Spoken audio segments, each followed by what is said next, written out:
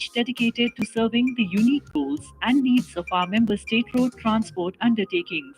SRTUs, these committees, comprising elected representatives from SRTUs, focus on crucial areas such as supplies and contracts, technical standards, financial management, traffic and transport policy, personnel welfare, and computerization. In addition to our operational endeavors, ASRTU places a significant emphasis on advocacy and knowledge sharing. Through liaising with various ministries and conducting research studies, we advocate for sustainable mobility solutions and foster a culture of innovation within the transport industry. Our national best practices workshops, seminars, and conferences serve as platforms for exchanging ideas and promoting continuous improvement among our members. As we embrace the future of transportation, ASRTU is fully committed to the electrification of public transit. With support from the Government of India and initiatives like FAME 1 and FAME 2, we are driving the transition from diesel powered buses to electric vehicles. By prioritizing environment friendly solutions and last mile connectivity, we aim to make public transport more accessible and attractive to commuters nationwide.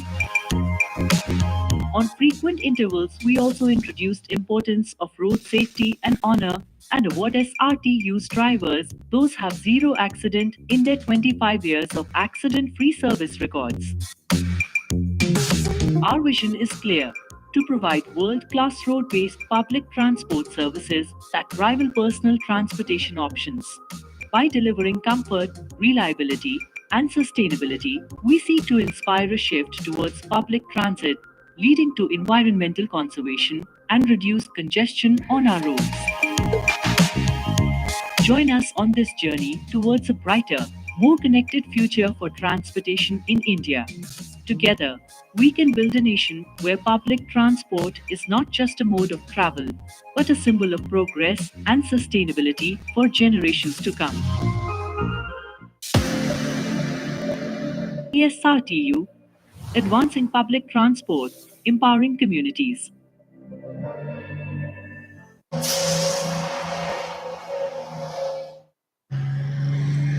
CIRT, the Association of State Road Transport Undertakings, ASRTU, established on 13th August 1965, acts as an apex coordinating body of all state road transport undertakings, SRTUs, working under the Ministry of Road Transport and Highways, Government of India. ASRTU provides a forum for exchange of ideas on best practices and deals with various issues relating to SRTU members, aiming to improve their performance. The Central Institute of Road Transport, CIRT, Pune, is the technical organ of ASRTU. Established in 1967 on the joint initiative of the Association of State Road Transport Undertakings, ASRTU, and the Ministry of Road Transport and Highways, CIRT has been at the forefront of the industry for over 50 years. Every journey on Indian roads deserves to be safe. At CIRT, safety is not just a priority, it's our mission. Offering comprehensive vehicle and component testing, academic training, research, and consultancy, CIRT ensures that the highest safety and performance standards are met. Recognized by the Ministry under CMV rules, CIRT also serves as the Secretariat of Automotive Industry Standards Committee, AISC, for vehicles over 3.5 tons GVW. Our accreditation by Bureau of Indian Standards, BIS, National Accreditation Board for Testing and Calibration Laboratories, NABL, and Scientific and Industrial Research Organizations, CIRO, ensures the reliability and global caliber of our robust testing processes. From pioneering India's first retrofit electric bus to certifying imported electric vehicles to establishing the Bharat NCAP Center, CIRT is leading the charge towards sustainable transportation. Powered by cutting-edge engineering divisions and labs, CIRT dwells in every aspect of vehicle safety. Yet, it's our expert team that truly distinguishes CIRT. With vast experience, they drive innovation in road transport. CIRT conducts management development programs covering general management, transport operations, road safety, and maintenance engineering for professionals in transport sector. The institute's spacious, verdant campus, residential and recreational facilities provide backdrop for serious study and intellectual pursuits.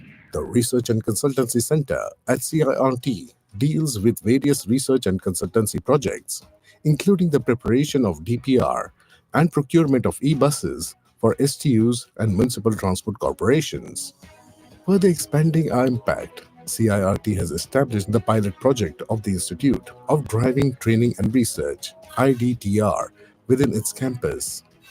The IDTR leverages advanced simulators and innovative driving testing systems to enhance the skills of trainees to improve road safety.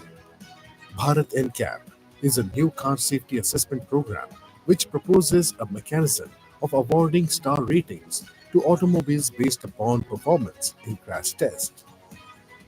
Bharat NCAP is a voluntary program introduced by MORTH for safety ratings of the vehicles. CIRT is identified as the designated agency for command and control of this program. The Bharat NCAP Assessment Awards star ratings from 0 to 5 stars. Currently, the program is applicable in M1 category of vehicles. Incorporating these initiatives seamlessly into our existing framework, CIRT continues to uphold its mission of promoting safety, efficiency, and sustainability in the transportation sector. CIRT.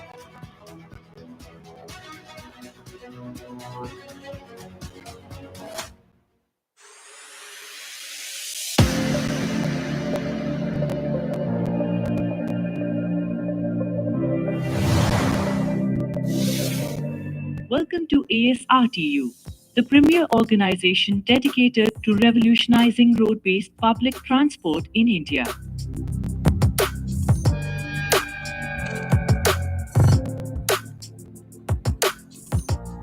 As a multilateral institution operating under the guidance of the Ministry of Road Transport and Highways, ASRTU is committed to enhancing the accessibility, The safety, and sustainability of transportation. conference.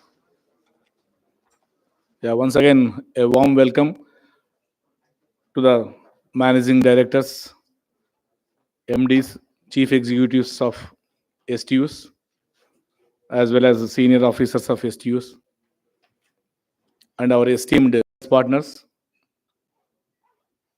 to this annual conference of ASRTU today at India Habitat Center, Delhi. I extend a warm welcome to all of you on this occasion. In fact, this annual conference is being conducted after a gap of 4.5 years due to some COVID problems, administrative reasons like that. Anyway, this is a very great gathering and good event today. Almost we have not less than 40 managing directors today. They have joined this great meeting. And altogether, we have 90 officers from various STUs and similar size of strength from vendor side, also business partner size also. Today they have joined. Very nice to note this. Thank you so much once again. On this occasion, I request Dr. T. Suryakiran, Executive Director, ASRTU, to come on to the dais.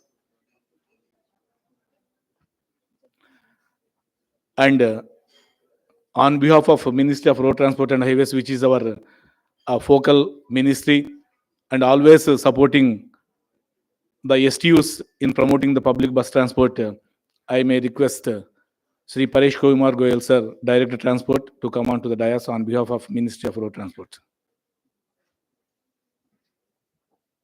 I request ED Suryakiranji to welcome Paresh, sir, with a flower bouquet for this event.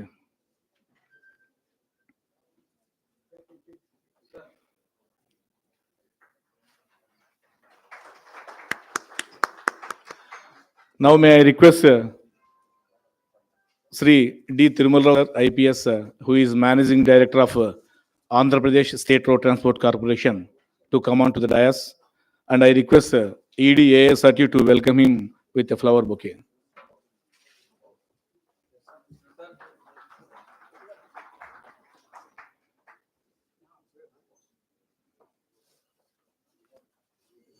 And now may I request the Managing Director of Telangana State Road Transport Corporation, Sri V.C. Sajjanar Sir, IPS, to come on to the dais. And similarly, I request ED ASRTU to welcome him on dais with a flower bouquet.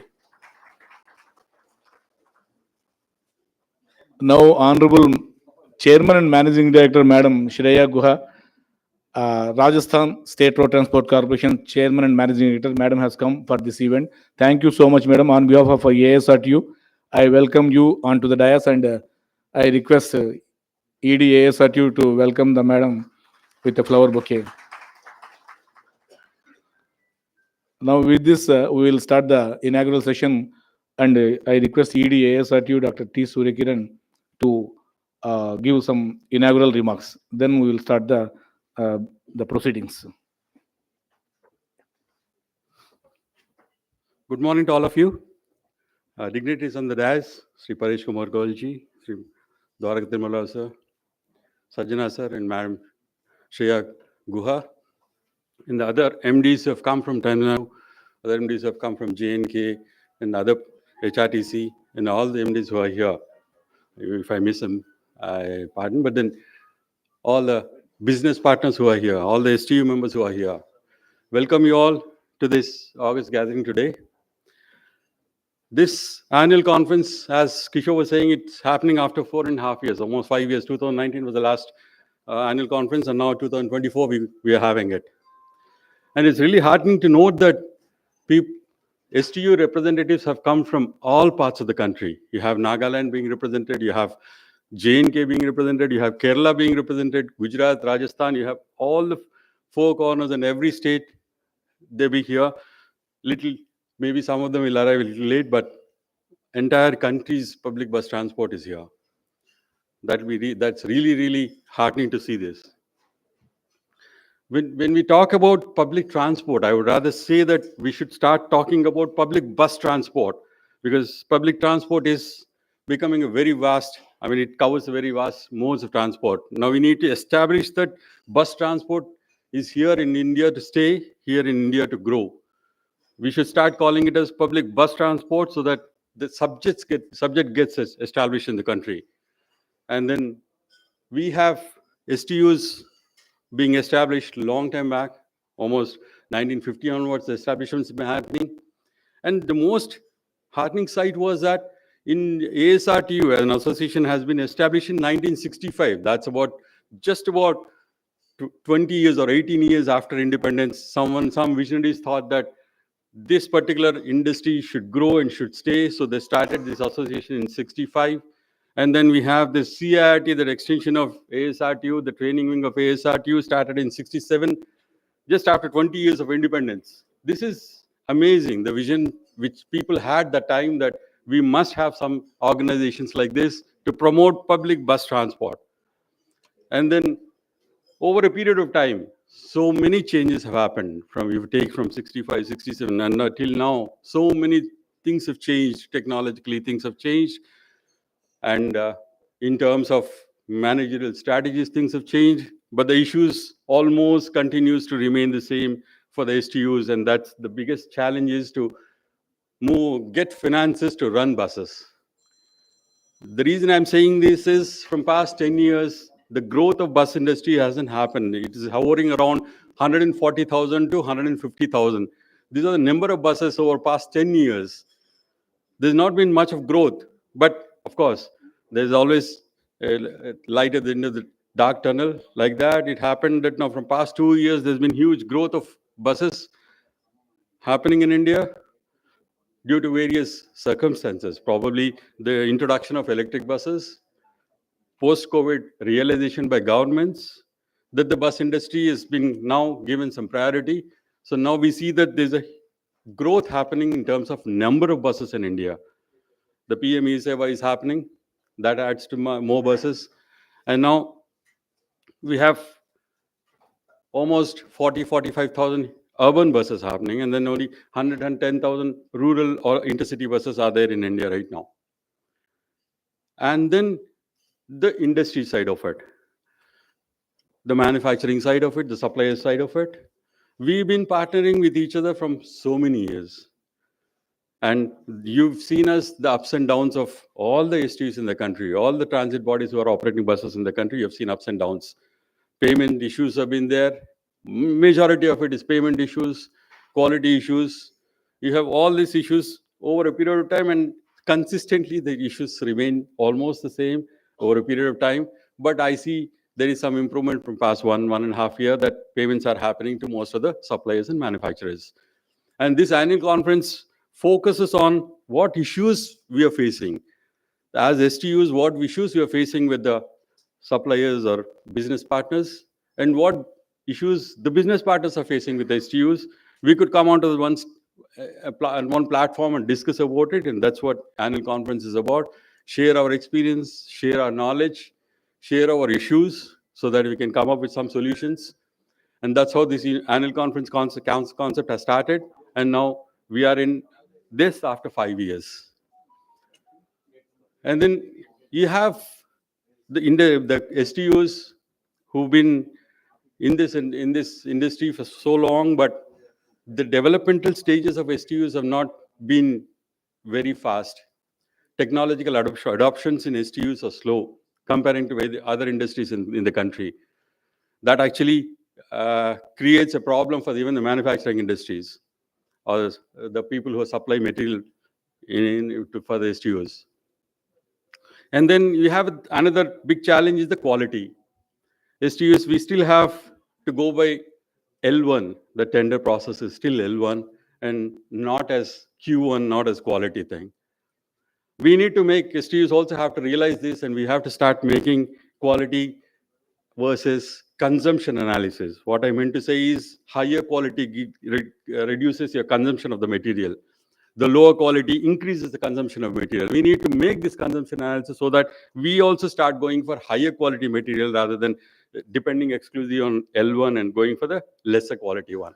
And then another point here is to have specifications, the right kind of specifications. If you could develop for every material possible, then the quality automatically increases. If you observe the private industry, the private bus transport industry, their consumption of material is of high quality. They normally opt for high quality, whereas it's the vice versa with STUs. This concept has to change. This attitude and behavior of STUs, buying behavior, purchasing attitude, this has to change so that we'll start improving in our quality of services to everyone. And the manufacturers also have to come up and start introducing new products at a reasonable cost, supply at a reasonable cost, so that STUs also will start adopting to it. And ASRTU has been in amidst both these activities. We've been trying to ensure that quality material is supplied, reliable supplies are given, and then you have reasonable purchases. That is, price discovery mechanism is perfect, so that STUs get benefit, manufacturers and suppliers, vendors, business partners get benefit. You should have a win-win situation for both. I really hope that we'll achieve even better results in the future, so that we'll come together and ultimately provide quality services to the customer who is actually boarding the bus. I really wish that this would happen as soon as possible. And the reason is that the more better services we can provide, the more number of customers would come to us. And in this competitive world, we need to be very competitive, obviously. So STUs and all the public transit bodies which are operating buses should focus on having quality services. And thank you so much. And I would request our honorable guests to thank you for giving me this opportunity. Thank you. And now, may I request Sajjanar sir, Managing Director, Vice Chairman of Telangana State Road Transport Corporation, to address this annual conference gathering. Thank you, sir. Thank you. Respected Dwarka Tirumal Rao sir, MD APSRTC, Paresh Goyal sir, Director North, Shreya Goa madam from Rajasthan RTC, my friend Surya Kiran, Executive Director ASRTU, CEOs, MDs, STU officials, stakeholders, business partners, vendors, and team ASRTU. Good morning to you all. I'm very happy to note that this conference, this meet is being held after almost 5 years. Congratulations to Surya Kiran and his entire team for organizing this meet. Also, I was also happy to note that about 40 CEOs and about 90 business partners also are participating in this conference. It's a big number. Even though we used to have regular meetings when by the ASRT, but we never found that so many MDs or the CEOs participating or the business partners. It's a good number. So congratulations for the ASRT team to getting all of us together. As Surya Kiran was telling, public transport is in a, we should call as a public bus transportation now. I think because public transportation means a lot of other modes are also there. After the difficult phase of COVID, rising diesel prices and all, I think now we are stabilizing. So I think the time has come to now explore other ways also, other means also, because now electrical vehicle buses are coming, even though we have a lot of challenges from those buses also. And also newer technologies are also coming. So I think time is up for all of us to take forward all those ideas and the technologies. I think this forum is one good forum where all the STU officials can interact and know each other, and also what's happening, also to know what's happening in their STUs also. So also similarly, the vendors, the business partners also can share their ideas, their technologies, their what all they are bringing in future, and also know our problems also from the STU side, so that we can all work together. Because ultimately, public bus transportation is to go, is will be remaining, and we all have to work together to provide a better service. I think this forum will definitely will, I'm very confident that this forum will achieve whatever it was desired. So once again, congratulations to Surya Kiran, Kishore, and the entire ASRT to TU team to for bringing us all together on this forum. Thank you. Thank you. Jai Hind.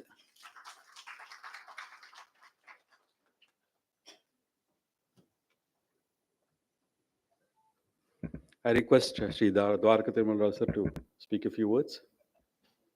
So you could speak there also if you want to. Yeah. Okay? Yes, sir. That'd be fine.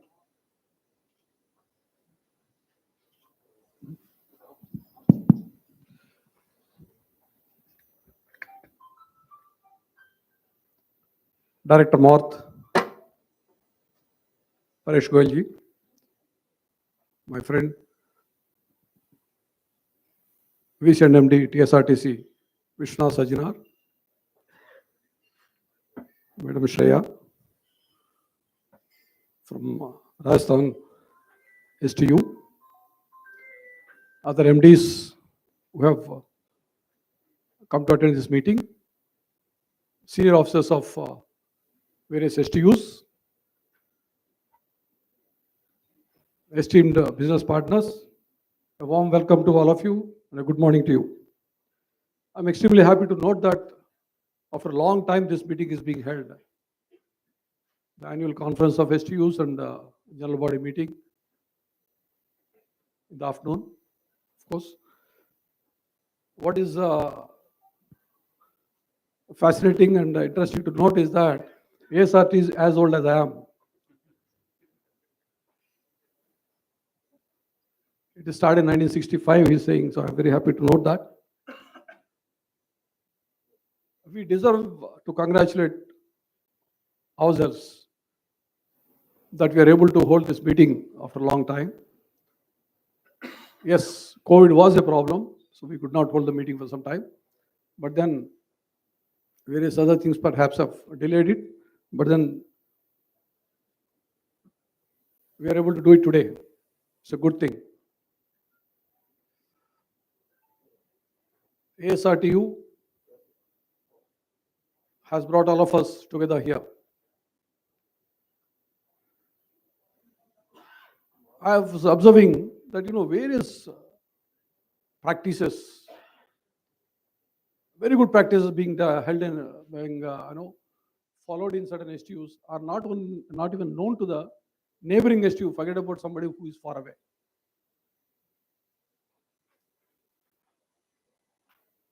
(1,650) electric buses of DTC, or the number of electric buses in,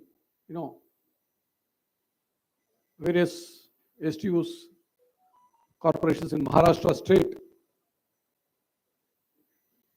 Not a small thing, not a, we have to, people like us who got only 100 buses should learn from them how to run the depot, how economically electric infrastructure can be installed and maintained. Similarly, practices such as private public partnership in operational buses. There are various models again.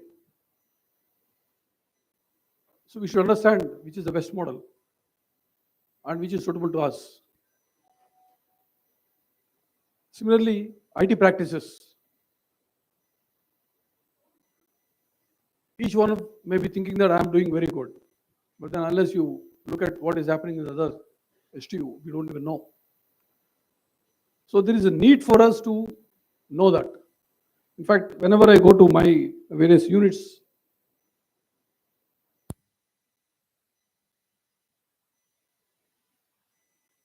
I tell them the three major things that we have to achieve. One is the best possible service to the passenger and other consumers like parcel service or whatever.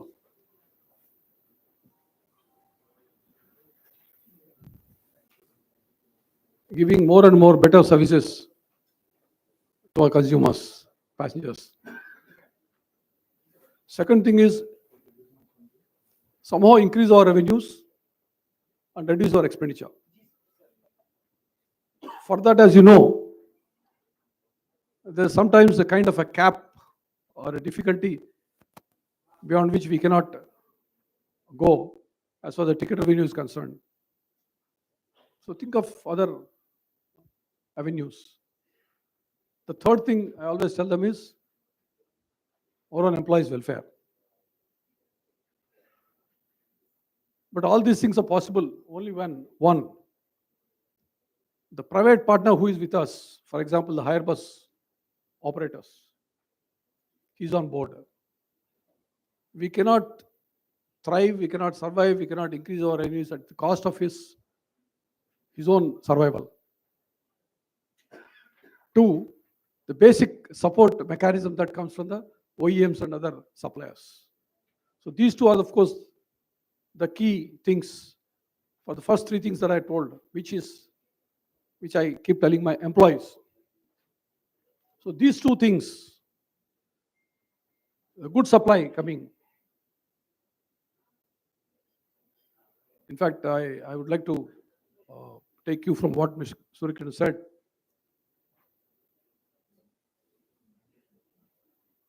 L1, Q1 thing. If you can maximize the Q part of it, the Q1, even if it's not L1, that's the best thing that can happen. We experimented it in Andhra Pradesh. Let me tell you, friends. We didn't go with the L1 as far as chassis purchase is concerned.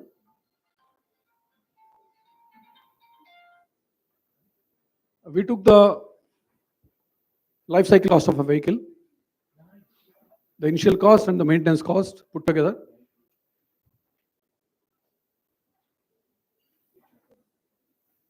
And that was L1 for us. So like that, if we think, we get a lot of ideas.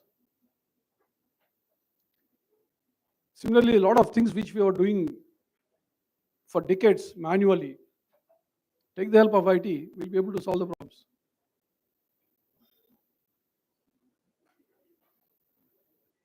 What I would say is, ASRTU is certainly a great forum which will bring all of us together. It is us. If you are strengthening ASRTU, if you are strengthening ourselves, basically. Which can, when we sit like this, when we interact with our other colleagues, we'll know what good things are happening elsewhere, and we can mostly, replicate them here in our STUs. Priorities keep changing. Accordingly, sometimes the policies and the strategies keep changing. But then the most important thing for us is to give the best service to our consumer, our customer. If that is what we keep in our mind and partner with other important stakeholders such as the OEMs, suppliers, other business partners, hire bus operators, all of them together, and of course our own efforts, will be able to take each of the issues to greater heights. That is what exactly we want. Our KPIs in India, whatever the state is, are different from what KPI in the West or any other country is. Our KPIs are always, you think of, maximizing the revenues, not exactly, how many services are there between A place and B place, how promptly you are giving. That of course is important, but then for us, because we have to survive on ourselves, most of the times, except a few places, there is no subsidy from the government. So we have to go on more and more for the self-sustaining models. So that being the case, we have to certainly strengthen ourselves and strengthen the ASRTU, who will organize even conferences like this, some workshops now and then, which I am very happy to note. In fact, I keep telling Suryakiran that these days a lot of conferences are being held, workshops being held, and I am not able to send officers very frequently. But still I keep sending at whatever level he asks for, because he's always learning is strengthening yourself. In fact, I always believe that learning is an anti-aging medicine. So you keep learning, you remain young, you will learn more and more things, and you'll be able to deliver better. So a lot of workshops are being held. I compliment Suryakiran and his team for that also. Let's all work together and see how best you can strengthen us, the OEMs and the other business partners here, how you can strengthen us, and how we can give you opportunities to see that the country as a whole, public bus transport system as a whole progresses. That's what we have in our mind. That's a major idea of all of us meeting here. I thank every one of you for giving me this opportunity. I especially thank Suryakiran and his team for having invited me for this program. Thank you very much.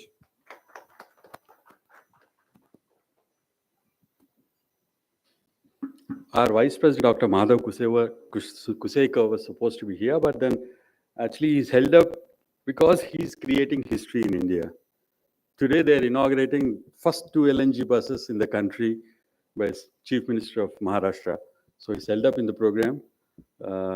It's great that something is happening something different is happening in India. That's the reason he is not here today. And now I request Ma'am Shreya Guhaji just speak few words. Thank you. From here, is that okay? You can stand. Very good morning to all of you. My Director Mort and my fellow panelists on the dais, Suryakiranji and his team, all the office bearers of ASRTU, and the members participating today, MDs of various state undertakings, vendors. I must tell you that this is the first occasion for me to attend a meeting of the association. And I must introduce myself. I'm Additional Chief Secretary, Government of Rajasthan in the Transport Department. And I'm also holding charge of CMD of our state transport undertaking.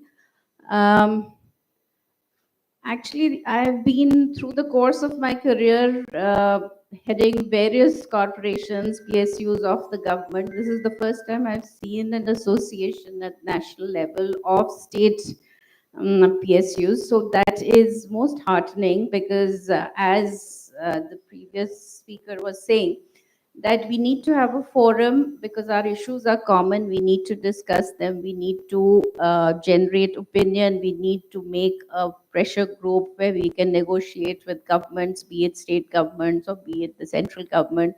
So therefore, this exchange of ideas, this exchange of best practices, because I'm sure many of the people participating here will have taken initiatives in their states which we are unaware of or we would like to replicate, because I myself,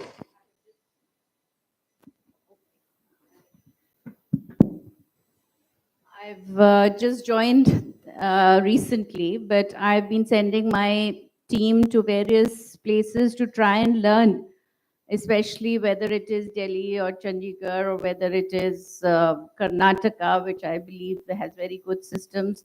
So, because learning is an ongoing process, and the more we learn and the better services that we deliver. And my theme for my team is that service delivery is something that a state roadways undertaking tends to somehow feel that that takes a back seat, and any kind of service that you deliver to the people is okay because those people are accepting those services. But I don't think that is acceptable as an industry standards and within our limitations, because we have to work within the ambit of government. We have certain compulsions, we have certain social commitments, because we often run on routes which are not profitable because that is our mandate.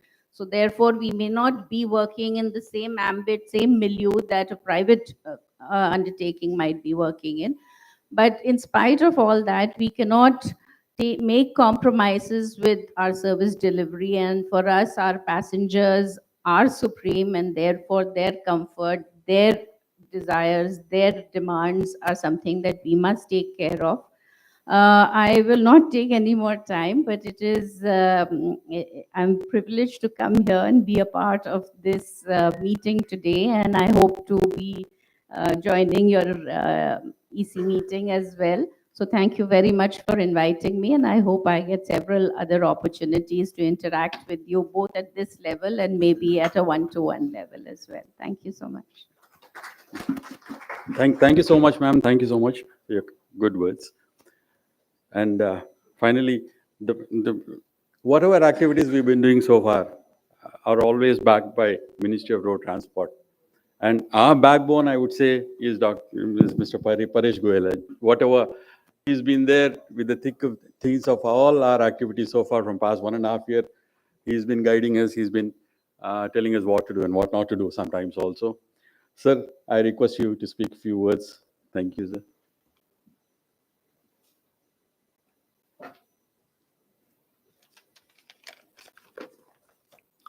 A very good morning to all of you. On behalf of Ministry of Road Transport and Highways and Secretary Road Transport and Highways, who is also the President of ASRTU, I welcome all senior MDs, CEOs, and other stakeholders to this annual conference of ASRTU. As Dr. Surekaran has said that we have been holding this conference after a gap of 4.5 years. So I would like to congratulate Dr. Surekaran for pushing the ministry to get the required approvals and get this conference going. I also would like to welcome all the representatives from vehicle manufacturers, OEMs, and industry partners to this annual conference. In my opinion, this annual conference is a very good platform for knowledge sharing between the industry and the STUs, where the issues related to common interest can be discussed.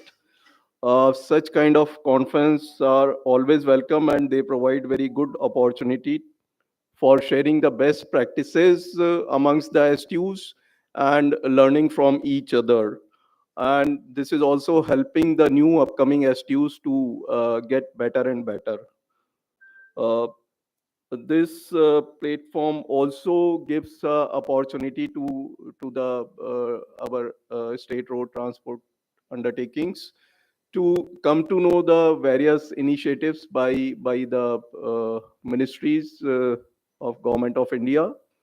Uh, MAUA, MHI, Ministry of Housing and Urban Affairs, Ministry of Heavy Industry, and more have been bringing out the various policies. Uh, I'm sure with these policies like PM, E-Bus Seva, PSM, Payment Security Mechanism, and the initiative announced by Ministry of Heavy Industry, the next decade is going to be very exciting for the public transport in India. It's going to be more sustainable and more IT oriented. This will also improve the operational capabilities of STUs. Uh, uh, since so many CEOs and MDs are present here, I would also like to bring in your knowledge that Ministry of Road Transport and Highways has been providing support to the STUs in terms of improvement in their IT initiatives and also for improving the uh, safety of women and child in the public transport. So we have been providing grants to the STUs, and STUs, many STUs got benefited from that. So I would like to request you to kindly formulate the projects and submit to us so that we can help you in carrying out the various initiatives. Uh, I'm sure that today's deliberations will enrich you, and I wish you all the very best for today's deliberations. Thank you very much.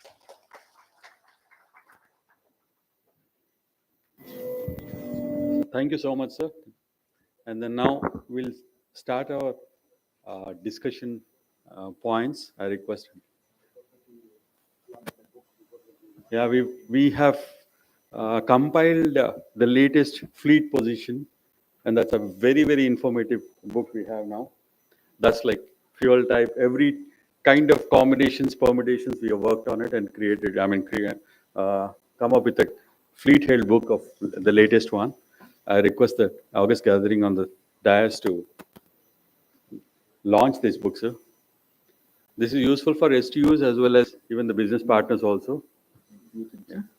Yeah, as ED sir rightly said, this book, Fleet Held book, which was launched in the year 2023, that was the first time we have compiled the total vehicle strength across India operated by the STUs.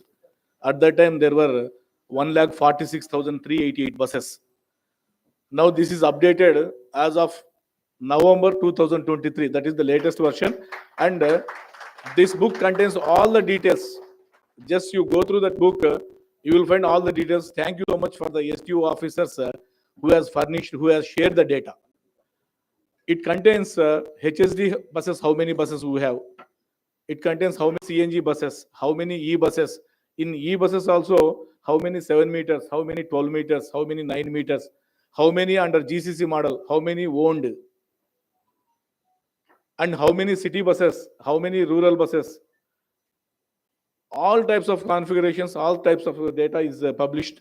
And this is the first time we have compiled this type of data. This will be definitely, I'm sure that this will be definitely useful for all the STUs, operations department officers, mechanical engineering department officers, stores and purchase department officers. And similarly, on the other side, it will be immensely useful for the business stakeholders. They will be knowing how many Tata buses, how many AC buses, how many Leyland buses, all types of configuration. All the books now will distribute to you, besides sending a copy to respective STUs, and all the business stakeholders will also receive a copy of this. I hope this will be a definitely useful book for all of you. Thank you, sir. Thank you for launching this book on this today August gathering. Thank you so much. Yeah. Now, moving forward to the next business session of this annual conference, we have received certain representations from the business stakeholders, which are very common. And similarly, we have received certain issues related to vehicle maintenance, procurement, supply issues from the STUs also.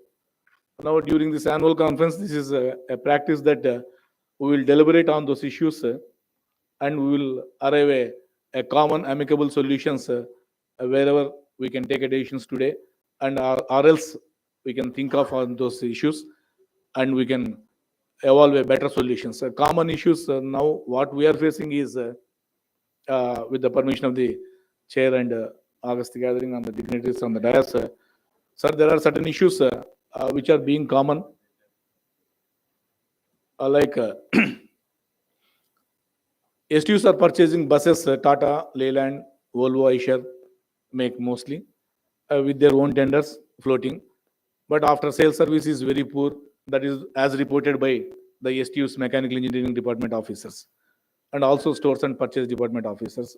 The supply of material is not adequate, not satisfactory. That is the common issue what ASRTU is receiving from STUs, and it is being discussed in several standing committee meetings. So I request vehicle manufacturers here, those who are present today, to take a note of this and some mechanism to involve ASRTU in this process, because ASRTU is unaware of the tender conditions, purchase order conditions, and finally, after getting the problem, STUs are requesting ASRTU to interfere in the matter. And mostly VMs say that, sir, that tender condition is different, sir. That purchase order condition is different, sir. Like that, VMs reply we are getting.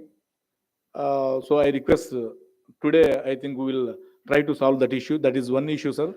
The second issue, I think recent amendment is there made by the Government of India in MSME Act, Micro, Small, Medium Enterprises Act. Recently, they have amended some section 43 saying that payments to the MSME firms shall be made within 45 days from the date of the supplies. Due to some financial crisis or some problems, some commitments, STUs are unable to make their payments. Now, with this April 1st onwards, I think some amendment is there in the Act stating that that due payment will be added as a taxable income for the STU, for which STU has to pay tax on that. Now, I request the vendors also here, some of the vendors are also here. We can sort out that issue if possible today. Like that, some 2-3 issues, common issues we are facing, sir. Now, first we will hear from the business stakeholder side. Before that, I thank you once again for this opportunity, business stakeholders, for furnishing their issues for this today's gathering. Now I request the vendors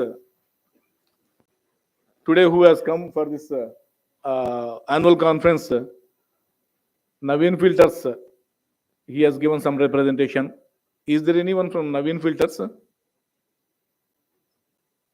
who is supplying filters? Naveen Filters, कोई है क्या? नहीं. And Sperry International, anyone from Sperry International? Yeah, please, sir. And also Lumen Filters.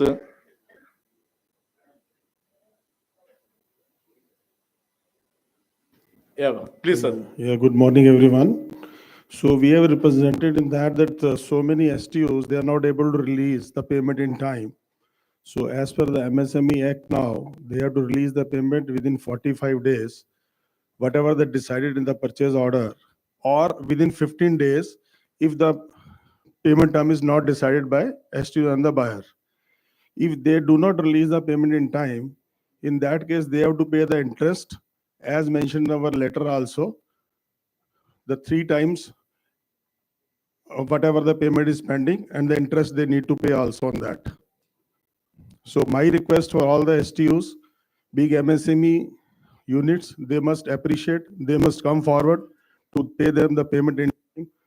Hello, so that STUs can pay them in time, and we should also get the payment in time, and we can make the supplies regularly to them. Thank you. Thank you, sir. Thank you very much. Sir, any inputs can we have during this session from the STUs, either stores and purchase department or accounts department? Any officer who is aware of this clause? But Bajaj sir, I was told that this amendment last week, I think government has deferred this decision of implementation date. I do not know. I'm not sure. I was told that implementation date is deferred from April 2024 to I think April 2025. Not yet done anything. Nothing has been done so far. It is as it is. Any comments or any remarks from STU's side regarding this issue, MSME payments? And one more request, sir. MSMEs, the act is very clear to give some 25% share to the MSME firms located in the vicinity of the respective STUs. These MSMEs are constantly representing to ASRTU and they are writing letters to ministry also stating that it is not being followed in some of the STUs. Can we do something on this, or can we take a decision, or can we take further deliberations on this, sir? Because there is a constant representation from MSMEs. Any inputs from SPD officers or CEOs?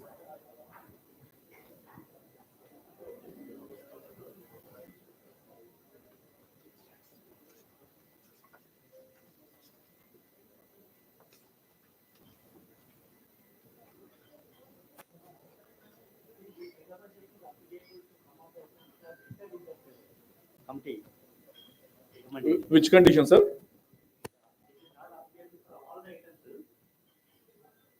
That 25% share or payment? 25%. 25% share. It is only certain listed items are there in that.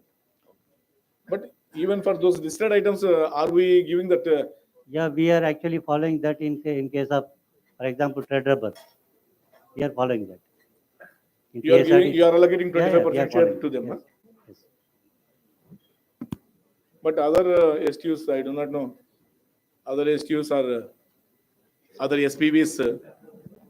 If it is not being followed, I think we can follow as TSRTC is already, it has implemented the Act provisions. Any idea about this delayed payment taxable income, sir?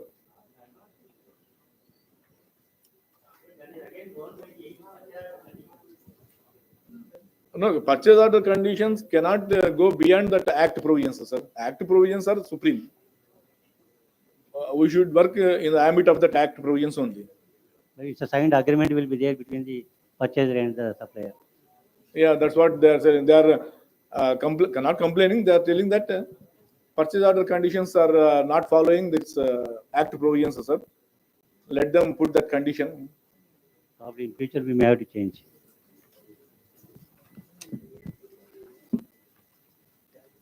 Any other inputs from STU side regarding this?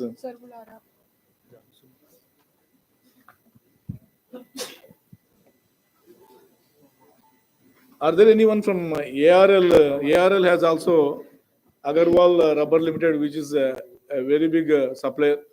Thank you, sir. Yes, sir. Sir, they have given one representation to ASRTU, briefing certain issues. Their representative has also come. Thank you so much for joining for today's conference, sir. Yeah, please. Well, welcoming all the delegates, chairing, my friends from the industry, honorable member undertakings. This MSME issue, in case this is documented legally, then it can be a part of the payment term of ASRTU rate contract in future. Yeah. Put up this proposal before any of your forum, your executive committee meeting, or your any internal let it be a part so that it became mandatory. Issue is not interest payment or 45 days. This complaint is there almost for last 2 decades. STUs delay payment. They deduct cash discount. Nobody can do anything, including ASRTU. So it's a long debatable issue. Let it be discussed in a better forum instead of having such a big conference. Well, what presentation I have given, I have come into this business almost 45 years before. It was somewhere 1977 that I have come to know about existence of ASRTU. My company came on contract in 1987. Business has been very good. Item is a very tiny item, butyl tubes, flaps, curing bags. We contribute quite a big amount towards the ASRTU rebate every year.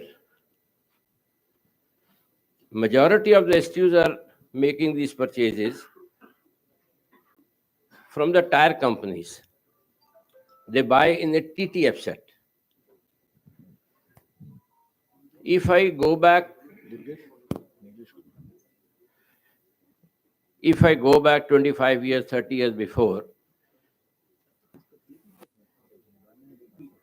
ASRTU existence was very, very important for the member undertakings. There were the days when the industry stalwarts were sitting outside ASRTU office just to have an appointment with then director. Yes, those were the days. And today, nobody operates ASRTU RC.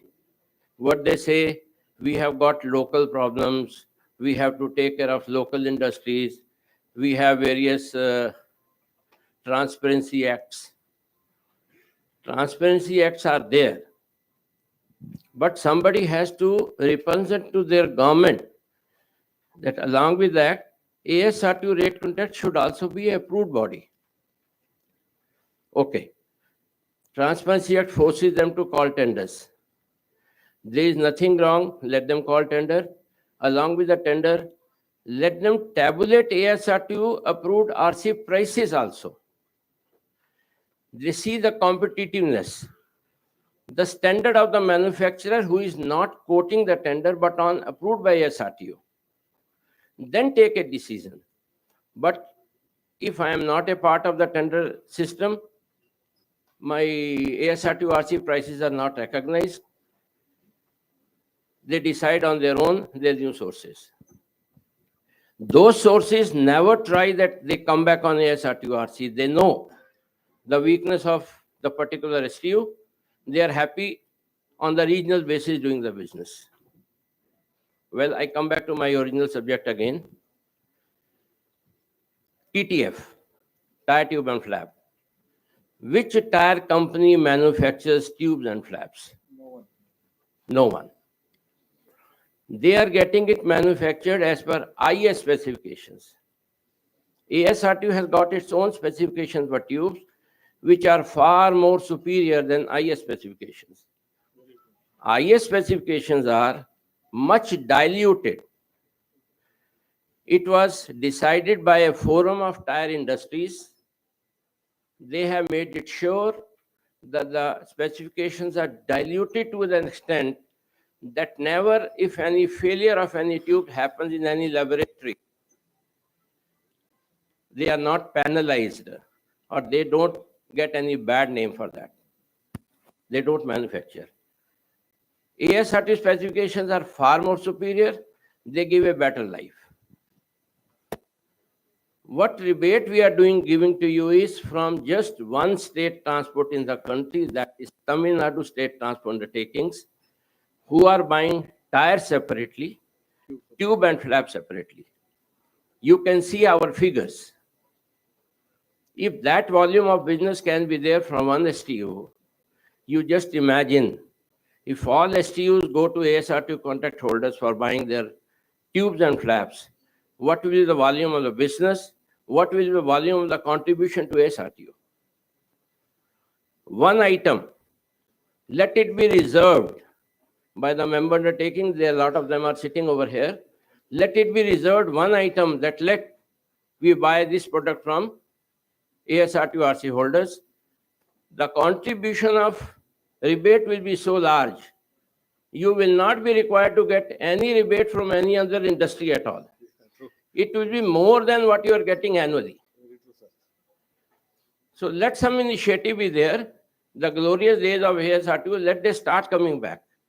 That glamour is gone, that glory is gone. We have given everything in the letter, but I am finding that agenda is not available in the bag. No, we have kept, sir, this book. We have put in the conference bag, sir. Have you not received this book? No, it's not in the bag. So what discussion is going to take place today, nobody knows about them. Anyway, we have put up our... I think this book are kept in the bag. Huh? It is there. I think some, unfortunately... Maybe some bags are missing, probably for the reason quantums are maybe less. Okay, anyway. We will take up your issue. Yeah, whatever at raising, least sir. start with one product. One product. Let it be reserved for a rate contract, exclusive ASRTU rate contract. Start with one product. Decide the product on your own. Done, sir. That's it. Done, sir. Thank you so much. Thank you very much. Thank you, sir. 1 minute. Yeah. Introduce yourself, sir, first. My name is Atul Anand. I'm the group president of a company called Rosmota Technologies. In the automotive trade, we are the world's largest manufacturer of aluminium high security number plates. Every bus, every car, almost 60% of India's vehicles have our number plates on them. So just adding to this gentleman's point, regarding the award of work on the basis of RC, basically nomination, the process that ASRTU follows is a phenomenally well thought out and very exhaustive process of operation and choosing vendors. The kind of testing, he has himself said that the kind of testing and the standards that you are maintaining are far above the standards which are there probably on the international arena as well as BS. Sir, on that, one of the things that we are facing, we are a diesel AdBlue registered RC holder of ASRTU. One of the things that we face is exactly what he has said, and that is that there is a Transparency Act, and therefore states have to do their own tenders. Sir, however, CVC very clearly provides for the fact that if any work is to be given on an award nomination basis, which is through a government PSU, then that PSU should have conducted a proper process of tendering or process of tendering and certification, which ASRTU is doing. So really speaking, that point that, of the Transparency Act and the CVC not providing for it does not exist. This is something that we would request that ASRTU actually puts across to a lot of states, that the tendering that it has done and the RCs that they have issued have gone through a very tedious and a very transparent process before nomination or before the RC is issued to every person or every vendor. And this is exactly what he's saying. I mean, a simple concept and thought that, and sir, 99% every tender that has come out for a product in a state, the rates of the ASRTU are lower than those. But nevertheless, still, why we cannot go through the ASRTU route is something that really needs to be pushed through by you. Thank you, sir. Thank you so much, sir. Thank you so much. Sir, with the permission of this dignitaries sitting on this dais, sir, really ASRTU establishes rate contracts with the manufacturers only, sir. Only manufacturers are allowed to participate in the ASRTU tenders, and the most strict norms are there to evaluate the quality of the products manufactured by them. a committee of technical officers inspect the factory. They ensure whether they are capable or not. And again, samples are picked up randomly from the production line. They send it to our own laboratory at CIT. And strict specifications are there. As per the specifications, the product will be tested. If it is meeting the specified norms, then only it will be given a pass report. And to get a rate contract for a new vendor, a minimum 2 A grade reports, the minimum 2 pass reports are required. And for the existing contracts also, for renewal also, there is pass percentage norms. So strict procedure is there to get a contract from ASRTU or to continue the contract from ASRTU. And the price discovery also, ED ASRTU has touched that subject in the opening remarks. Very, very scientific, very, very competitive price. System generated price, we are getting that price. We discover the maximum allowable price for each and every item. Those whoever quotes below that, they will be commercially qualified. So price, competitive price is assured and quality is 200% assured. So I request the honorable managing directors and CEOs and other officers to think over this, and because ASRT is our body, we are here to help you, to assist you. At least we can tabulate ASRTU vendors rates while taking a decision in your purchase procurement decisions. And that is one thing, sir. Second thing, whenever STUs are floating tenders, that tender information is not being passed to ASRTU RC vendors.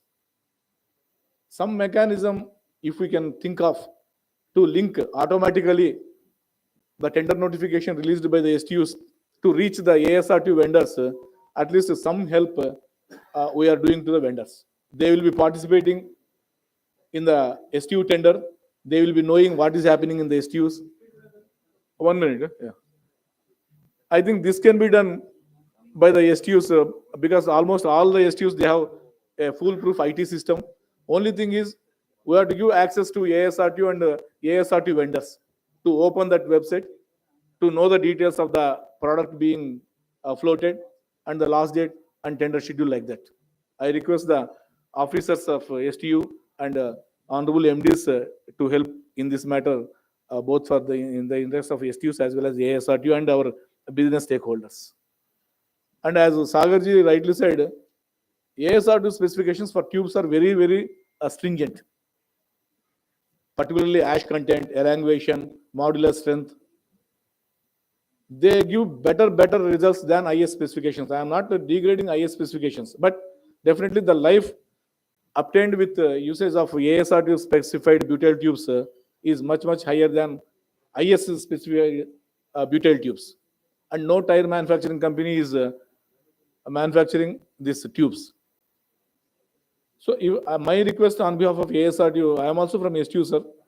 My request is to give at least 2-3 procurement groups to ASRTU so that we will float tenders on behalf of the STU's requirement, and we will finalize, we will see the best rate, best quality, like tubes, springs, batteries. That is my submission to the August gathering, sir.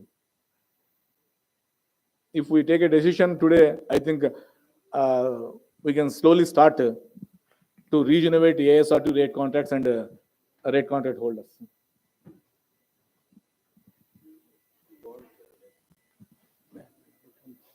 Just to add what Director Technical is saying, we are going to develop a portal for all the RC vendors and RC rates. Within a month's time, you'll have a portal on your mobile, with most probably with messaging system also, that ACR, that our rate contracts, prices, discovery, everything will be on the portal and also on your mobile. We should be doing it in a month's time.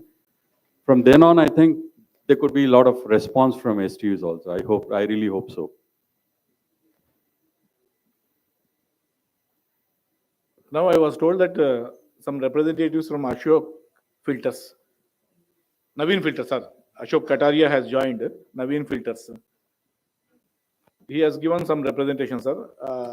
We will hear from Naveen Filters. Anyone from Naveen Filters? Yeah, sir. Good Amit morning, ji, sir. yeah, please. Yeah. Thank you, sir. Thank you very much, sir. Already we had given the representation that, as we all know, that the government of India has issued some MSME guidelines. Yeah, that Guidelines was for already the- discussed. Yeah. Yeah, the same thing which we like to put on this board for a needful action from the ASRTU. So that, the payments for the MSME firms shall be given within the stipulated time period. That was already before you reach this hall. Yeah, yeah. That item was discussed. Okay.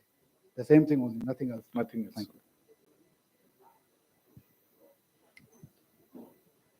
you. STS Rubber has also sent one representation. Anyone from STS Rubber? Yeah, sorry, they have not attended, but their representation is displayed in the PowerPoint also. This is a point which is very common. We are also suggesting the same. The annual rate of large is lower, but STUs are purchasing at higher rates. Generally, it will not happen, Atul Anandji. It is very surprising. Ignoring ASRTU L1 rate, giving order to any other firm which has quoted high or whose rates are very high, not very high than ASRTU approved rates, I think it cannot happen in any STU. I don't want to argue on that, sir, but No, not argument. No, I am not saying that I am arguing or you argue. No. Generally, because audit will be there, strict procedures will be there. Ignoring ASRTU approved, suppose ASRTU approved rate is 100 rupees, even though STU float their own tenders, they cannot go beyond 100 rupees. They cannot give purchase order of any quantity, any share, any percentage of share, even minor share also, to the firm who has quoted more than 100 rupees. That is my understanding. Sir, there is a difference between tender price and purchase price. A lot of purchase price is much higher. Whether the tender price was higher or not is beside the point. Sir, I request the STU officers to come to my rescue and comment. My experience and my knowledge is that STUs cannot do that. Yeah. Yes. Sandeep Diwanji from Himachal, Executive Director, he wants to, yeah, please. Sir, my name is Sandeep Diwan. I am General Manager Technical. The point where we never ignore L1. We never ignore L1, but in certain cases where we have to look at the totality, where in some certain cases the supplies are not FOR basis, it is X works. And the rate difference between L1 and L2 is very less. In that case, we have to pay huge transportation cost on L1 firm. In that case, the supplier which is situated nearby to our STU, we take it, but we record it in our proceeding that we are ignoring or we are taking from this because of this. That may be very rare case, Rare sir. cases. It's Rare to rare. not general, not routine. No, sir. There may be stray cases of 1 or 2%.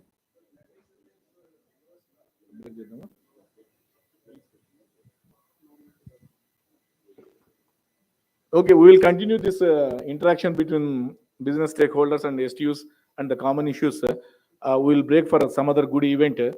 Sir, just to inform you and appraise you, there are certain stakeholders which are associated with STUs and ASRTU for the last more than 35 to 40 years. Sir. Really, we are thankful to all these business stakeholders who are continuously associated with the ASRTU and STU and supporting ASRTU and STUs in supplying material in spite of some delayed payments. Thank you so much. And we want to utilize this today's conference to felicitate some of the vendors, those who are with us for the last 30, 40 years, sir. We have listed some 20 plus business stakeholders. I request the honorable MDs on the dais to come on and felicitate these business stakeholders for a few minutes. I will read out. I request the business stakeholders to come on to the dais and accept this felicitation of ASRTU and STUs. First, we will start with the Tata Motors. Tata Motors represented by Yogesh Bhole.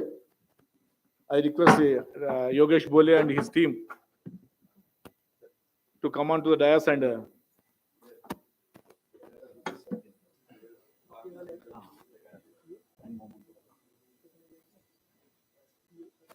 दे दीजिए पहले दे दीजिए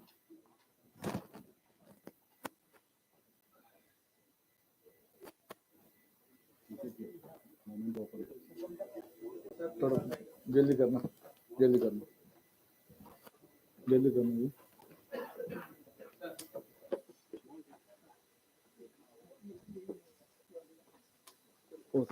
silver gift कहाँ है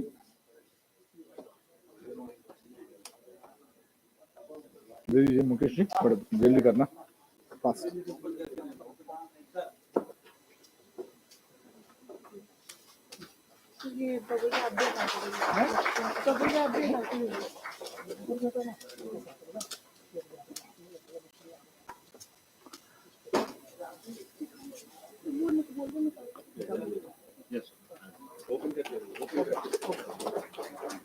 Now I request ZF Commercial Vehicles Control Systems India Limited. Mr. Sambu Shivrao, I request Sambu Shivrao ji to come on to the dais and accept their small felicitation.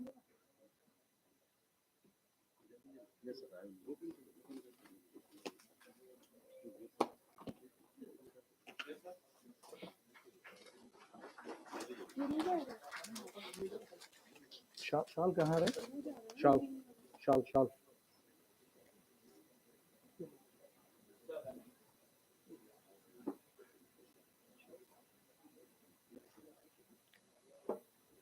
Now I request the representatives of Bosch, Mr. Rishabh. Bosch Private Limited, yeah, please come, sir.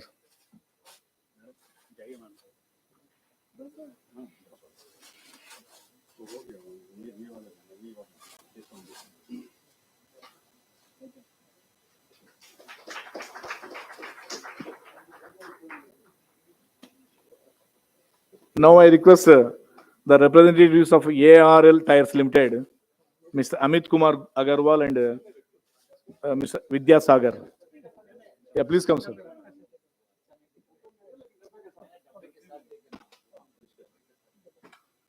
Mr. Amit Kumar Agarwal and Vidya Sagar ji, please come on to the dais.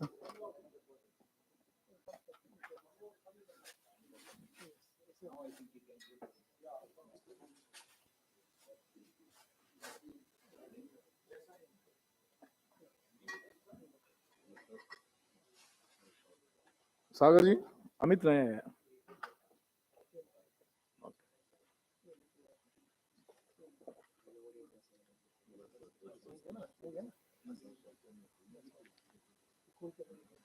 Now ARL Tires Limited, Vidya Sagar ji has come.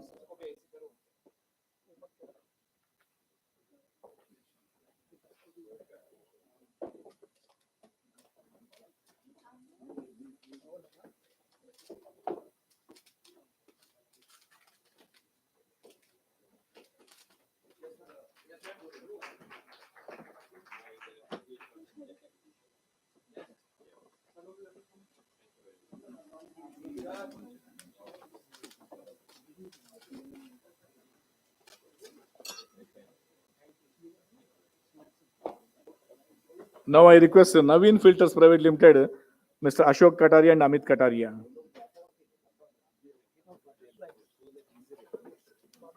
Ashok ji and Amit ji. Yep. Thank you so much for joining. Come.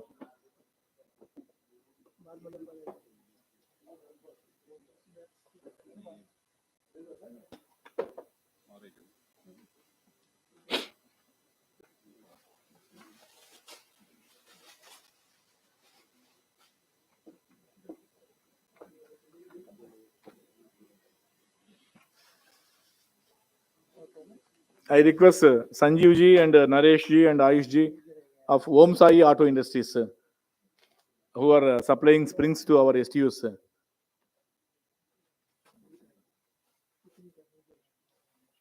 Yeah, Sanjeev ji, Om Sai Auto Industries.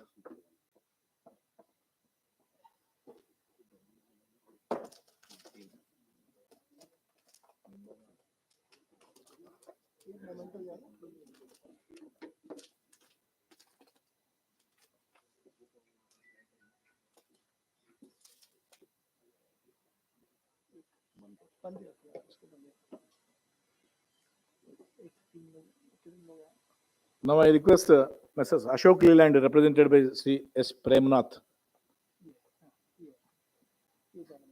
Vinay Yadav, Ashok Leland. I think they are on the way. Anyone from Ashok Leland? No, I think they are on the way. Nilesh? Okay. Now I request Yogesh from EBIX. Not there. Shivakumar ji from JDF Rane. Shivakumar ji from JDF Rane Automotive. Earlier it was Rane TRW. Now it is renamed as JDF Rane. I request Vice President of JDF Rane, Shivakumar ji, please.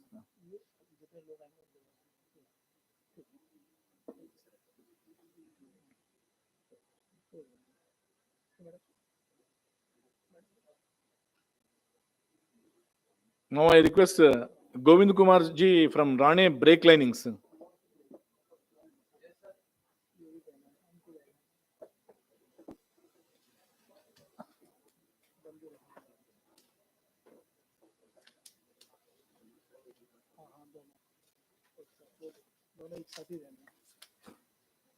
Govind Kumar ji, yeah, thank you so much. Rane Brake Linings. Yeah.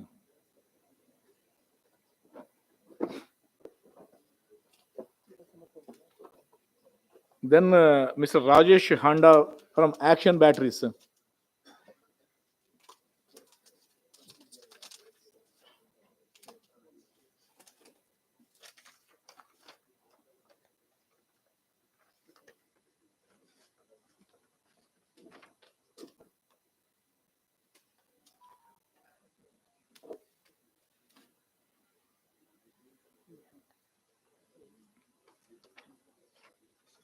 Yeah, Rajesh ji, thank you so much for your support for all these years.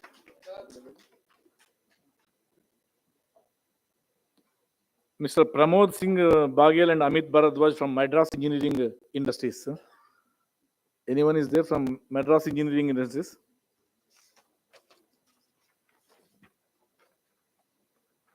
Then we will go to Modi Springs, Sanjay Goyal and Arnav Goyal ji. Modi Springs.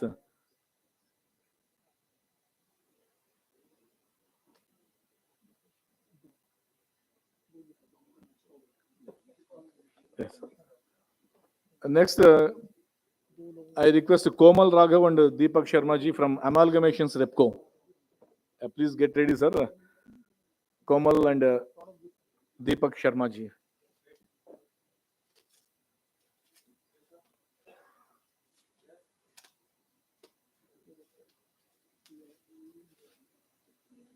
After Amalgamations Repco, I request Masu Brakes, who are supplying brake linings, Mr. Vikas Sharma.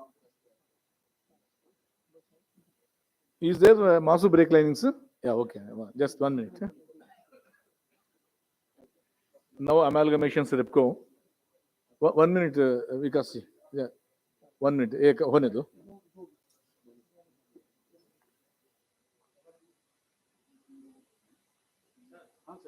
तीनों का. Everyone, sir.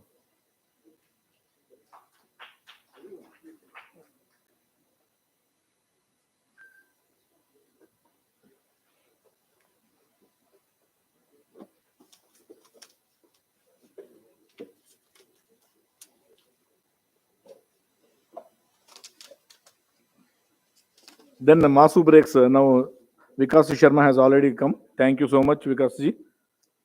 Now I request Naresh Bajaj from Lumen Industries. Lumen Industries, which is supplying filters to our STUs. I request Naresh Bajaj ji to come on to the dais here. Thank you so much, sir.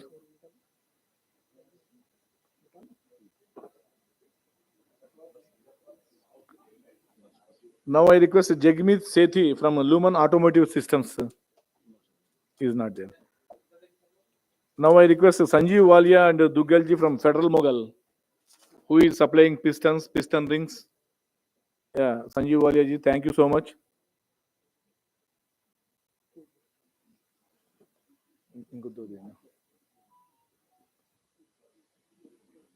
And now I request Anil Tandonji and Jitendra Pankaj Sharma from Hindustan Composites.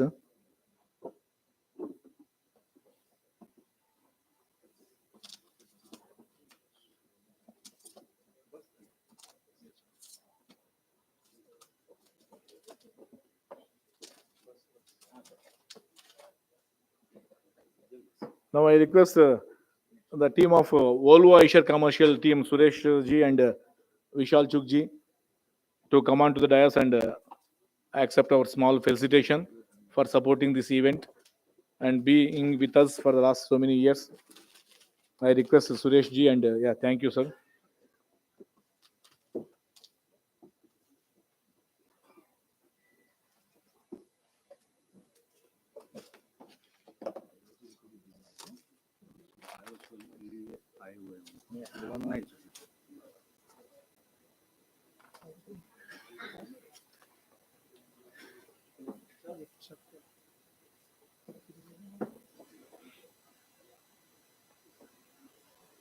Now I request Atul Anand ji of Rosemata Technologies.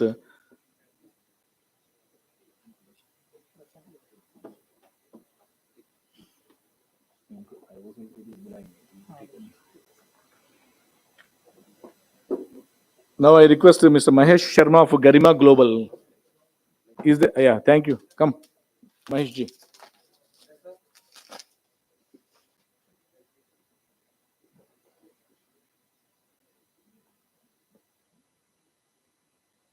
Sir, lastly but not the least, first time ASRT has taken initiative to enter into an MOU with one of the biggest PSU of the oil company, IOCL. The Honorable Executive Director, Mr. Manoj Gupta, has come all the way to give a technical PPT on a new product, Green Lube. Now I request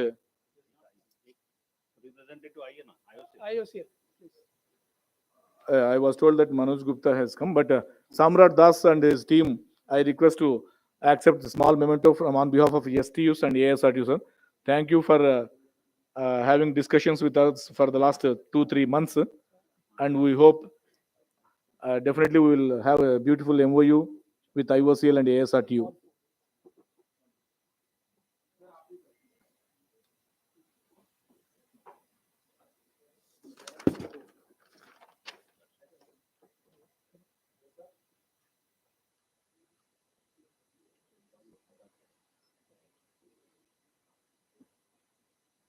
Thank you so much for all the business stakeholders for having come and accepting our small felicitation. Thank you so much for all the other business stakeholders also for being with us for the last so many 30 plus years. Now, we'll have a short break for tea. Tea and snacks are arranged outside. Immediately after 5-10 minutes, again we will join back here and we'll hear the representations of business stakeholders as well as the representations from the STUs, and then we will have some small technical PPTs from the firms. Thank you so much, sir. We will break for.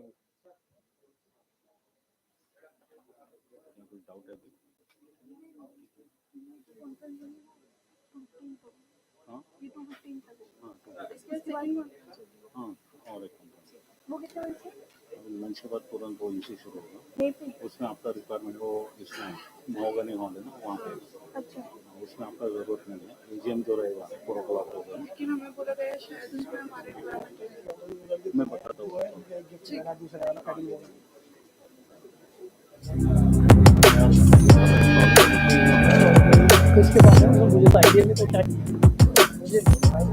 As a multilateral institution operating under the guidance of the Ministry of Road Transport and Highways, ASRTU is committed to enhancing the accessibility, safety, and sustainability of transportation nationwide. ASRTU team works under the mentorship and guidance of Secretary RT&H, Government of India, who is also the ex officio president. ASRTU core team comprises Executive Director, who leads the team, with the support of Director Technical, being the head of Technical Wing, and the Director CIRT, who is the Chief of CIRT.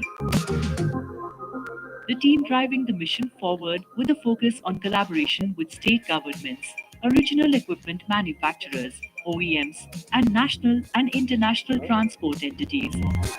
ASRTU stands as a beacon of innovation and progress in the realm of public transit. Our core objectives encompass a wide spectrum of initiatives aimed at promoting road-based public transport. From finalizing rate contracts for essential supplies to integrating modern techniques for enhanced passenger comfort and safety, ASRTU strives to elevate the standards of public transportation across the country. Key to our success are the six specialized standing committees, each dedicated to serving the unique goals and needs of our member state road transport undertakings, SRTUs. These committees, comprising elected representatives from SRTUs, focus on crucial areas such as supplies and contracts, technical standards, financial management, traffic and transport policy, personnel welfare, and computerization. In addition to our operational endeavors, ASRTU places a significant emphasis on advocacy and knowledge sharing.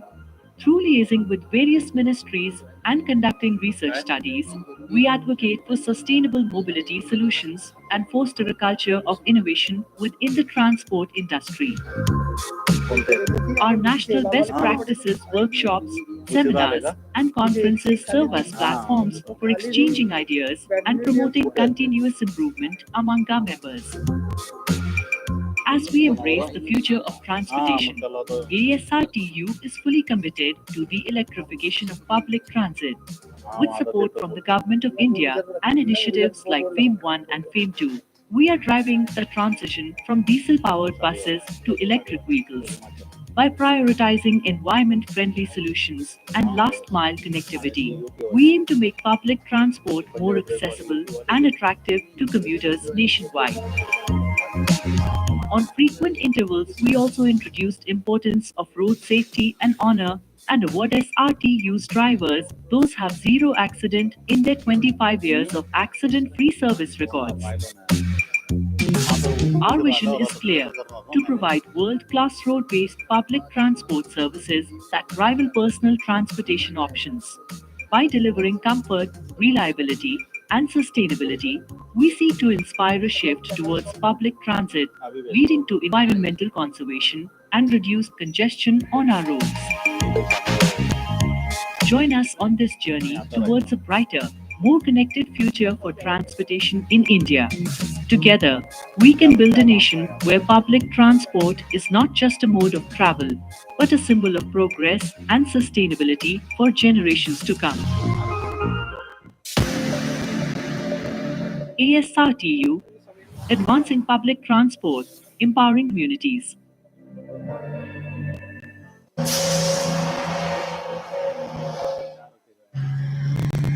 CIRT, the Association of State Road Transport Undertakings, ASRTU, established on 13th August 1965, acts as an apex coordinating body of all state road transport undertakings, SRTUs, working under the Ministry of Road Transport and Highways, Government of India.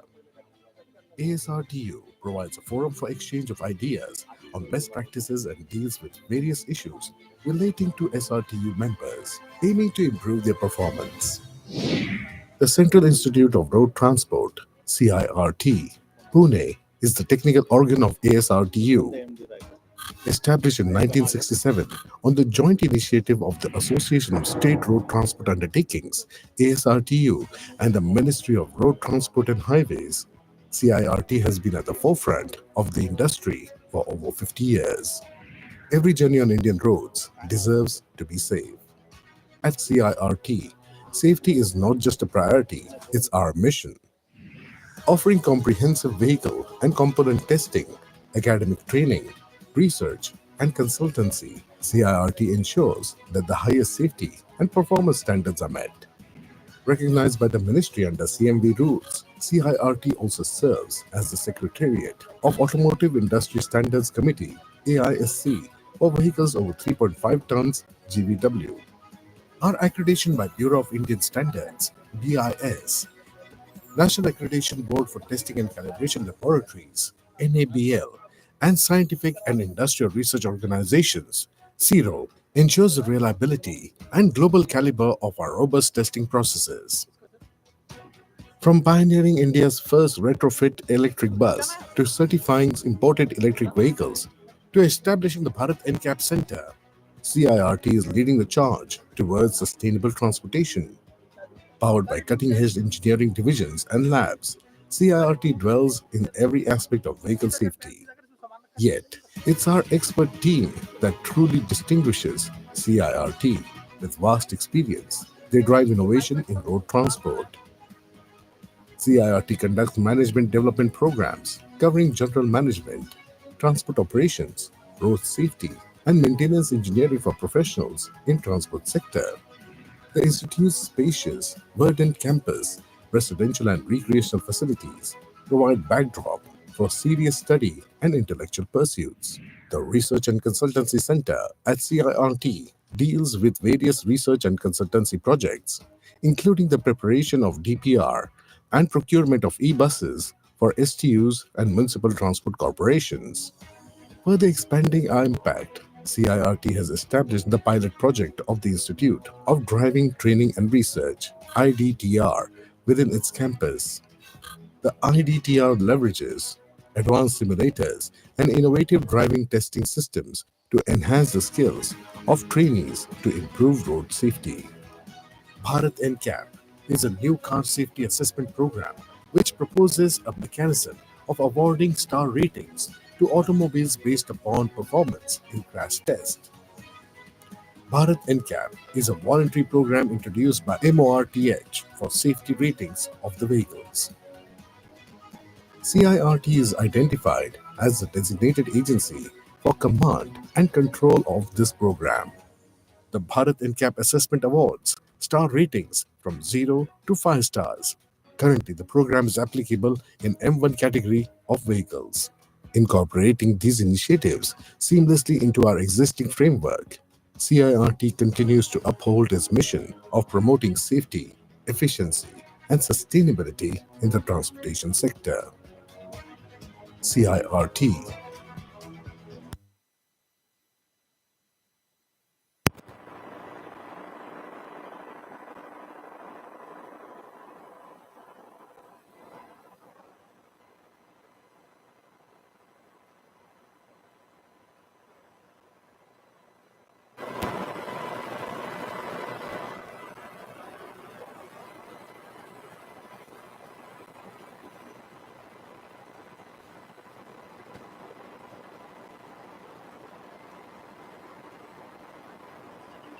Operating under the guidance of the Ministry of Road Transport and Highways, ASRTU is committed to enhancing the accessibility, safety, and sustainability of transportation nationwide. ASRTU team works under the mentorship and guidance of Secretary RT&H, Government of India, who is also the ex officio president. ASRTU core team comprises Executive Director, who leads the team, with the support of Director Technical, being the head of Technical Wing, and the Director CIRT, who is the Chief of CIRT. The team driving the mission forward with a focus on collaboration with state governments, original equipment manufacturers, OEMs, and national and international transport entities. ASRTU stands as a beacon of innovation and progress in the realm of public transit. Our core objectives encompass a wide spectrum of initiatives aimed at promoting road-based public transport. From finalizing rate contracts for essential supplies to integrating modern techniques for enhanced passenger comfort and safety, ASRTU strives to elevate the standards of public transportation across the country. Key to our success are the 6 specialized standing committees, each dedicated to serving the unique goals and needs of our member state road transport undertakings, SRTUs.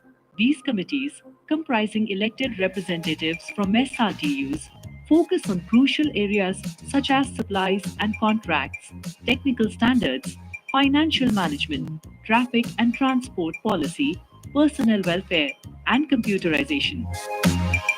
In addition to our operational endeavors, ASRTU places a significant emphasis on advocacy and knowledge sharing.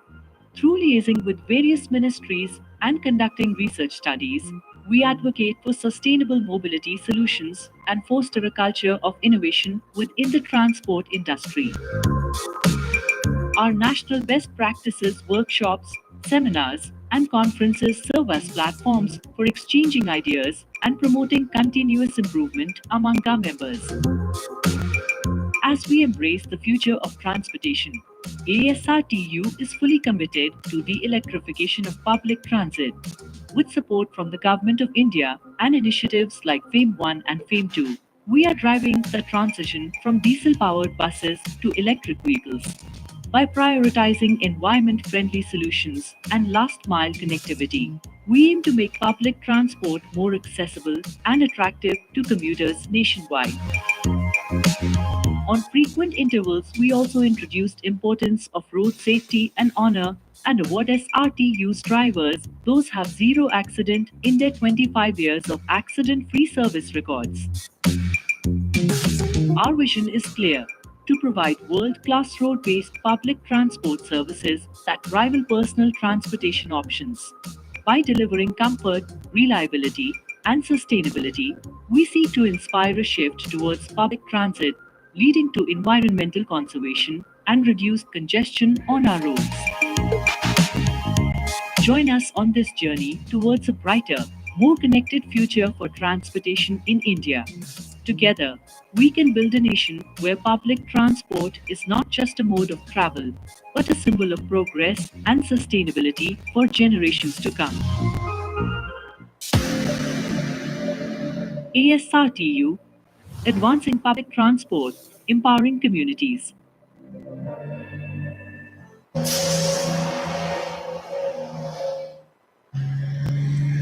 CIRT, the Association of State Road Transport Undertakings, ASRTU, established on 13th August 1965, acts as an apex coordinating body of all state road transport undertakings, SRTUs, working under the Ministry of Road Transport and Highways, Government of India. ASRTU provides a forum for exchange of ideas on best practices and deals with various issues relating to SRTU members, aiming to improve their performance. The Central Institute of Road Transport, CIRT, Pune, is the technical organ of ASRTU. Established in 1967 on the joint initiative of the Association of State Road Transport Undertakings, ASRTU, and the Ministry of Road Transport and Highways, CIRT has been at the forefront of the industry for over 50 years. Every journey on Indian roads deserves to be safe. At CIRT, safety is not just a priority, it's our mission. Offering comprehensive vehicle and component testing, academic training, research, and consultancy, CIRT ensures that the highest safety and performance standards are met. Recognized by the ministry under CMV rules, CIRT also serves as the Secretariat of Automotive Industry Standards Committee, AISC, for vehicles over 3.5 tons GVW. Our accreditation by Bureau of Indian Standards, BIS, National Accreditation Board for Testing and Calibration Laboratories, NABL, and Scientific and Industrial Research Organizations, CIRO, ensures the reliability and global caliber of our robust testing processes. From pioneering India's first retrofit electric bus to certifying imported electric vehicles to establishing the Bharat NCAP Center, CIRT is leading the charge towards sustainable transportation. Powered by cutting-edge engineering divisions and labs, CIRT dwells in every aspect of vehicle safety. Yet, it's our expert team that truly distinguishes CIRT.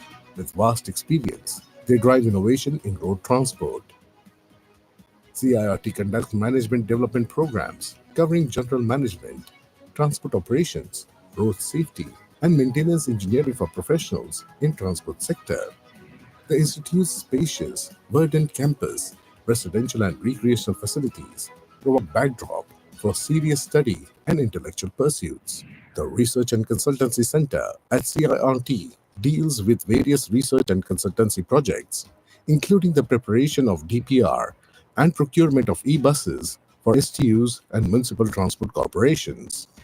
Further expanding our impact, CIRT has established the pilot project of the Institute of Driving Training and Research, IDTR, within its campus. The IDTR leverages advanced simulators and innovative driving testing systems to enhance the skills of trainees to improve road safety. Bharat NCAP is a new car safety assessment program which proposes a mechanism of awarding star ratings to automobiles based upon performance in crash tests. Bharat NCAP is a voluntary program introduced by MORTH for safety ratings of the vehicles.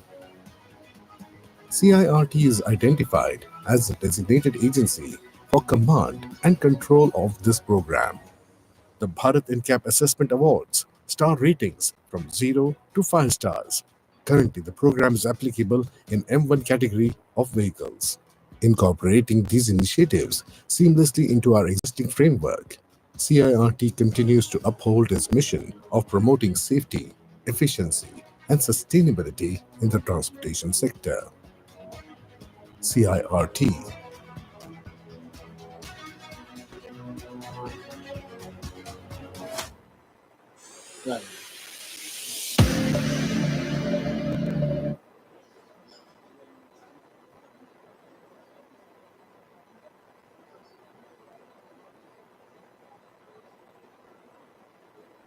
To revolutionizing road-based public transport in India.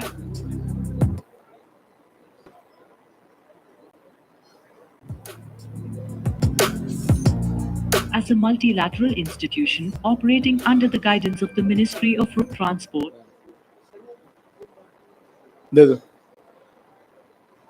I request all the participants from STU sites and business partner side, once you complete the tea and snacks, we will start the business again. I request all of you to occupy the seats. We will continue the presentations and technical issues now.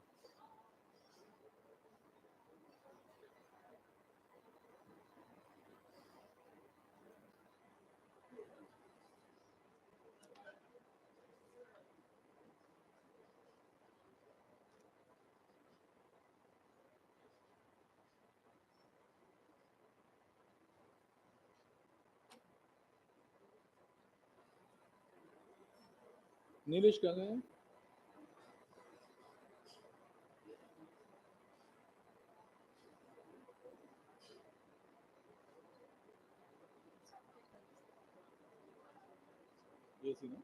చెప్తా already sufficient గా చెప్తా.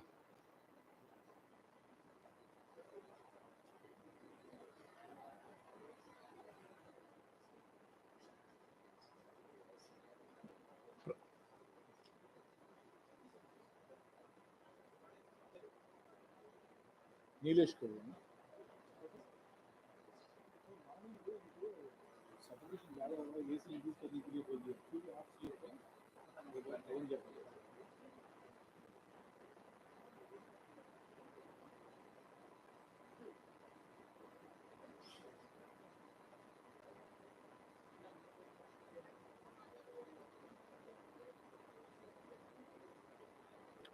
Now we will start the interaction session with the business partners.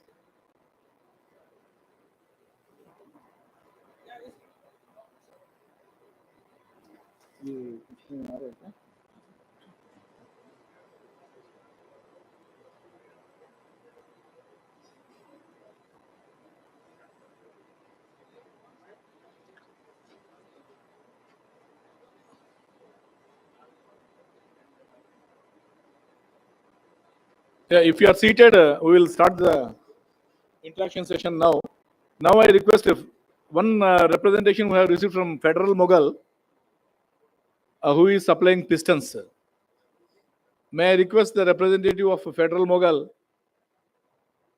Yeah, Sanjeev Waliaji. Yeah, if you are comfortable there itself, I request to hand over some mic to Waliaji. Ji madam mic दे दीजिए इनको.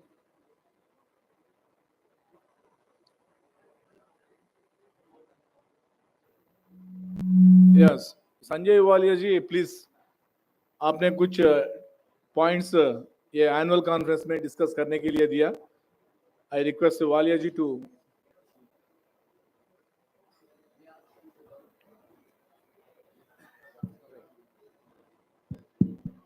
Hello. Good afternoon, everybody, and good afternoon, Kishore Saab, to give us a chance to make some representation.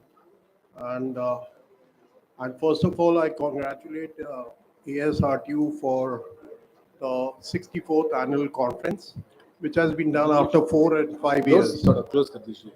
और दोस्त एक दो. Yes sir, please.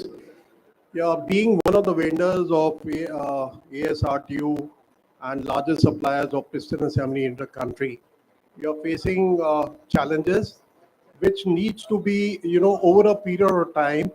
ASRTU has been working on their own system, but there is a time now when we have to change. Changes have to be done because keeping in view of the operations which we are having all over India. Number one, there is there are tenders being floated on GEM as well as the ASRTU. STUs are floating their separate tenders. Now, what is happening is there's a conflict of interest. If we are to quote on GEM, then how will we survive? Both the places. ASRTU is also associated, and on GEM portal also we have to quote. If we don't make ASRTU reference, then why should I give you a rebate for the ASRTU? So, and we have to pay you 2%, then 0.5% on GEM portal, which is upfront.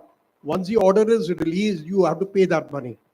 Now, we have to look into this because paying 2.5% is very high and needs to be looked into.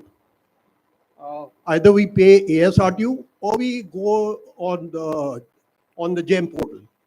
So, number two, there are issues regarding, that CIRD.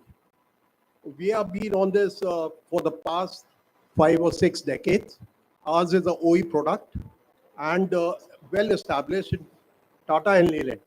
Then why there should be a CIRT inspection when there is no adverse report on the performance? So that should be waived off. And that will save a lot of time for the STUs as well as for the vendors also like us. Well, since we are A-class vendors. Now, if there is any report, adverse report, then yes, CIRT can be involved. And we can come out with a common solution. Thirdly, there is a problem is paying off EMD and security deposit.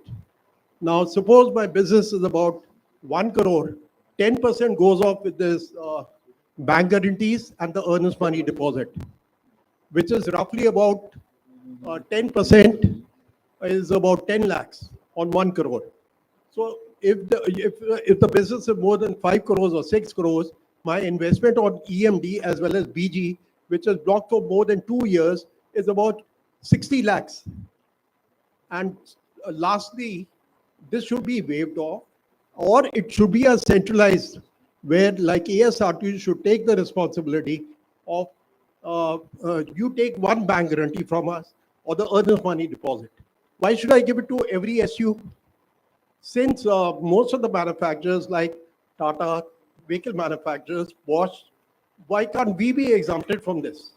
We are A-class suppliers and our turnover is about $17 billion worldwide. So I think this should be looked into. Otherwise, we will refrain, people will refrain from pursuing further representation in the ASRTU. These are the couple of points which should be looked at, apart from the payment issues which we are facing from each and every STU, which needs to be looked into. Because paying 2% rebate is just like only for issue of ASRTU rate contract. Apart from this, you have to also widen your horizon to look into all these aspects. So that is a couple of suggestions. which should be done. Otherwise, most of the vendors will be refrain from, uh, from entering it with the continuing with ASRT. So it's a suggestion. That is why. And we are the largest, we are paying you debate, which is quite substantial each year. And that is our suggestion. Thank you, sir. Thank you. But- Heard your grievance. So this is going on for the last so many years. I think ASRTU have to take some action on this. Otherwise, it will be very difficult. Because too much of investment, less of returns, so nobody would like to operate. So that's it. Thank you, sir. Thank you so very much. much. Thank you. And we should sort it out on a fast track. Thanks. Thank you, Sanjeev Walia ji, for your suggestions, grievances. Yeah, please introduce yourself, sir. I am Nandlal Sharma from JNS Auto. Regarding his bank guarantee problem, getting back the bank guarantee is another Herculean task. People don't send the bank guarantee back to us. So they are blocking the bank guarantee unnecessarily. When we have completed all the orders, why don't they send the bank guarantee back to us or EMD back to us? That is another very Herculean task. So I just wanted to add to his problem. Yes, Thank you. please. Yeah. Take mic, sir, and introduce yourself. And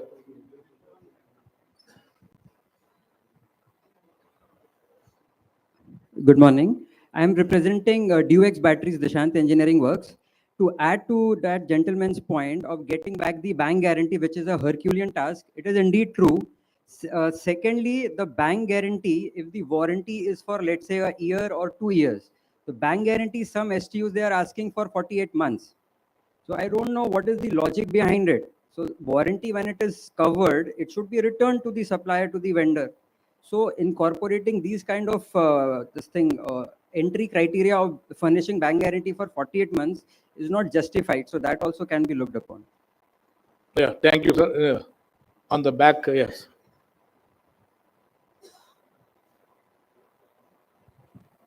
Morning, sir. Shivram Krishnan from Sundaram Brake Linings.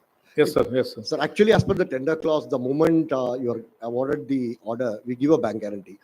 They are supposed to refund the EMD.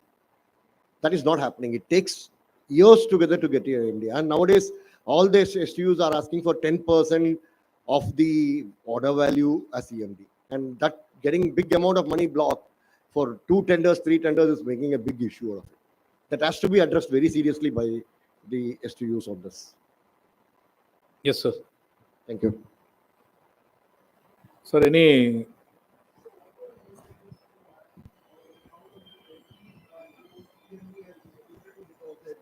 The amount of money which is being blocked is phenomenal. Like 50 lakh rupees is blocked in EMD as well as the BGs what we are giving, and the bank takes, the amount is being blocked for 2 years. Suppose they are asking for 24 months.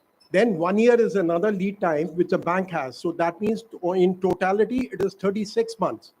So 36 months, if your money is blocked and they don't return the bank guarantees in time, now it's very, very difficult. And the interest which you have to pay on the money is far, first of all, we are giving very competitive rates to the STUs because being, we have an obligation to the society as well as to the state transports also to give a very good price. But in spite of that, neither the payment come on time, they avail 2% CD. Apart from this, the bank guarantees are stuck up. So this is really causing, it's a great concern. I don't know, we are having this problem. I don't know whether others have or not. But since this point is really pinching us, and the finance is also raising quite a, point, they're saying, why should we supply to STU? okay. Sir, regarding this jump portal tendering and paying rebate both for jump purchases as well as ASRT purchases, definitely your grievance is well taken and it will be discussed at appropriate forum and suitable positive decision will be taken soon in the standing committees, appropriate standing committees. Regarding this BG and EMD, common BG and EMD, I request the MDs and other decision-making authorities in STUs to think over and take a call whether it can be implemented a common BG, common EMD at ASRT level,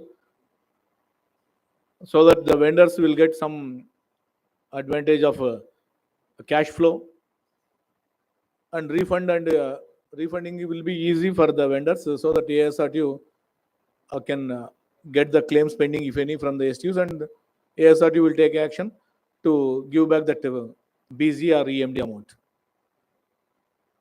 Is it possible? Is it feasible, or not at all? Huh?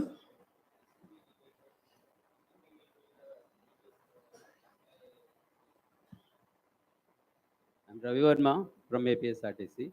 It has to be discussed at appropriate level, and decision has to be taken, because STUs are also having some other problems regarding the quality and other failures. So keeping that in mind and the problems of the suppliers, let us discuss it and take a call on it. Okay, sir. Then we will discuss at any standing committee or related committee meeting. Some exclusive forum will be there. Now I request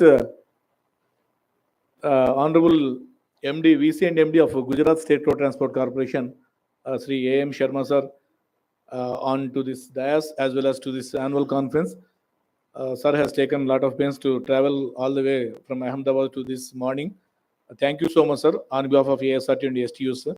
And this annual conference is very delighted to have you.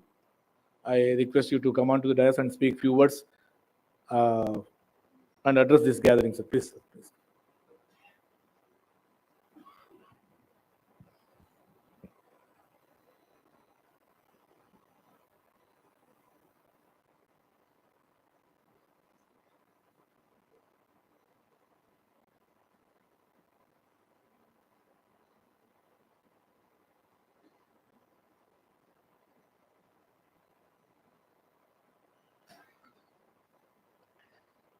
Thank you.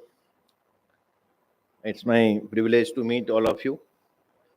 Actually, I have just taken over at the Gujarat State Road Transport Corporation. Earlier, I have worked as in different capacities. What I understand for road transport, state transport, there is a shift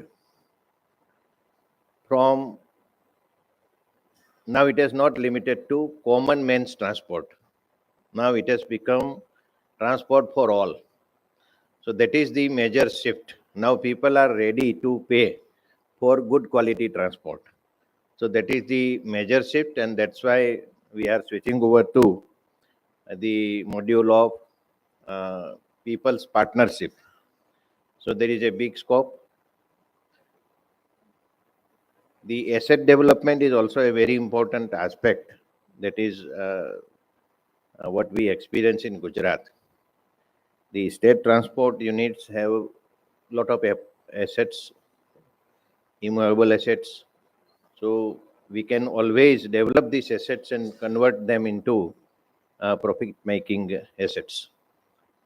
Using these resources, and one of the important resource that we have a very experienced human resource in terms of both the operational resource as well as management resource. That's also a very important resource. What I understand, provided we have this kind of resources of human power as well as the assets, fixed assets, and there is a great scope of development. What we are doing in Gujarat is we are putting a lot of emphasis on safety. Gujarat has got its own command and control center every bus is connected with GPS tracking, and every bus is tracked. So that tracking has given us a lot of insight into regularity of the trips. Trips are operating only in scheduled way, as well as any untoward incidents that is tracked real time. And that's why the we have confidence of people.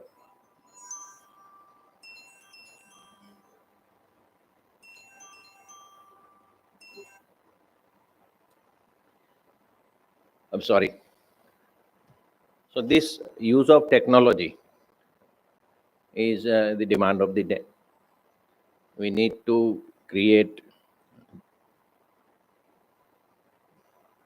different avenues for tracking of our resources, our trips and all that.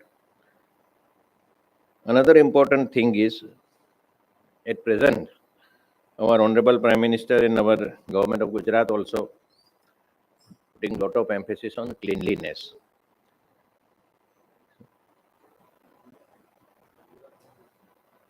Thank you. So in addition to comfortable journey, clean bus stations, clean buses, and clean restaurant. These are very important actually things. So this soft skills of cleanliness as well as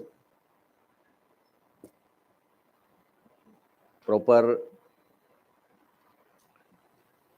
public relation, that is making Gujarat ST very popular. So I can see very clear cut right from my days of district administration, where I used to see public transport, state transport was largely limited to men living on the fringe and rural area. Now it has become popular among the even the urban areas also. New avenues are opening.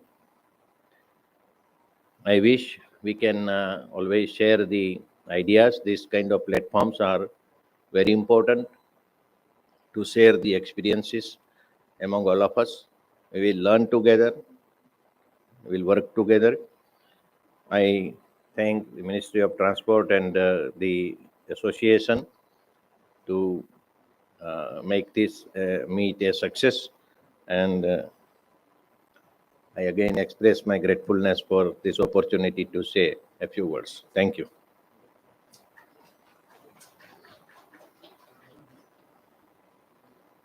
Thank you so much, sir. Thank you so much for your words.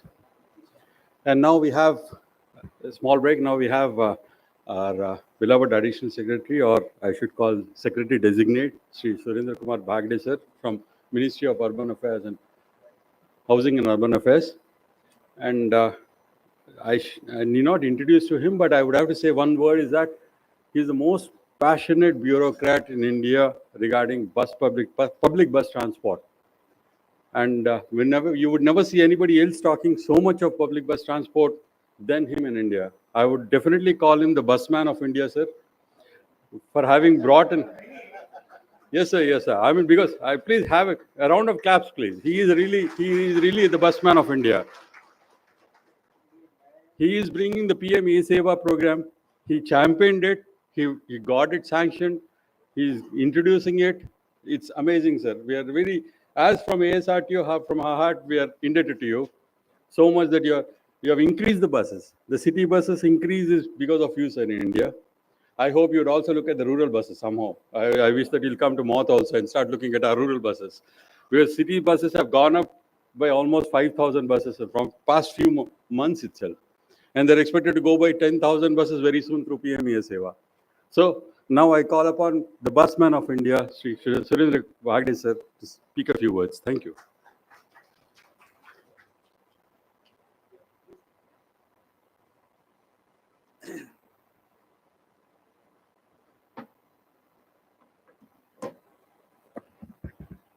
Mr. Suryakiran is very generous. So I think there are many people who are doing wonderful job.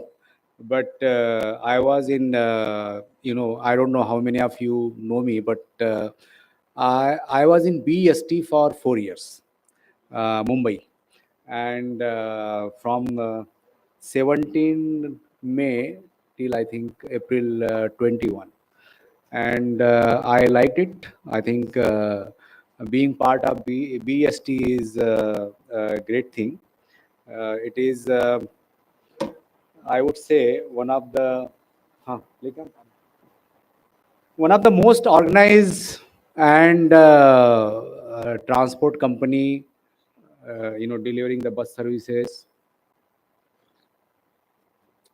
in any city in the country.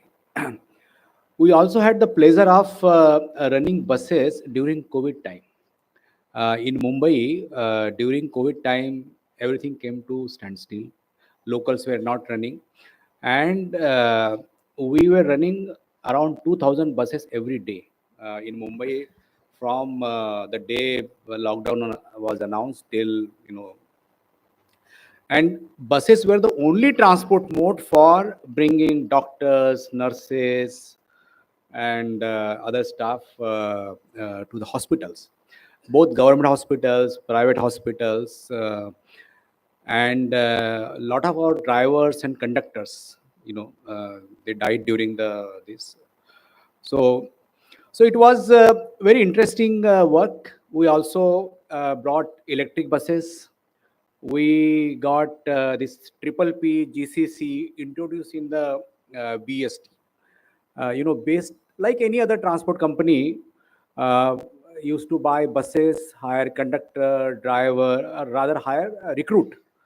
Most of the STUs recruit, and then uh, then we changed the model of GCC. We yesterday only I was talking in electric buses in even in FAME 1, when there was a lot of focus on procurement. I think only the procurement was permitted in FAME 1, but base said no, it's a technology which is not understood by anyone, including the OEMs.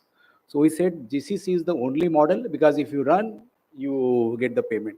So BST issued tender for even electric buses in FAME 1 in GCC, and I think now electric buses are mostly run on GCC model, and so I think so that's the background, and using that background, we designed a scheme for augmenting urban transport services, bus transport in the country. We have a scheme called PME Bus Seva. And under PME Bus Seva, we have planned to induct around 10,000 electric buses, fully air conditioned, either 7 meter, 9 meter, 12 meter, depending on what cities want in different cities. Till now, we have sanctioned around 5,000 buses, and more cities will be coming. Some bids have also been finalized, and cities will be placing the order. Under the scheme, we also provide support for infrastructure, like your power infrastructure and depot development. I think in electric buses, what is important is that in like diesel and CNG buses, you can have a storage for 2-3 days of fuel. Like you have a tank in the depot, you fill the diesel, and then you can refill for 2-3 days. In electric buses, it's not like that. The power has to be available in the night continuously. Otherwise, if you don't charge, the next day the buses will not be turned out. So it's very different system of operating buses compared to diesel and CNG. So I think this behind the meter power infrastructure is very important. It's a design, getting adequate power, and that's why Government of India is supporting fully creation of the behind the meter power infrastructure. And we are also supporting depot infrastructure development, including like 60 to 90%, depending on the city location, all that. So I think that's support structure under the PME Bus Seva. We hope that remaining buses will also be, cities will come forward and take the buses. What we have also seen that many of the cities which are coming forward for buses under PME Bus Seva, they are coming first time. They will be operating buses first time for city bus transport. Earlier in some of those cities, state undertaking state undertaking used to operate the buses. But now those cities want to take electric buses and operate themselves. So I think what is important is that the cities have a right experience and right knowledge of running the buses. Now, why I'm telling you is that some of the cities we visited, our team visited, and you would see that the route planning, basically our services for urban cities. But when the cities plan the routes are many times not running through the city. They are at the periphery of the city where you can get more kilometers and it's easier to run buses. But that is not the purpose of urban transport. Urban transport is supposed to provide bus service in most area where it is required. And you will see many of the areas in cities where bus service is required is the dense area, old areas, where running bus service is not easy because road width is limited. Already autos are there, taxis are there. You have to you have to fight for your share of passengers. And to avoid all that, some cities, what do? They take the buses on the periphery. So you are meeting the kilometer, you are running the buses for whatever a short kilometer and all that. But I think that's defeating the whole purpose of bus service. So I think this knowledge of running bus service and planning route, the cities will have to learn a lot. And there I think your STUs and ASRTU has much greater role to play. We have been discussing this, and now after this sanction, actually we want to work with cities in planning their routes. And I think those neighboring STUs, like our STU in that state, they should really handhold them, provide some kind of technical support or the manpower support, either on long-term deputation, or at least help them prepare the routes or timetable. Many cities, they don't have bus stop. You will be surprised, the buses are running, there is no bus stop. But if you go to Mumbai and say Bangalore or Chennai, you will find bus stop. People know that this is a bus stop, this is a bus number, what time the bus will come. So this culture of people getting accustomed to urban transport is very difficult task. And I think we require that work. And there are many, I don't want to name cities. There are big cities having this problem, there are smaller cities having this problem. So this culture of urban transport, which you will see in Mumbai, which you will see in Ahmedabad, or Vadodara. So I think we need to bring that culture, which requires planning of the routes, planning of bus stops. What should be the distance between two bus stops? Now, if you provide 100 meter bus stop, electric bus will not run every time you open the door after 100 meter. There are some cities where there is a bus stop after every 200 meter. Now, that is also not correct. So, so maybe 400 meter, 500 meter, sometime 1 kilometer. So I think we require, you people are there, and why I thought I will come, we require your support in educating cities for this, like how the route should be planned, how many bus stops should be there. And so I think this is what required by cities. ASRTU can play a very important role. And it's not possible that sitting here we can design routes and bus stop for all cities. So I think we can pair the cities and STU. And sometime in many states, only many cities are there, but one STU. Like in Maharashtra, many cities have opted for urban transport. So if you want, you can take help of other STUs. Like Madhya Pradesh, there is no STU. But Madhya Pradesh cities have opted for bus services like Indore, Bhopal, and there are cities from Chhattisgarh which have opted, submitted proposal for bus services, and we have also approved their proposal. So I think that planning, we would like help of ASRTU and all STUs in, like identifying your personnel who are well conversant with this route planning and design of route in the cities. You would also see that many times cities hire young consultants, and those consultants, only what I have seen, without that, many times they will prepare nice GIS map and all that, but they don't know how to run running bus is very different ball game. And I think those who have the experience of running buses, managing buses, their input is very much required. So when cities they hire you, they will show in a nice GIS that this is what else, but that's not how it works. And so getting to the core of the city, what kind of buses will work, what how whether you require 9 meter, 12 meter, and how frequently you should be stopping, how you prioritize sitting for ladies and male passengers, how you do your ticketing. So I think there are so many things we need help from STUs and ASRTUs. So I think that's about PME bus seva. I think I also wanted to see in cities the normal mode of fare collection. I think we can do a lot of innovation. In Mumbai, what we had done was that we had done what is called ground booking to save the cost of conductor.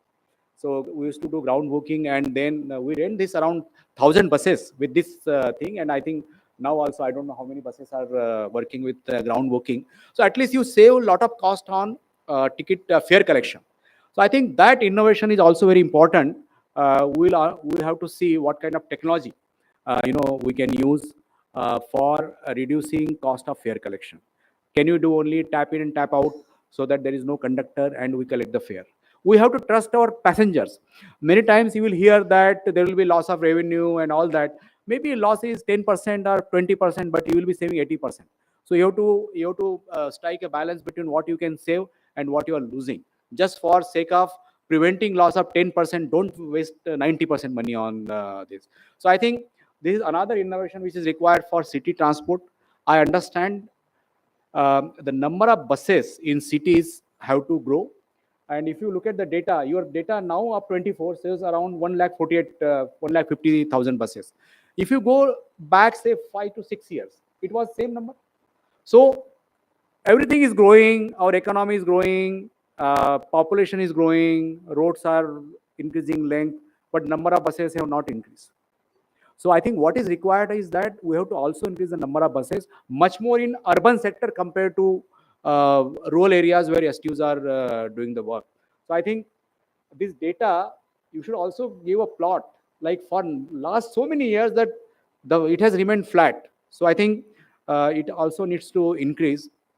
And so that should be another point of innovation. And I think on this fare collection, when our cities start working, we can organize a workshop with them, see how we can reduce the cost of fare collection. I think other thing was that on the fare collection and the ticketing, many of the STUs in remote areas and when they are serving those passengers, fare collection is by cash. And we have what is called National Common Mobility Card.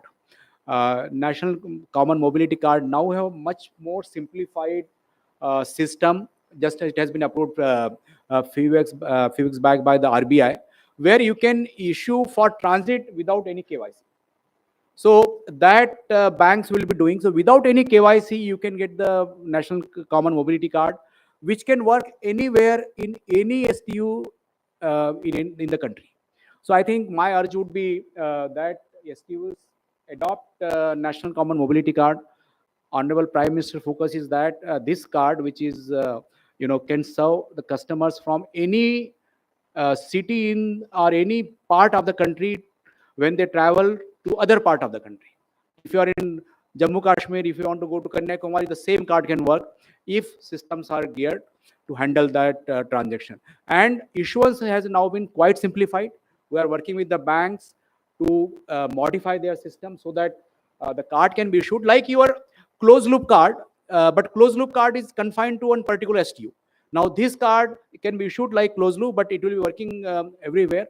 So I think that's other focus that adoption of modern ticketing system and one nation, one card. I think everybody knows that driver is very important. And whatever may be the quality of buses, electric buses are now costing 1.1 crore to 1.5 crore, depending on whether it's a 9-meter or 12-meter bus.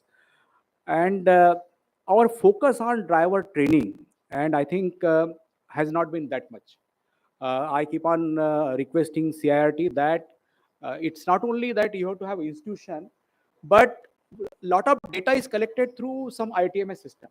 Now, are you using that data to see what kind of driver we have? And I think if STUs are not able to analyze the data, you can collect the data with the commitment that data will be only used without sharing and all that, but at least see what that data can reveal about driver behavior. It's not to punish the driver, but I think to tailor made the training. And everybody knows that you can save a lot of fuel by proper braking and provide more comfort to passengers.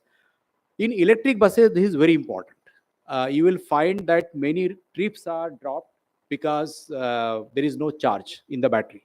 And many studies show that if you do proper management of your braking and proper driving, then there can be a lot of saving on the energy. Batteries uses can be increased. I think this is important for two reasons. One, it will certainly save your cost per kilometer. But another reason, which is, suppose your trip is 20 kilometer and your charge shows only 18.9 kilometer, that trip will not take place. And if you keep on dropping the trips, you can imagine the people are going to switch to alternate mode of transport. So even if you have 1.5 crore bus saying that now I am providing the best bus, but if you don't manage this schedule and trips, I think there will be biggest loss to the city as well as the people in terms of depriving them of good facilities. So I think what we need, and for these cities, whatever data you have and wherever the electric buses are working, can we use that data under whatever no disclosure agreement and put some team to analyze that data? Because a lot of data is being collected, but nobody is analyzing that data and share with cities. Many cities do not have that expertise, and it's very difficult to get that right kind of expert to analyze that data. They will show the bar chart and all that, but that bar chart is not enough. We want to get that micro data to study the behavior of a particular driver. So I think that tailor-made solution in terms of what the data reveals for the particular driver and what training is doing. So I think that you should do. You can put 2-3% centralized. You can have centralized. We can work with you, and actually ASRTU should do this for all STUs. Get the data under no disclosure agreement that you will only use for analysis, and analyze the data and give the input and feedback to them so that they can use for training, improvement of behavior. And I think what can also be done is that when the driver is driving and in the first 1 or 2 hours, if behavior is not correct, the driver should be replaced. Because if something bad happens at home and if he's not in good mood, why he should be driving for next 8 hours under that pressure or difficult situation? So I think a lot of decision can be made dynamically as well as for long-term improvement of driver if you look at the data and analyze and share the feedback with them. So I think with GCC model also, STUs need not lose sight of importance of driver. Otherwise, what happens in GCC, driver is not our concern. We say the driver and bus is concern of operator. So please don't forget about the driver. Fare collection, we say, okay, we are in charge of fare collection, but that's not, ultimately people are going to experience what services you are going to provide. And that services quality to a great extent depends on not only the quality of bus, but your driver. So I think driver training, it cannot be left to only the operator. So that data can be used to see what kind of driver he is deploying. And if deployment of driver is not correct, you can certainly request them for change or improvement in the quality of driver. So I think that, and plus the wages are also very important. What wages are being paid actually, that also determines to great extent the quality of driver you get. So I think these are few points I thought I will just share with me. We have PME bus with great focus on urban transport, and we require help of ASRTU in when you run the services to make it successful. Thank you very much for inviting me, and if anything is there, I think I'm always there to either for consultation or any issue, please do let me know. Thank you.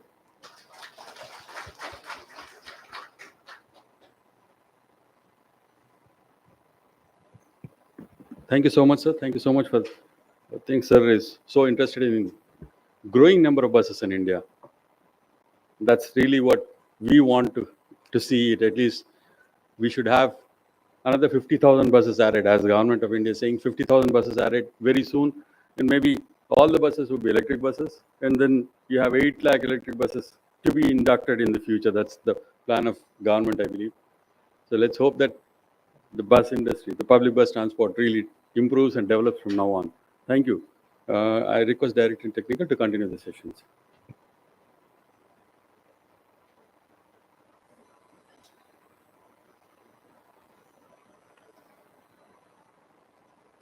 Now, in the continuation of this session, I request the IOCL people, if IOCL people are ready, we'll have some small brief technical presentation. I request their executive director.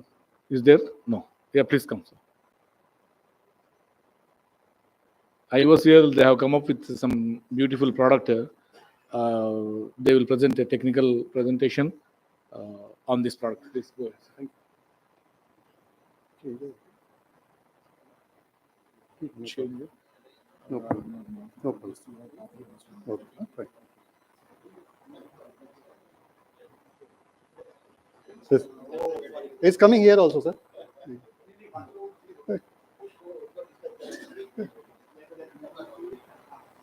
Respected Additional Secretary, Ministry of Housing and Urban Affairs, senior delegates from ASRTU and state transport undertakings, and all the other participants present over here. On behalf of Indian Oil Corporation, I take this privilege to present before you a very innovative concept, a very innovative product to you from Indian Oil Stable. That is called a green combo lubricants. It's a kind of a game changer, I should say, in the field of lubricants and fuel, which will provide you the very impetus which is there in today's environment is fuel efficiency and reduction in greenhouse gas emissions. So how can you achieve this by use of a combination of lubricants is what this presentation is all about. So this outline is in the next 10 to 12 minutes, I would like to cover on this green combo lubricants, how the fuel economy evaluation has been done on heavy duty vehicles, the benefits which has been obtained, the test results which has been obtained in the third party lab, that is ICAT Manesar. Actually, there's some real time studies have been done in few of the STUs, how has been the performance certifications at STUs, the potential cost and carbon footprint analysis, and what will be the financial impact of shifting to this particular lubricants, how the STUs are going to be benefit by this, and final summary and opportunities. So green combo is basically an optimized combination of lubricants. Basically, it's a combination of engine oil, transmission oil, and Excel oil, which you are using in your buses. It's a novel and optimized viscosity. We have optimized the viscosity of the lubricants in such a way that it will result in some fuel efficiency benefits to you. Not only in terms of viscosity, there are definitely an additive optimization which has been done to get this particular green combo oils. This is basically patented by our Indian Oil R&D Center in Faridabad, especially designed for heavy duty diesel vehicles, especially trucks and buses for all the operations. And this is designed for benefits in the fuel economy. Just to tell you, we have already received an award from Bureau of Indian Standards for National Energy Efficiency Innovation Award for this particular green combo solution. As I was referring to you, green combo is nothing but a combination of low viscosity engine oils, transmission oils, and Excel oils. As you can see, the existing, the conventional products which you are currently using in the STUs are a 15W40 engine oil. Either it may be for a BS4, it will be a CI4 plus. If it is a BS6 buses, you must have converted to a CK4 kind of product. And when you come to a transmission, basically it is either an 80W90 GL4, or if it is an Excel oil, it will be a GL5 85W140.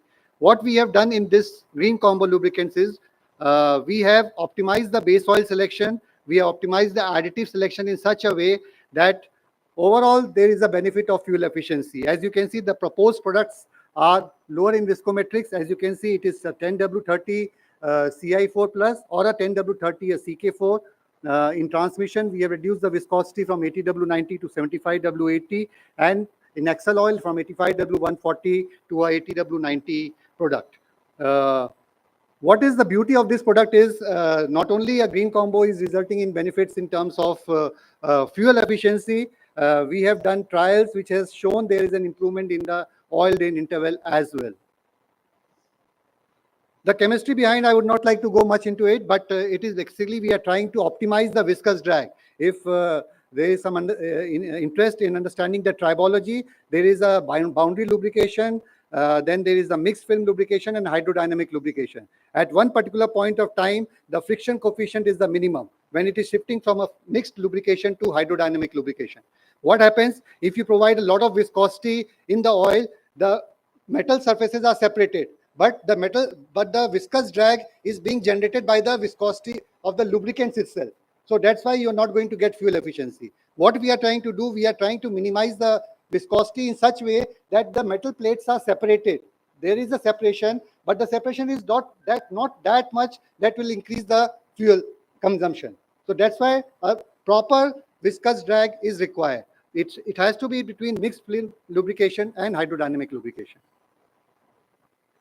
So any developmental work which we do at our R&D and technical services, we first develop a particular prototype oil, then we do a certain kind of testing at our end, then we do the bench studies, then we do the engine test studies, and then we take it to some test house and see how is it performance. So we have chosen International Center of Automotive Technology, Gurgaon, Manesar, ICAT, where there is a test track available. It's a homologation center where the test track is available.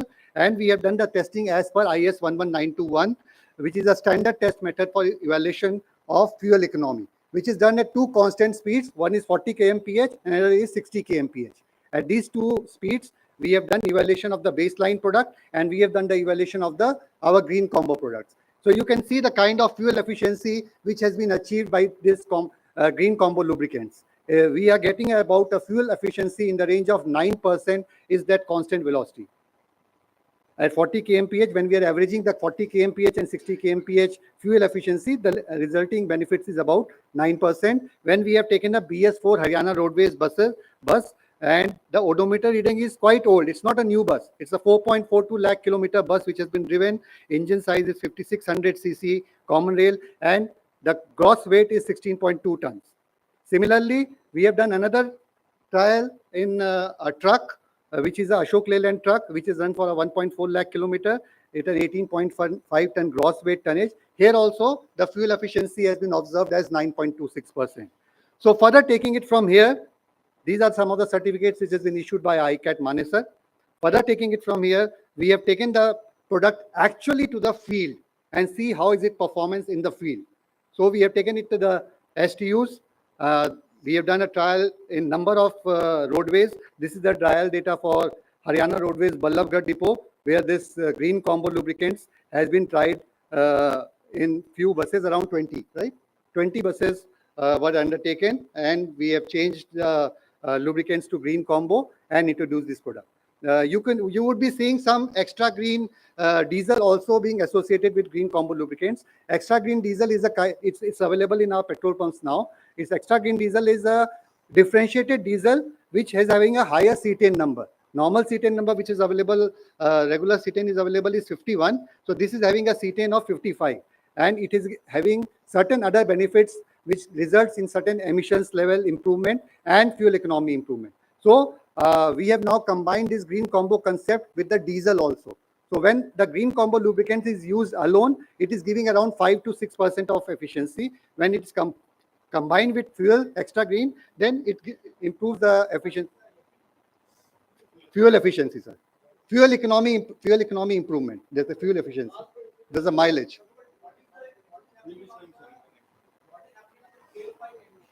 Tailpipe emission is also reducing, sir. We'll be showing the data. The tailpipe emission data, as far as lubricants is concerned, is not. It's basically the CO2 reduction. Okay. Okay. Yeah. We'll show that. So these are some of the green combo trials which has been done. The The first two stages are the international ICAT data. Then the data has, we have done the testing at VRL Logistics, Kadamba, UTC, Chandigarh Transport, Haryana Roadways, APSRTC, South Bengal State Transport Corporation, and WPTC. So at these two places, there are two different stages. One is a purely use of a green combo lubricants, and other is the use of green combo lubricants with a extra green. And sir, this is not only done for the buses and trucks, even we have taken this further to certain off-road vehicles also, and we have got the benefits. And sir, this is not only with regards to the fuel efficiency, we have done the testing, oil testing also, to see any antagonistic effect of lowering of viscosity. Passenger load, sir. Passenger, sir, 10 minutes में sir 10 minutes में सब चीज possible नहीं है sir. We will share all the data with you, sir.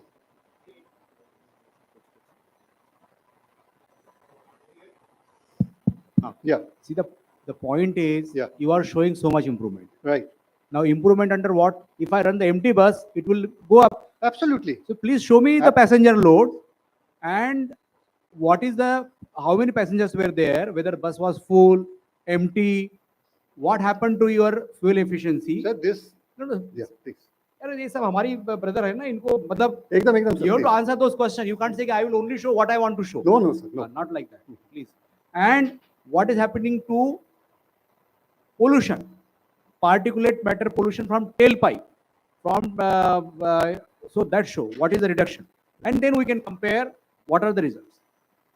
If it is not there in the sense, please draw the table and show. Okay, sir. Okay. So we have done. We will share. Absolutely, sir. Absolutely. We are ready with the answers. We will give all the answers. This test has been done. Very elaborate studies have been done. This is not only a 10,000 kilometer studies. Only data will speak, sir. Absolutely. वो है इसमें नहीं है पर हम लोग Sir, we after running this test at a number of STUs, for elaborate studies have been done. You can see we have got some performance letters also from Haryana Roadways, then Uttaranchal Transport Corporation. There some efficiency have been shown as 4.47% has been obtained. Sir, that's what I am saying. The passenger load, every data is available. We can share you all the information which is available. With the team, absolutely. With the team, we'll share. It's sir, that's a long presentation, sir. We have all the we will share, sir. We will share all the necessary data which is required. The complete dashboard is available with all the necessary passenger load, how much is the load, whether it has been done in the BS3, BS4, all those things have been done, sir. In the 10 minutes presentation, sir, how is it possible to show everything, sir?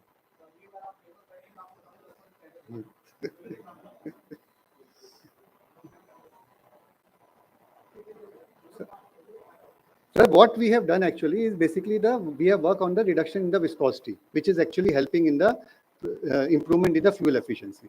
That is the thing. Otherwise, we have not changed any performance level of the product. If it is a CI4+, which is required in a lubricant, we have maintained the same CI4+. There is no change in the performance level of the product. It is the same. It is basically we have worked optimize the viscosity in such a way that your fuel efficiency improves because of that. So that is the work which we have done.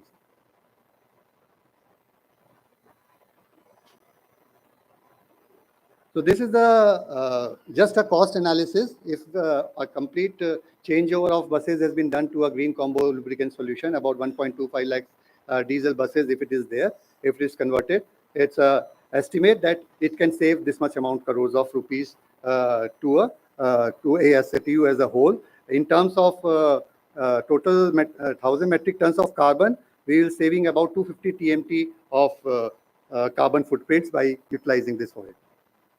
The calculation is something like that. About 2.64 kg of CO2 is emitted per kilometer of this. Based on this, we have done a calculation to come up to the level of 250,000 metric tons of carbon footprint equivalent. So as a concluding remarks, definitely what Additional Secretary has told, we have all the necessary data with me right away, which we can just in some time we can present. We can share it here, yes, to you. All the data regarding emissions, complete studies have been done on emissions which can be shared.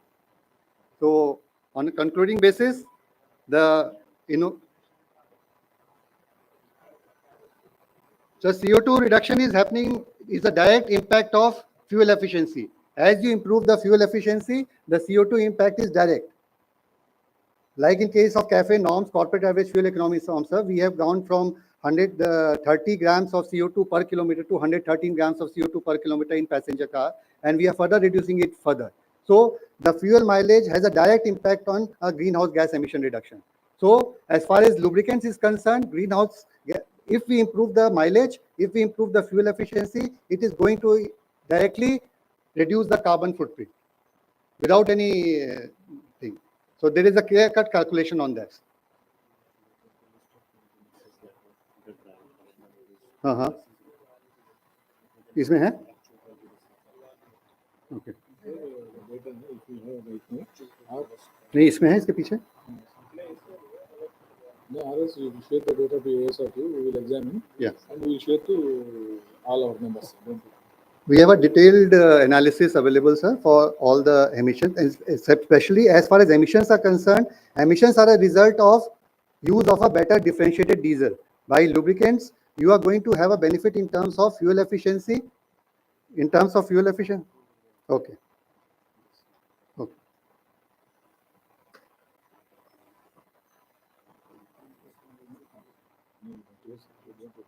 No, ठीक है, just देख लेते हैं.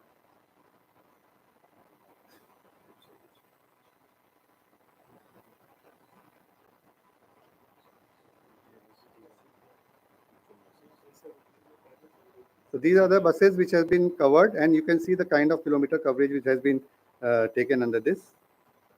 These are the used oil analysis which we have done. We have done an elaborated used oil analysis because सबसे ज़्यादा problem क्या होता है सर, जब भी whenever you switch to a low viscosity, so there should not be any problem as far as the engine wear tear is concerned. So for that, it is very important to do a used oil analysis. So we have done a used oil analysis to see there is no increase in the kinematic viscosity, there is no change in the tan. The wear elements are in line. As you can see, the copper, iron is in very much control. So you can see there is hardly any increase of iron up to 80,000 kilometers. So up to around 1000 ppm of iron is allowed. So there is if you can see, there is only up to 150 ppm of iron which has actually gone. So it very much collaborate to the fact that shifting from a higher viscosity to a viscosity which we are proposing, 10W30 or a 75W80 in a transmission or a 80W90 in Excel is not going to affect your engine or transmission or Excel in any way. So a detailed analysis has been done, sir. So these are some test results, which is there.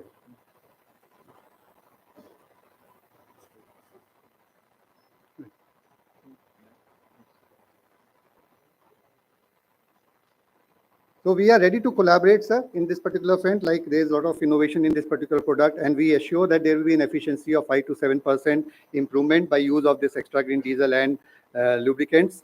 And we can collaborate with ASTU and STU in the following manners.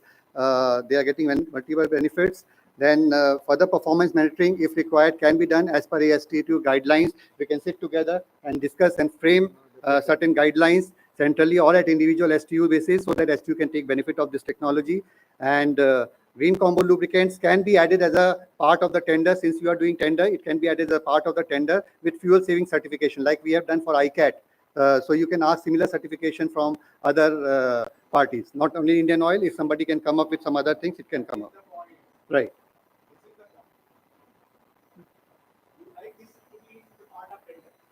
It can be included as a part of our tender to not only for us, it can for any company who can come up with this kind of innovative product. Because ultimately, sir, it is going to save a huge amount of fuels to the India as a nation, and the reduction in carbon footprint also. There is, sir, the total as far as if there is any change from conventional lubricants to green combo lubricants, there will be certain increase in the cost. That certain increase, like engine oil cost is around 5 to 10%. The transmission and Excel oil cost increase is about 20% increase in the cost. But overall, Overall, sir, that cost impact of increased cost impact will be nullified by the fuel efficiency gains which you are getting, plus the oil drain interval extension which you are getting. Currently, the oil drain interval is 60,000 kilometers for engine oil and 1,20,000 kilometers for transmission oil.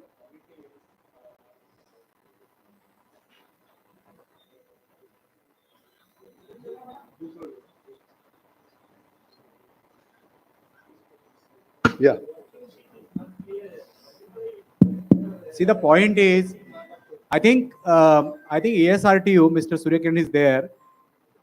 See, if somebody has to include anything in the tender, so if I am going to request everything, every bidder for that, then I have to be very sure that this is what is valuable to me. Right. And I may not require that many benefit. So cost and benefit, that analysis has to be there. Yes. And if my life of engine is 12 years, why I should extend to 15 years if I'm going to, like dump the engine after 12 years? So it's not that every investment is desirable. Absolutely. So that analysis, I think ESRT has to make. You can make your point, but not every, like if I put that condition in tender, 3 others will be out and the result will be your price will be very high. So that's what I'm saying. It's not about engine life enhancement. We are talking about the engine oil life enhancement. No, I think I am okay. But what I would request ESRTU, because lot of analysis requires many more thoughts. It's not that one bidder promoting. And then you can suggest what kind of actions. I think our role also should be, I've been knowing ESRT for quite some time. We have to graduate from procurement to providing them the intelligence where they can make a decision. They have a lot of data, but now everybody talks about data scientists. Nobody knows what data science means. What data scientists will do? Create a bar chart. Is that the data science? No. Anybody can do bar chart. Even the grade 5 students know how to draw bar chart. And you are paying that consultant 2 lakh rupees a month for drawing the bar chart? No. If you want to draw intelligence from that data, which have tons of data, every moment what brake he has applied, what the speed and all that. I think that kind of data analytics unit ESRT should set up, get the data. Now they have server. Every SRTU has a data on server. You access that data on server remotely and provide them the input. Because it's very difficult to hire right people. Very difficult. Sir, I think you really hit the nail on the head actually by saying what he's saying, because something which I discussed with you earlier as well. Nothing, I mean, your presentation is just a starting point for this thing, but I do feel at least my STU suffers majorly from a lack of certain modern day skills. For example, big data analytics. Now, can I hire a team who knows R and Stata and Python and can run a query in a big way? No, it's not possible. I'll get 10 calls to hire somebody who's not having the right skill set. So I think just taking off from what Sir has said, just to support his point, because I am currently serving as MD and I actually realize this shortcoming which I am facing. If I could have big data analytics teams supporting my efforts, it would be fantastic. So that's just something to support, Sir. See, I don't want to tell about myself, but like he mentioned about, there is a thing called ठीक है sir. Thank you. See, I use for my research, I have a PhD in applied economics and all that. So there is a package called State, which is commercially available. So I use for my research and all that. Now the person who knows the data is not going to be available. If you want to hire, why he will come? It's such a high demand skill that you will not get it. अच्छा, उसके बाद में सिर्फ strata command is not enough ना, उसको समझना पड़ता है कि डेटा से मैं निकालूं क्या. Now that skill you might have to have pay 5-6 lakh rupees per month. Still you may not be able to get it. So that requires maybe PhD, and not only certificate but the actual PhD who does analytics. So I think what you need to do, ASRT, I will talk to Secretary Sir also, but you should set up one analytics unit. And if SRTUs want, I can work with you. And that analytics unit can fetch data, side and non-disclosure agreement, and provide them all analytics free of cost. or charge some nominal whatever like that. They won't mind you paying some money for these services, which is very different. In daily, you can get right people. You can have 4-5 people's team, and they can do all. I think that क्योंकि अभी big data आप किसी को पूछो big data मतलब क्या उसको समझ में नहीं आएगा. बार चार्ट निकाल के देगा. Bar chart is nothing. It's all wastage of your time and his time. If somebody only says कि दिस बार चार्ट इससे ऐसा हुआ वैसा हुआ, उसको तो बिल्कुल प्रेजेंटेशन देखने की जरूरत नहीं. Thank you. Thank you, Additional Secretary, for your inputs. I think whatever inputs you have provided, all the necessary details would be submitted to ASRTU and details will be done.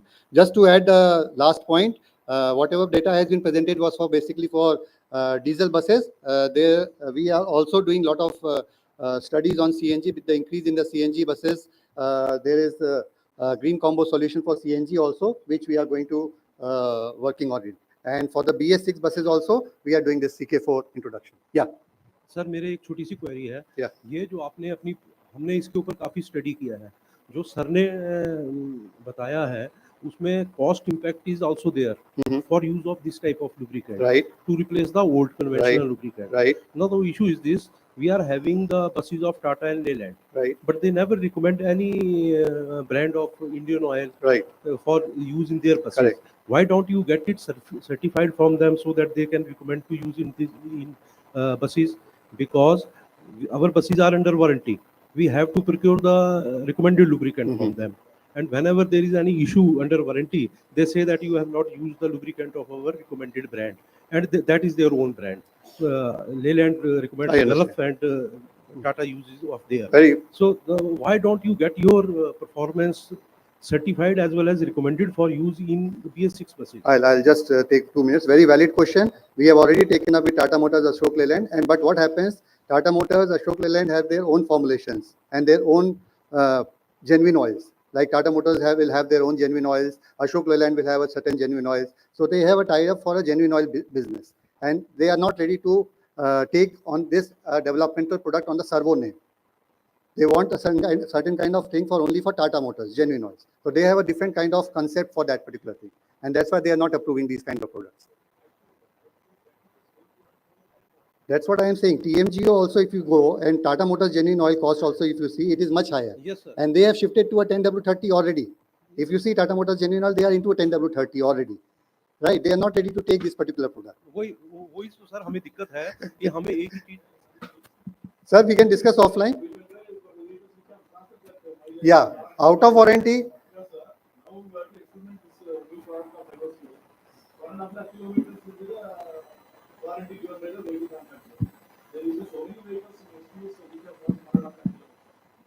In fact, sir, the presentation which I have shown, it has crossed more than 4 lakh kilometers. Not that you should use So, for new vehicles only. Within warranty, I think there is still a problem. OEMs are not going to accept directly. So we have to think about beyond warranty. From all STUs behalf, we should focus on the specification, specified grade, rather than specified brand of a particular use. That's what I am saying. Sir, that's what I am saying. We are this. If other companies are ready to develop, we are the first mover in this.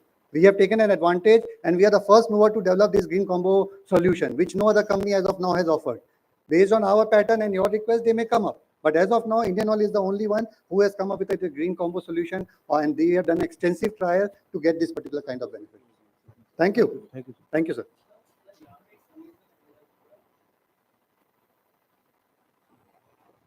Hello, I am Devdutt from State Transport Haryana. यहाँ पे मेरा ये add on है कि हम IOCL या किसी और कंपनी की रिक्वेस्ट ना करवा के हम जो OEMs हैं हमारे व्हीकल मैन्युफैक्चरर्स टाटा लीलैंड उनसे स्पेसिफिकेशन मांगे कि किस तरह का ऑयल उनको हमारी गाड़ियों में डलना चाहिए. ये नहीं कि गल्फ की जगह में इंडियन ऑयल का डालूं या किसी थर्ड कंपनी का डालूं. वो सिर्फ टेक्निकल स्पेसिफिकेशन दे तो आप टाटा और लीलैंड को उसके लिए बोले. बहुत अच्छी बात है सर, ये आपने बहुत सही बात कही है. STUs I think can take up with the respective OEMs for vehicle makers for the getting the specification instead of a particular brand name. That if you can get, that would be fantastic. अच्छा, एक point और है हमारा कि जो आपने बताया ये सिंथेटिक ऑयल है जो भी एड ऑन है तो क्या सिंथेटिक नहीं है सर, सॉरी नहीं कुछ एड ऑन है उसमें. right. तो उसके लिए जो हमारा जो एग्जिस्टिंग है उसमें कुछ चेंज की जरूरत है. कोई चेंज की जरूरत नहीं sir. We have done in your existing vehicles. और आज की डेट में हमारे पास नहीं तो कम से कम नहीं तो 500 बसेस का डेटा है. Thank you. Thank you for your patient listening. Thank you, sir. Thank you very much. Definitely, this product will be further analyzed at ASRT level. Please furnish those details as requested by Additional Secretary, sir, and other STU officers. Definitely, we'll analyze at ASRT level and we'll communicate to our esteemed member undertakings for further utilization on our, at least the buses which have crossed the mileage of warranty. Now, moving forward, we will have another presentation from Volvo Eicher Commercial Vehicles. I request Suresh ji and Vishal Chukji to come on to the dais and make presentation about VECV.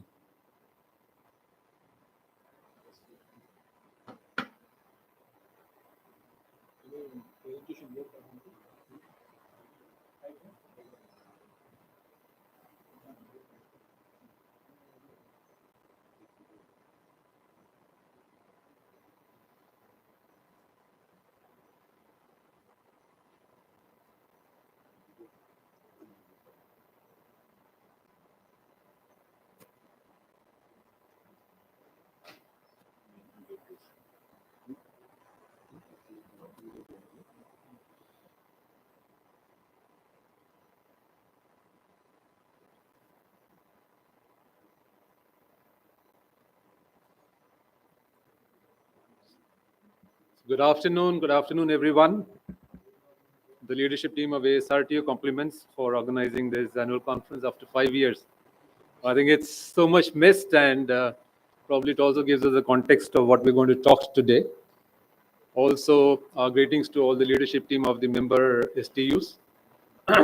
We always look forward to an event where it's possible to engage with each one of you, understand each other, and always look for opportunities to collaborate and improve each other's way of working.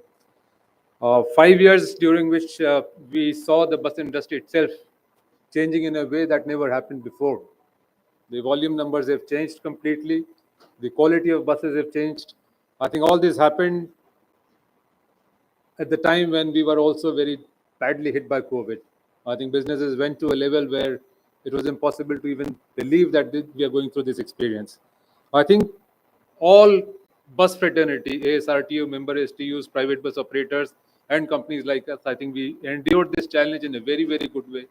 And it's time for us to come back and share the platform with you and also update you about some of the changes that we have gone through in our world, the Volvo Eicher world. We are now celebrating as VE Commercial Vehicles. As VE Commercial Vehicles, we are celebrating our 15th year of joint venture. Volvo Group and Eicher had come together 15 years back and set up a joint venture for business in India on commercial vehicles. Quite important for me to mention that this is possibly one of the best joint ventures in the auto space in India. And not only that, even for Volvo globally, there has not been a joint venture as successful as that. 15 years, going strong. It's only possible because both companies have values they bring on the table, share information openly, bring knowledge on the table, and Volvo Group has been very, very confidently giving us inputs on the technology to move forward. You may have noticed already that every time there is a technological shift, when we are moving from BS4 to BS6, OBD1 to OBD2, implementation of new safety norms, almost always Eicher and Volvo are the first companies to be ready with it. And that is only possible because we are bringing the best of two worlds together. I will take this time and just give you a little bit of background as well as the work that we do in the joint venture company. In terms of timelines, on the Eicher side, started as a tractor company back in 1959, then moved into Havage collaboration with Mitsubishi Motors and launched, everyone knows this truck, Canter trucks. And then from there on, we acquired the Royal Enfield brand of motorcycles. It was one of the most prestigious acquisition of a two-wheeler business in India, and that today is going great guns. Going forward, on the bus side, along with Mitsubishi, again, we launched the light and medium-duty buses in India. Thereafter, being very, very well known as a light and medium-duty player, we made a big foray with the help of Volvo into the heavy-duty business and started up what could eventually become a joint venture later. Along the way, we decided that we will not focus on everything. We divested our agriculture business, which is the tractor business. We also divested a number of allied businesses then to eventually focus on commercial vehicle business and motorcycle business. And now in 2008, when we made the joint venture, we are happily saying that in the last 15 years, we have taken one more feather in the cap with VECV, then integrating the Volvo bus business in India into the VECV fold. So Volvo bus in 2020, just about 3 years back, we merged the business into VE commercial vehicles. And now within VE commercial vehicles, as Volvo Eicher we commonly say, we have both the brands, Volvo brand of buses as well as Eicher brand of buses. So here's my little opportunity and the effort to share the information with you on that. On the Volvo Group side, you all are aware, but maybe a very quick recap. A group which was founded in 1927, among the leading truck and bus players in the world. We have manufacturing units across 18 countries, almost 200 markets we participate in, and about 100,000 employees. This 100,000 employees on the Volvo side, in addition to something like about 6,000 employees on the VE commercial in India. All along strong businesses, but both brands bring very, very distinct competencies on the table. And that is why I use the word best of both worlds. On Eicher side, we are nimble, market adapted, strong network in India, and we are extremely well known for our engineering capabilities. And on the Volvo side, technology has been the main forte, global experience, and above all, the most strongest aspect of Volvo has been the brand. We are combining both of these to really bring out in India products which are ahead of the industry. And that you have seen already in the buses on the Eicher side as well as on the truck side. As we commercial vehicles, our business is mainly focused on few areas which I mentioned: Eicher's trucks and buses. We have Volvo Trucks in India, which is a very, very strong business, and then Volvo Bus India, where we are one of the strongest brands when it comes to bus business. In addition to that, we commercial vehicles also has a strong engineering components business and also business of power solutions, where we use our capabilities to make gensets and engines for the non-automotive use, like for example, construction equipment industry and tractor industry, for which the engines are going from our plants. So, so what has it done to us in our business? If you see Eicher as a commercial vehicle player, you are all from the STU fraternity mostly, and it is less possible for you to have this kind of an insight into how we have progressed from being a small vehicle player into a very relevant large automotive player today in the commercial vehicle space. In the small buses and trucks, we have moved from 25% market share, something like 13, 14 years back, to about 31%. We are almost at the market leadership position. On big trucks, which is where we entered late, and then we have products which have a lot of technology inputs from Volvo. We are already close to at about 10% from practically not being there in the market. On buses, which is our business, our everyday business, we were almost not there with about 5% market share.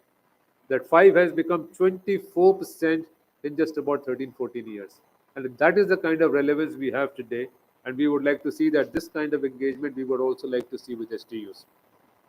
Volvo Trucks, we have the complete market with us. Volvo Bus, we have the complete market with us in those specific categories of the products. What are we doing then? We have, I can say, some of the best manufacturing facilities when it comes to commercial vehicles.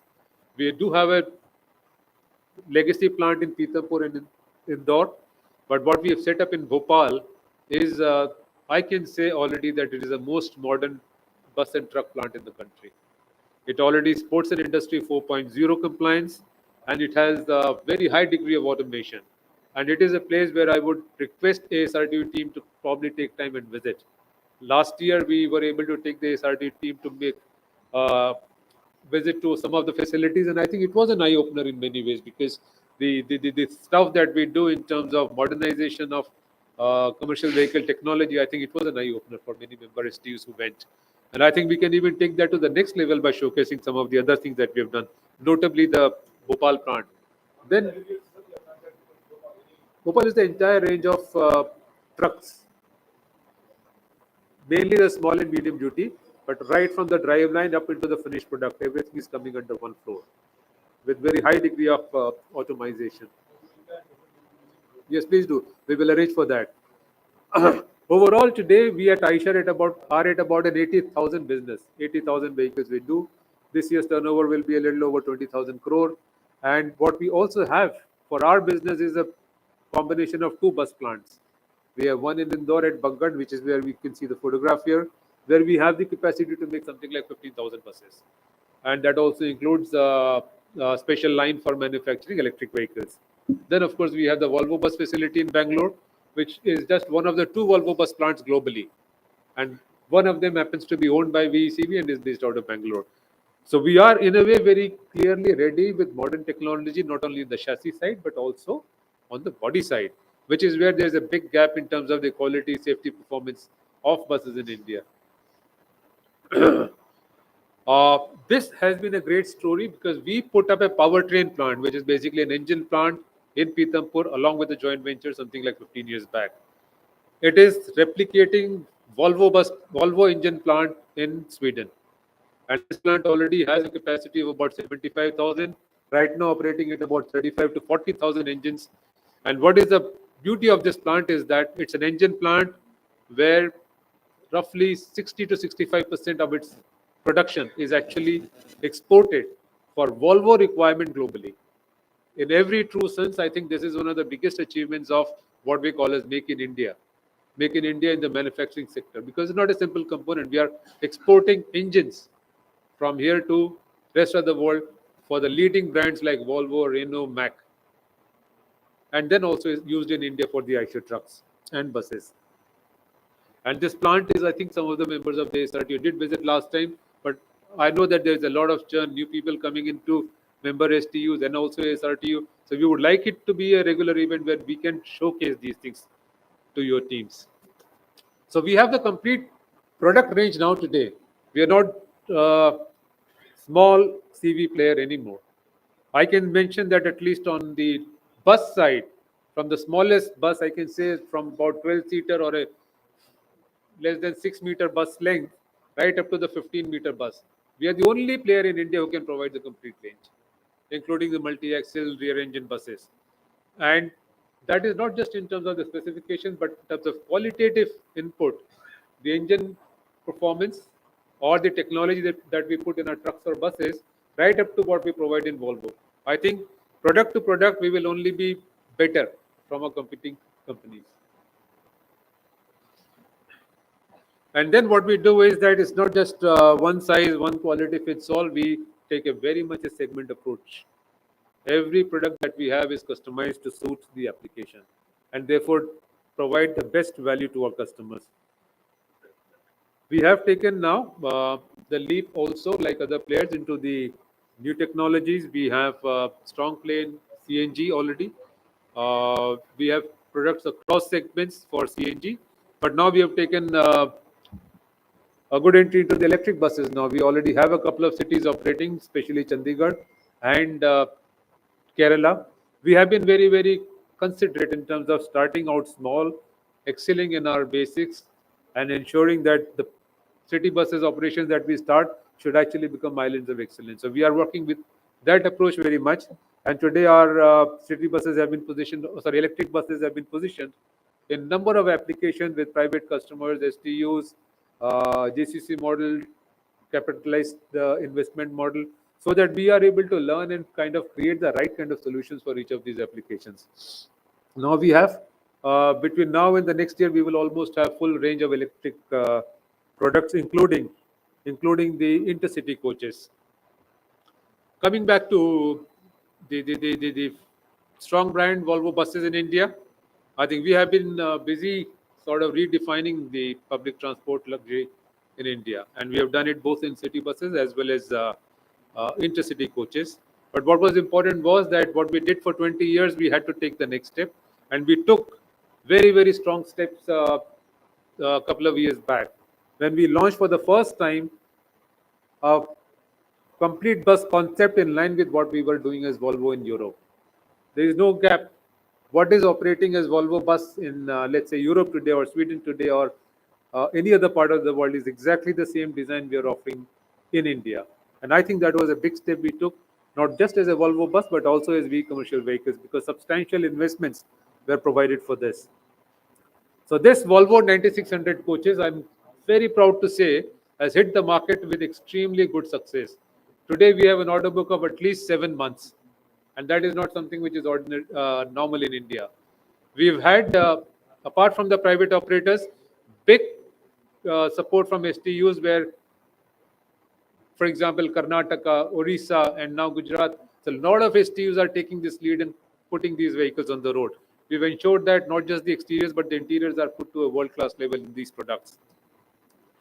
We have also taken a big step to see that we can get the combination of what is a good heavy-duty bus made from India with very, very high quality feature levels on the body side. So the Volvo bus plant that we have at Bangalore, we are also using that with new designs to put a contemporary world-class body on a front engine chassis. And our 13.5-meter Eicher coach is now rolling out from Bangalore plant actually gives you that kind of a confidence and assurance. It's not just any other front engine bus. You can look at the bus. This is actually styled by designers in Sweden to develop and produce a bus which is going to be branded as Eicher. I think that is also the strength of joint venture we have. So, apart from the capabilities and the products, we are well invested in the market. We have a very, very strong footprint of dealer network. And the best part is that we have now today a confidence that we can support you 24/7 anywhere in India. This is another feature I would like to say with a lot of pride that we were the first ones in India to offer complete telematic solutions, connected vehicle services. And it comes with a very high level of uptime guarantee, I can say.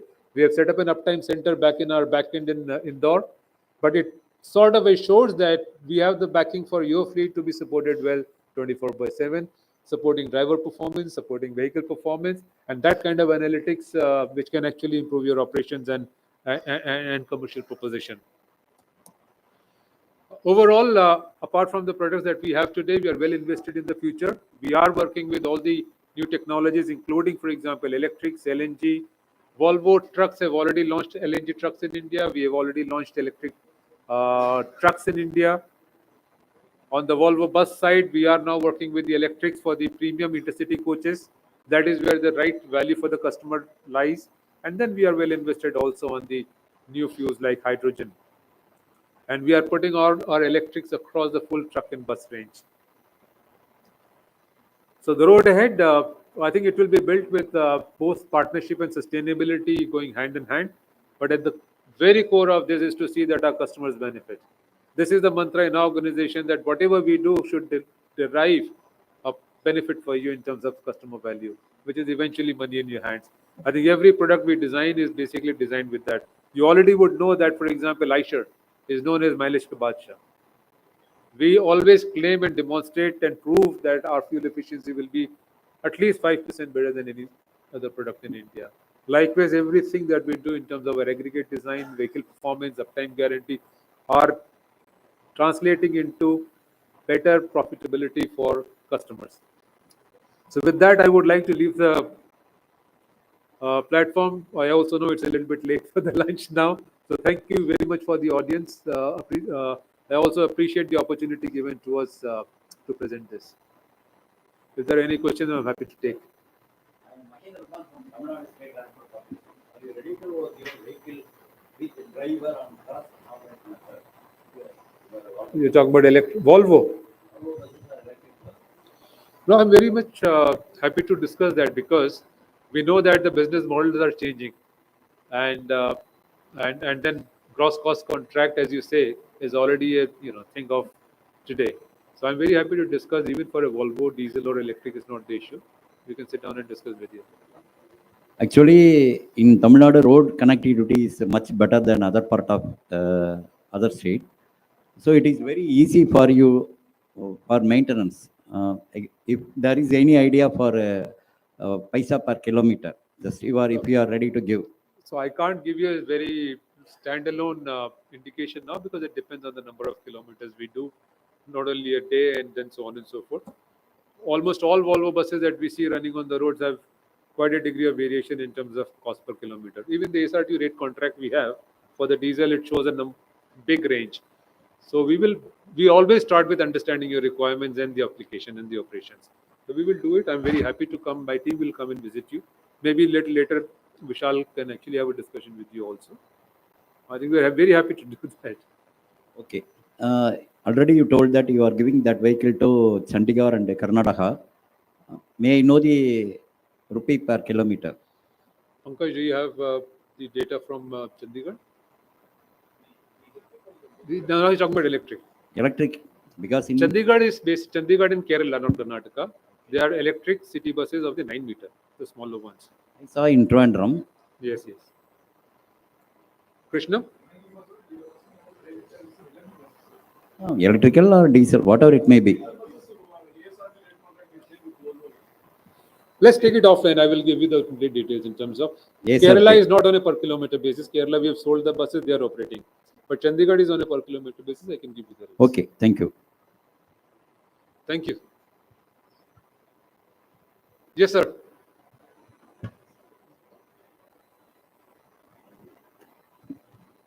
Sir, I am from PMPML Pune. We are going to purchase now 100 buses CNG, 12 meter BRT. Can you participate in that?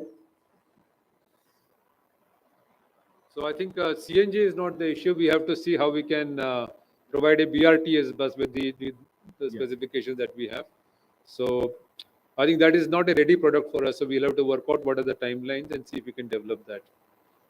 But we don't have a product ready for BRT application on CNG yet.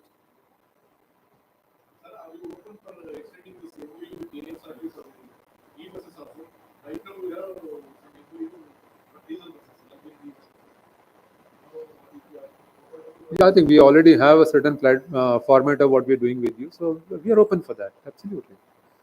I would actually encourage that we should do it. Thank you. No, we'll be happy to do it.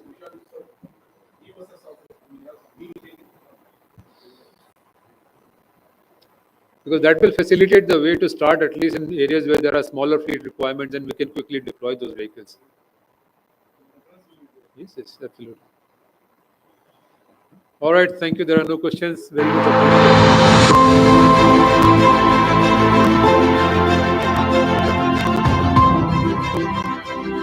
Thank you so much, Suresh Shetty sir and Vishal Chug sir and his team. Now we will break for lunch. The annual conference will be continued after lunch also. Lunch is arranged at two places. One is just outside this hall, one lunch area is there. In continuation to the lobby, another lunch area is also provided to avoid rush and crowd. So please have lunch, and then I request all the STU officers and business partners to join back, because it may take another 30 to 40 minutes to discuss the issues of business partners as well as STUs. So now I request all of you to join for lunch.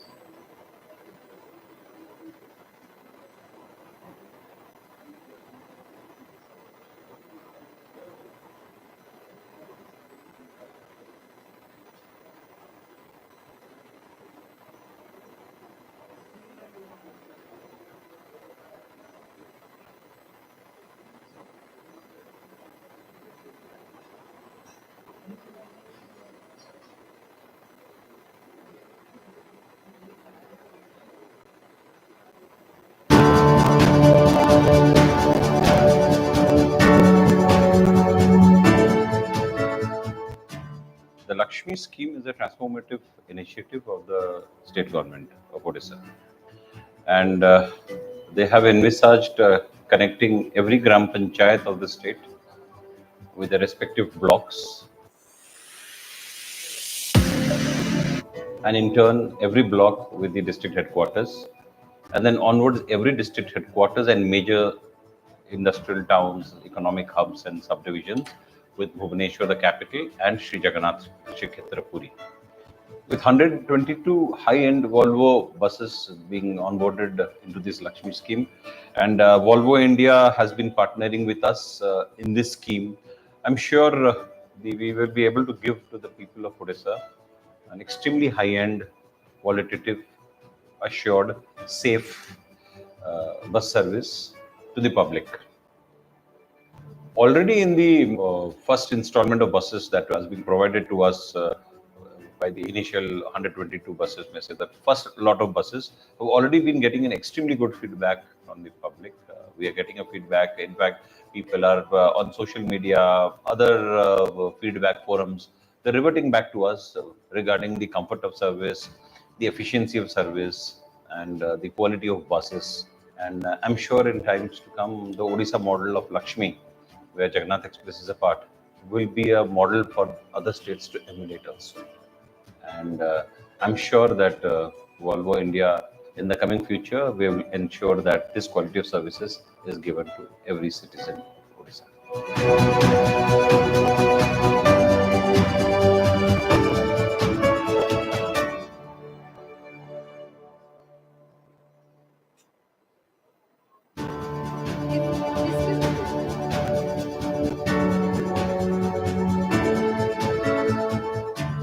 The Lakshmi scheme is a transformative initiative of the state government of Odisha.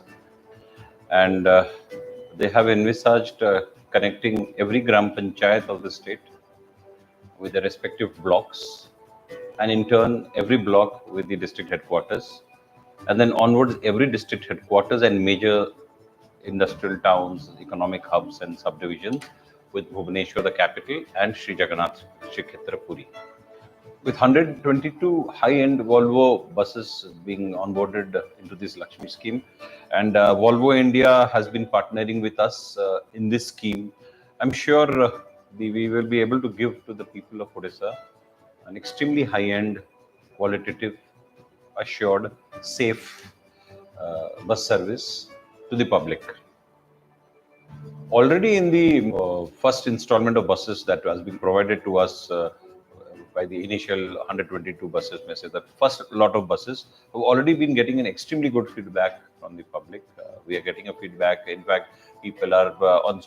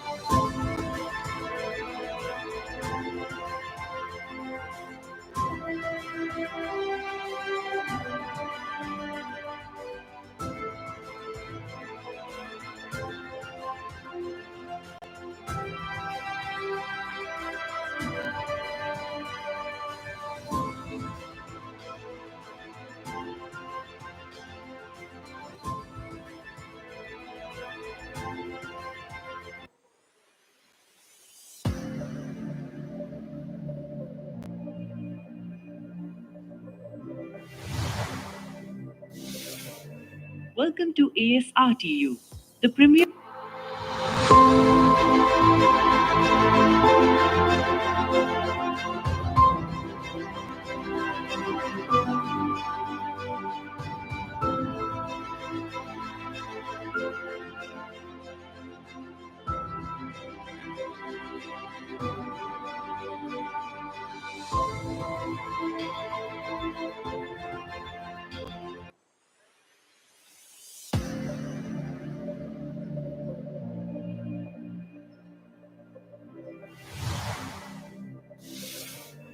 Welcome to ASRTU, the premier organization dedicated to revolutionizing road-based public transport in India.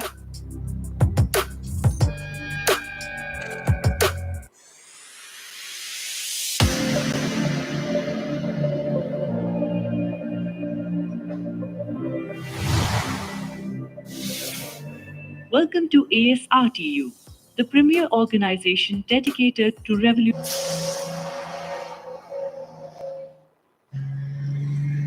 CIRT, the Association of State Road Transport Undertakings, ASRTU, established on 13th August 1965, acts as an apex coordinating body of all state road transport undertakings, SRTUs, working under the Ministry of Road Transport and Highways, Government of India. ASRTU provides a forum for exchange of ideas on best practices and deals with various issues relating to SRTU members, aiming to improve their performance. The Central Institute of Road Transport, CIRT, Pune, is the technical organ of ASRTU. Established in 1967 on the joint initiative of the Association of State Road Transport Undertakings, ASRTU, and the Ministry of Road Transport and Highways, CIRT has been at the forefront of the industry for over 50 years. Every journey on Indian roads deserves to be safe. At CIRT, safety is not just a priority, it's our mission. Offering comprehensive vehicle and component testing, academic training, research, and consultancy, CIRT ensures that the highest safety and performance standards are met. Recognized by the Ministry under CMV rules, CIRT also serves as the Secretariat of Automotive Industry Standards Committee, AISC, for vehicles over 3.5 tons GVW. Our accreditation by Bureau of Indian Standards, BIS, National Accreditation Board for Testing and Calibration Laboratories, NABL, and Scientific and Industrial Research Organizations, CIRO, ensures the reliability and global caliber of our robust testing processes. From pioneering India's first retrofit electric bus to certifying imported electric vehicles to establishing the Bharat NCAP Center, CIRT is leading the charge towards sustainable transportation. Powered by cutting-edge engineering divisions and labs, CIRT dwells in every aspect of vehicle safety. Yet, it's our expert team that truly distinguishes CIRT. With vast experience, they drive innovation in road transport. CIRT conducts management development programs covering general management, transport operations, road safety, and maintenance engineering for professionals in transport sector. The Institute's spacious, verdant campus, residential and recreational facilities provide backdrop for serious study and intellectual pursuits. The Research and Consultancy Center at CIRT deals with various research and consultancy projects, including the preparation of DPR and procurement of e-buses for STUs and municipal transport corporations. Further expanding our impact, CIRT has established the pilot project of the Institute of Driving, Training and Research, IDTR, within its campus. The IDTR leverages advanced simulators and innovative driving testing systems to enhance the skills of trainees to improve road safety. Bharat NCAP is a new car safety assessment program which proposes a mechanism of awarding star ratings to automobiles based upon performance in crash tests. Bharat NCAP is a voluntary program introduced by MORTH for safety ratings of the vehicles. CIRT is identified as the designated agency for command and control of this program. The Bharat NCAP Assessment Awards star ratings from 0 to 5 stars. Currently, the program is applicable in M1 category of vehicles. Incorporating these initiatives seamlessly into our existing framework, CIRT continues to uphold its mission of promoting safety, efficiency, and sustainability in the transportation sector. CIRT.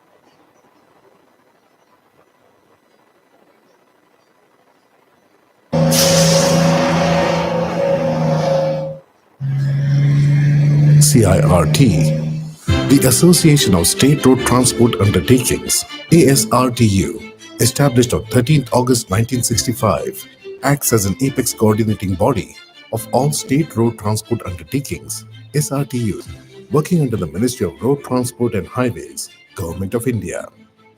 ASRTU provides a forum for exchange of ideas on best practices and deals with various issues relating to SRTU members, aiming to improve their performance.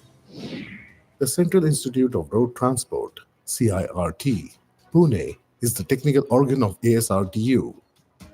Established in 1967 on the joint initiative of the Association of State Road Transport Undertakings, ASRTU, and the Ministry of Road Transport and Highways, CIRT has been at the forefront of the industry for over 50 years. Every journey on Indian roads deserves to be safe. At CIRT, safety is not just a priority, it's our mission. Offering comprehensive vehicle and component testing, academic training, research, and consultancy, CIRT ensures that the highest safety and performance standards are met. Recognized by the ministry under CMB rules, CIRT also serves as the Secretariat of Automotive Industry Standards Committee, AISC, for vehicles over 3.5 tons GVW. Our accreditation by Bureau of Indian Standards, BIS, National Accreditation Board for Testing and Calibration Laboratories, NABL, and Scientific and Industrial Research Organizations, CIRO, ensures the reliability and global caliber of our robust testing processes. From pioneering India's first retrofit electric bus to certifying imported electric vehicles to establishing the Bharat NCAP Center, CIRT is leading the charge towards sustainable transportation. Powered by cutting-edge engineering divisions and labs, CIRT dwells in every aspect of vehicle safety. Yet, it's our expert team that truly distinguishes CIRT. With vast experience, they drive innovation in road transport. CIRT conducts management development programs covering general management, transport operations, road safety, and maintenance engineering for professionals in transport sector. The institute's spacious, verdant campus, residential and recreational facilities provide backdrop for serious study and intellectual pursuits. The Research and Consultancy Center at CIRT deals with various research and consultancy projects, including the preparation of DPR and procurement of e-buses for STUs and municipal transport corporations. Further expanding our impact, CIRT has established the pilot project of the Institute of Driving, Training and Research, IDTR, within its campus. The IDTR leverages advanced simulators and innovative driving testing systems to enhance the skills of trainees to improve road safety. Bharat NCAP is a new car safety assessment program which proposes a mechanism of awarding star ratings to automobiles based upon performance in crash tests. Bharat NCAP is a voluntary program introduced by MORTH for safety ratings of the vehicles. CIRT is identified as the designated agency for command and control of this program. The Bharat NCAP Assessment Awards star ratings from 0 to 5 stars. Currently, the program is applicable in M1 category of vehicles. Incorporating these initiatives seamlessly into our existing framework, CIRT continues to uphold its mission of promoting safety, efficiency, and sustainability in the transportation sector. CIRT.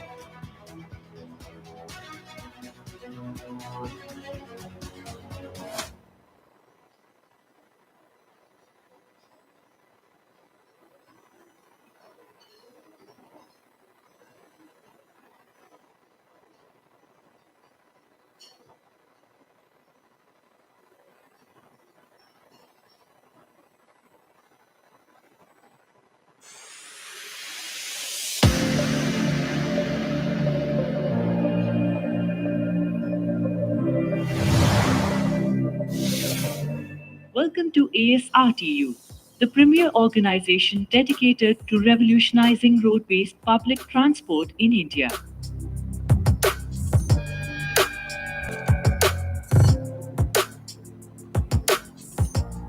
As a multilateral institution operating under the guidance of the Ministry of Road Transport and Highways, ASRTU is committed to enhancing the accessibility, safety, and sustainability of transportation nationwide. ASRTU team works under the mentorship and guidance of Secretary RT and H, Government of India, who is also the ex officio president. ASRTU core team comprises Executive Director, who leads the team, with the support of Director Technical, being the head of Technical Wing, and the Director CIRT, who is the Chief of CIRT. The team driving the mission forward with a focus on collaboration with state governments, original equipment manufacturers, OEMs, and national and international transport entities. ASRTU stands as a beacon of innovation and progress in the realm of public transit.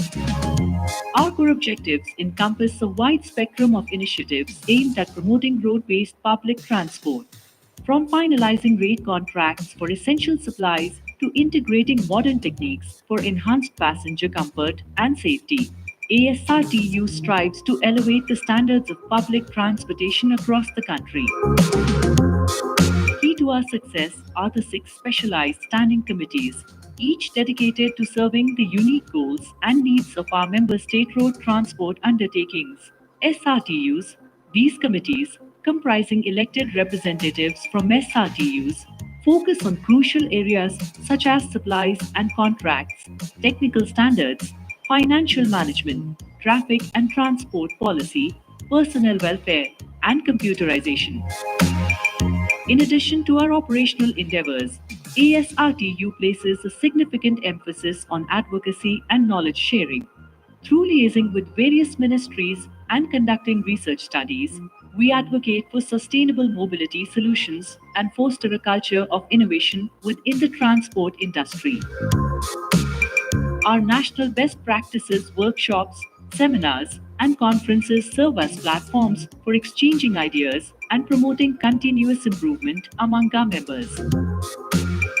As we embrace the future of transportation, ASRTU is fully committed to the electrification of public transit. With support from the Government of India and initiatives like FAME 1 and FAME 2, we are driving the transition from diesel-powered buses to electric vehicles. By prioritizing environment-friendly solutions and last-mile connectivity, we aim to make public transport more accessible and attractive to commuters nationwide. On frequent intervals, we also introduced importance of road safety and honor and award SRTU's drivers those have zero accident in their 25 years of accident-free service records. Our vision is clear: to provide world-class road-based public transport services that rival personal transportation options. By delivering comfort, reliability, and sustainability, we seek to inspire a shift towards public transit, leading to environmental conservation and reduced congestion on our roads. Join us on this journey towards a brighter, more connected future for transportation in India. Together, we can build a nation where public transport is not just a mode of travel, but a symbol of progress and sustainability for generations to come.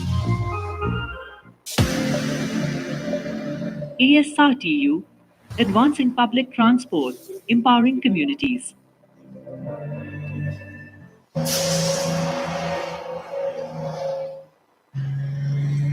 CIRT, the Association of State Road Transport Undertakings, ASRTU, established on 13th August 1965, acts as an apex coordinating body of all state road transport undertakings, SRTUs, working under the Ministry of Road Transport and Highways, Government of India.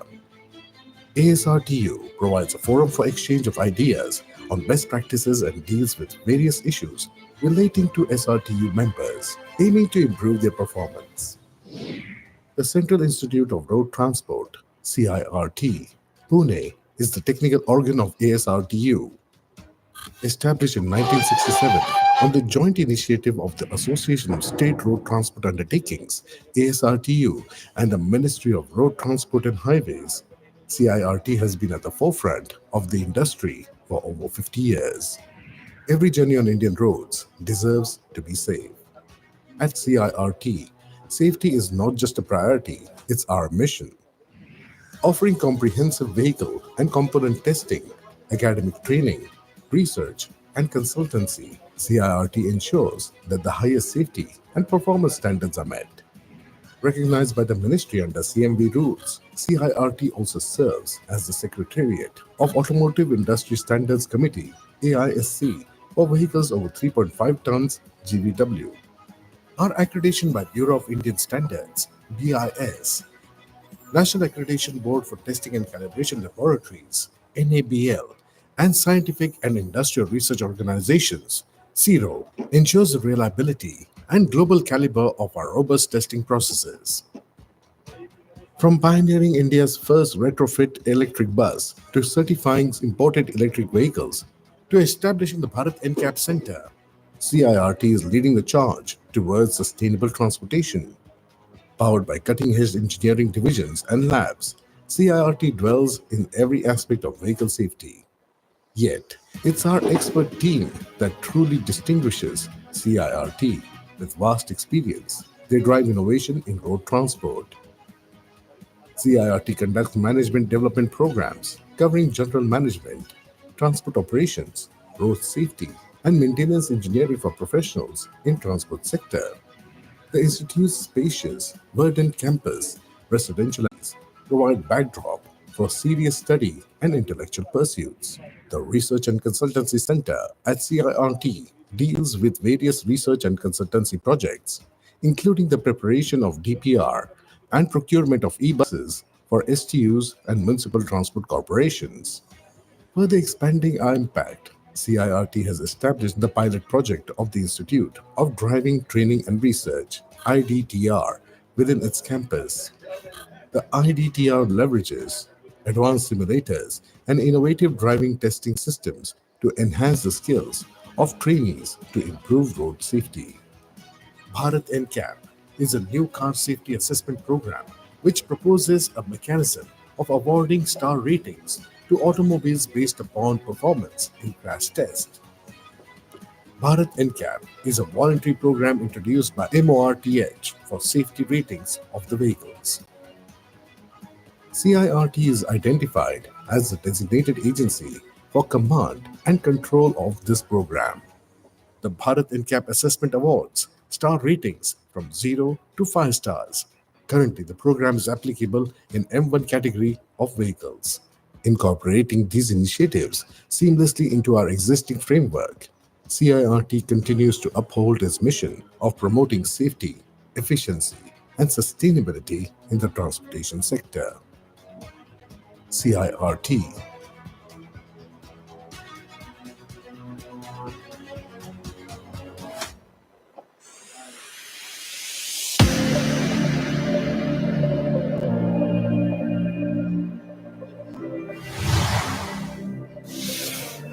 Welcome to ASRTU, the premier organization dedicated to revolutionizing road-based public transport in India.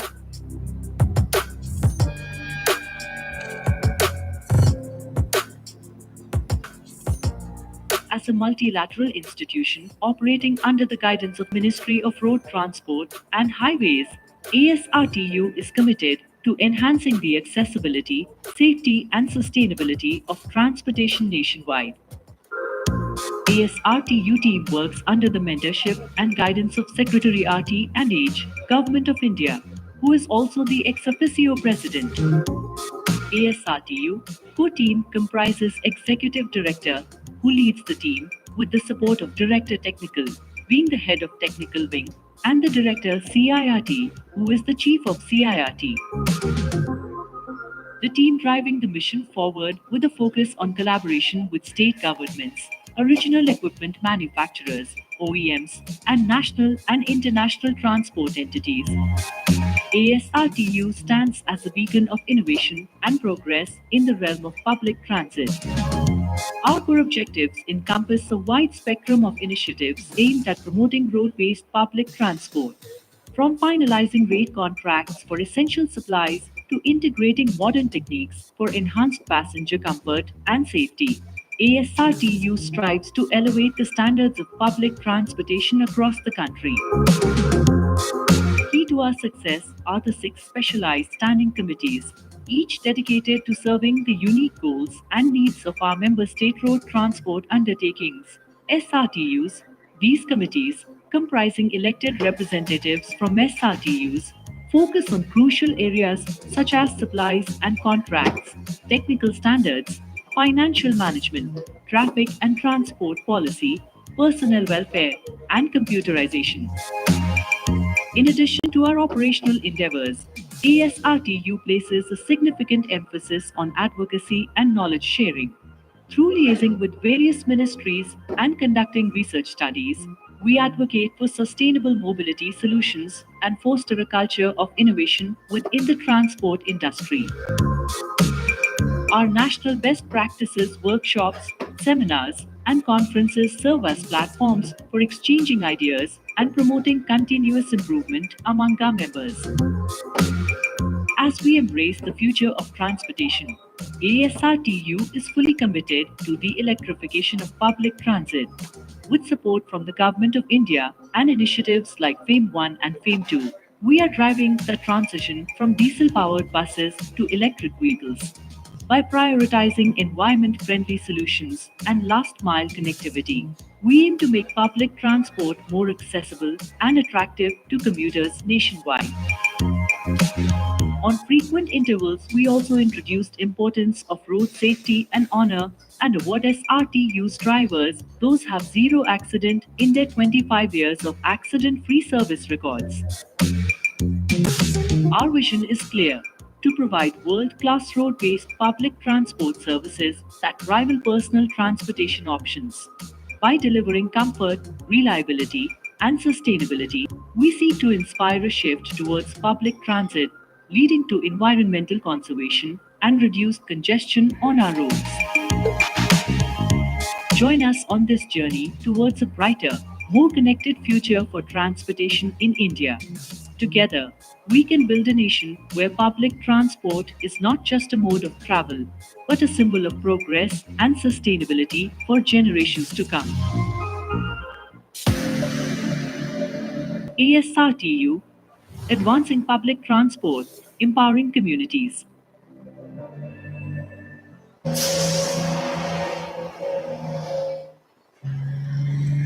CIRT, the Association of State Road Transport Undertakings, ASRTU, established on 13th August 1965, acts as an apex coordinating body of all state road transport undertakings, SRTUs, working under the Ministry of Road Transport and Highways, Government of India. ASRTU provides a forum for exchange of ideas on best practices and deals with various issues relating to SRTU members, aiming to improve their performance. The Central Institute of Road Transport, CIRT, Pune, is the technical organ of ASRTU. Established in 1967 on the joint initiative of the Association of State Road Transport Undertakings, ASRTU, and the Ministry of Road Transport and Highways, CIRT has been at the forefront of the industry for over 50 years. Every journey on Indian roads deserves to be safe. At CIRT, safety is not just a priority, it's our mission.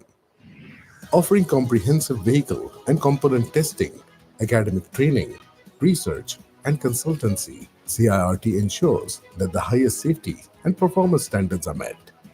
Recognized by the ministry under CMV rules, CIRT also serves as the Secretariat of Automotive Industry Standards Committee, AISC, for vehicles over 3.5 tons GVW.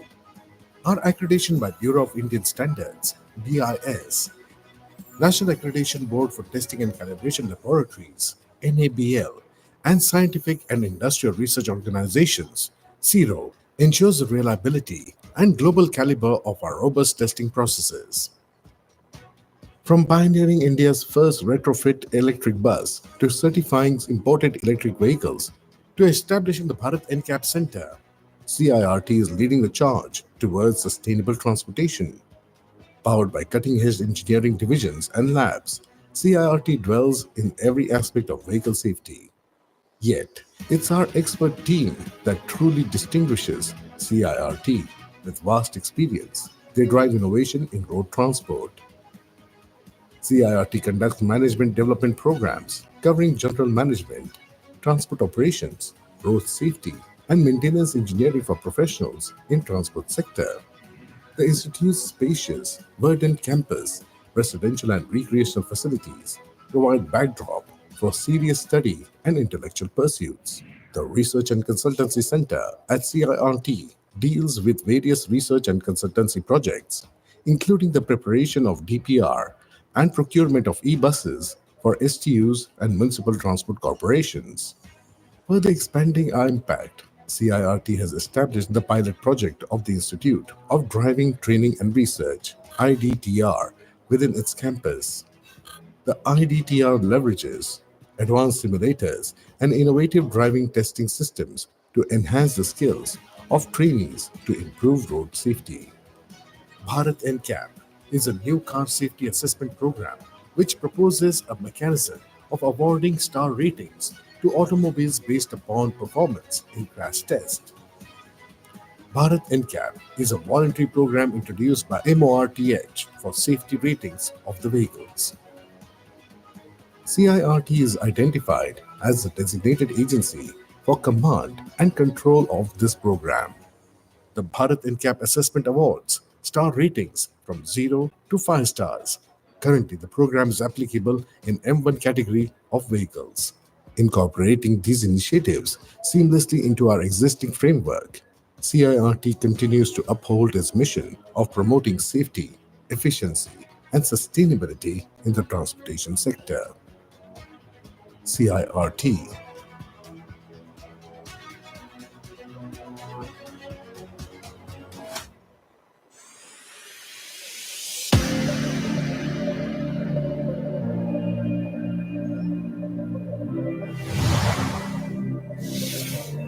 Welcome to ASRTU, the premier organization dedicated to revolutionizing road-based public transport in India.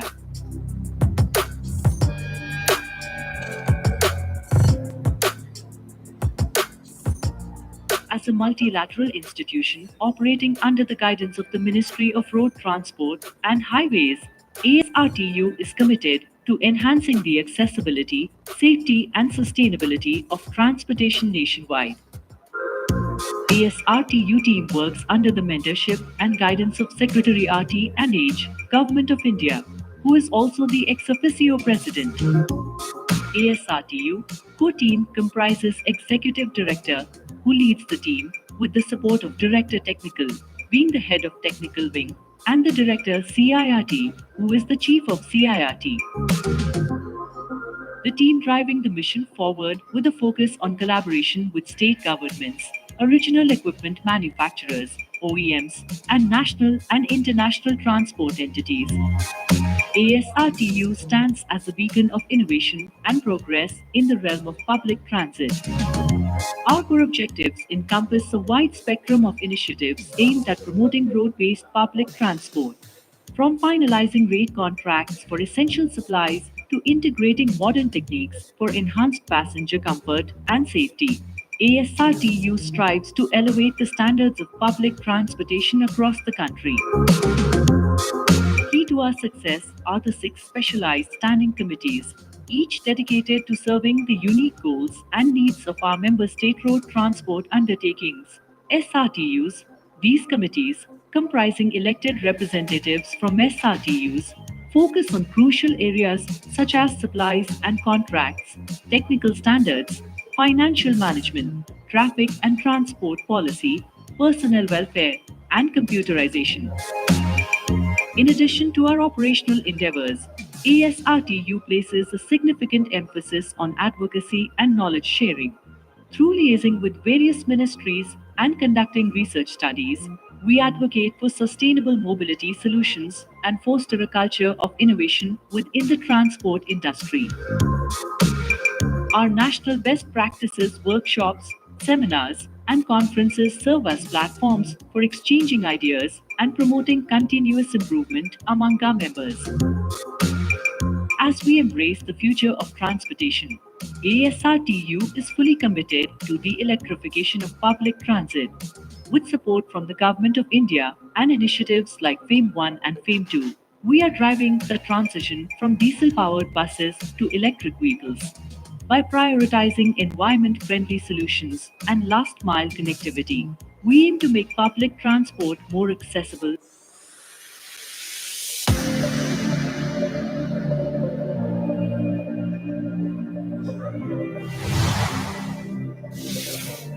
Welcome to ASRTU, the premier organization dedicated to revolutionizing road-based public transport in India.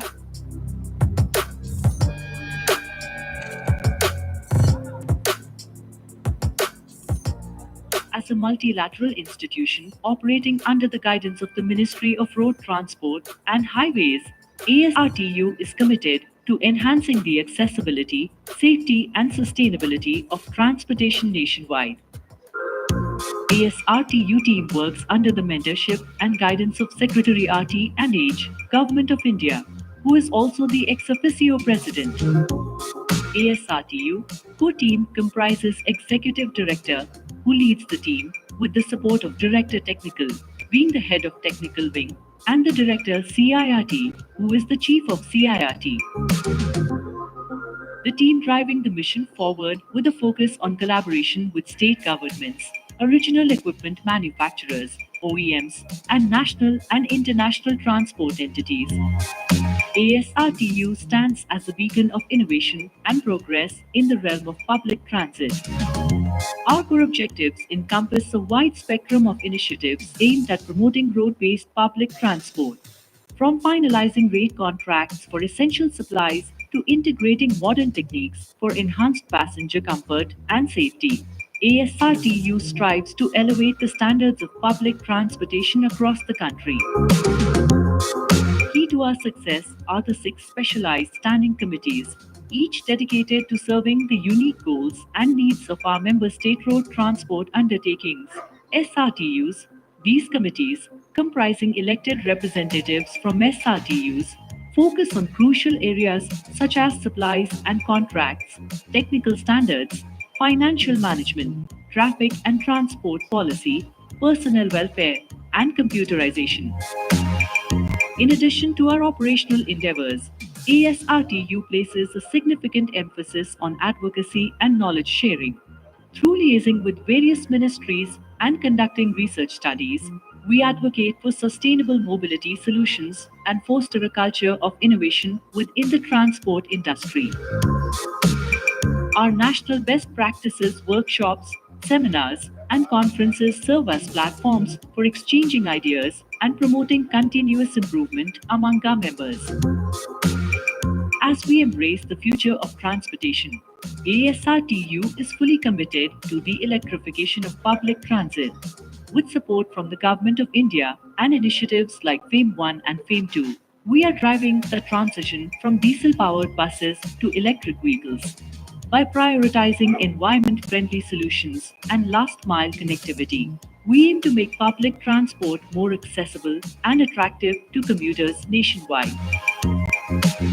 On frequent intervals, we also introduced importance of road safety and honor and award SRTU's drivers those have zero accident in their 25 years of accident-free service records.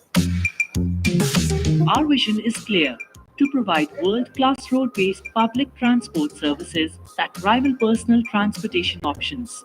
By delivering comfort, reliability, and sustainability, we seek to inspire a shift towards public transit, leading to environmental conservation and reduced congestion on our roads. Join us on this journey towards a brighter, more connected future for transportation in India. Together, we can build a nation where public transport is not just a mode of travel, but a symbol of progress and sustainability for generations to come. ASRTU, advancing public transport, empowering communities.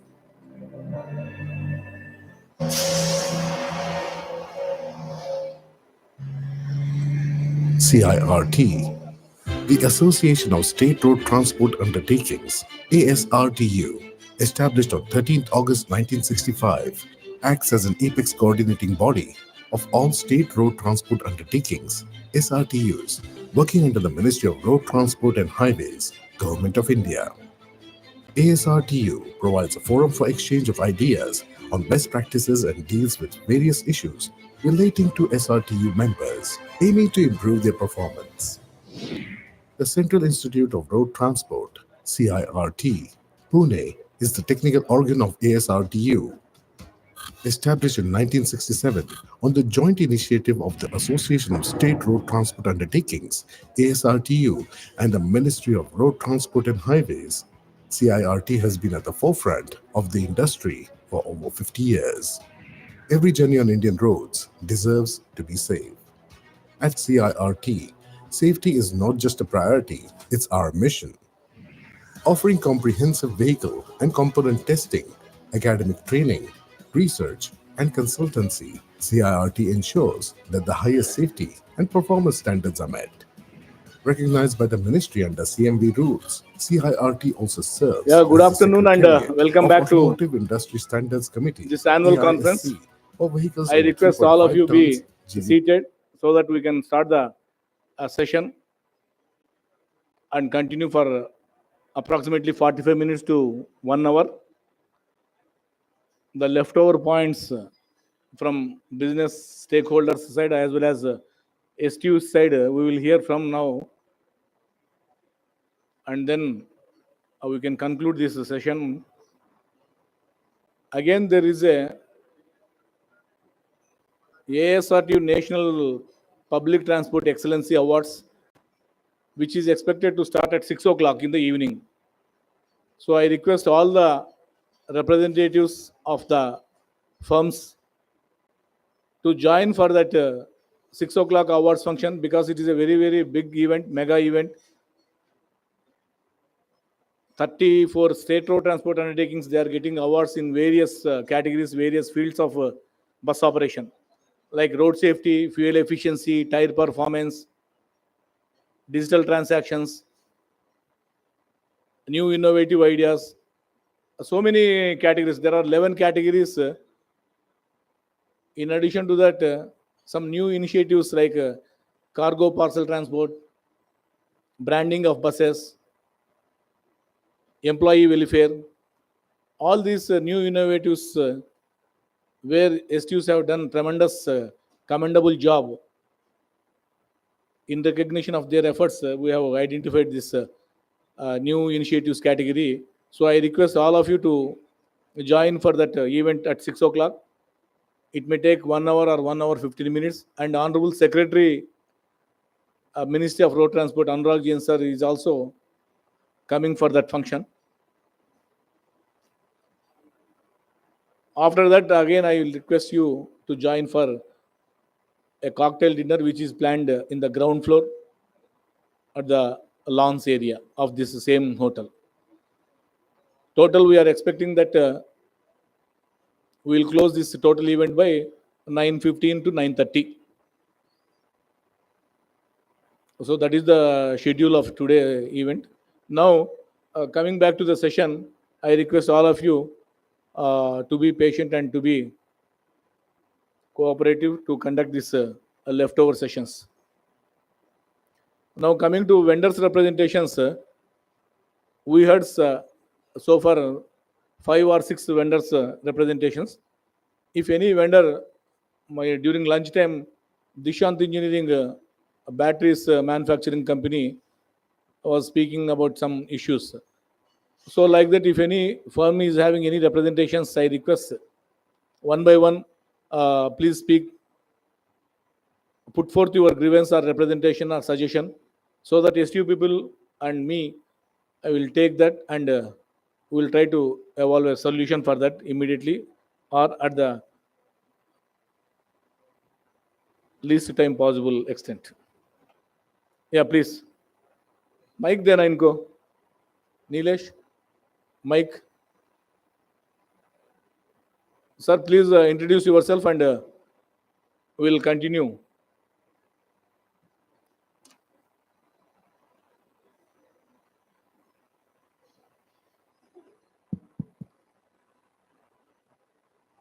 Hello, everybody. Thank you so much, sir, for giving this opportunity. I'm representing Dishant Engineering Works. We have rate contract for automotive batteries and we supply to different STUs as well. I have few issues which I think most of us have the same dilemma. First one being rebate. We operate in tender basis even after getting the rate contract from ASRTU. There are again tenders from different STUs. So the qualifying criteria for the individual STU maybe can be if you have to be necessarily rate contract holder, or you have to have a turnover, let's say 200 crore, 300 crore, whatever. We are an MSME unit. We don't fall into that turnover criteria, but we have rate contract. So the thing is, if we lose that tender because of the secretarial rebate that we need to pay, we have instances where we have lost tender worth 50 crores. Had we got it, had we backed that order, then ASRT would have also enjoyed that secretarial rebate. So I would like to request ASRTU to reconsider the secretarial rebate percentage or fix some amount for rebate per month, let's say 25,000, 50,000, whatever you think, right? So that we don't lose orders. Second thing is implementation of MSME benefits, which Government of India is also giving benefits to MSMEs. Like there is a criteria of 25% order to be provided to MSME, which is not happening in most of the STUs. We are L2 by mere difference of rupees 5 for a 2 crore, 3 crore tender for 5 rupees per unit. We are losing tenders and we are not getting counter offers for 25%.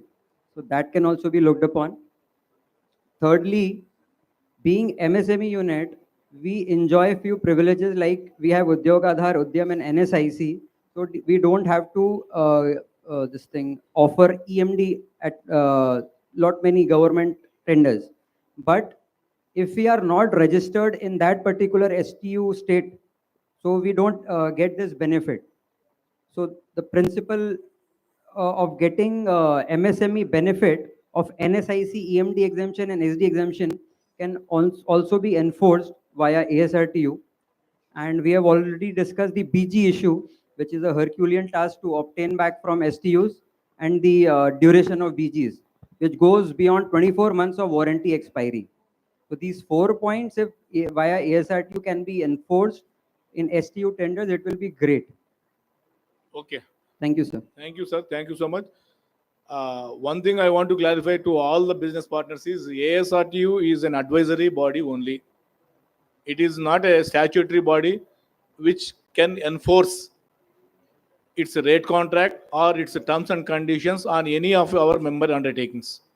It is very sorry, but I have to announce this. Yeah, completely understandable, sir. So, we seek so some, your requests are genuine, definitely. we seek But some. STUs, they have their own procurement policies. They have their own pre-qualification criteria as decided by some expert committee or board. So it is up to the STUs to have that pre-qualification criteria, whether turnover or OE tag or MSME or ASRTU RC vendor. Depending upon the criticality of the item, the STUs will decide whether we should go for OEMs only or whether we should go for VMs only or some turnover criteria should be there. So try to understand the situation, please. Completely understandable, sir. Agreed. If some advisory or some recommendation can be given from vendors, we have that to. recommendation always already we are giving. Every standing committee, definitely we are requesting STUs to follow ASRT rate contracts in view of certain felt advantages. Morning also we discussed. But anyway, definitely, again, your request will be taken up in appropriate forums. Don't worry. Thank you so much.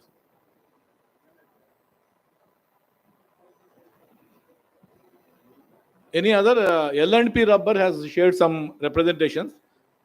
Anyone from L&P Rubber?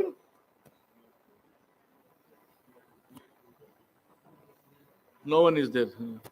Hello. Sir, I have a question. Indiloop Petrol Specialties Limited. Anyone is there from Indiloop? No one.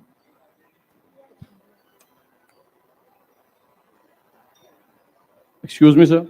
I have a query. I am from PRTC department. Yeah. That's a corporation in Punjab. Yeah, please, sir. How the ASRTU rates of spare parts like companies like Ashok Leyland are arrived at by ASRTU? What is the process? Which process do you follow at arriving at those rates? Actually, I didn't get your question, sir. Can you please come again?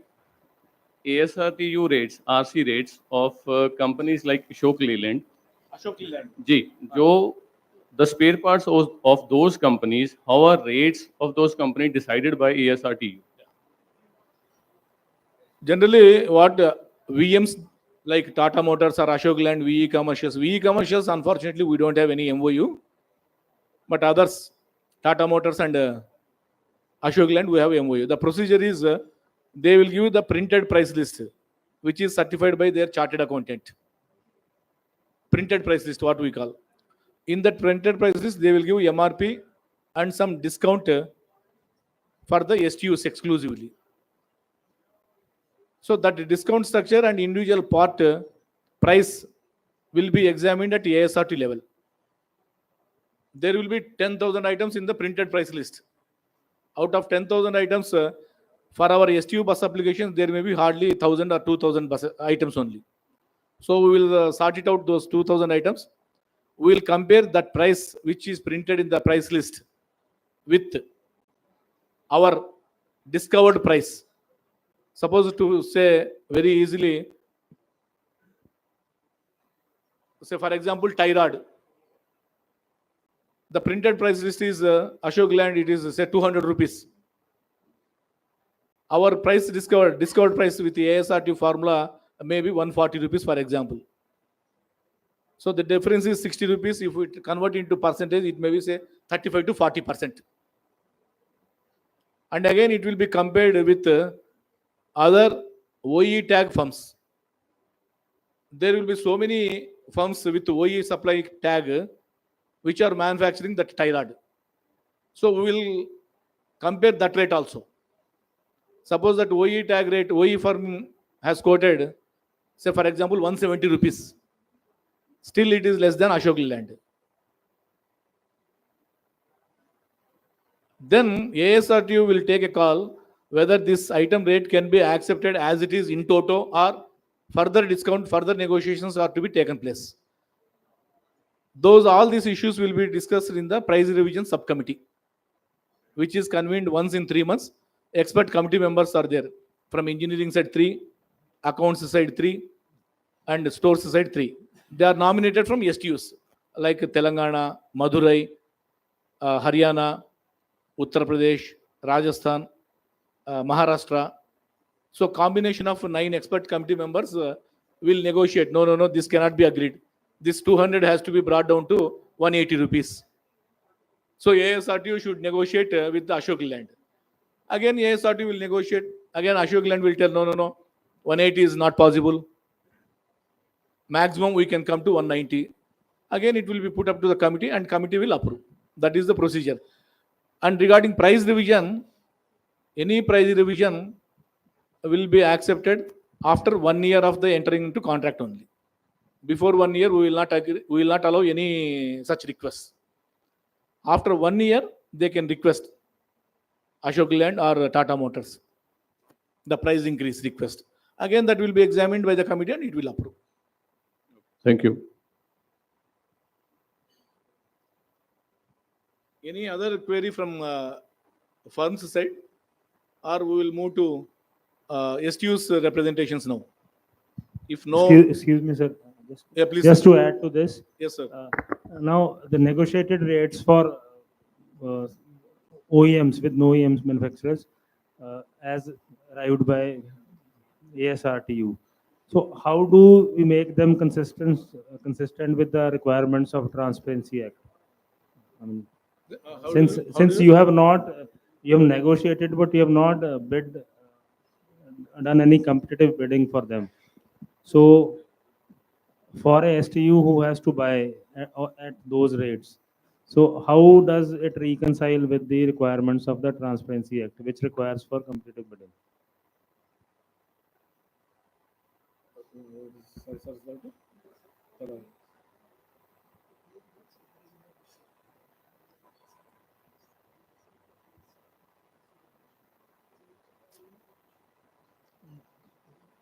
Sir, for VMs, we don't invite any bids. Even for OEMs also, there is a special privilege for them.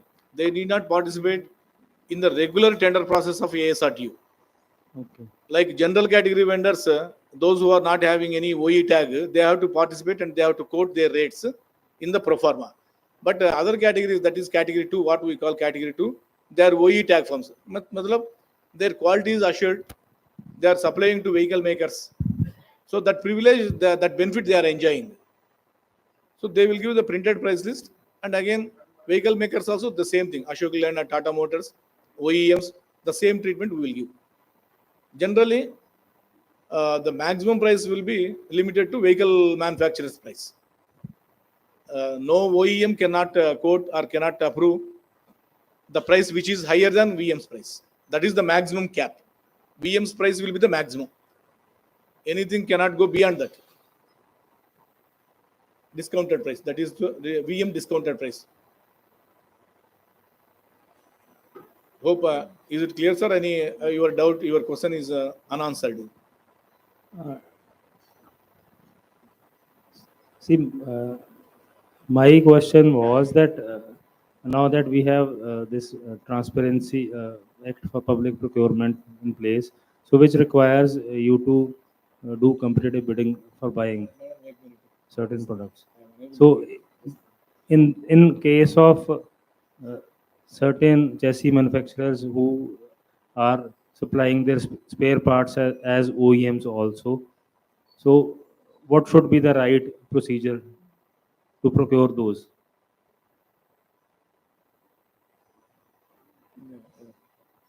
Doubt क्या है sir का? हाँ?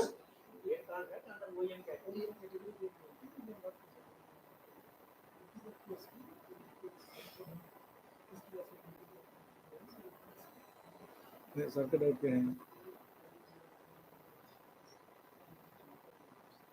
Yeah, sir, I think already I clarified that OEM's price will not be tabulated, will not be compared along with the other general category vendors. That is the policy of the ASRT. We will not compare, we will not tabulate the rates of OE category firms and VM category firms. So we kind of consider them to be a proprietary It is up to the individual STU to take a call.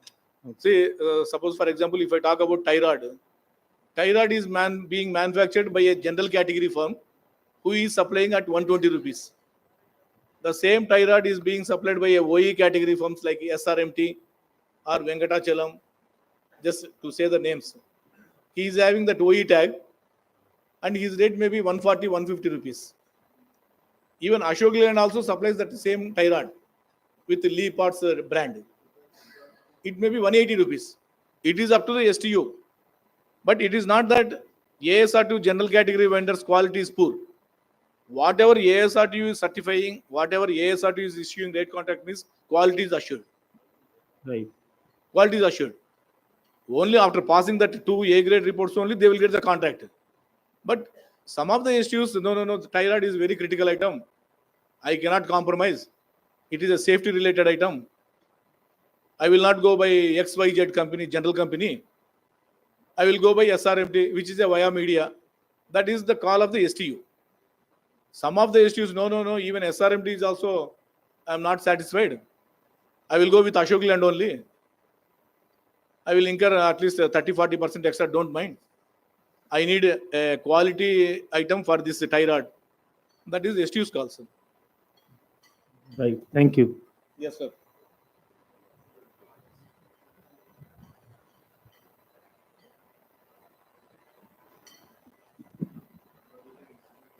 So now we'll go through some of the issues shared by STUs. We received the representation from Karnataka State Road Transport Corporation, KSRTC.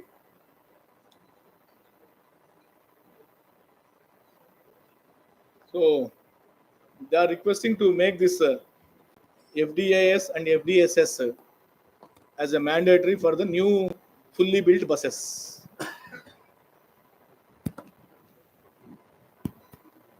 Can I have the comments from Tata Motors? Is it possible? Under AS 153, it is one of the safety related requisite criteria. Now KSRTC has given this suggestion to advise the vehicle makers to make it mandatory for the new buses also.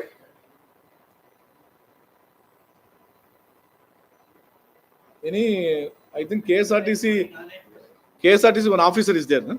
Yeah. Oh, nice. Mike, Lily. And this time, the rainfall was about only 40-50% in Karnataka. So naturally, the temperature rise is at least 2 to 3 degrees more. So we have requested for this compulsion, FDAs or FDSs. For the new buses. Yeah, for the new buses which are going to be. Sir, you are telling something, sir.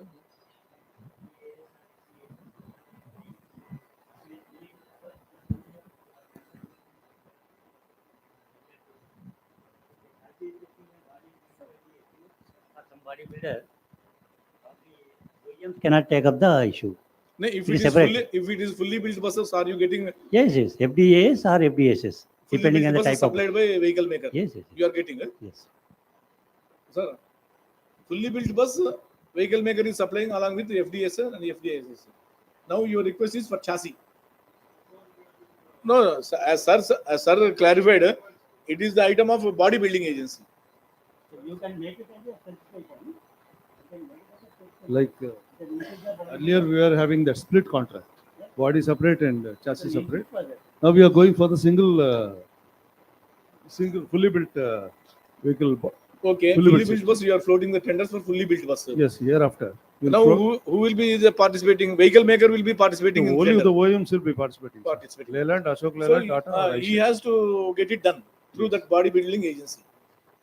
Yes. If he is the successful tender, then he has to coordinate with the bodybuilding agency and he has to get that FDAS. Yeah.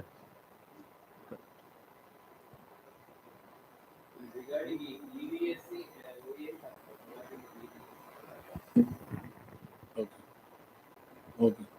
Sir.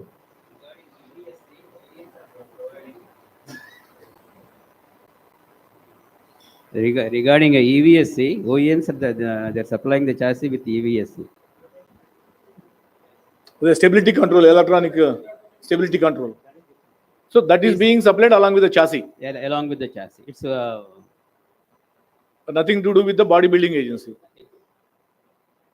I think, sorry, is it okay? Okay, let's. Andhra Pradesh State Road APSRTC has given some representation to ASRTU requesting to formulate specifications for the following OE items: malleable components, filters, rubber and rubber parts, center bolts, bearings, oil seals, and shock absorber. That is the one request they made. the Second request, non-supply of spare parts within time from Tata Motors and Ashok Leyland. Especially now the scrap policy is 15 years.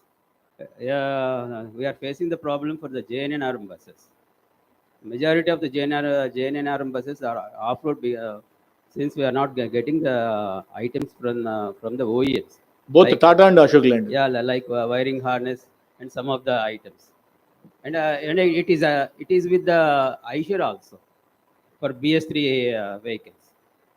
So OEMs, they must take care of the supplied chassis for minimum 15 years. 15 years is the mandatory scrapping policy.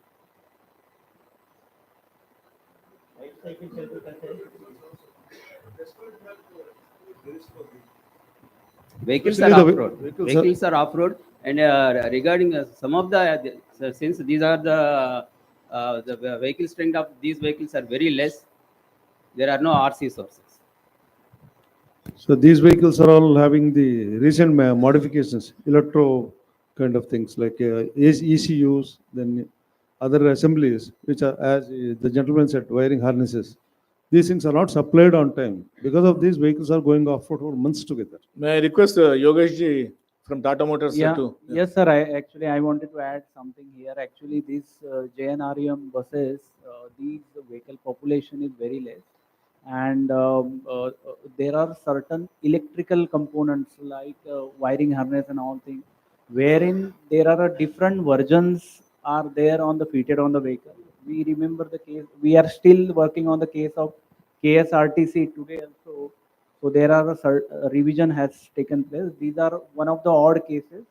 But for APSRTC, I just wanted to understand where we need to improve, because APSRTC, our supply is very smooth in terms of the spare part. And barring few cases, I can accept. But if something is critical, we will work it on, sir.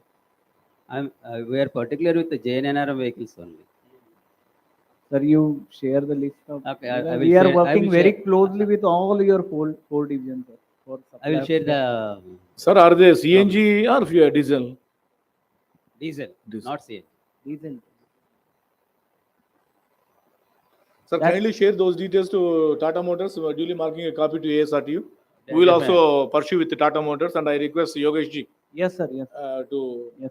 take this issue on priority and resolve this issue. Huh? Yes, sir. Yes. And Kishore, one more issue. It's not pertains to the problems.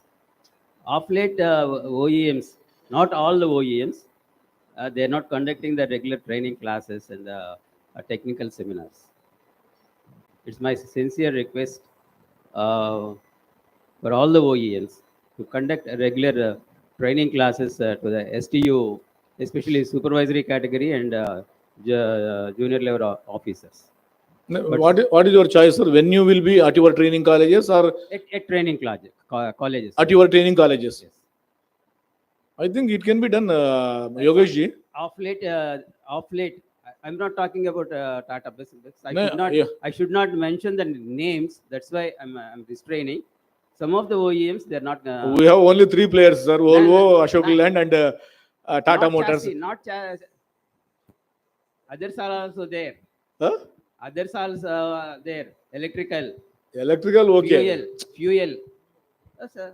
We are facing problem, especially electrical. No, let us hear from Premnath is there and Sir, Yogesh is there from. I wanted to add again one thing for a spare part. We have been conducting a regular quarterly sessions with all of your store officer and all people. No, Yogesh ji, And Sarga request not on spare parts. I'm- Training on vehicle maintenance and vehicle upkeep. My complaint is not with the Tata and Ashok Leyland. Other OEMs are also there. Yes. Electrical buses. Especially electrical. And also Bosch. So I'm forced to name them. So problem is with Bosch. Bosch also. Sir, Bosch.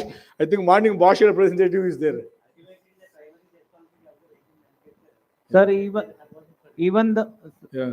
sir, even as a Tata Motor, we can facilitate all these programs, sir. We can work it out the whole yearly plan for No, definitely, sir. training your staff. No, That is yeah, possible.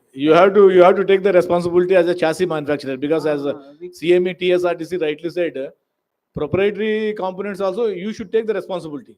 We cannot go to Madras Engineering for brakes. We cannot go to Bosch for FIP. Sir, we can coordinate with these suppliers and we will get it done for you. That's we can assure as Please, a please make a note and resolve the issues. Yes. Premnath ji from Ashok Leyland. Sir, I escalate this matter to our training center. First, we'll review the current table, and if something has to be added up, we'll add it up. And Yeah, we'll yes. ask the whole Morning, team to come and meet you. That will he be is good. Mr. Premnath representing Ashok Leyland. Morning, he assured me that there are a lot of changes in Ashok Leyland team, which is supplying buses or spare parts to STUs. Definitely from tomorrow onwards, you will be seeing a lot of change. That was his assurance. So hope that there will be a positive change from Ashok Leyland side also. Volvo Eicher, I think, though their fleet is small, they are ready to organize any training program at any place as per our convenience. Morning, Suresh sir also, he was requesting to visit their Bhopal plant for as a technical exposure. Last year, we had indoor plant visit. Similarly, I think Pankaj ji is there. Sir, if you can assure that some training programs at STU's training colleges, if you can arrange for mechanics, supervisors, or junior managers. Yes, we are open, sir. We can discuss. Thank you. Thank you so much. So all STUs, I think you can make a request directly to the vehicle makers, duly marking a copy to ASRT. We will also pursue. Right now, VE commercials, they have assured. Tata Motors also, I think Yogesh ji, you are also assured. Premnath ji, some doubt. He will take up the issue with his higher ups and he will come back to you. But hopefully, I think he will also say yes. Regarding specifications, I think, sir, you are very much aware that specifications are formulated as a general specifications. We will formulate generally CRT. Anyone from CRT? CRT से नीलेश किसी को बुलाना. So just whatever knowledge I have with testing and CRT, I will try to clarify, sir. For example, filters. Generally, filter specifications are formulated, and in that specification schedule, 10 or 12 part numbers will be mentioned. If it is Ashok Leyland or Tata Motors, say 5+5, for example, I am telling. If it is a air filter, whatever it is, even fuel filter also. But actual filters, what we are using in STUs will be not less than 200. If you take air filters, there are 200 types of air filters, not types, part numbers. There will be 200 different part numbers of air filters. Similarly, in fuel filters also, there will not be not less than 200 part numbers in fuel filters. But it is not possible for CART, for any technical team, any committee to formulate a unique specification for each part number. It is not possible. So in that specification schedule, what CRT mentions is these are the part numbers covered in this specification schedule. They will give 6 or 7 part numbers. F1, 2, 3, 4, 5, 6, 7. F3, 4, 5, 6, 7, 8. Like that. They will give part numbers. Generally, STUs shell and STUs have to send the samples for testing covering those part numbers only. Then only it will be very smooth transaction. There will not be any confusion between the STU and the vehicle maker, filter maker and the CART. It will be very clear. If you send any filter with a part number which is not covered in the specification schedule, then CART will ask, this item is not covered in the specification schedule. Kindly confirm whether to test for any other alternate part number or not. Then again they will wait for STU reply. If STU says that okay, you test as per this part number which is available in your test in your specification schedule, give the results. Then they will test and they will give the result whether it is passed or failed. So now, if you want specifications for all 200 filters, it is not possible. Similarly, malleable components. Similarly, center bolts. It is generic specifications will be there.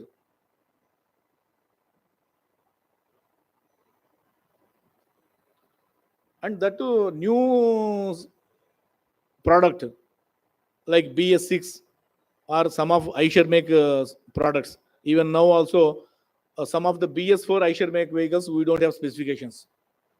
Earlier, there was a problem of getting OE sample to test that product and go by reverse engineering and formulate some parameters for specifications. Now that problem is solved. We are not depending on STUs to send that OE sample. We are buying. We are buying that OE sample, and with reverse engineering, we are testing that sample, and CRT is formulating the specifications. If you are very particular about any particular item, on a specific case, we can take up, sir. Telangana State Road Transport Corporation. TSRTC has given 2 representations. One is hybrid electric kit. So they have requested to formulate a suitable model for fitting electric drivetrain kit in the existing diesel buses. And second representation they have given is even OE buses also, they can have this hybrid e-drive train kit like in cars, passenger cars. I think that is the solution. Besides that, one more request, what we need to propose is, because any conversions, either it is CNG or electrical, on old vehicles retrofitment, at least the life has to be extended by another 5 years. Otherwise, that benefit cannot be fully utilized. Instead of 15 years, it should go to 20 years. 20 years. In fact, during the draft stage itself, we requested the government, but it could not be considered. At least from ASRTU, again, you can try. Yeah. Because we have seen that there is an advantage. Yeah, morning, Almost I think 4 to 5 rupees. Morning when Paresh Kumar Goyal sir was there, we should have taken that because he is the statutory and ministry which formulates this 15 years, 20 years. Okay, and already this request has been made on behalf of all STUs to ministry. Yeah. I do not know whether they will take a Because positive many call. STUs are now going for LNG conversions, CNG conversions, and electrical retrofitments. So I think it is required. That is one request. Second is the hybrid system. Almost there is a improvement of 15% of fuel performance, which is a good improvement in fact. But only thing is the initial cost of the kit is very high, almost 17 lakhs. So, and with that, the ROI is not coming into, I mean, it's not beneficial. If the kit cost comes down, if the bulk volumes are there, probably it may come down. Second thing is, for retrofitment, they have to send the manpower, and they have to change the existing PP shop drivetrain and everything. That is costing more. So instead of that, if it is installed during the manufacturing stage itself by the OE, probably the cost may come down. That will be beneficial. So direct 15% benefit can be with just regenerative technology. We are not using any electrical input. Yes, sir. There are two subjects, sir. One is a new bus with a hybrid kit. Like cars. Like cars. Ashok Leyland and Tata Motors, I request you to take up this if any possibility is there. That is one thing. Second thing, sir, regarding existing diesel buses, hybrid, that kit, if STUs are comfortable, we can work out revenue sharing model instead of capex model. Instead of spending 17 lakhs upfront, we can discuss with the retrofitter for revenue sharing model. Regarding the revenue sharing also, but that is also not working out. Not working well means they are not ready, or we are not ready, They or have given some proposal which is not agreeable to us. no. What I feel, we have also discussed, and even discussions are even now also going on with 2-3 repeated retrofitters. Even yesterday also we had discussions. Whatever we save, that will be a saving, sir. Whether it is 10 paisa per kilometer or 20 paisa per kilometer, without incurring a single rupee upfront. No, they are not coming with full OPEX. They huh? want to have 70-30 share. And profit sharing is 60-40, something like that they are asking. 80-20. Some proposal is there, which is not actually economical to us. No, what is the exact loss? Suppose you give a diesel bus to him, he will incur some expenditure on that. He will retrofit. He will give a hybrid kit bus to you.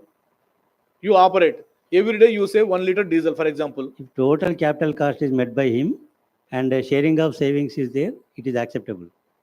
They are not coming forward for the total share. Okay, if total capital cost is borne by them, are you comfortable? Yes. We are working on that only. STUs will not put a single rupee on that. We will not put. Everything has Only to be borne by sharing of the savings is acceptable. Yeah, everything has to be borne by the retrofitter only. And whatever diesel we save, we will share that. That is okay, I think. But if it comes with OEM, we can further save it. Yeah, that is OEMs. Like EMR, they can fit it there. Yogesh and Premnath ji and Pankaj ji, please take up this with your R&D team, and if you can design a bus with hybrid kit on the chassis itself, definitely there will be a saving of not less than 15%. It is already experimented with old bus.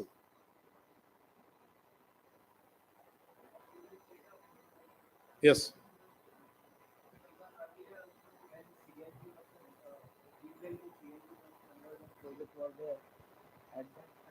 At that time also we have taken a feasibility study for this. So it was not feasible because of the many technical parameters. So for this case, we have to take up. But again, cost, I think it may go slightly high. Yes.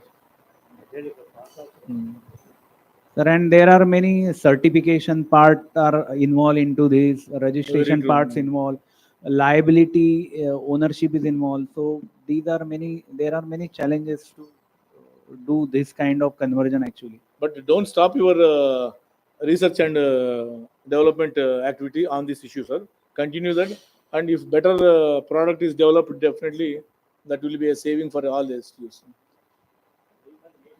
Nation also. Okay, sir.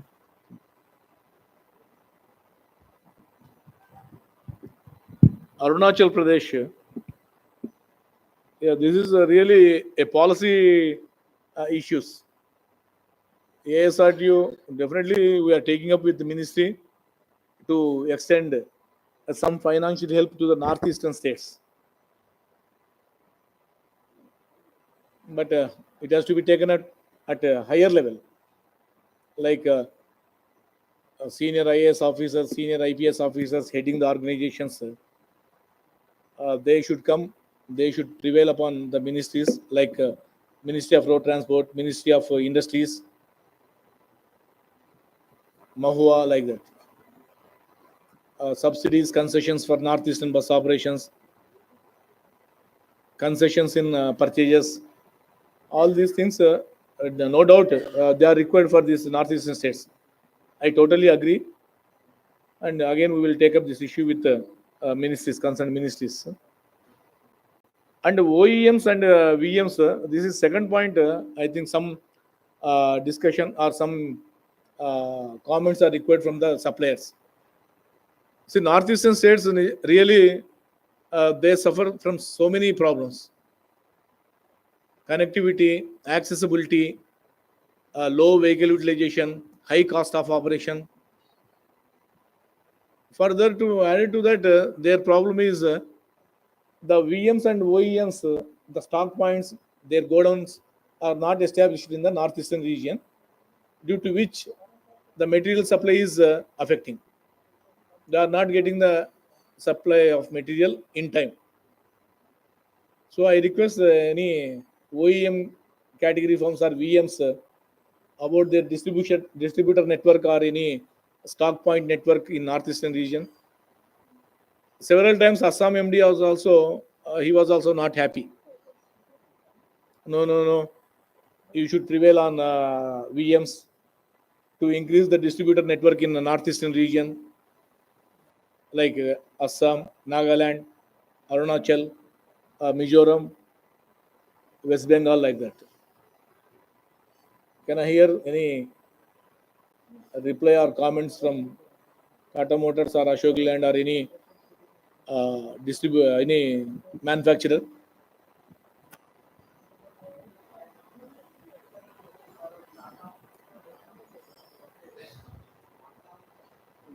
Guwahati thing you have told for Assam. So we have distributor there, but the thing is that Assam state transport is running some buses under this one FMS model. So it is fully serviced by Tata Motors.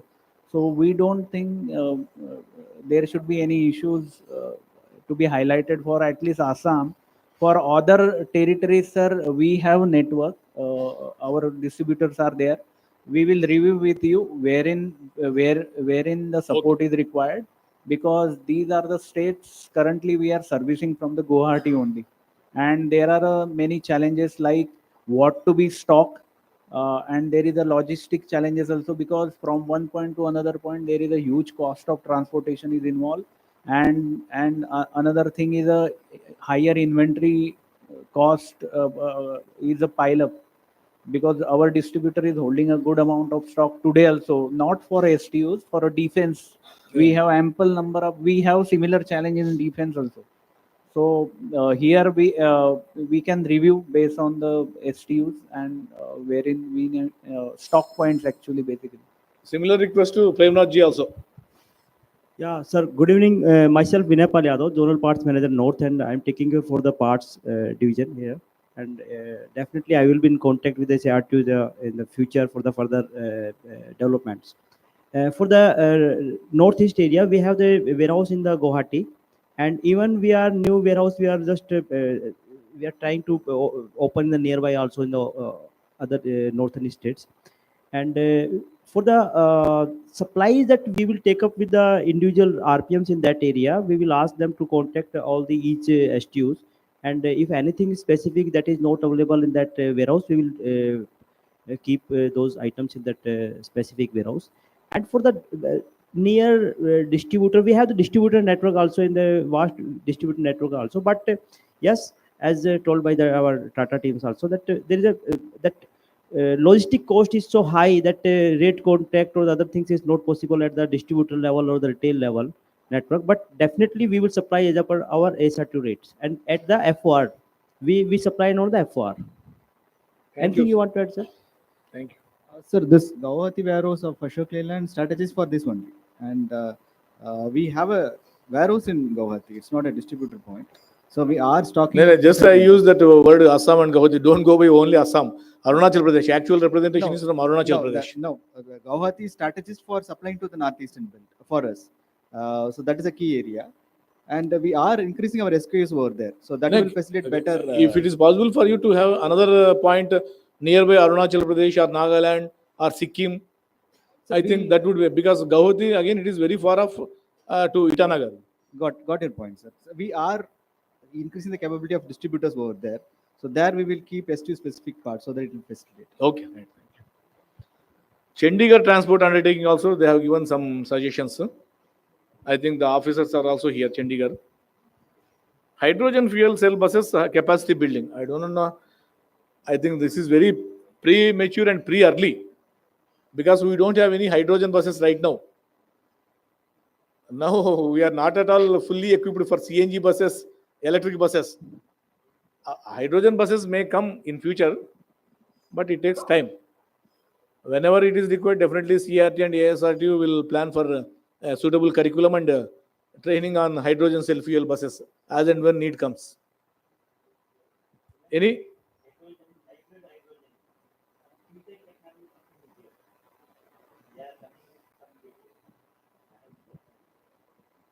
buses are there, sir? Diesel with hydrogen? Huh? Buses? Hydrogen. It's hybrid technology. Definitely, sir. Whenever there is a need, whenever there is a population of such type of buses, ASRT will be happy to train the people. Already, ASRT has taken initiative, and last 3 months, we have conducted 3 training programs for electric buses at CIT Pune for all junior depot managers, supervisors, frontline supervisors. Almost 200 personnel got trained in 3 programs. And reciprocal arrangement, this is the reciprocal interstate meeting. Anyone from CTU, Chandigarh Transport Undertaking? Okay, Amit is there. Yeah. Sir, actually this transport, I think you are aware that this is a straight subject, and all interstate agreements with the bordering states, you can have duly having a consent with the neighboring state. Principal secretaries, generally principal secretaries transport will have a dialogue, and STUs MDs will play a key role.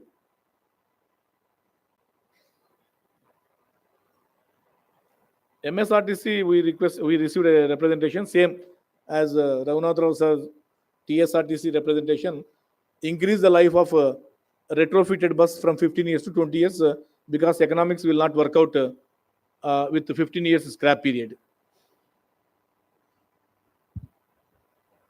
Yeah, that's it, sir. Excuse me, sir. Yeah.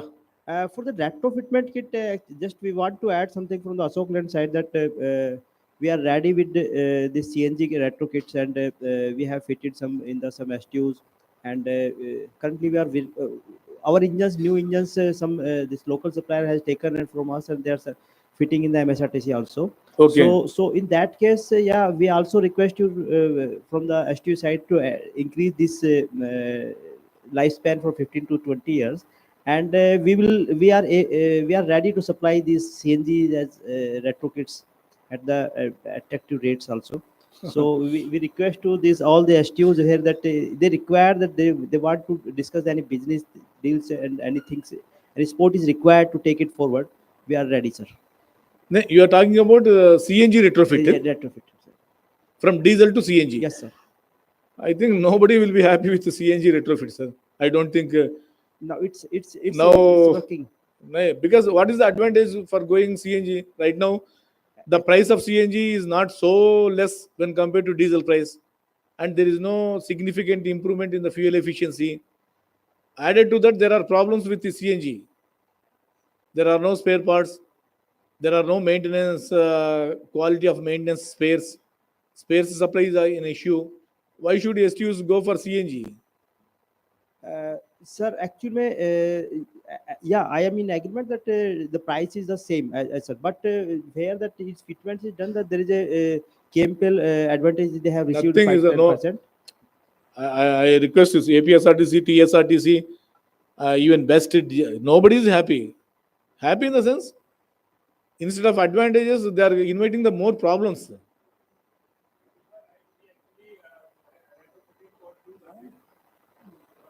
He is from RSRTC, Executive Director. We did retrofit of two buses from two various manufacturers, one from IGL and another was Torrent. Both are CNG supplier as well. So in the both cases, Kishore sir is right.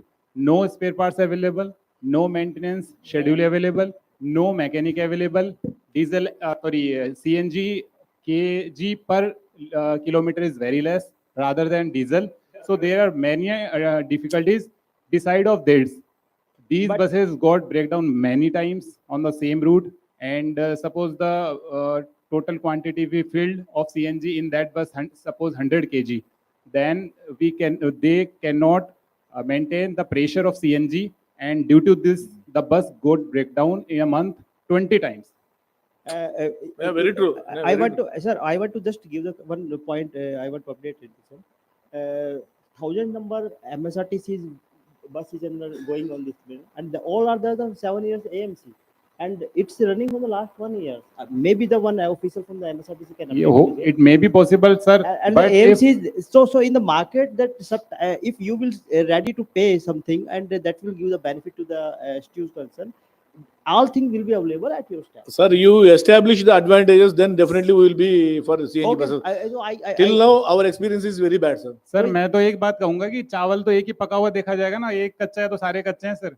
यदि 29 states में केवल एक state यदि अच्छा कर रहा है perform, then I don't think that is better technology. So now it's AI times, and we cannot in the one step we can say all is paka. Sir, we are not discouraging you. We are not denying that, but our experience and our feelings are very. Yes, our experience is very bad with the CNG retrofit. I don't say about the new buses of CNG. Even new buses also. But if you are interested, then come with RSRTC, do some retrofit free of cost.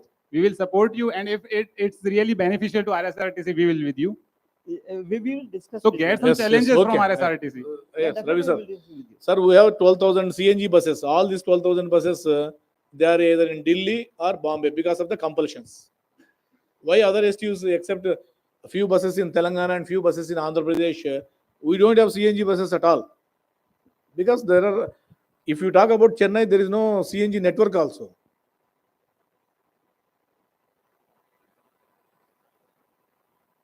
Sir, thank you so much. If nothing is there from your side, we will conclude this annual conference. I request all of you to join for a tea and then take some rest. And again, I request you to join by 5:45 or 6, maximum 6. Because in these 2 hours, we have our business session, annual general body meeting, wherein your presence is not required, business stakeholders. I request all STU officers to stay back after tea break. annual general body meeting will start at 4 o'clock because EC meeting is going on in some other hall. Even business partners also, please join back at 6 o'clock, 5:30, 6 o'clock. Thank you so much.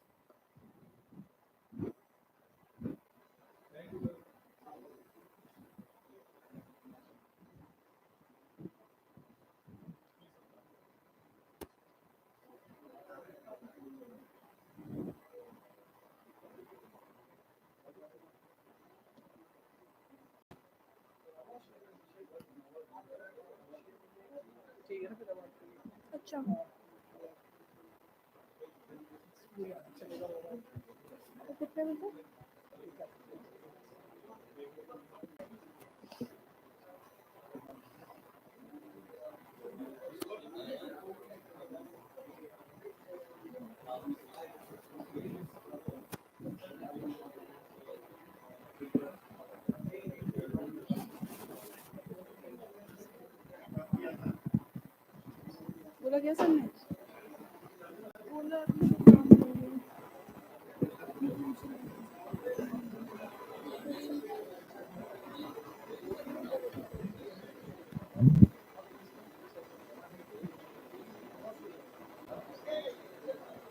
नहीं आपको memento भी नहीं दिया, नहीं आप थे नहीं शायद।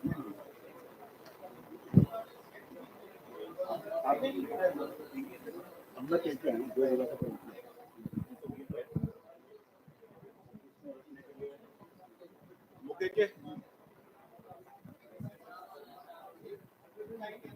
मुकेश जी, अरे सर नाही मग कोणी दुसरं कोणीच ना काकड्यांना लावलं त्यांचं ते म्हणून येत. अच्छा बसले होते का? अच्छा नाही मग कोणी दुसरं कारण हे स्पेसिफिकेशनचं चाललं होतं. अच्छा अच्छा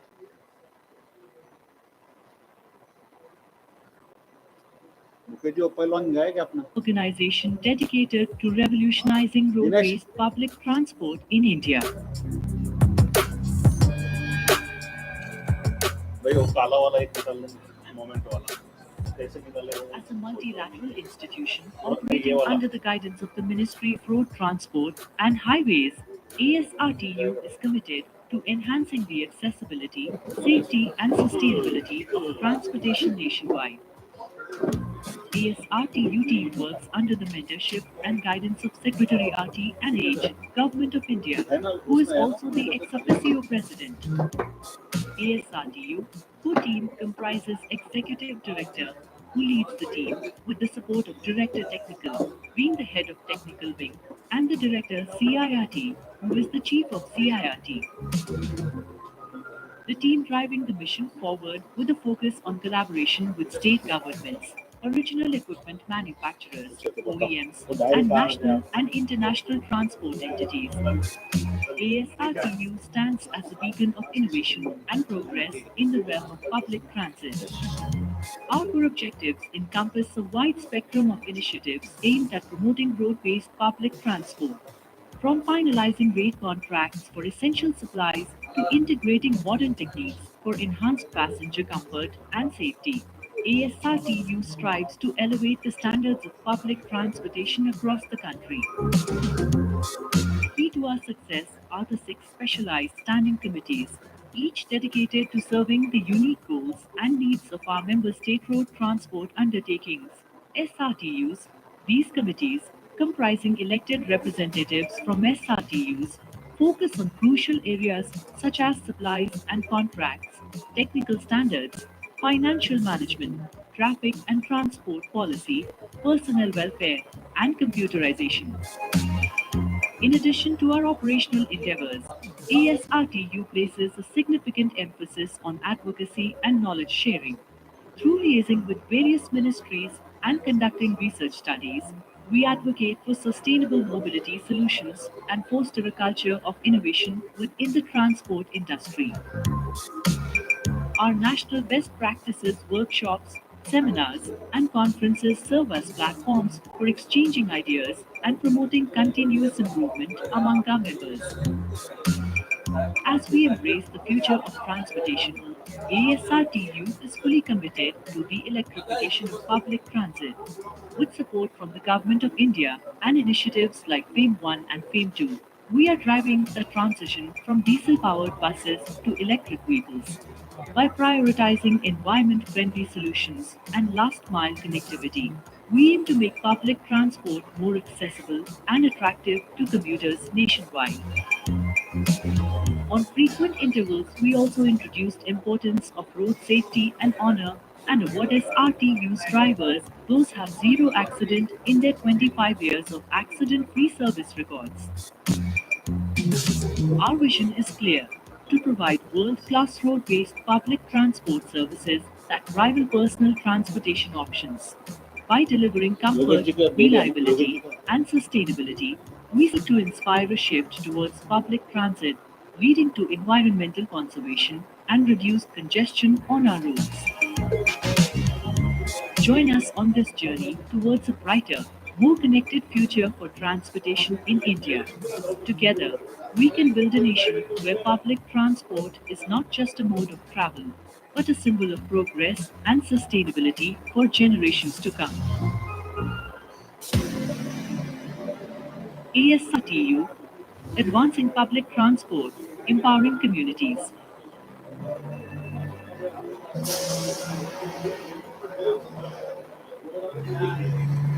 CIRT, the Association of State Road Transport Undertakings, ASRTU, established on 13th August 1965, acts as an apex coordinating body of all state road transport undertakings, SRTUs, working under the Ministry of Road Transport and Highways, Government of India.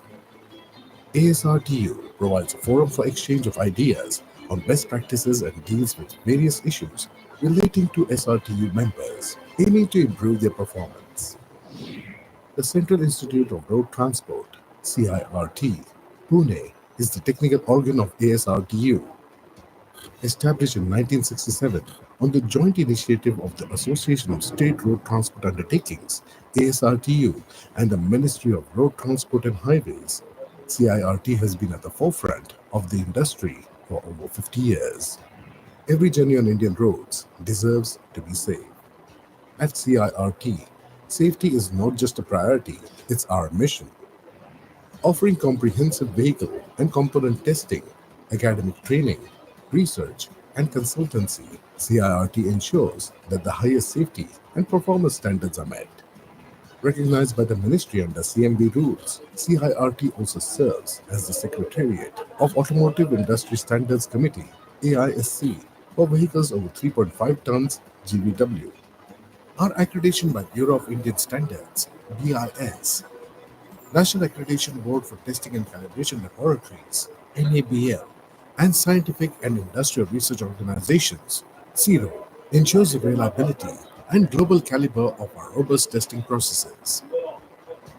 From pioneering India's first retrofit electric bus to certifying imported electric vehicles to establishing the Bharat NCAP Center, CIRT is leading the charge towards sustainable transportation. Powered by cutting-edge engineering divisions and labs, CIRT dwells in every aspect of vehicle safety. Yet, it's our expert team that truly distinguishes CIRT. With vast experience, they drive innovation in road transport. CIRT conducts management development programs covering general management, transport operations, road safety, and maintenance engineering for professionals in transport sector. The institute's spacious, verdant campus, residential and recreational facilities provide backdrop for serious study and intellectual pursuits. The Research and Consultancy Center at CIRT deals with various research and consultancy projects, including the preparation of DPR and procurement of e-buses for STUs and municipal transport corporations. Further expanding our impact, CIRT has established the pilot project of the Institute of Driving, Training and Research, IDTR, within its campus. The IDTR leverages advanced simulators and innovative driving testing systems to enhance the skills of trainees to improve road safety. Bharat NCAP is a new car safety assessment program which proposes a mechanism of awarding star ratings to automobiles based upon performance in crash test. Bharat NCAP is a voluntary program introduced by MORTH for safety ratings of the vehicles. CIRT is identified as the designated agency for command and control of this program. The Bharat NCAP Assessment Awards star ratings from 0 to 5 stars. Currently, the program is applicable in M1 category of vehicles. Incorporating these initiatives seamlessly into our existing framework, CIRT continues to uphold its mission of promoting safety, efficiency, and sustainability in the transportation sector. CIRT.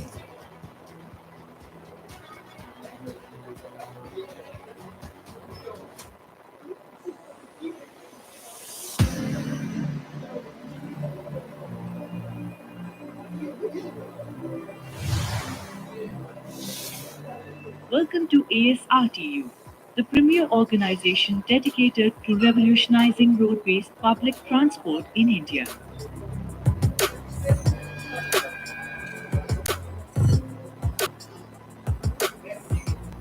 As a multilateral institution operating under the guidance of the Ministry of Road Transport and Highways, ASRTU is committed to enhancing the accessibility, safety, and sustainability of transportation nationwide. ASRTU team works under the mentorship and guidance of Secretary RT and H, Government of India, who is also the ex officio president. ASRTU co-team comprises Executive Director, who leads the team, with the support of Director Technical, being the head of Technical Wing, and the Director CIRT, who is the Chief of CIRT. The team driving the mission forward with a focus on collaboration with state governments, original equipment manufacturers, OEMs, and national and international transport entities. ASRTU stands as a beacon of innovation and progress in the realm of public transit. Our core objectives encompass a wide spectrum of initiatives aimed at promoting road-based public transport. From finalizing rate contracts for essential supplies to integrating modern techniques for enhanced passenger comfort and safety, ASRTU strives to elevate the standards of public transportation across the country. Key to our success are the 6 specialized standing committees, each dedicated to serving the unique goals and needs of our member state road transport undertakings, SRTUs. These committees, comprising elected representatives from SRTUs, focus on crucial areas such as supplies and contracts, technical standards, financial management, traffic and transport policy, personnel welfare, and computerization. In addition to our operational endeavors, ASRTU places a significant emphasis on advocacy and knowledge sharing. Through liaising with various ministries and conducting research studies, we advocate for sustainable mobility solutions and foster a culture of innovation within the transport industry. Our national best practices workshops, seminars, and conferences serve as platforms for exchanging ideas and promoting continuous improvement among our members. As we embrace the future of transportation, ASRTU is fully committed to the electrification of public transit. With support from the Government of India and initiatives like FAME 1 and FAME 2, we are driving the transition from diesel-powered buses to electric vehicles. By prioritizing environment-friendly solutions and last-mile connectivity, we aim to make public transport more accessible and attractive to commuters nationwide.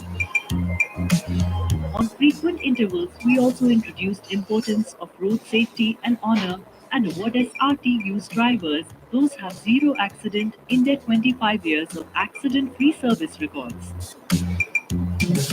Our vision is clear: to provide world-class road-based public transport services that rival personal transportation options.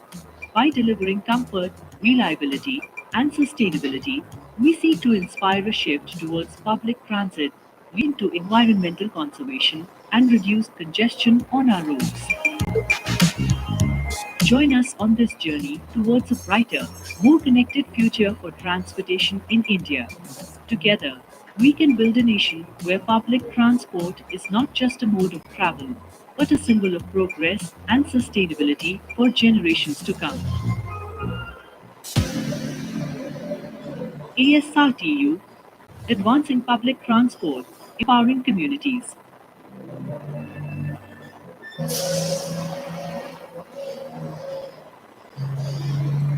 CIRT, the Association of State Road Transport Undertakings, ASRTU, established on 13th August 1965, acts as an apex coordinating body of all state road transport undertakings, SRTUs, working under the Ministry of Road Transport and Highways, Government of India.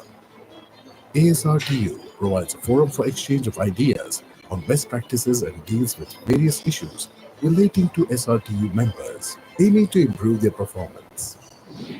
The Central Institute of Road Transport, CIRT, Pune, is the technical organ of ASRTU. Established in 1967 on the joint initiative of the Association of State Road Transport Undertakings, ASRTU, and the Ministry of Road Transport and Highways, CIRT has been at the forefront of the industry for over 50 years. Every journey on Indian roads deserves to be safe. At CIRT, safety is not just a priority, it's our mission.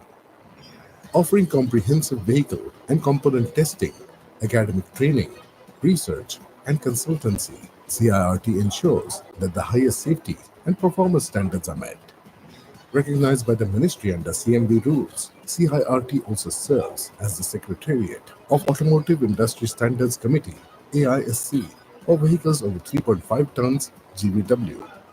Our accreditation by Bureau of Indian Standards, BIS, National Accreditation Board for Testing and Calibration Laboratories, NABL, and Scientific and Industrial Research Organizations, CIRO, ensures the reliability and global caliber of our robust testing processes. From pioneering India's first retrofit electric bus to certifying imported electric vehicles to establishing the Bharat NCAP Center, CIRT is leading the charge towards sustainable transportation. Powered by cutting-edge engineering divisions and labs, CIRT dwells in every aspect of vehicle safety. Yet, it's our expert team that truly distinguishes CIRT. With vast experience, they drive innovation in road transport. CIRT conducts management development programs covering general management, transport operations, road safety, and maintenance engineering for professionals in transport sector. The Institute's spacious, verdant campus, residential and recreational facilities provide backdrop for serious study and intellectual pursuits. The Research and Consultancy Center at CIRT deals with various research and consultancy projects, including the preparation of DPR and procurement of e-buses for STUs and municipal transport corporations. Further expanding our impact, CIRT has established the pilot project of the Institute of Driving Training and Research, IDTR, within its campus. The IDTR leverages advanced simulators and innovative driving testing systems to enhance the skills of trainees to improve road safety. Bharat NCAP is a new car safety assessment program which proposes a mechanism of awarding star ratings to automobiles based upon performance in crash tests. Bharat NCAP is a voluntary program introduced by MORTH for safety ratings of the vehicles. CIRT is identified as the designated agency for command and control of this program. The Bharat NCAP Assessment Awards star ratings from 0 to 5 stars. Currently, the program is applicable in M1 category of vehicles.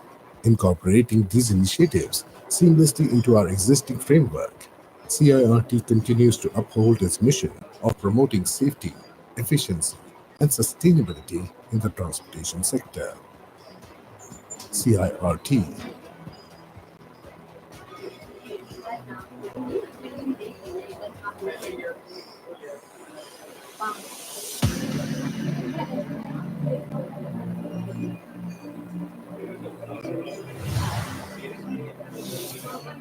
Welcome to ASRTU, the premier organization dedicated to revolutionizing road-based public transport in India.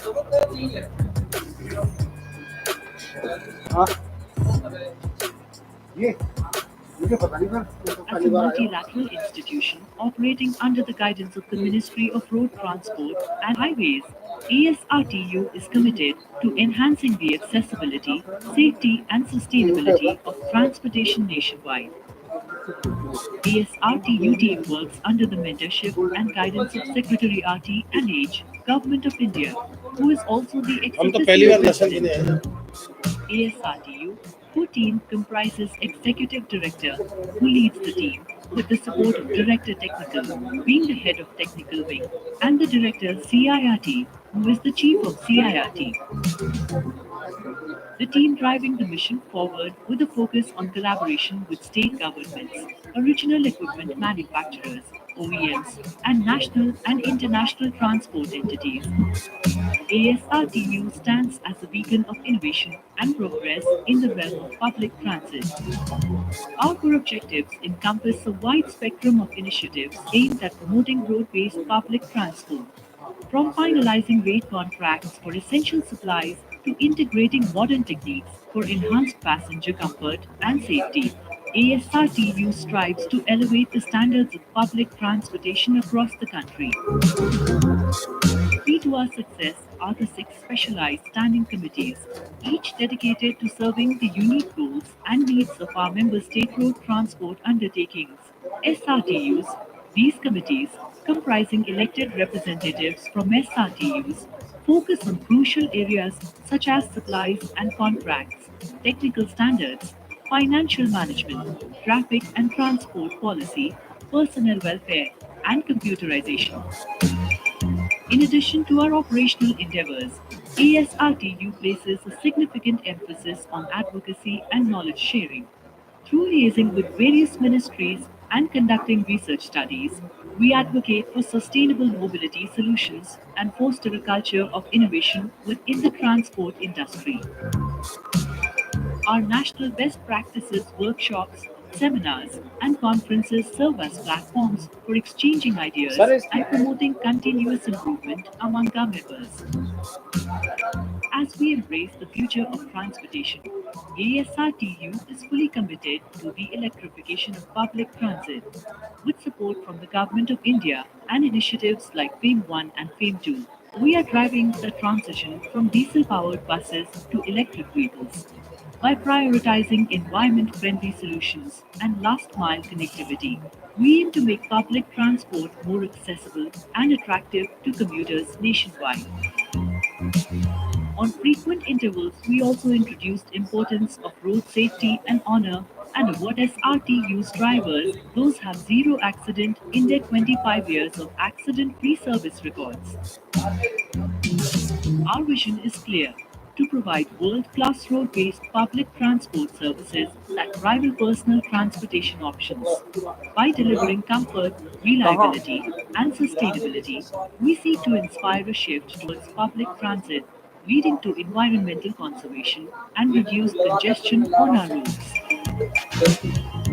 Join us on this journey towards a brighter, more connected future for transportation in India. Together, we can build a nation where public transport is not just a mode of travel, but a symbol of progress and sustainability for generations to come. ASRTU, advancing public transport, empowering communities.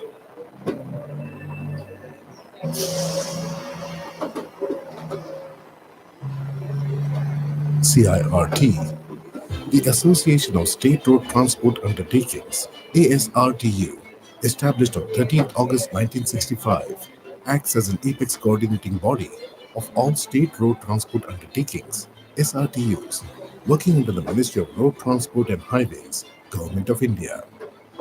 ASRTU provides a forum for exchange of ideas on best practices and deals with various issues relating to SRTU members, aiming to improve their performance. The Central Institute of Road Transport, CIRT, Pune, is the technical organ of ASRTU. Established in 1967 on the joint initiative of the Association of State Road Transport Undertakings, ASRTU, and the Ministry of Road Transport and Highways, CIRT has been at the forefront of the industry for over 50 years. Every journey on Indian roads deserves to be safe. At CIRT, safety is not just a priority, it's our mission. Offering comprehensive vehicle and component testing, academic training, research, and consultancy, CIRT ensures that the highest safety and performance standards are met. Recognized by the ministry under CMV rules, CIRT also serves as the Secretariat of Automotive Industry Standards Committee (AISC) for vehicles over 3.5 tons GVW. Our accreditation by Bureau of Indian Standards (BIS), National Accreditation Board for Testing and Calibration Laboratories (NABL), and Scientific and Industrial Research Organizations (CIRO) ensures the reliability and global caliber of our robust testing processes. From pioneering India's first retrofit electric bus to certifying imported electric vehicles to establishing the Bharat NCAP Center, CIRT is leading the charge towards sustainable transportation. Powered by cutting-edge engineering divisions and labs, CIRT dwells in every aspect of vehicle safety. Yet, it's our expert team that truly distinguishes CIRT. With vast experience, they drive innovation in road transport. CIRT conducts management development programs covering general management, transport operations, road safety, and maintenance engineering for professionals in transport sector. The institute's spacious, verdant campus, residential and recreational facilities provide backdrop for serious study and intellectual pursuits. The Research and Consultancy Center at CIRT deals with various research and consultancy projects, including the preparation of DPR and procurement of e-buses for STUs and municipal transport corporations. Further expanding our impact, CIRT has established the pilot project of the Institute of Driving Training and Research (IDTR) within its campus. The IDTR leverages advanced simulators and innovative driving testing systems to enhance the skills of trainees to improve road safety. Bharat NCAP is a new car safety assessment program which proposes a mechanism of awarding star ratings to automobiles based upon performance in crash tests. Bharat NCAP is a voluntary program introduced by MORTH for safety ratings of the vehicles. CIRT is identified as the designated agency for command and control of this program. The Bharat NCAP Assessment Awards star ratings from 0 to 5 stars. Currently, the program is applicable in M1 category of vehicles. Incorporating these initiatives seamlessly into our existing framework, CIRT continues to uphold its mission of promoting safety, efficiency, and sustainability in the transportation sector. CIRT.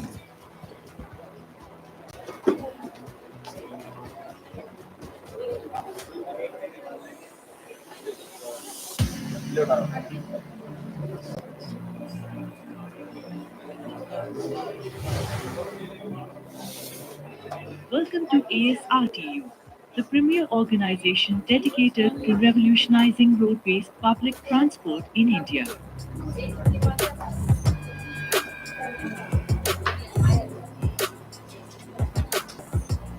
As a multilateral institution operating under the guidance of the Ministry of Road Transport and Highways, ASRTU is committed to enhancing the accessibility, safety, and sustainability of transportation nationwide.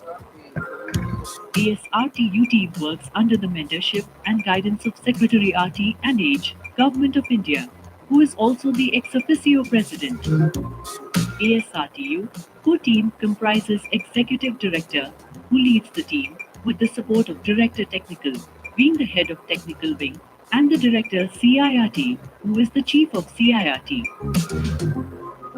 The team driving the mission forward with a focus on collaboration with state governments, original equipment manufacturers, OEMs, and national and international transport entities. ASRTU stands as a beacon of innovation and progress in the realm of public transit.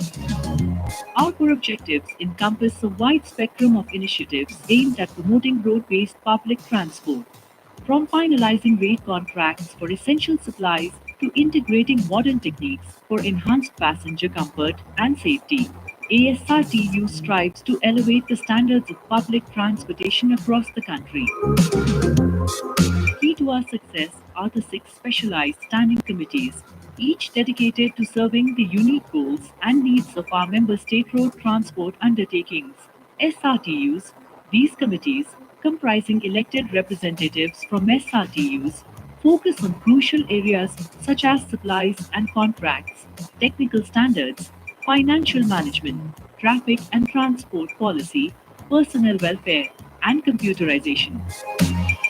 In addition to our operational endeavors, ASRTU places a significant emphasis on advocacy and knowledge sharing. Through liaising with various ministries and conducting research studies, we advocate for sustainable mobility solutions and foster a culture of innovation within the transport industry. Our national best practices workshops, seminars, and conferences serve as platforms for exchanging ideas and promoting continuous improvement among our members. As we embrace the future of transportation, ASRTU is fully committed to the electrification of public transit. With support from the Government of India and initiatives like FAME 1 and FAME 2, we are driving the transition from diesel-powered buses to electric vehicles. By prioritizing environment-friendly solutions and last-mile connectivity, we aim to make public transport more accessible and attractive to commuters nationwide. On frequent intervals, we also introduced importance of road safety and honor and award SRTU's drivers those have zero accident in their 25 years of accident-free service records. Our vision is clear: to provide world-class road-based public transport services that rival personal transportation options.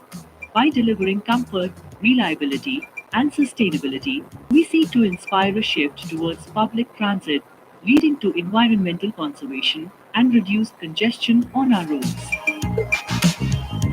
Join us on this journey towards a brighter, more connected future for transportation in India. Together, we can build a nation where public transport is not just a mode of travel, but a symbol of progress and sustainability for generations to come. SRTU, advancing public transport, empowering communities.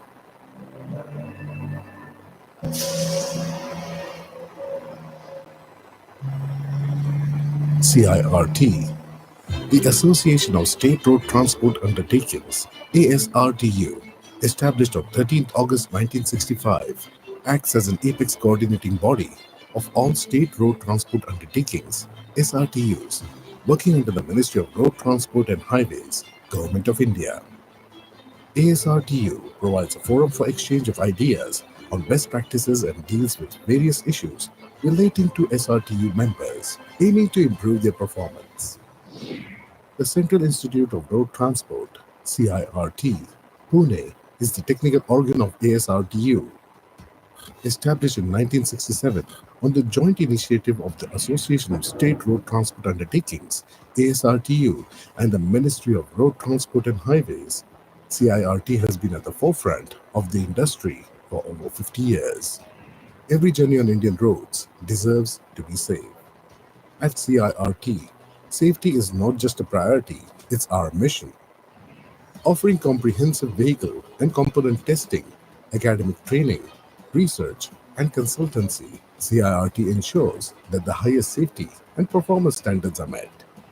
Recognized by the ministry under CMV rules, CIRT also serves as the Secretariat of Automotive Industry Standards Committee, AISC, for vehicles over 3.5 tons GVW. Our accreditation by Bureau of Indian Standards, BIS, National Accreditation Board for Testing and Calibration Laboratories, NABL, and Scientific and Industrial Research Organizations, CIRO, ensures the reliability and global caliber of our robust testing processes. From pioneering India's first retrofit electric bus to certifying imported electric vehicles to establishing the Bharat NCAP Center, CIRT is leading the charge towards sustainable transportation. Powered by cutting-edge engineering divisions and labs, CIRT dwells in every aspect of vehicle safety. Yet, it's our expert team that truly distinguishes CIRT with vast experience. They drive innovation in road transport. CIRT conducts management development programs covering general management, transport operations, road safety, and maintenance engineering for professionals in transport sector. The institute's spacious, verdant campus, residential and recreational facilities provide backdrop for serious study and intellectual pursuits. The Research and Consultancy Center at CIRT deals with various research and consultancy projects, including the preparation of DPR and procurement of e-buses for STUs and municipal transport corporations. Further expanding our impact, CIRT has established the pilot project of the Institute of Driving Training and Research, IDTR, within its campus. The IDTR leverages advanced simulators and innovative driving testing systems to enhance the skills of trainees to improve road safety. Bharat NCAP is a new car safety assessment program which proposes a mechanism of awarding star ratings to automobiles based upon performance in crash test. Bharat NCAP is a voluntary program introduced by MORTH for safety ratings of the vehicles. CIRT is identified as the designated agency for command and control of this program. The Bharat NCAP Assessment Awards star ratings from 0 to 5 stars. Currently, the program is applicable in M1 category of vehicles. Incorporating these initiatives seamlessly into our existing framework, CIRT continues to uphold its mission of promoting safety, efficiency, and sustainability in the transportation sector.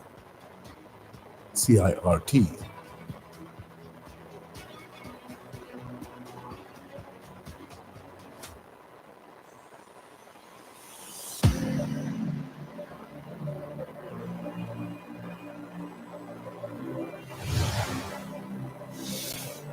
Welcome to ASRTU, the premier organization dedicated to revolutionizing road-based public transport in India.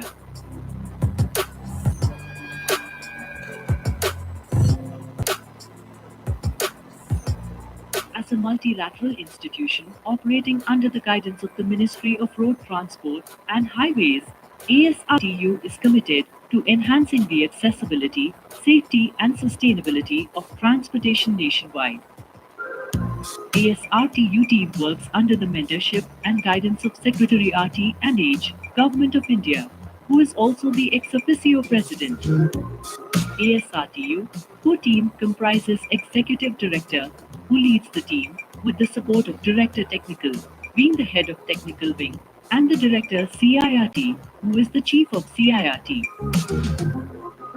The team driving the mission forward with a focus on collaboration with state governments, original equipment manufacturers, OEMs, and national and international transport entities. ASRTU stands as a beacon of innovation and progress in the realm of public transit. Our core objectives encompass a wide spectrum of initiatives aimed at promoting road-based public transport. From finalizing rate contracts for essential supplies to integrating modern techniques for enhanced passenger comfort and safety, ASRTU strives to elevate the standards of public transportation across the country. Key to our success are the 6 specialized standing committees, each dedicated to serving the unique goals and needs of our member state road transport undertakings, SRTUs. These committees, comprising elected representatives from SRTUs, focus on crucial areas such as supplies and contracts, technical standards, financial management, traffic and transport policy, personnel welfare, and computerization. In addition to our operational endeavors, ASRTU places a significant emphasis on advocacy and knowledge sharing. Through liaising with various ministries and conducting research studies, we advocate for sustainable mobility solutions and foster a culture of innovation within the transport industry. Our national best practices workshops, seminars, and conferences serve as platforms for exchanging ideas and promoting continuous improvement among our members. As we embrace the future of transportation, ASRTU is fully committed to the electrification of public transit. With support from the Government of India and initiatives like FAME 1 and FAME 2, we are driving the transition from diesel-powered buses to electric vehicles.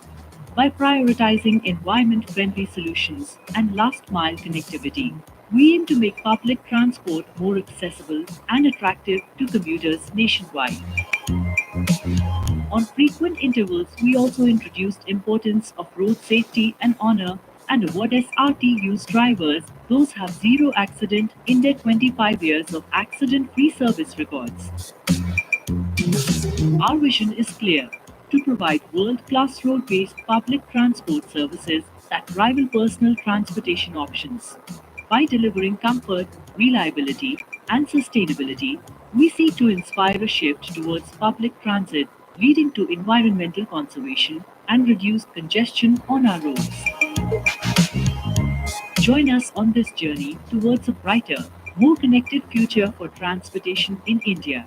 Together, we can build a nation where public transport is not just a mode of travel, but a symbol of progress and sustainability for generations to come. ASRTU, advancing public transport, empowering communities.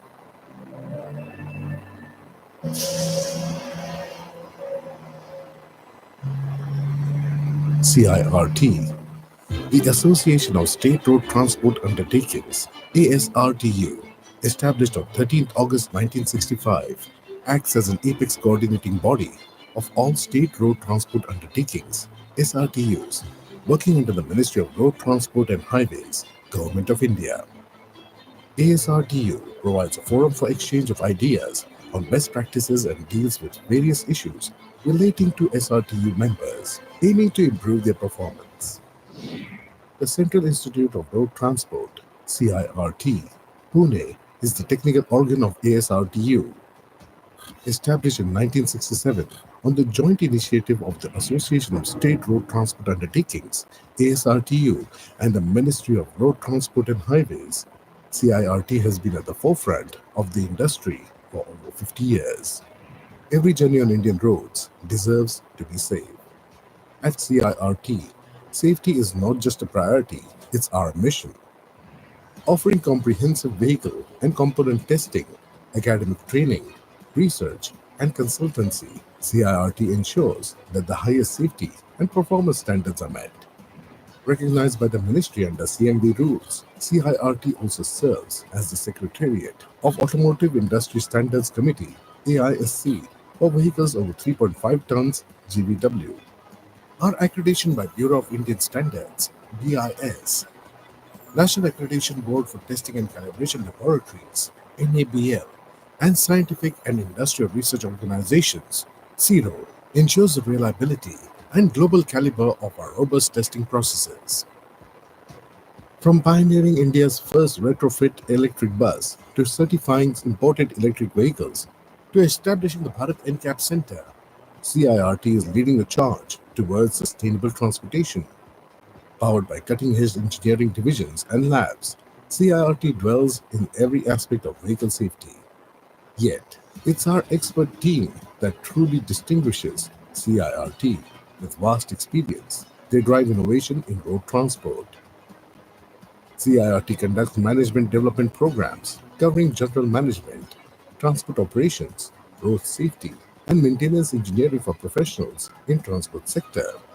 The institute's spacious, verdant campus, residential and recreational facilities provide backdrop for serious study and intellectual pursuits. The Research and Consultancy Center at CIRT deals with various research and consultancy projects, including the preparation of DPR and procurement of e-buses for STUs and municipal transport corporations. Further expanding our impact, CIRT has established the pilot project of the Institute of Driving, Training and Research, IDTR, within its campus. The IDTR leverages advanced simulators and innovative driving testing systems to enhance the skills of trainees to improve road safety. Bharat NCAP is a new car safety assessment program which proposes a mechanism of awarding star ratings to automobiles based upon performance in crash tests. Bharat NCAP is a voluntary program introduced by MORTH for safety ratings of the vehicles. CIRT is identified as the designated agency for command and control of this program. The Bharat NCAP Assessment Awards star ratings from 0 to 5 stars. Currently, the program is applicable in M1 category of vehicles. Incorporating these initiatives seamlessly into our existing framework, CIRT continues to uphold its mission of promoting safety, efficiency, and sustainability in the transportation sector. CIRT.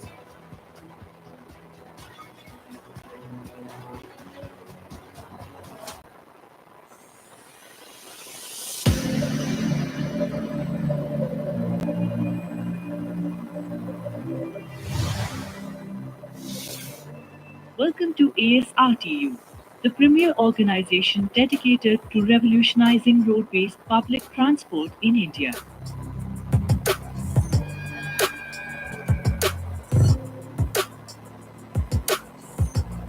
As a multilateral institution operating under the guidance of the Ministry of Road and Highways, ASRTU is committed to enhancing the accessibility, safety, and sustainability of transportation nationwide. ASRTU team works under the mentorship and guidance of Secretary RT&H, Government of India, who is also the ex officio president. ASRTU core team comprises Executive Director, who leads the team, with the support of Director Technical, being the head of Technical Wing, and the Director CIRT, who is the Chief of CIRT. The team driving the mission forward with a focus on collaboration with state governments, original equipment manufacturers, OEMs, and national and international transport entities. ASRTU stands as a beacon of innovation and progress in the realm of public transit. Our core objectives encompass a wide spectrum of initiatives aimed at promoting road-based public transport. From finalizing rate contracts for essential supplies to integrating modern techniques for enhanced passenger comfort and safety, ASRTU strives to elevate the standards of public transportation across the country. Key to our success are the 6 specialized standing committees, each dedicated to serving the unique goals and needs of our member state road transport undertakings, SRTUs. These committees, comprising elected representatives from SRTUs, focus on crucial areas such as supplies and contracts, technical standards, financial management, traffic and transport policy, personnel welfare, and computerization. In addition to our operational endeavors, ASRTU places a significant emphasis on advocacy and knowledge sharing. Through liaising with various ministries and conducting research studies, we advocate for sustainable mobility solutions and foster a culture of innovation within the transport industry. Our national best practices workshops, seminars, and conferences serve as platforms for exchanging ideas and promoting continuous improvement among our members. As we embrace the future of transportation, ASRTU is fully committed to the electrification of public transit. With support from the Government of India and initiatives like FAME 1 and FAME 2, we are driving the transition from diesel-powered buses to electric vehicles. By prioritizing environment-friendly solutions and last-mile connectivity, we aim to make public transport more accessible and attractive to commuters nationwide. On frequent intervals, we also introduced importance of road safety and honor and award SRTU's drivers those have zero accident in their 25 years of accident-free service records. Our vision is clear: to provide world-class road-based public transport services that rival personal transportation options. By delivering comfort, reliability, and sustainability, we seek to inspire a shift towards public transit, leading to environmental conservation and reduced congestion on our roads. Join us on this journey towards a brighter, more connected future for transportation in India. Together, we can build a nation where public transport is not just a mode of travel, but a symbol of progress and sustainability for generations to come. ASRTU, Advancing Public Transport, Empowering Communities.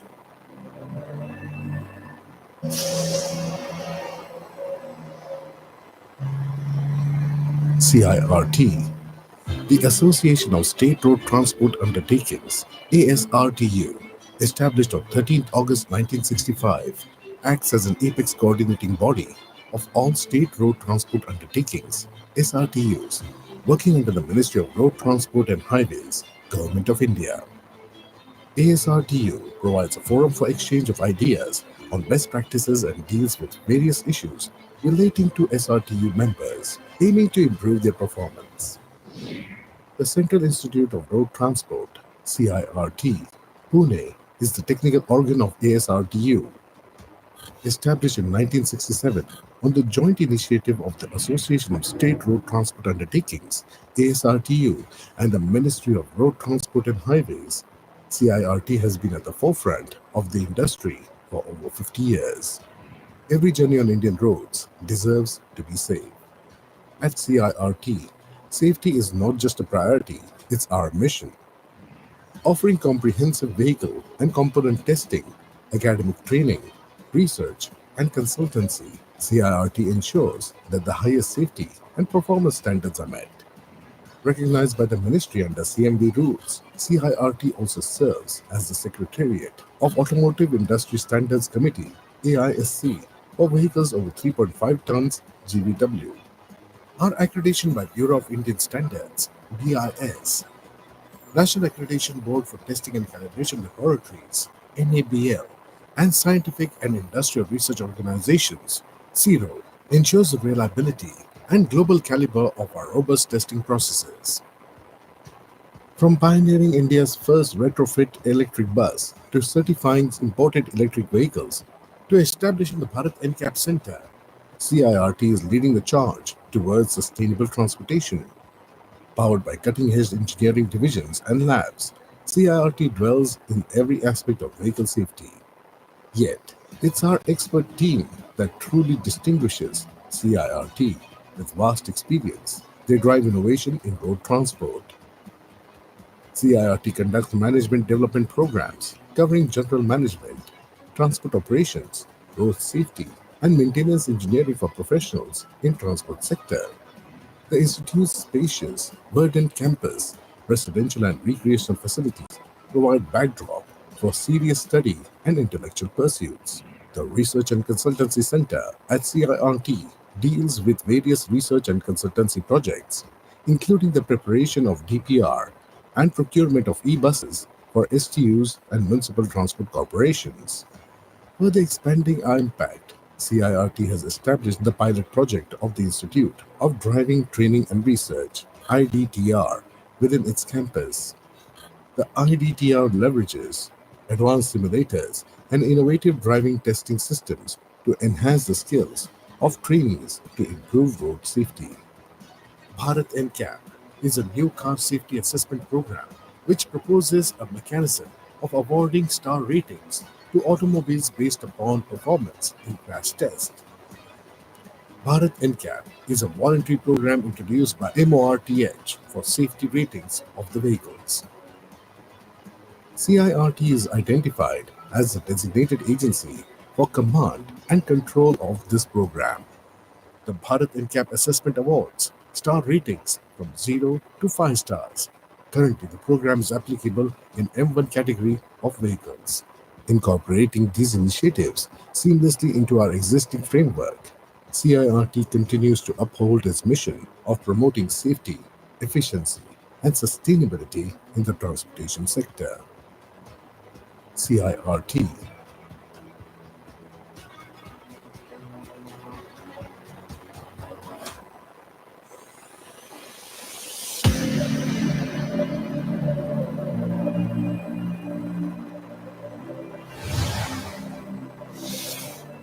Welcome to ASRTU, the premier organization dedicated to revolutionizing road-based public transport in India.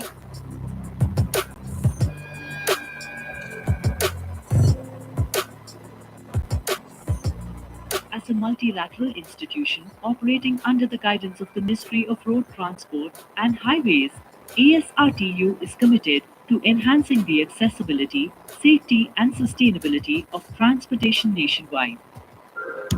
ASRTU team works under the mentorship and guidance of Secretary RT and H, Government of India, who is also the ex officio president. ASRTU core team comprises Executive Director, who leads the team, with the support of Director Technical, being the head of Technical Wing, and the Director CIRT, who is the Chief of CIRT. The team driving the mission forward with a focus on collaboration with state governments, original equipment manufacturers, OEMs, and national and international transport entities. ASRTU stands as a beacon of innovation and progress in the realm of public transit.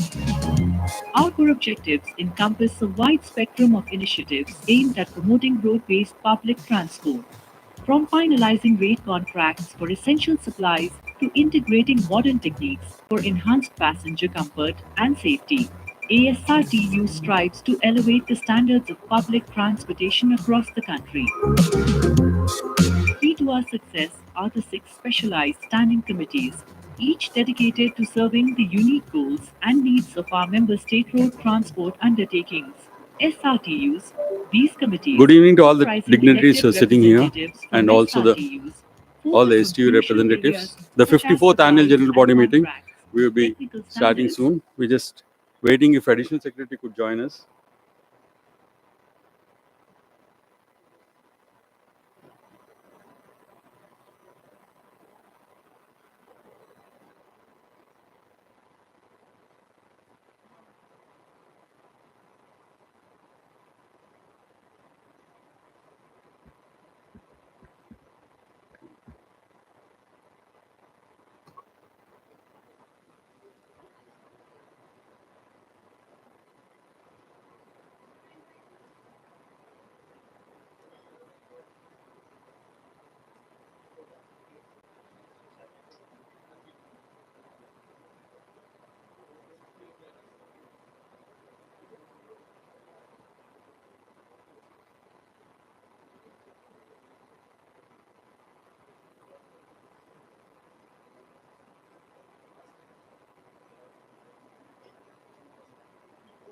Yes. Yeah, बोलिए. Okay.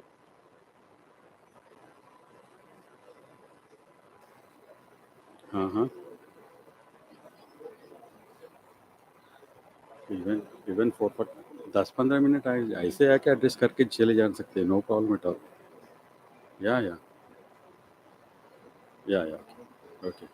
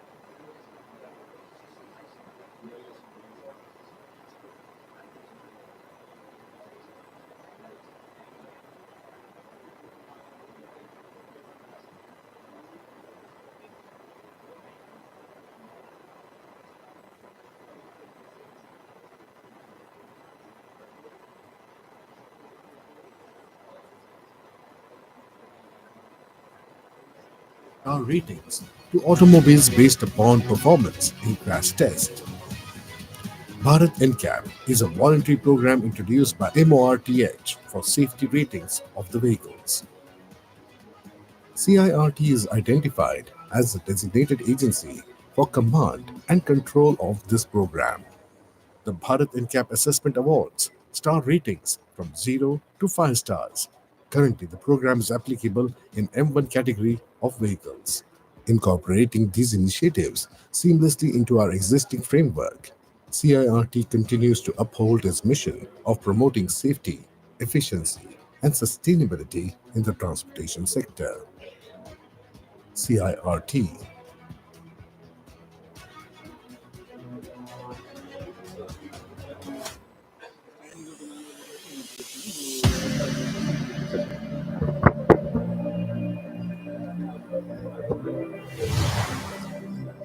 The honorable gathering here, Welcome to we have ASRTU, we'll the premier begin our organization annual dedicated general body meeting now, the 54th one, and subsequently at 6:30, around 6:45, around that time we'll have our even the award ceremony starting, because March secretary will be joining us at about 6:45. So the award ceremony will be at 6:45, and additional secretary is supposed to join us for the AGM now. I suppose he might join anytime in between. So let me start these proceedings of 54th Annual General Body Meeting. Before I do that, I request some of the senior MDs who are present here to come onto the dais, please. I request Sri Dwaraka Tirumala Rao sir to come onto the dais. Sir, we request you to come onto the dais. And MD APSRTC, and Director Technical to present a bouquet to him, sir. I request TSRTC MD Sri Vishwanath Sajanar sir to come onto the stage. I request Director Technical to present a bouquet to him, sir.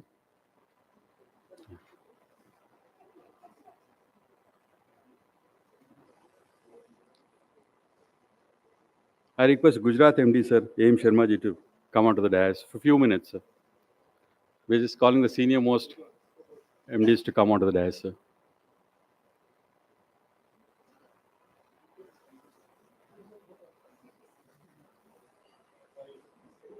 Request the Director Technical to present a bouquet to them.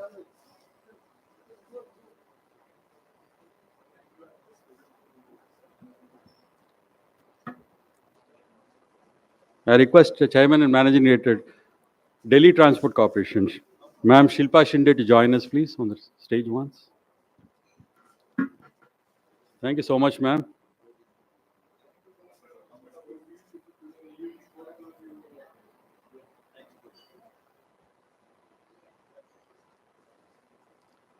Before I start the proceedings, I request Ashok Leland company representatives to come onto the stage. Sir, we missed them in the morning to felicitate them. So we just request the annual gathering to felicitate Ashok Leland company, people who have come late, sir. We request them onto the stage. Bus tisi wala. Bus.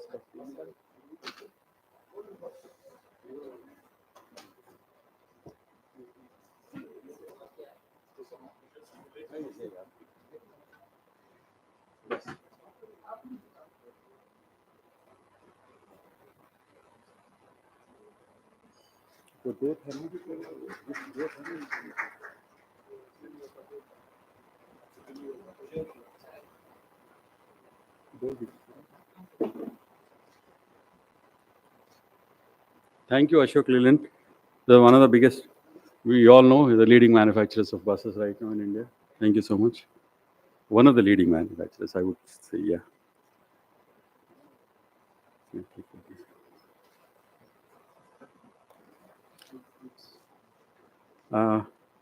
We have compiled two books this time.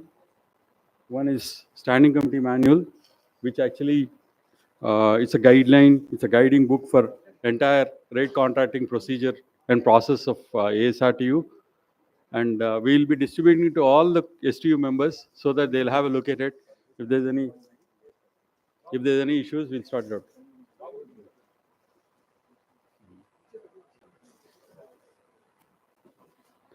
And that is Standing Committee Manual? Yes, Standing Committee Manual. Yeah. I request the August gathering on the stage to unveil this Standing Committee Manual, which forms the guiding book to entire rate contracting system of ASRTU.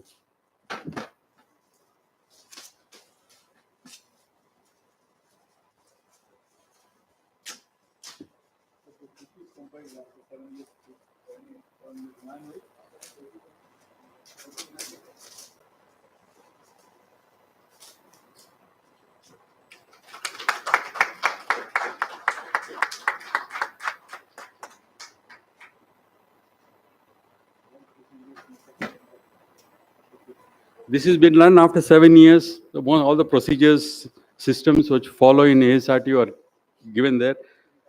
If you go through that, you would understand how stringent the conditions are and how well we kind of create price discovery mechanism with quality and with reliability. And I also request the August gathering to unveil best practices followed in India. Some of the best practices which were awarded right now, which have been given awards this time. Some of them awarded, some of them not. And also the compilation of all the results of the awards. Why the KMPL, the accident rate, all the results are also provided in this.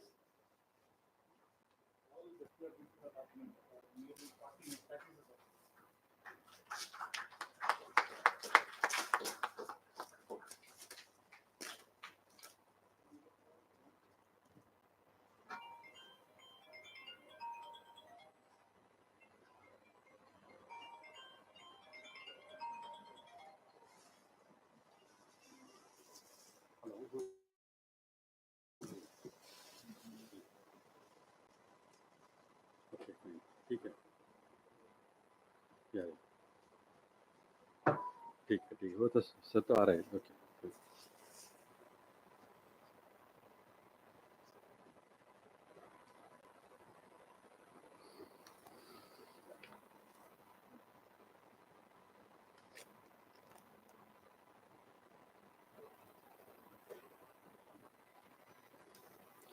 Now I start the proceedings of annual general body meeting of ASRTU, the 54th annual general body meeting. I'll just go through the agenda items quickly. And if there is anything, I'll be seeking out approvals, or I'll be seeking out ratification. Any explanations also, I'll be doing that. If you all have the books, you could have a look at it. This is the page one consists of conducting this meeting as today.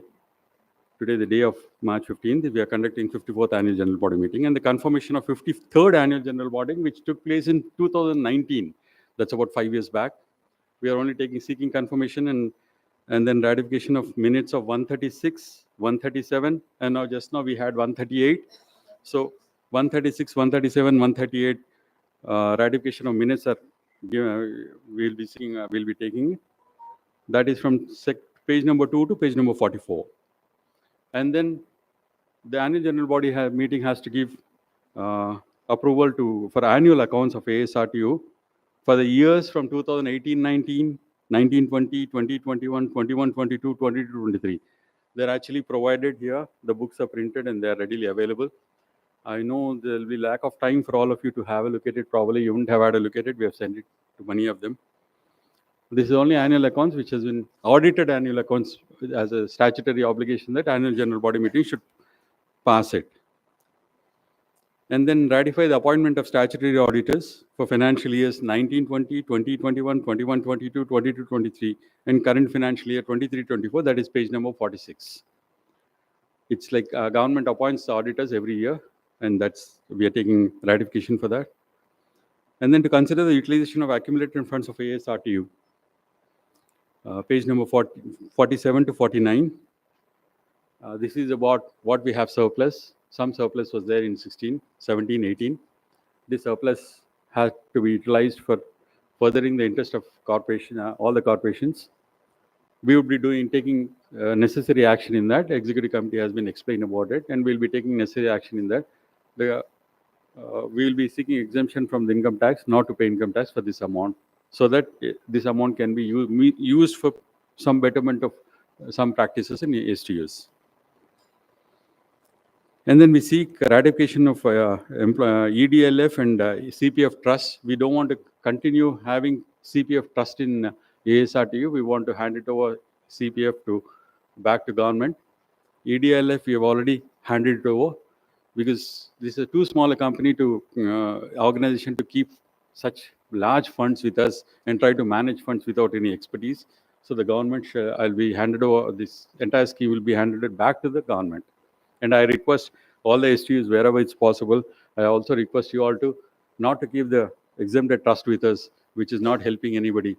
As long as government maintains EDLF or PF, it's better in the interest of all the employees of all the corporations. I would request you to do that also.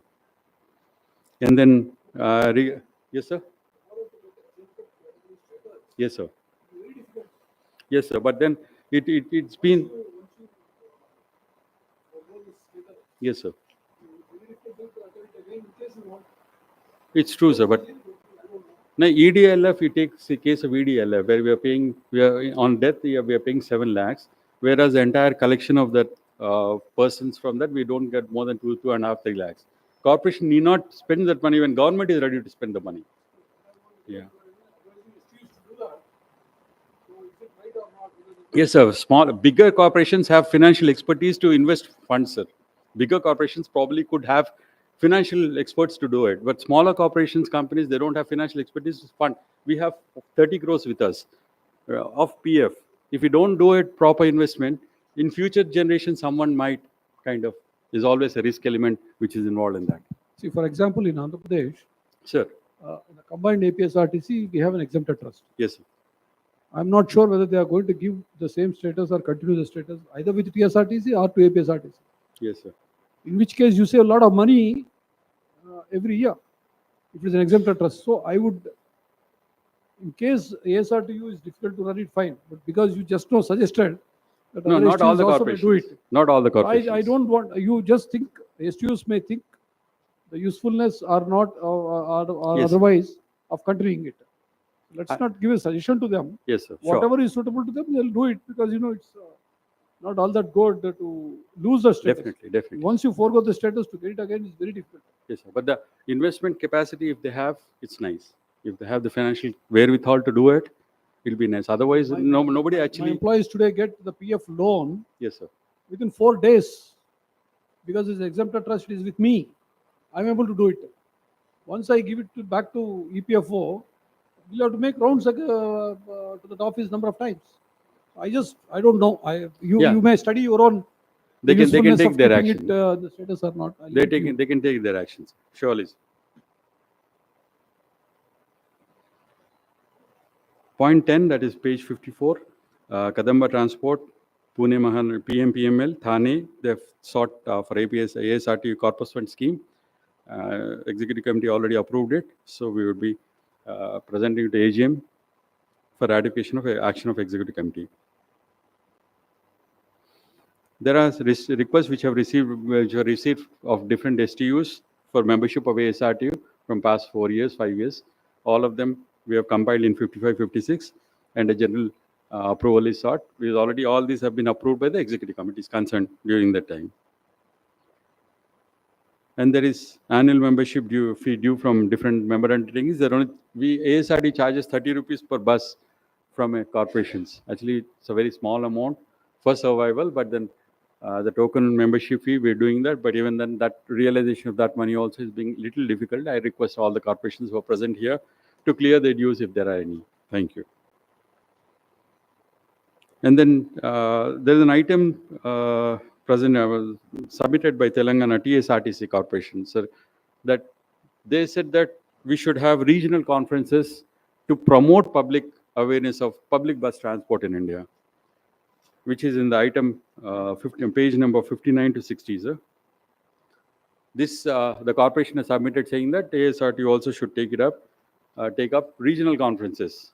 So that's like one in south, one is north, quite frequently, so that the employees there in that particular regions, they can come together and also kind of create programs to promote public awareness of public bus transport. I definitely will take it up, sir.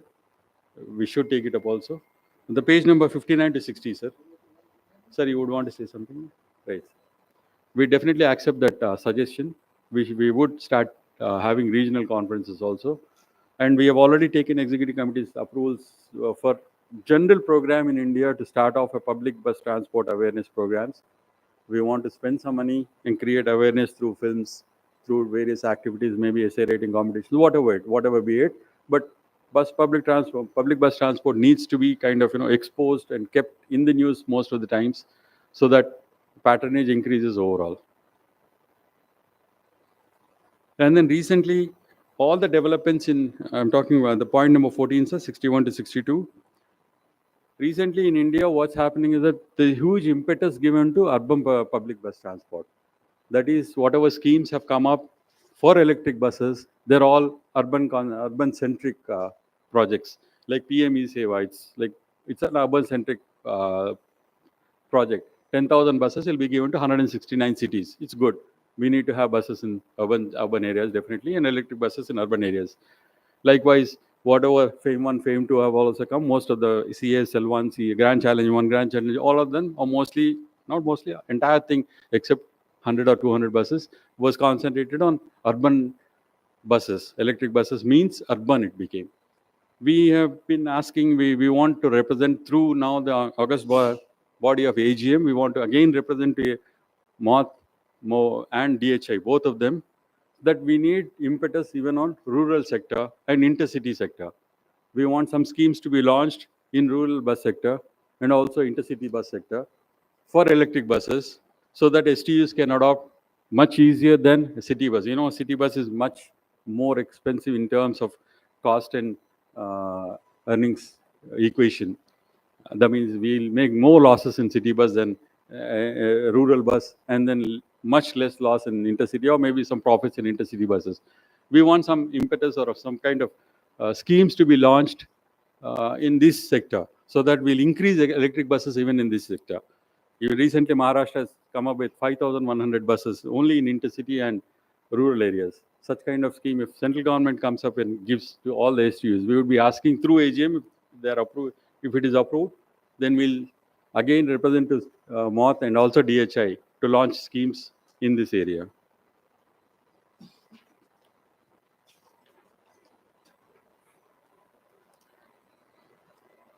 And then we have this scrapping policy. We all heard point number 16, page number 65. We all heard of a scrapping policy in India right now. 15 years is what the scrapping policy has stipulated right now, 15 years. Now, it didn't really kind of specify whether all the buses have to be scrapped. As of today, it stands, all the buses have to be scrapped. All the government-owned buses or public organization-owned buses have to be scrapped in 15 years. But then the question rises, why should an electric bus be scrapped at 15 years? Electric bus doesn't have any emissions. If it is for emission's sake, then electric bus doesn't have emissions. It's a zero emission buses. So why can't we have 5 more years life, or maybe 20 years for scrapping policy? Even CNG bus also same thing. As long as the buses are refurbished and kept well, we seek the extension of the scrapping policy for electric and CNG and alternate fuel buses to 20 years at least. What happens is that now that we are calculating electric buses for 12 years, the kind of PPP agreements we are making for 12 years, which again is not going to be very economical for us. If it is for 16 years, 18 years, it's going to be very economical. And another point is, if you want to retrofit a bus, a diesel bus, you want to retrofit at 8 years or 7 years or 9 years, the life is only 15 years, which is very uneconomical. If the life is 20 years, we can go for retrofitment at 8 years or 9 years, and still we'll have 11 years or 12 years service left in the bus. So we seek the approval of our annual general body to make a representation of all the STUs to the MOT, saying that the electric buses, alternative fuel buses, the CNG or LNG, whichever is coming up, that the life should be 20 years instead of 15 years. I hope the body agrees to. We'll make representations to and pass a resolution and make representation to the government. And then we want to, the kind of accident rates we say, I'm talking about point number 17, page number 66, 67. This is about road safety activities, and we want to create a road safety cell in CIRT. Our accident rates, if you see even the awarded awards ceremony, you'll see the figures you have in the book. We'll be distributing the book. You'll see the accident rate is pretty high in some of the corporations, pretty high in the city operations. To overcome that, we don't have any mechanism as yet. We just have driver trainings, and then we stop at driver's training. Mostly our road safety activities start at driver and end at driver, but we haven't got a comprehensive research being done in this. We want to take up road safety cell in CIRT, or maybe Center of Excellence of Road Safety in CIRT for road safety. If the August body, entire body agrees, we'll pass a resolution that whatever funds we have available with CIRT, we'll divert some of the funds for at least 25 to 50 lakhs. We'll put in the road safety cell so that we'll create some research. We'll analyze the accidents of different STUs, again communicate back those accidents after analyzing them, because we have a lot of data, but nothing much comes out of the data. So we would want to start this unit. I suppose AGM can approve this, sir. With your August body's approval, we'll immediately initiate a road. That's a very good idea. Yes, sir. Yes, sir. But we cannot work in standalone kind of manner. We need support from the entire road transport department, RTOs and police and so many other agencies, and the private players in particular. Yes. So states may be requested to actually rope in all those agencies in addition to the state road transport corporations. Yes, sir. And even the fund also, it can be raised. You see, whatever we can spend, 10 times more fund can be gathered. Yes, sir. And some comprehensive and holistic approach towards road safety. Yes, sir. Including the driving and speeding and improvement in signages and conditions of road and all that. Sure, sir. So R&B department is also part of that actually. Yes, sir. So that kind of holistic approach, we can recommend a holistic approach in road safety rather than standalone on part of state road transport corporation. The biggest problem in road safety is this big vehicle syndrome. Even though if you are, our drivers most of the time, if they are not at fault, but still police are booking cases. Unfortunately, that's happening. I think until something is done at the national level, sir, I don't think I've seen personally that many a times, because I'm from the department, I'm trying to talk to my SPs, commissioners, trying to bulldoze them that see the verify the all that, but I don't think that everybody can do that job. It's a very thing. The most this one is this big vehicle syndrome. Yes, sir. Yeah, true, sir. It is true. Yeah. But we need to kind of keep sending representations from our side. We'll try to do that, sir, to various departments. Yes, sir.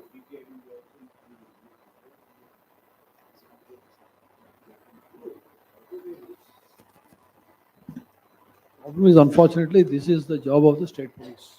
Yes, sir. There cannot be a national policy on that. One, it is not their jurisdiction. Number State two, governments. we don't want to abdicate our jurisdiction to somebody else. Yes, sir. State government will not agree for that. So we don't want national policies on certain things. Yes. On a state subject. Investigation is state subject. One, we don't need it. Yes, sir. We can't ask for it, and we'll be asking trouble actually, because they'll try to bring in bulldoze again on something else. So the best thing is to bring in awareness in the state, talking to the people, making your officers go and talk to the SHO, and as you rightly said, see whoever is the MD, whether he's senior IAS officer or IPS officer, will be able to talk to the concerned SP. Yes, and get it done. So basically, what we are asking, we're not asking for anything, any favor. We are asking for a factual investigation to be done. Yes. So national, I have a feeling that it could be a little difficult to it go. may not really serve the purpose. Yes. Not only that, the state governments may not like it. Yes. No investigation except the CBI and NIA, for which there is already enough of Allah in most of the states. It may not agree. So regarding this road safety also, I request all the corporations who are here and who are not here also, please guide us through this. I mean, please call us for any kind of training purposes, anything. Use the services of CRT, call ASRTU. Just now, Executive Committee has given us permission to launch a national level training program for drivers. So every state will try to launch driving training programs within the STU bodies, that is in situ. The training will be done in your corporations, in your premises only, with your cooperation. We'll be kind of engaging some local trainers also. Probably this is not being done in your level. Probably some places they are doing it, but then to have a grand training happening for drivers across the country would give us a good launch pad and for the road safety cell in CIT to get some data happening, to get some first-hand behavioral patterns happening from these sources. So we'll be doing that. We request all of you all, please, to help us in achieving this success. At least the road safety cell must kind of, be useful to everybody. Let's all ensure that it's useful to everybody.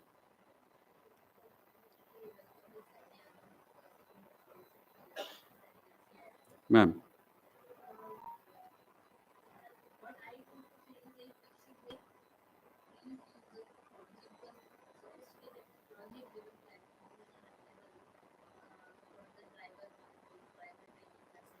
Yes, yes, ma'am.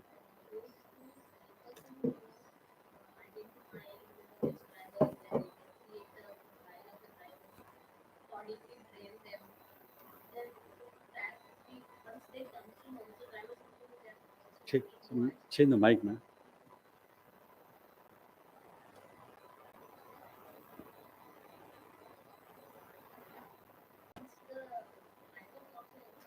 They are they are being watched or they are rewarded for their good performance. This is very crucial, so I think this is a very good idea. Sure, ma'am, because we have a lot of accident data available in all the corporations. It's not really collated properly, not brought into a shape where we can present it. We don't kind of make, if we collect the data and we kind of make cases of each of the states and put it up into a good nutshell and then spread it across the country, there'll be a lot of lessons learned to be learning from these accidents. Because there are only two sources of data in India. One is police FIRs and another one is available is with STUs, actually speaking, which is authentic data available.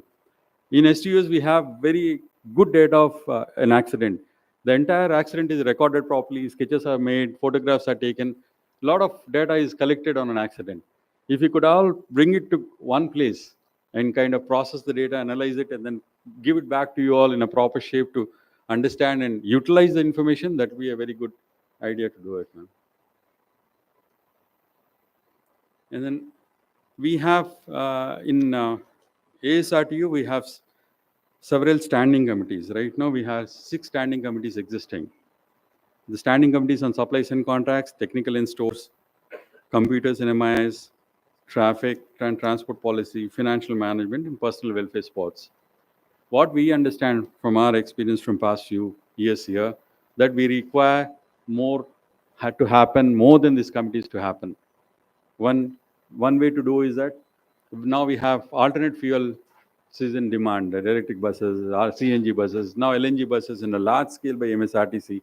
So these issues have to be looked into by our people, and then expand it to the other STUs. So we request the AGM to approve a standing committee on alternate fuels also, wherein this committee would only look at all these new technologies happening in alternate fuels, and then disseminate this knowledge to all the other STU bodies.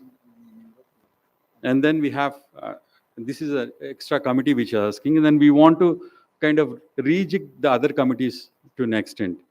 One is that we want to add road safety, which is not there in the entire 6 committees, existing committees. So we want to add road safety to the transport policy.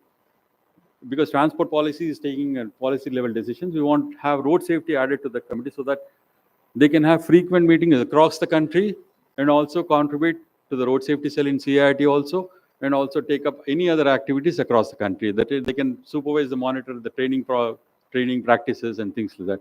So we also request the August gathering here to give us approval to rejig this committee and add road safety to transport policy. Another main area which is missing from this existing standing committees is we are not really concentrating on non-traffic collection, that is non-fare box collection. The committee doesn't have any say in. I mean, we don't look at it at all. We want to bring this into the fold of a standing committee. We want to call this financial management committee and bring in non-traffic revenue into this, and also asset management. We have lots of assets. Sir was saying just now that you have consultants coming in and doing different kinds of business. We are not looking at it because it's not in our standing committee provisions. So we want to rename it as non-fare box revenue and asset management, and looking at the entire revenue issues. So then we want to call it as asset management, non-fare box collection, and financial management standing committee. So one additional committee, and renaming the other 2 committees, so that we expand our knowledge, we expand our activities. So I seek your August gathering here for approval for this. Thank you so much. Any suggestions we can make here? We should have something for digital innovation. IT is there, sir.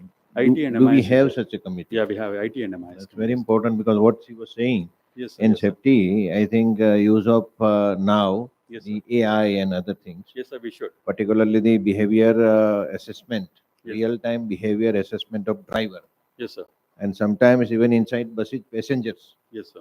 Sometimes that is very important, because to make it safe, yes, if sir, somebody is doing something, and then we can track it real time, I think we can take corrective action. Yes, sir, we will do that. We will prevent crimes and all. There kind of some of a sudden from past 2.5 years or 3 years due to COVID, I mean, not many meetings have happened of some of the committees. Those standing committee T&S, SNC have done brilliantly, but some of the committees have not done, because lack of time from the chairman also sometimes affects it.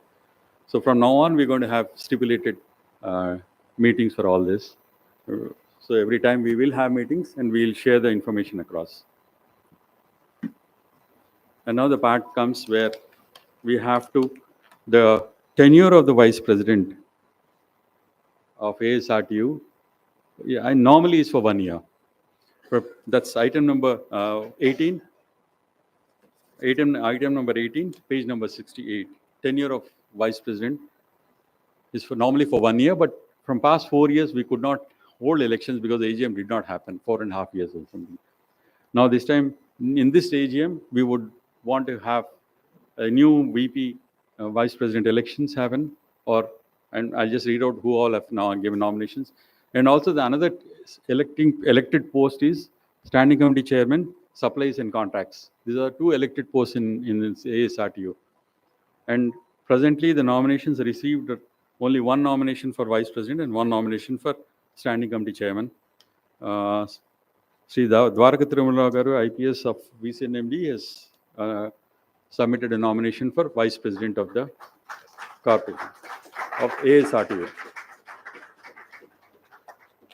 And it so happens that Telangana RTC MD Sir Sri Sajjanar has submitted nomination for Standing Committee S&C. Telangana is a new entrant. Telangana is a new entrant to ASRTU because it's formed only in 2015, sir. So this is the first time the committee is being.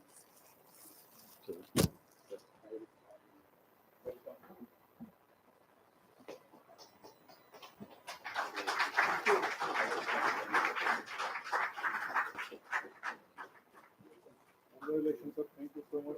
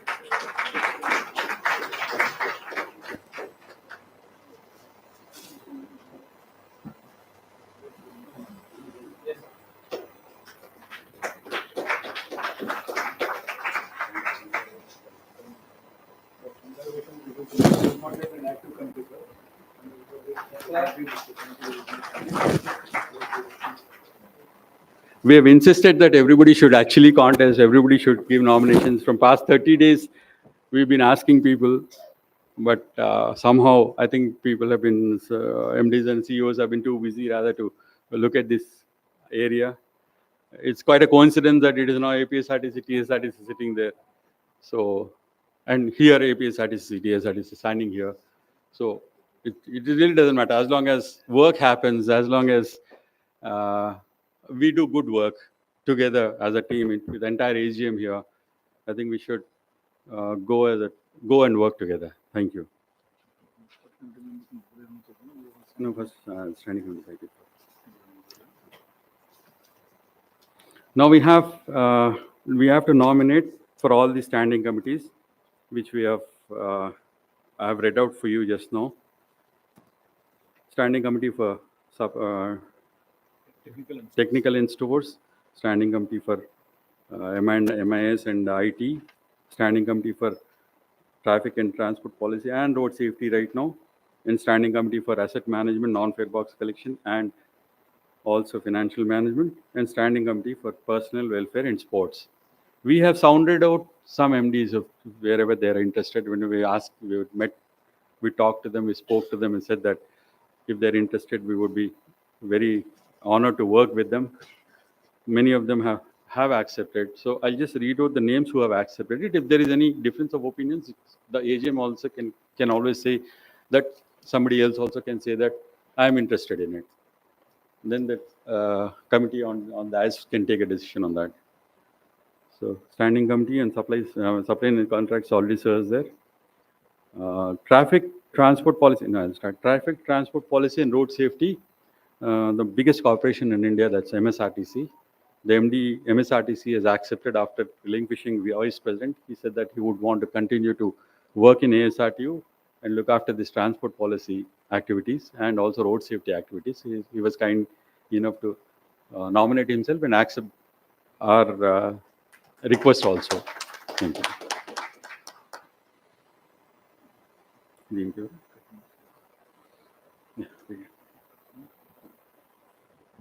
Another important committee is Standing Committee for Technical Matters and Stores Matters. At present, Gujarat MD is the chairman of that committee. Now, MD Sri R. Mohan of SETC Chennai has expressed his interest for this chairmanship. Unfortunately, in the 11th hour, he has cancelled his program because of some transport minister's inspection and inauguration of buses. So his proposal may be accepted by this committee. He is a technical manager, engineer, managing director of SCTC, R. Mohan. There are four MDs who are here who represent him, sir. Thank you so much. Thank you, sir.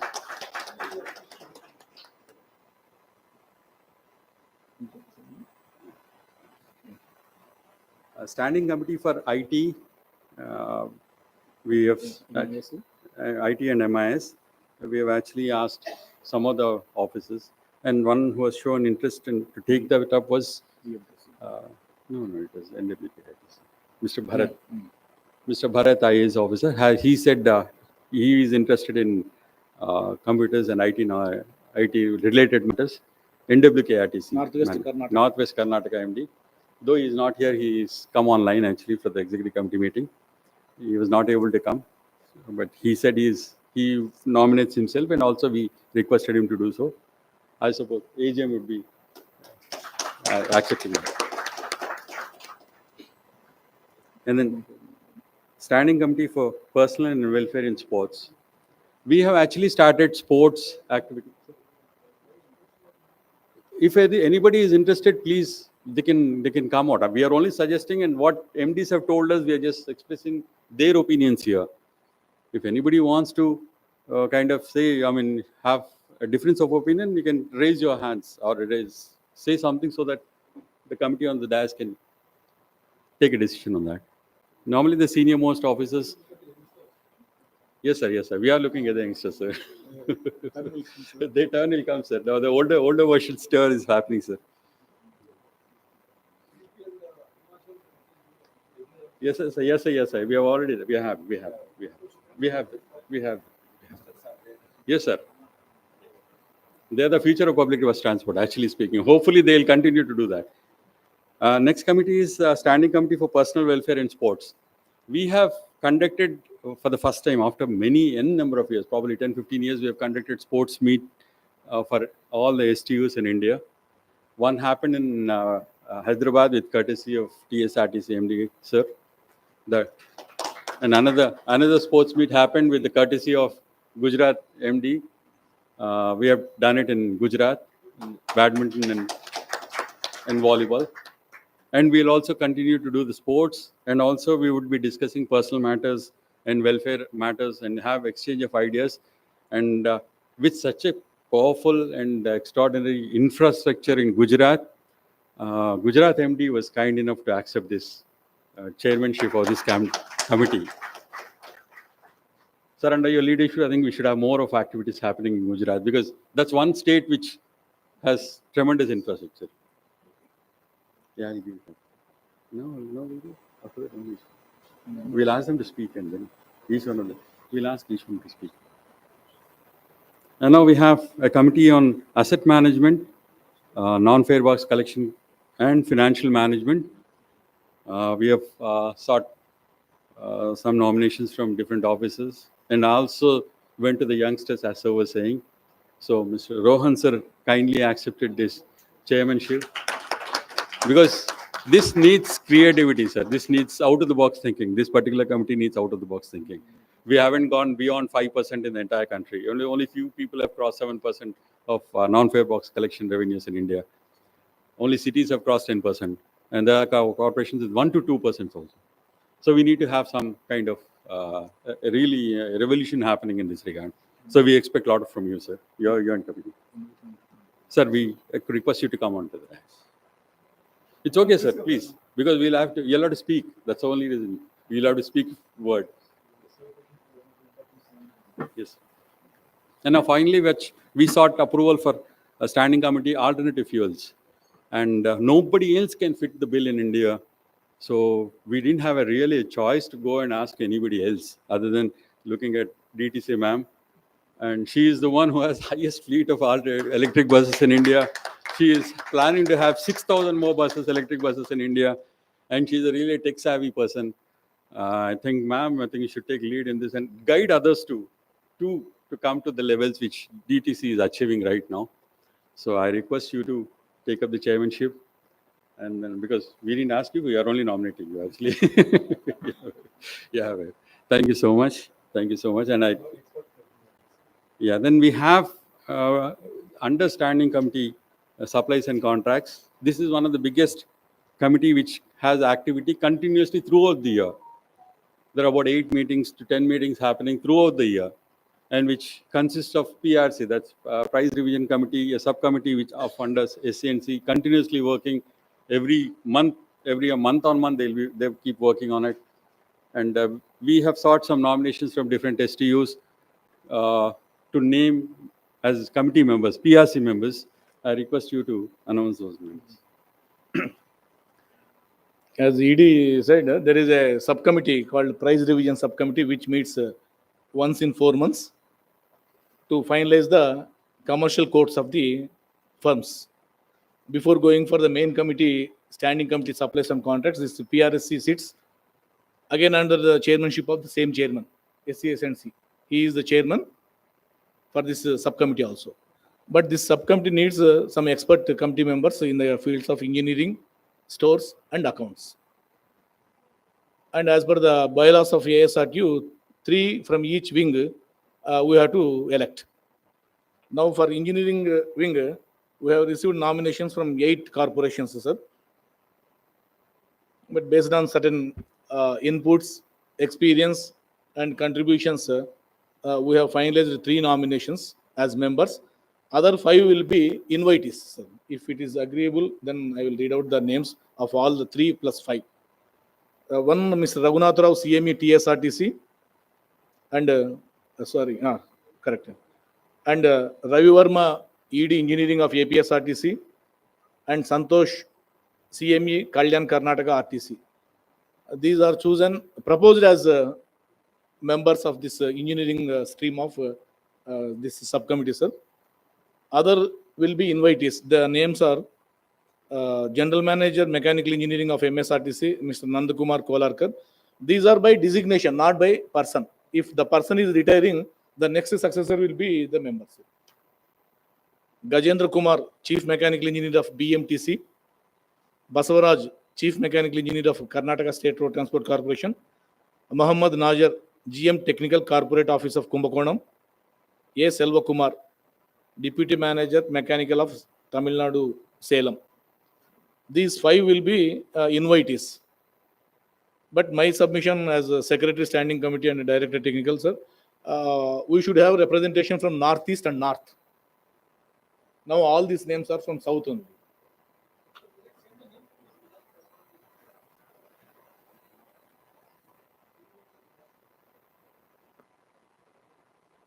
One minute, sir. Just give me 1 minute.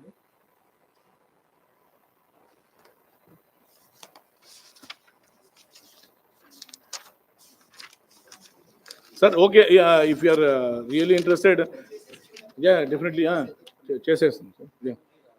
We'll also include Gujarat CME as invitee, but I need Assam MD help, sir.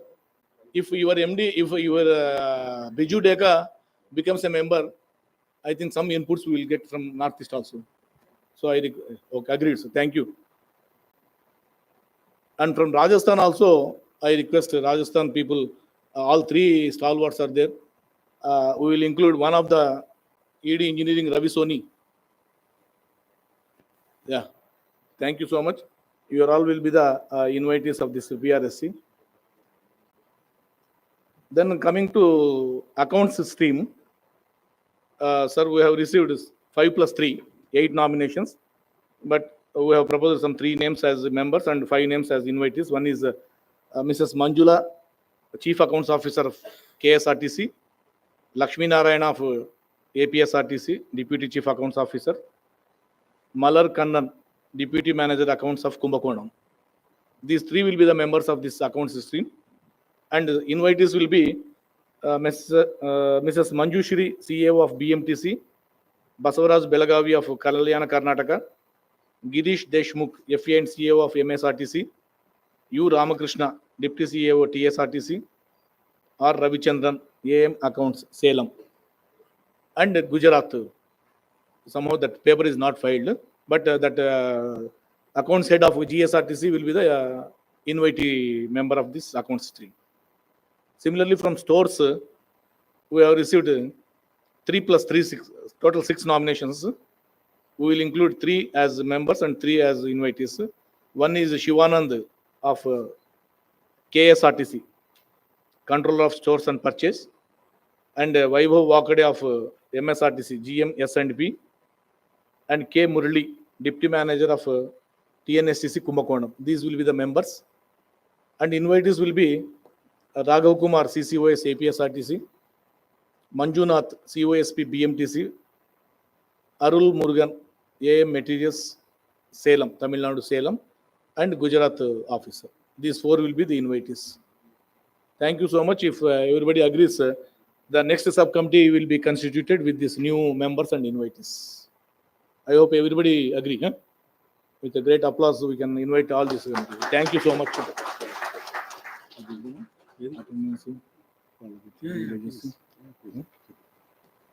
And one more submission and information to this new VP sir and SC sir, SC SMC chairman sir, and newly elected members.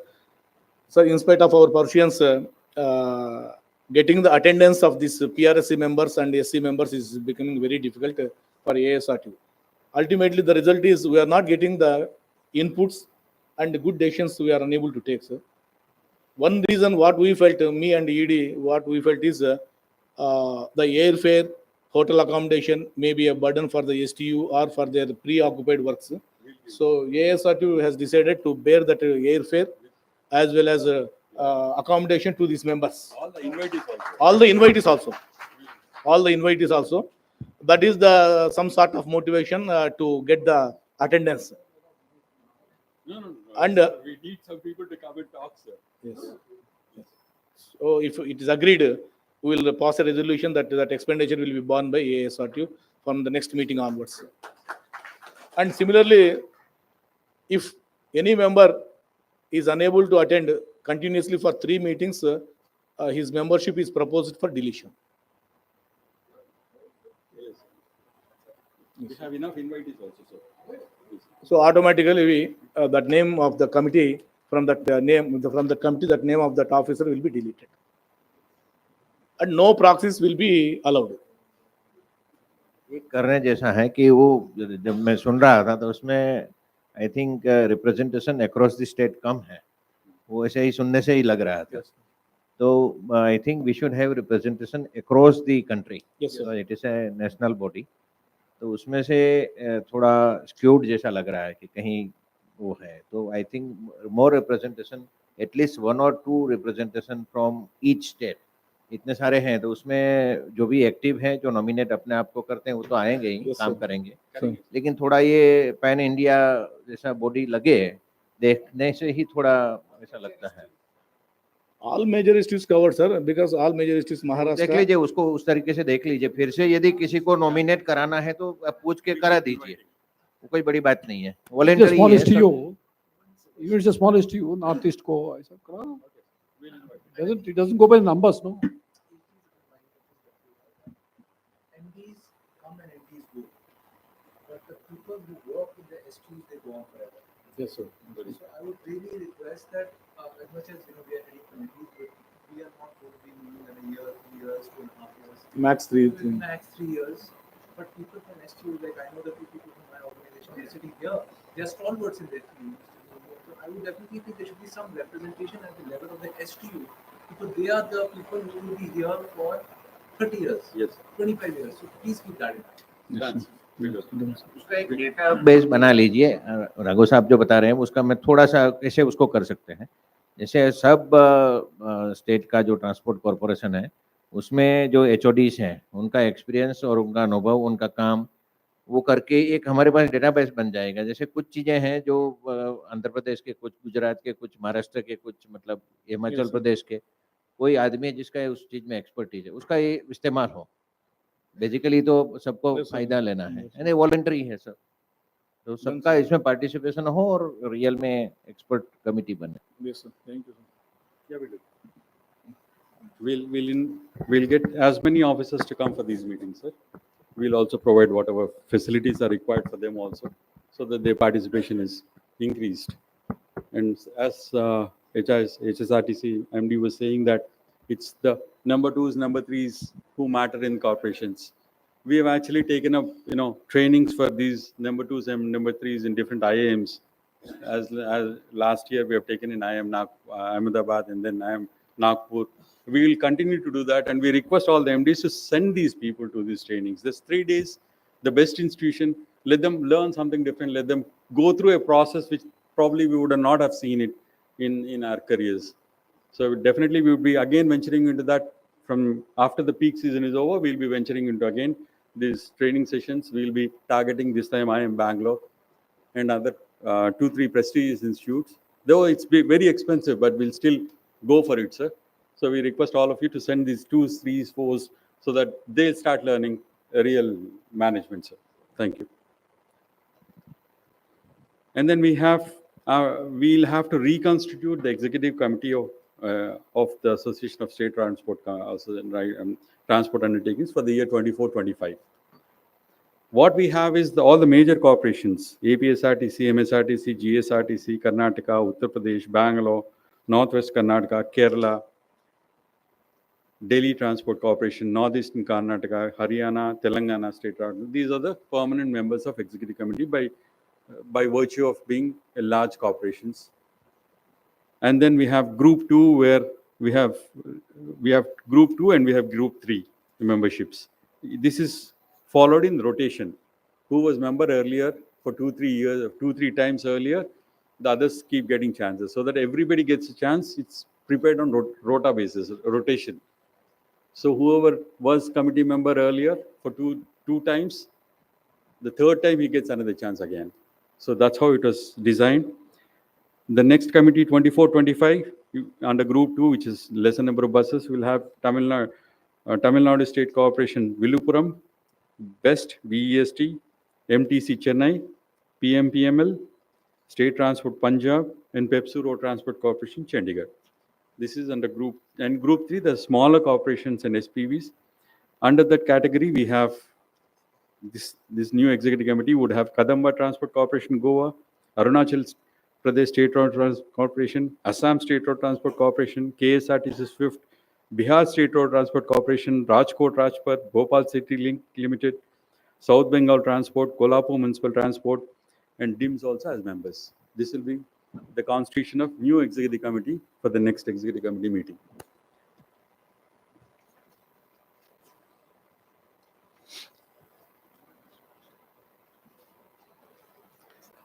With this, I would also request now the committee members, the new chairmen who are sitting on the dais, to speak a few words, and then we would have standing committee SNC speaking, and then the vice president speaking. That would kind of conclude this, sir. We would request sir to start. Few words. What's the vision of public bus transport and future of public transport? You can sit there and speak if you have from now in mind.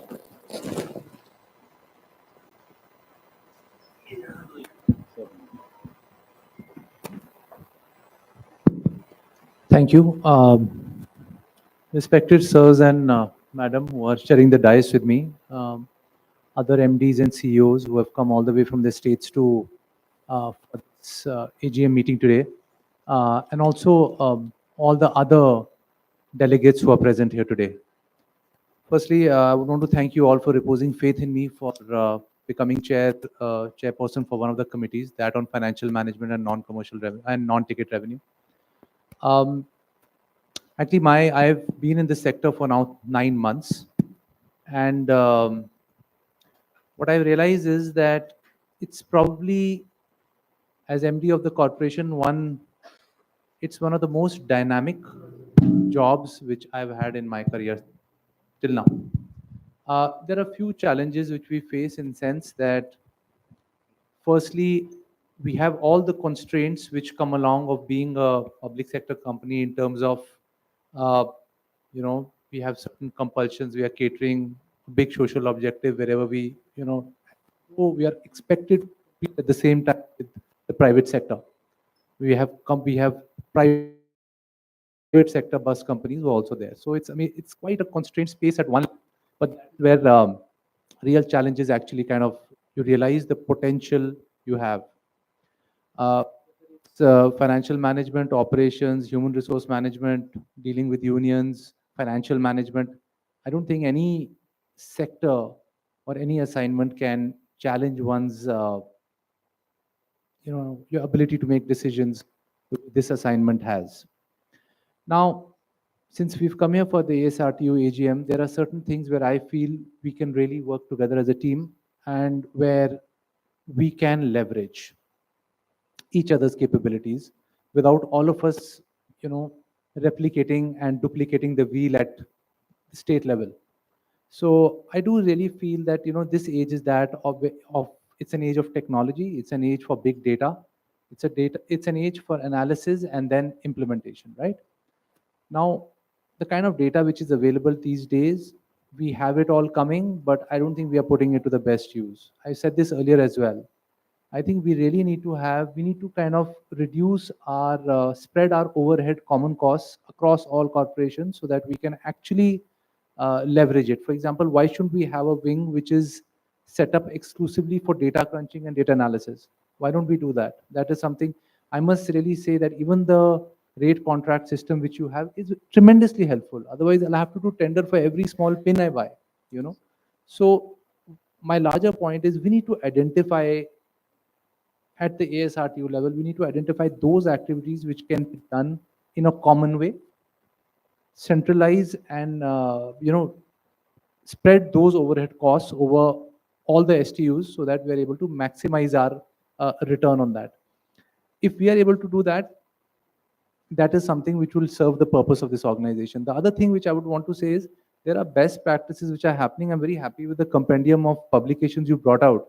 I think it's very important for all of us to go through these and then really identify which are the ones which can be applied in our respective organizations. I think it's really great information dissemination. Third thing which I would also want to ASR to take a special stand on going in the future is the case for hill states and the case for the Himalayan states. They are distinct. The challenges which come with a hill state is significantly different from anything you will face in the plains.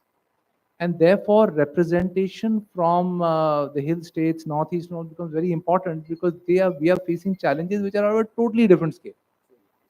So that kind of sensitivity has to be built into this ecosystem, and there may be some things which are very, very easily replicable in the plains, but the same may not happen in a different topography. So I think I've broadly touched upon these 3 points, and I really look forward to this opportunity, and I hope we are able to show you some concrete results very soon. Thank you so much. Yeah, thank you so much, sir. I request Ma'am DTC, Mrs. Shilpa Shinde, speak a few words on that.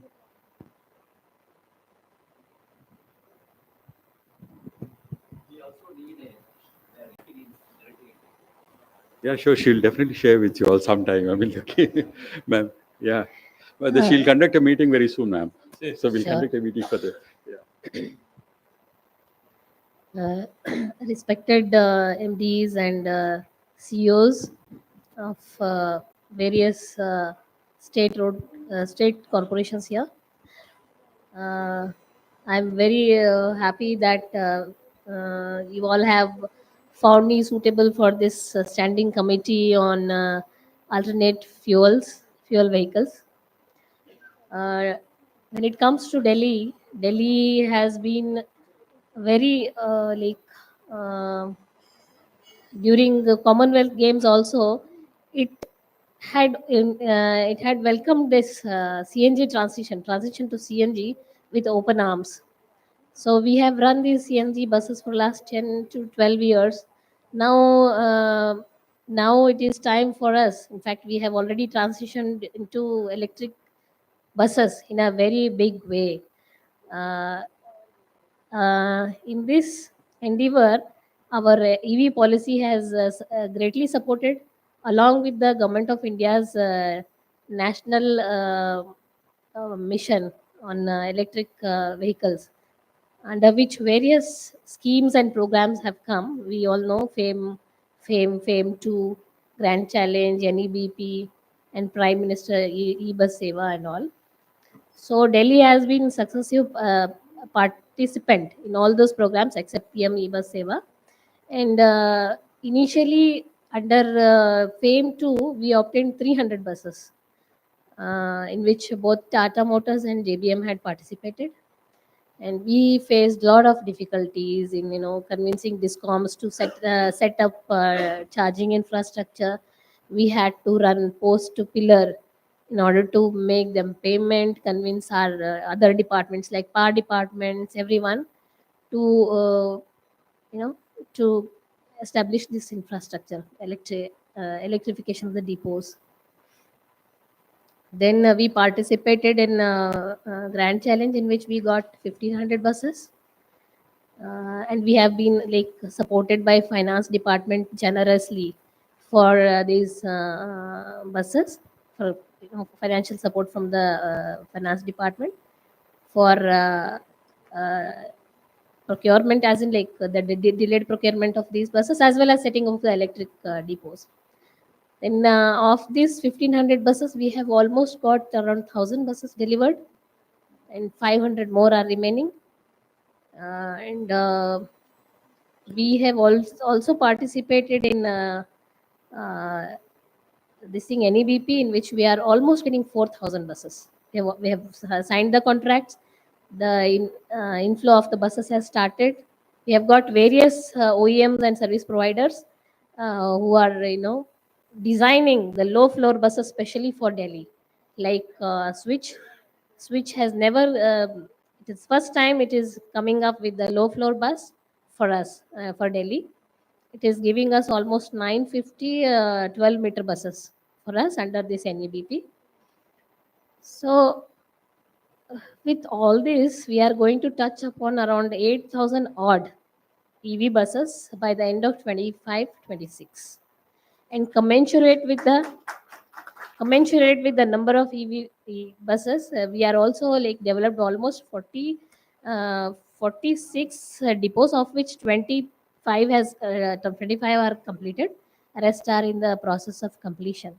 So all in all, we'll be having around 8,500 buses and 60 electric depots.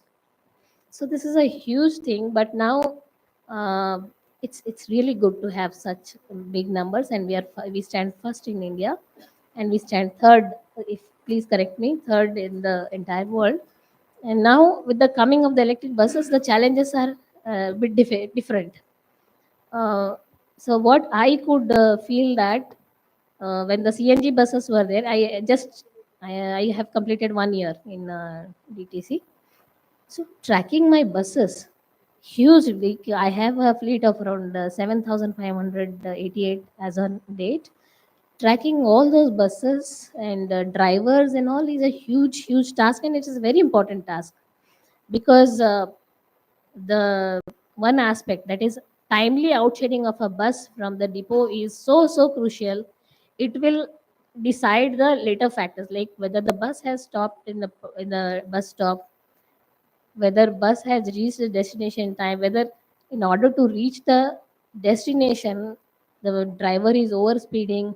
So all these things I could not monitor because of lack of technological platform at that point of time, and the OEMs also could not support because of the old technology.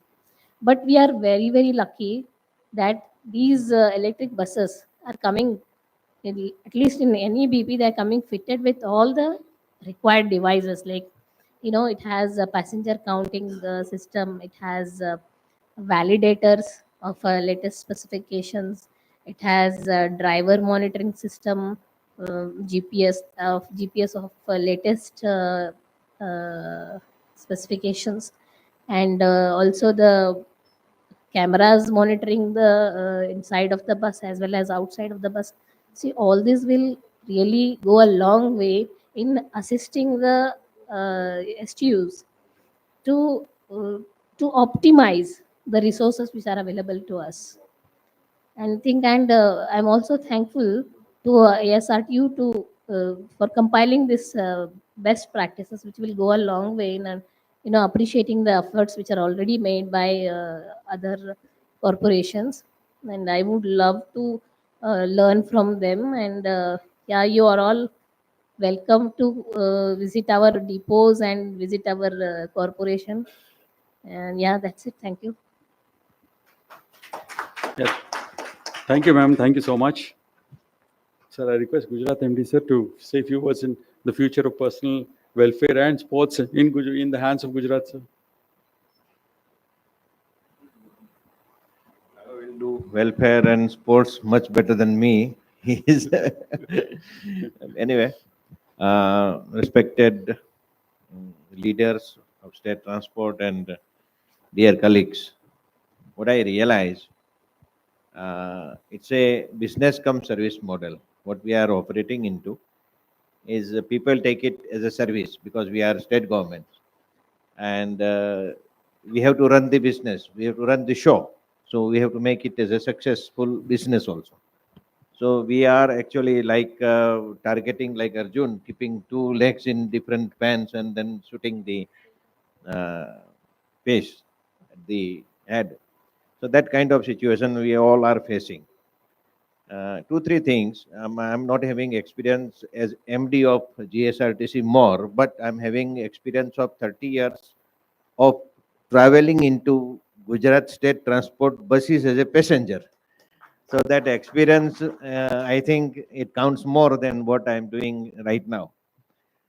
I remember many incidences. You see, the most beautiful thing which I recall about, it may be true for all our colleagues from other states. Our ST drivers and conductors and mechanics, they used to own the organization as our organization. ये हमारी ST है ऐसा बोलते थे. So वो सबसे बड़ी चीज है कि people should own it. Now what we are trying in Gujarat is we are trying to spread this ownership among the citizens. So while we want to succeed as a business, we want to make it an excellent service. So the major challenge for all the state transport buses is regularity, punctuality. We are best in safety as compared to private. We are very good in comparison to private in terms of safety. But in terms of punctuality, in terms of cleanliness, in terms of I think public relation, we have to do a lot. So a lot of action research is required in this particular case. Recently, when the Honorable Prime Minister, he was talking about the Amrit Kal and all that, because in 2047 we will complete 100 years. So in addition to the plans for next 3 years, 5 years, I think we should have at least some sort of, not very clear, not very transparent, but at least a vision for 2047, where we want to reach. And when you visit London or you visit America, Europe, you find that public transport is excellent in those countries. So how they have reached, and the because of my experiences staying there for some time and traveling in buses of Europe and America, I realized that they lack competition from the kind of competition that we face in India. So that is why I was repeatedly saying in that executive meeting also, here also, that we should have a holistic vision. The State Road Transport Corporation, GSRTC and other RTCs cannot function in a standalone manner. We should have support from and full participation from Commissioner of Transport, the Department of Transport, very important police, state police. So all these things they put together will make our ST business quite efficient. So this is somewhere, I don't know, in our association also, in our recommendation also, we should indicate. Another thing you said, we are not meeting very frequently. There is no need to meet very frequently here or somewhere else, but at least on a virtual mode, on some workshops, and I think we should have a kind of newsletter also. It may be virtual only. You can. There is no need to print.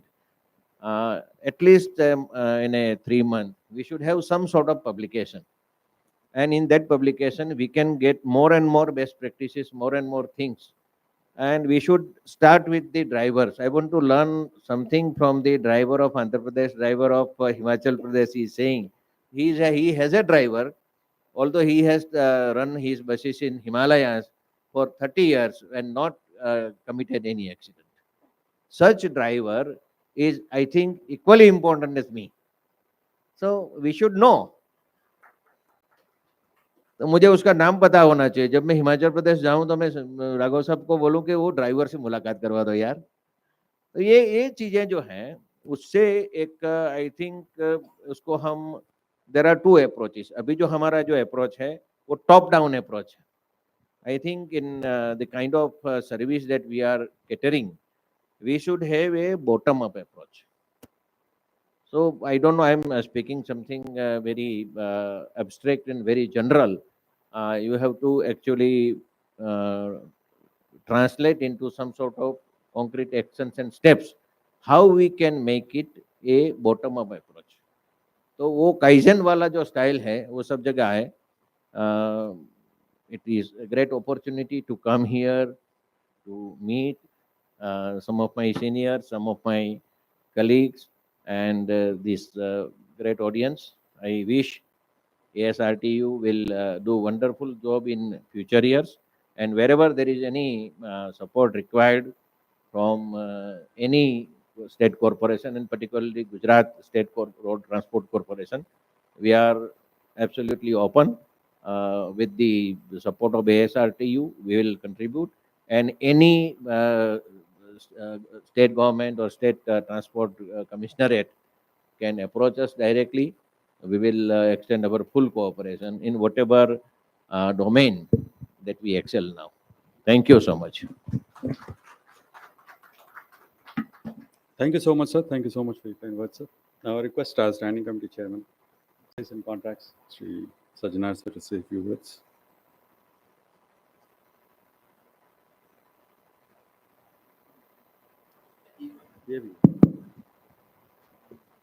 Respected Dwarka Thirumal Rao sir, MD APSRTC and newly elected Vice Chairman of the ASRTU, and respected chairpersons, colleagues, and MD CEOs and team ASRTU. First of all, congratulations on behalf of all the MDs and CEOs to our newly elected Vice President of ASRTU. I also appreciate Anbu Kumar and Shivogi Kalsat, the previous chairpersons of contracts and supplies. They have done tremendous work. The entire committee of supplies and contracts has done great work because I was a part of one meeting in Hubli. So a lot of good work has been done. As everybody spoke, we are in a very, very crucial stage. Not only earning revenue, but also there is a need to cut the cost. And this committee plays a very, very important role in cutting that cost. So I think definitely a good team has been provided by ED and the AD ASRTU. Definitely will, with the help of all the stakeholders and with the help of all of you, will definitely do good work. If there are any suggestions or anything, you can please contact ASRTU or directly me so that we can take forward your ideas and all. Thank you once again for selecting me as the chairperson of supplies and contract. Thank you. Thank you very much. Thank you so much, sir. Thank you so much. And I now request our newly elected Vice President, Sri Dwarka Thirumal Rao Garu, to say a few words.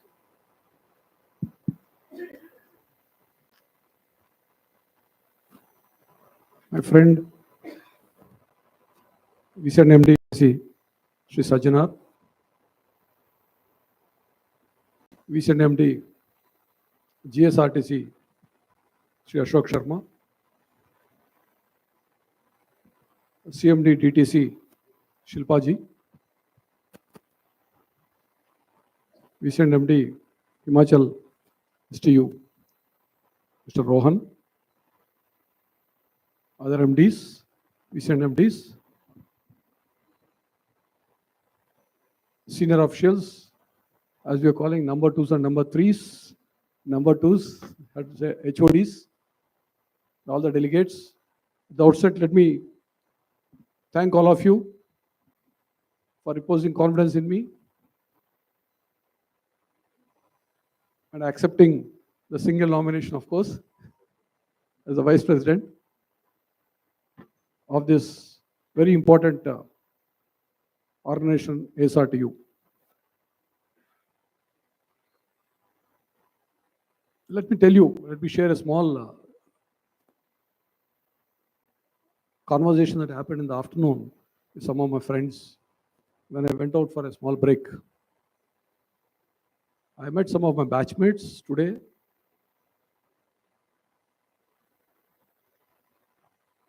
I must tell you, fortunately today, 3-4 important CPOs are being head by our batch.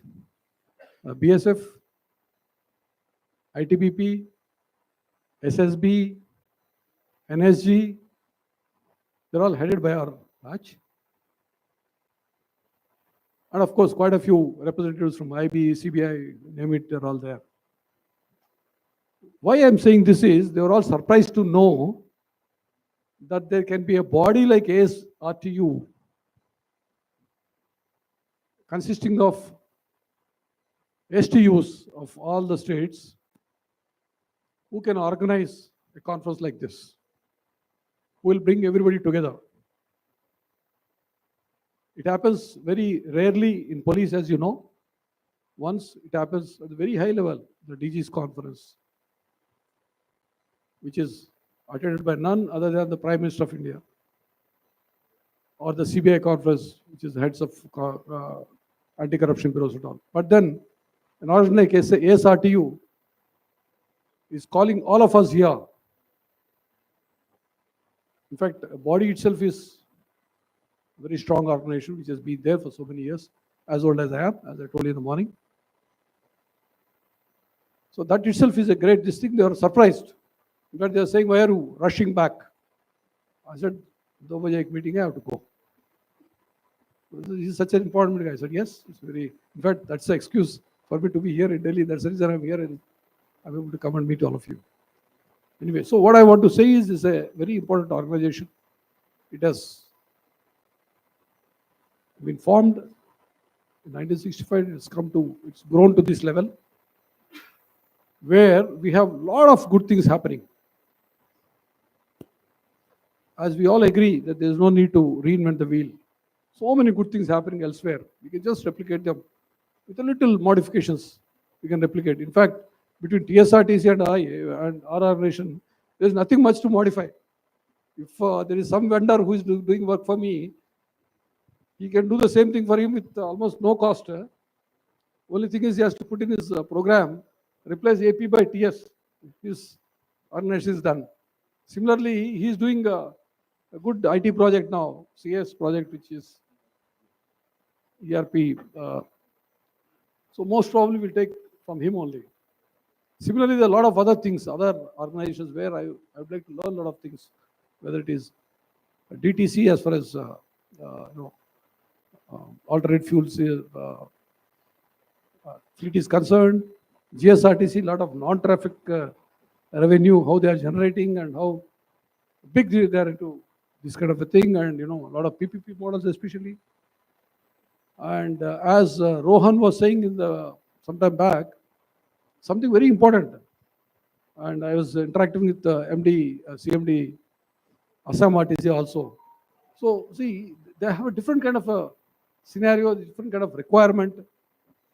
So all of us will have to, strengthen our hands, put our hands together to strengthen each one of us.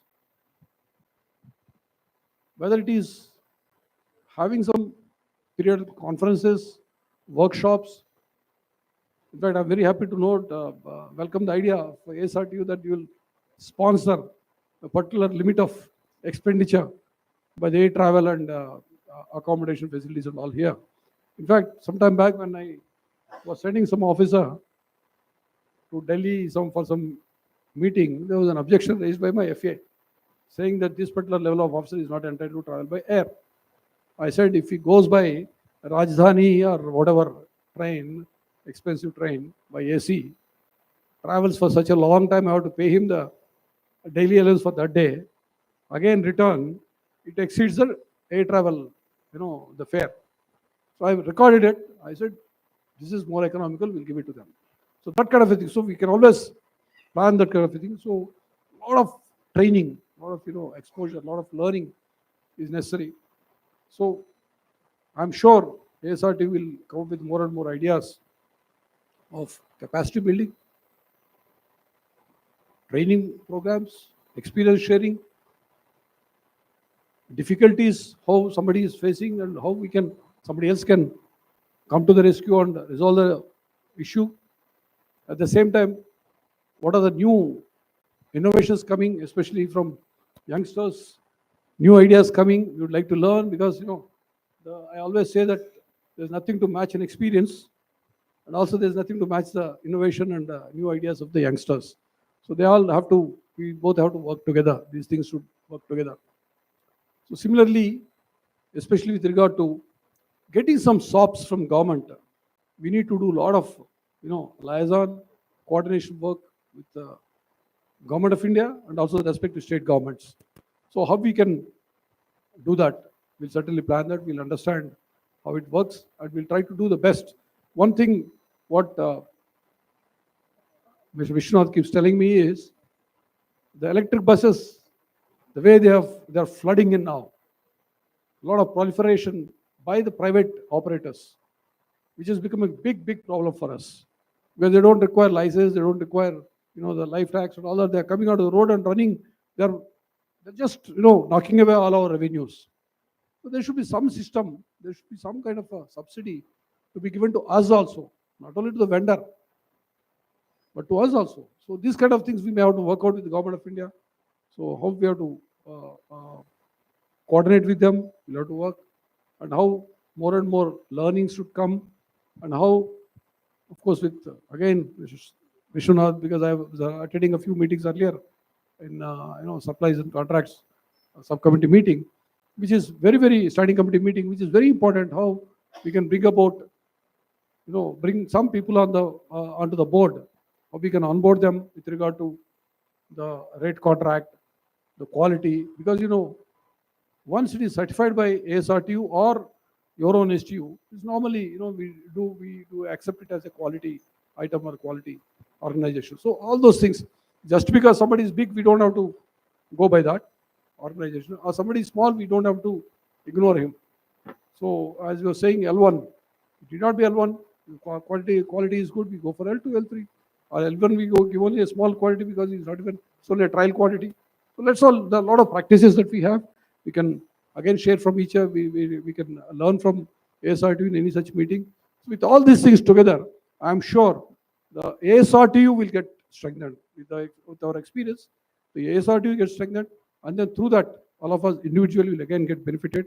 We all should work towards that, and then we should utilize the benefits that we can avail, the benefits that can be offered by the ASRTU and strengthen it.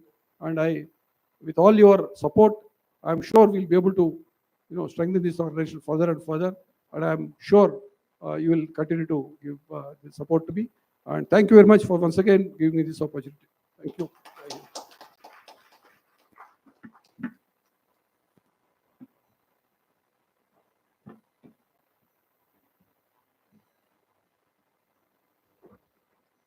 Thank you so much, sir.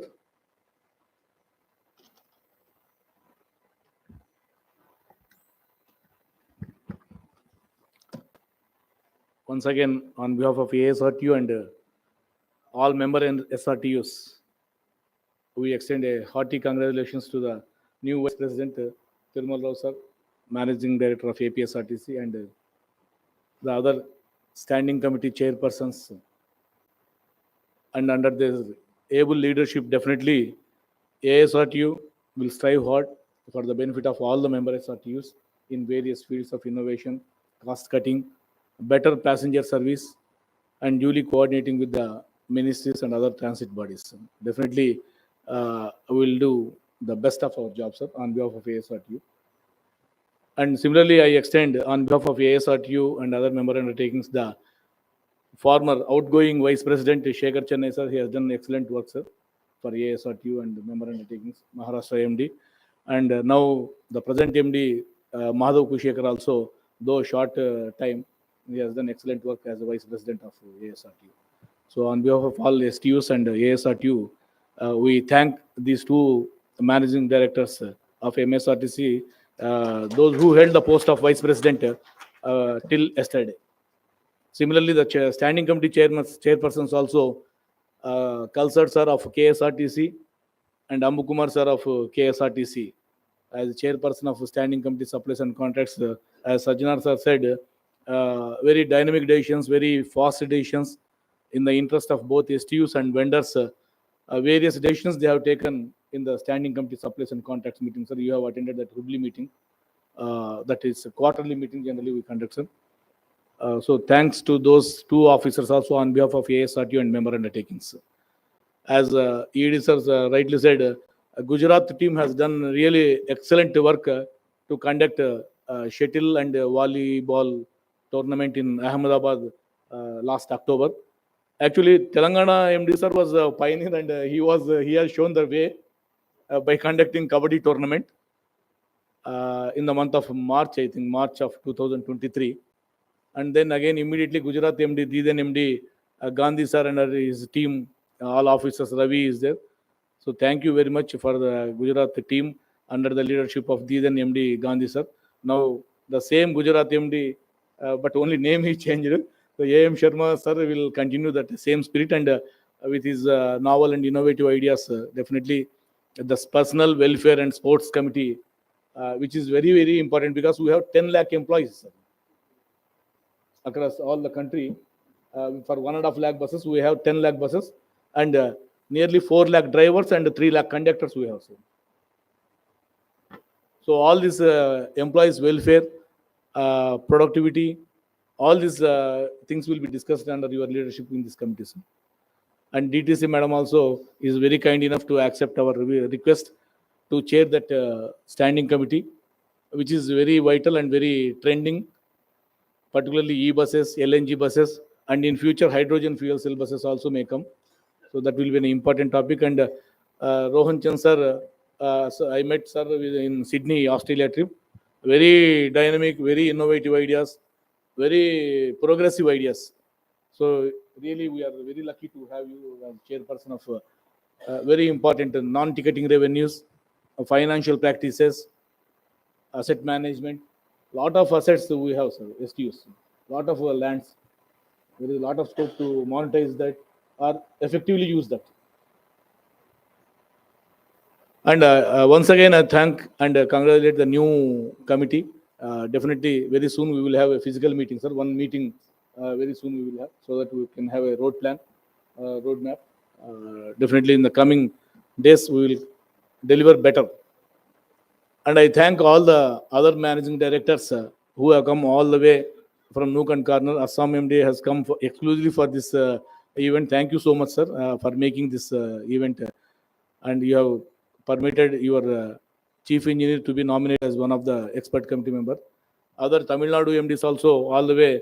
5 MDs, excellent, sir. Out of 8 MDs, 5 MDs, you have come all the way from Chennai, Salem, Villupuram. Thank you so much. Other MDs and other senior officers also, in spite of short notice and so much busy schedule is going on in all the states because of the election schedule and code of conduct being announced in a day or two. So many organizations are busily engaged in inauguration of buses, inauguration of bus stations.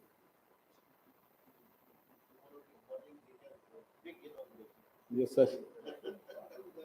Yes, sir. So in spite of that, it is really very much thankful to note that, and very happy to see all of you.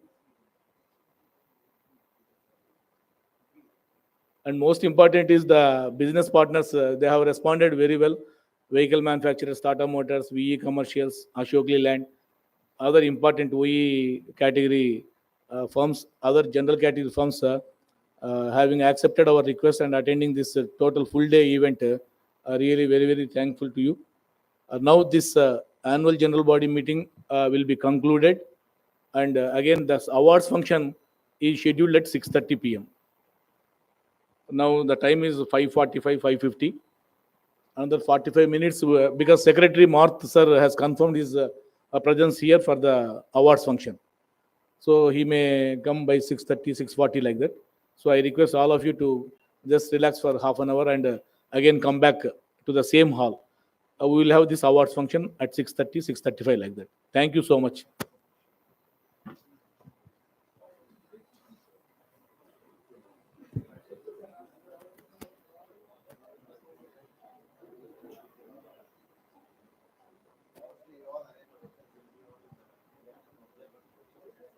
Yeah, one more request is tea and snacks are arranged outside this hall. I request all of you can join for Welcome to tea and snacks. ASRTU, the premier organization dedicated to revolutionizing road-based public transport in India.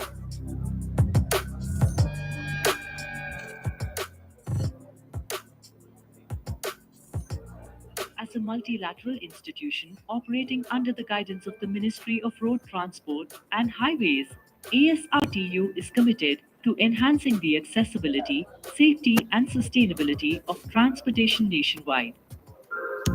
ASRTU team works under the mentorship and guidance of Secretary RT&H, Government of India, who is also the ex officio president.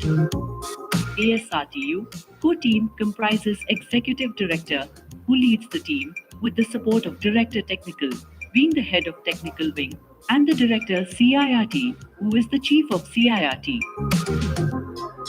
The team driving the mission forward with a focus on collaboration with state governments, original equipment manufacturers, OEMs, and national and international transport entities. ASRTU stands as a beacon of innovation and progress in the realm of public transit. Our core objectives encompass a wide spectrum of initiatives aimed at promoting road-based public transport. From finalizing rate contracts for essential supplies to integrating modern techniques for enhanced passenger comfort and safety, ASRTU strives to elevate the standards of public transportation across the country. Key to our success are the 6 specialized standing committees, each dedicated to serving the unique goals and needs of our member state road transport undertakings, SRTUs. These committees, comprising elected representatives from SRTUs, focus on crucial areas such as supplies and contracts, technical standards, financial management, traffic and transport policy, personnel welfare, and computerization. In addition to our operational endeavors, ASRTU places a significant emphasis on advocacy and knowledge sharing. Through liaising with various ministries and conducting research studies, we advocate for sustainable mobility solutions and foster a culture of innovation within the transport industry. Our national best practices workshops, seminars, and conferences serve as platforms for exchanging ideas and promoting continuous improvement among our members. As we embrace the future of transportation, ASRTU is fully committed to the electrification of public transit. With support from the Government of India and initiatives like FAME 1 and FAME 2, we are driving the transition from diesel-powered buses to electric vehicles. By prioritizing environment-friendly solutions and last-mile connectivity, we aim to make public transport more accessible and attractive to commuters nationwide. On frequent intervals, we also introduced importance of road safety and honor and award SRTU's drivers those have zero accident in their 25 years of accident-free service records. Our vision is clear: to provide world-class road-based public transport services that rival personal transportation options. By delivering comfort, reliability, and sustainability, we seek to inspire a shift towards public transit, leading to environmental conservation and reduced congestion on our roads. Join us on this journey towards a brighter, more connected future for transportation in India. Together, we can build a nation where public transport is not just a mode of travel, but a symbol of progress and sustainability for generations to come. ASRTU, advancing public transport, empowering communities.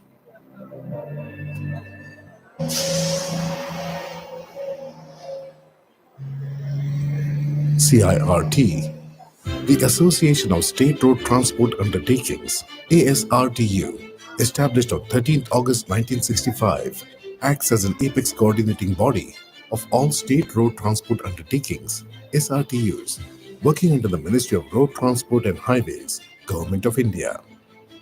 ASRTU provides a forum for exchange of ideas on best practices and deals with various issues relating to SRTU members, aiming to improve their performance. The Central Institute of Road Transport, CIRT, Pune, is the technical organ of ASRTU. Established in 1967 on the joint initiative of the Association of State Road Transport Undertakings, ASRTU, and the Ministry of Road Transport and Highways, CIRT has been at the forefront of the industry for over 50 years. Every journey on Indian roads deserves to be safe. At CIRT, safety is not just a priority, it's our mission. Offering comprehensive vehicle and component testing, academic training, research, and consultancy, CIRT ensures that the highest safety and performance standards are met. Recognized by the ministry under CMV rules, CIRT also serves as the Secretariat of Automotive Industry Standards Committee, AISC, for vehicles over 3.5 tons GVW. Our accreditation by Bureau of Indian Standards, BIS, National Accreditation Board for Testing and Calibration Laboratories, NABL, and Scientific and Industrial Research Organizations, CIRO, ensures the reliability and global caliber of our robust testing processes. From pioneering India's first retrofit electric bus to certifying imported electric vehicles to establishing the Bharat NCAP Center, CIRT is leading the charge towards sustainable transportation. Powered by cutting-edge engineering divisions and labs, CIRT dwells in every aspect of vehicle safety. Yet, it's our expert team that truly distinguishes CIRT. With vast experience, they drive innovation in road transport. CIRT conducts management development programs covering general management, transport operations, road safety, and maintenance engineering for professionals in transport sector.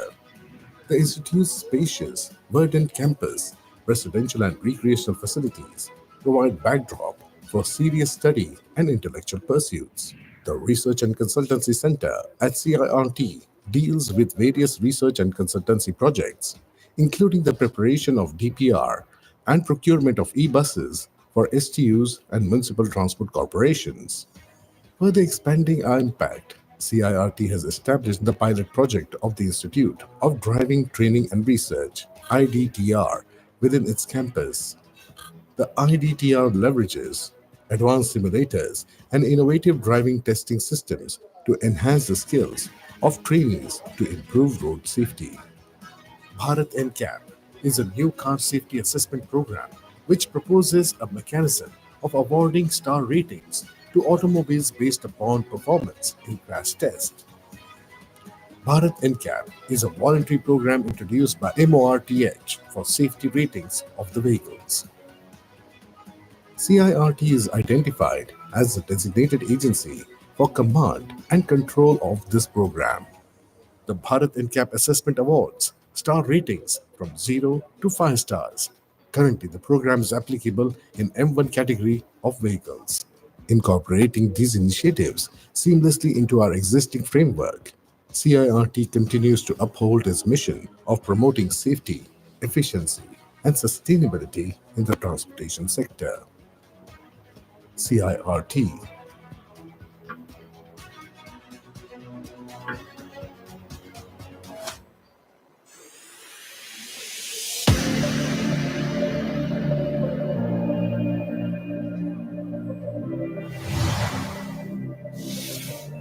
Welcome to ASRTU, the premier organization dedicated to revolutionizing road-based public transport in India.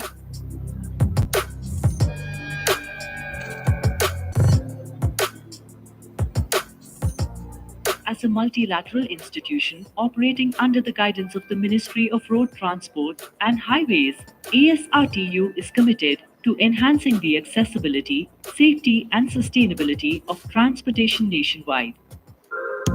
ASRTU team works under the mentorship and guidance of Secretary RT&H, Government of India, who is also the ex officio president.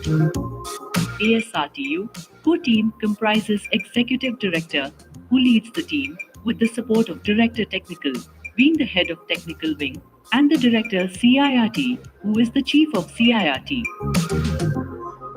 The team driving the mission forward with a focus on collaboration with state governments, original equipment manufacturers, OEMs, and national and international transport entities. ASRTU stands as a beacon of innovation and progress in the realm of public transit. Our core objectives encompass a wide spectrum of initiatives aimed at promoting road-based public transport. From finalizing rate contracts for essential supplies to integrating modern techniques for enhanced passenger comfort and safety, ASRTU strives to elevate the standards of public transportation across the country. Key to our success are the 6 specialized standing committees, each dedicated to serving the unique goals and needs of our member state road transport undertakings, SRTUs. These committees, comprising elected representatives from SRTUs, focus on crucial areas such as supplies and contracts, technical standards, financial management, traffic and transport policy, personnel welfare, and computerization. In addition to our operational endeavors, ASRTU places a significant emphasis on advocacy and knowledge sharing. Through liaising with various ministries and conducting research studies, we advocate for sustainable mobility solutions and foster a culture of innovation within the transport industry. Our national best practices workshops, seminars, and conferences serve as platforms for exchanging ideas and promoting continuous improvement among our members. As we embrace the future of transportation, ASRTU is fully committed to the electrification of public transit. With support from the Government of India and initiatives like FAME 1 and FAME 2, we are driving the transition from diesel-powered buses to electric vehicles. By prioritizing environment-friendly solutions and last-mile connectivity, we aim to make public transport more accessible and attractive to commuters nationwide. On frequent intervals, we also introduced importance of road safety and honor and award SRTU's drivers those have zero accident in their 25 years of accident-free service records. Our vision is clear: to provide world-class road-based public transport services that rival personal transportation options. By delivering comfort, reliability, and sustainability, we seek to inspire a shift towards public transit, leading to environmental conservation and reduced congestion on our roads. Join us on this journey towards a brighter, more connected future for transportation in India. Together, we can build a nation where public transport is not just a mode of travel, but a symbol of progress and sustainability for generations to come. ASRTU, advancing public transport, empowering communities.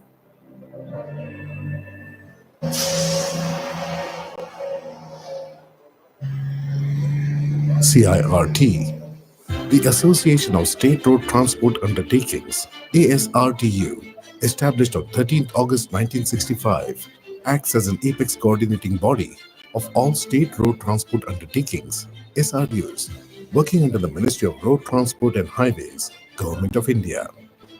ASRTU provides a forum for exchange of ideas on best practices and deals with various issues relating to SRTU members, aiming to improve their performance. The Central Institute of Road Transport, CIRT, Pune, is the technical organ of ASRTU. Established in 1967 on the joint initiative of the Association of State Road Transport Undertakings, ASRTU, and the Ministry of Road Transport and Highways, CIRT has been at the forefront of the industry for over 50 years. Every journey on Indian roads deserves to be safe. At CIRT, safety is not just a priority, it's our mission. Offering comprehensive vehicle and component testing, academic training, research, and consultancy, CIRT ensures that the highest safety and performance standards are met. Recognized by the ministry under CMB rules, CIRT also serves as the Secretariat of Automotive Industry Standards Committee, AISC, for vehicles over 3.5 tons GVW. Our accreditation by Bureau of Indian Standards, BIS, National Accreditation Board for Testing and Calibration Laboratories, NABL, and Scientific and Industrial Research Organizations, CIRO, ensures the reliability and global caliber of our robust testing processes. From pioneering India's first retrofit electric bus to certifying imported electric vehicles to establishing the Bharat NCAP Center, CIRT is leading the charge towards sustainable transportation. Powered by cutting-edge engineering divisions and labs, CIRT dwells in every aspect of vehicle safety. Yet, it's our expert team that truly distinguishes CIRT. With vast experience, they drive innovation in road transport. CIRT conducts management development programs covering general management, transport operations, road safety, and maintenance engineering for professionals in transport sector. The institute's spacious, verdant campus, residential and recreational facilities provide backdrop for serious study and intellectual pursuits. The Research and Consultancy Center at CIRT deals with various research and consultancy projects, including the preparation of DPR and procurement of e-buses for STUs and municipal transport corporations. Further expanding our impact, CIRT has established the pilot project of the Institute of Driving, Training and Research, IDTR, within its campus. The IDTR leverages advanced simulators and innovative driving testing systems to enhance the skills of trainees to improve road safety.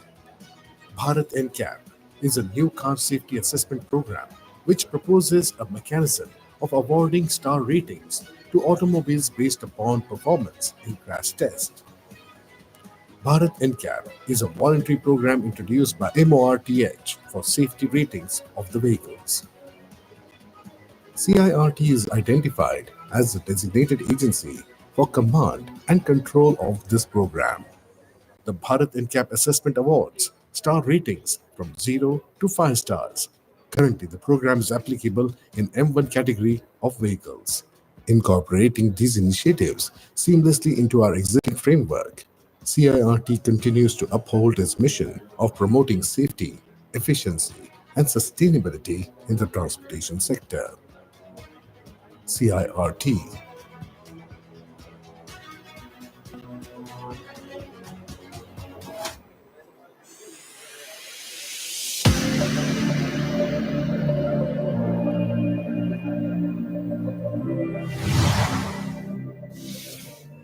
Welcome to ASRTU, the premier organization dedicated to revolutionizing road-based public transport in India.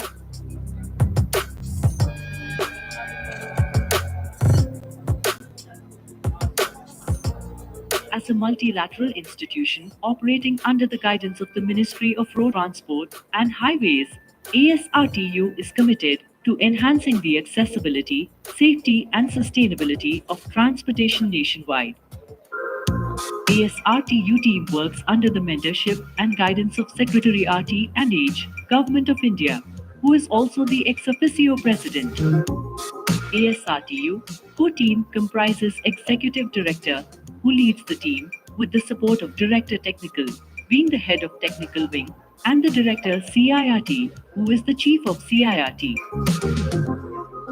The team driving the mission forward with a focus on collaboration with state governments, original equipment manufacturers, OEMs, and national and international transport entities.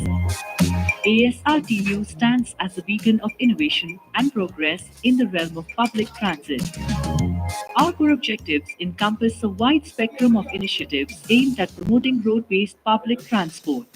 From finalizing rate contracts for essential supplies to integrating modern techniques for enhanced passenger comfort and safety, ASRTU strives to elevate the standards of public transportation across the country. Key to our success are the 6 specialized standing committees, each dedicated to serving the unique goals and needs of our member state road transport undertakings, SRTUs. These committees, comprising elected representatives from SRTUs, focus on crucial areas such as supplies and contracts, technical standards, financial management, traffic and transport policy, personnel welfare, and computerization. In addition to our operational endeavors, ASRTU places a significant emphasis on advocacy and knowledge sharing. Through liaising with various ministries and conducting research studies, We advocate for sustainable mobility solutions and foster a culture of innovation within the transport industry. Our national best practices workshops, seminars, and conferences serve as platforms for exchanging ideas and promoting continuous improvement among our members. As we embrace the future of transportation, ASRTU is fully committed to the electrification of public transit. With support from the Government of India and initiatives like FAME 1 and FAME 2, we are driving the transition from diesel powered buses to electric vehicles. By prioritizing environment friendly solutions and last mile connectivity, we aim to make public transport more accessible and attractive to commuters nationwide. On frequent intervals, we also introduced importance of road safety and honor and award SRTU's drivers those have zero accident in their 25 years of accident-free service records. Our vision is clear: to provide world-class road-based public transport services that rival personal transportation options. By delivering comfort, reliability, and sustainability, we seek to inspire a shift towards public transit, leading to environmental conservation and reduced congestion on our roads. Join us on this journey towards a brighter, more connected future for transportation in India. Together, we can build a nation where public transport is not just a mode of travel, but a symbol of progress and sustainability for generations to come. ASRTU, advancing public transport, empowering communities.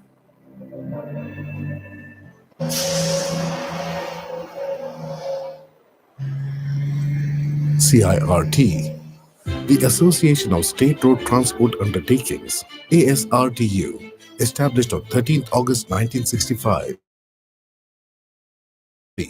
of all state road transports, Government of India. ASRTU provides a forum for exchange of ideas on best practices and deals with various issues relating to SRTU members, aiming to improve their performance. The Central Institute of Road Transport, CIRT, Pune, is the technical organ of ASRTU. Established in 1967 on the joint initiative of the Association of State Road Transport Undertakings, ASRTU, and the Ministry of Road Transport and Highways, CIRT has been at the forefront of the industry for over 50 years. Every journey on Indian roads deserves to be safe. At CIRT, safety is not just a priority, it's our mission. Offering comprehensive vehicle and component testing, academic training, research, and consultancy, CIRT ensures that the highest safety and performance standards are met.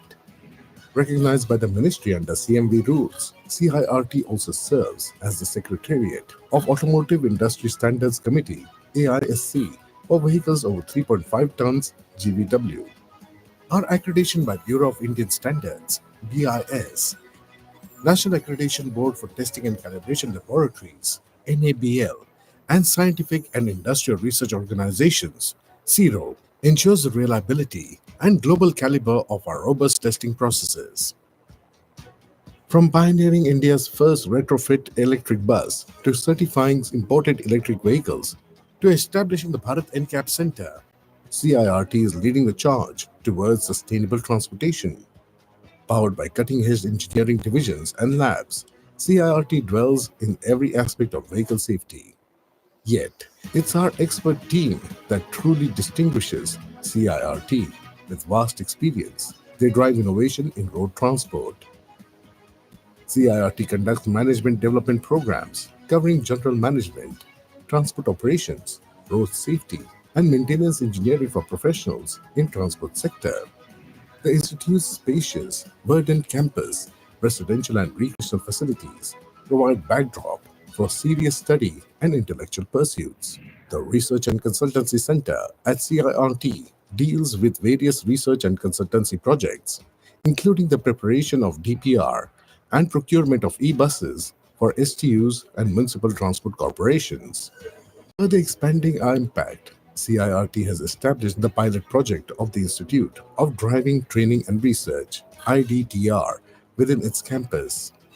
The IDTR leverages advanced simulators and innovative driving testing systems to enhance the skills of trainees to improve road safety.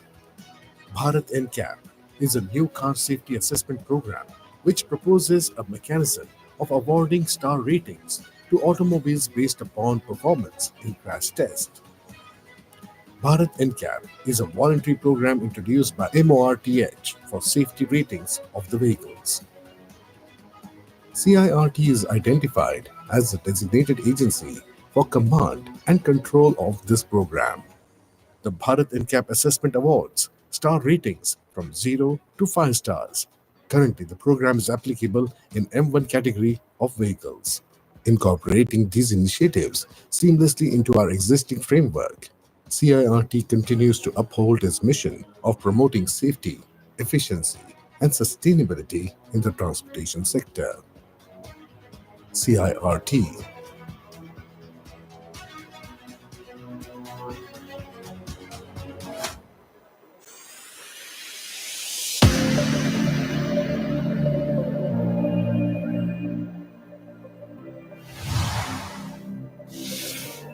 Welcome to ASRTU, the premier organization dedicated to revolutionizing road-based public transport in India.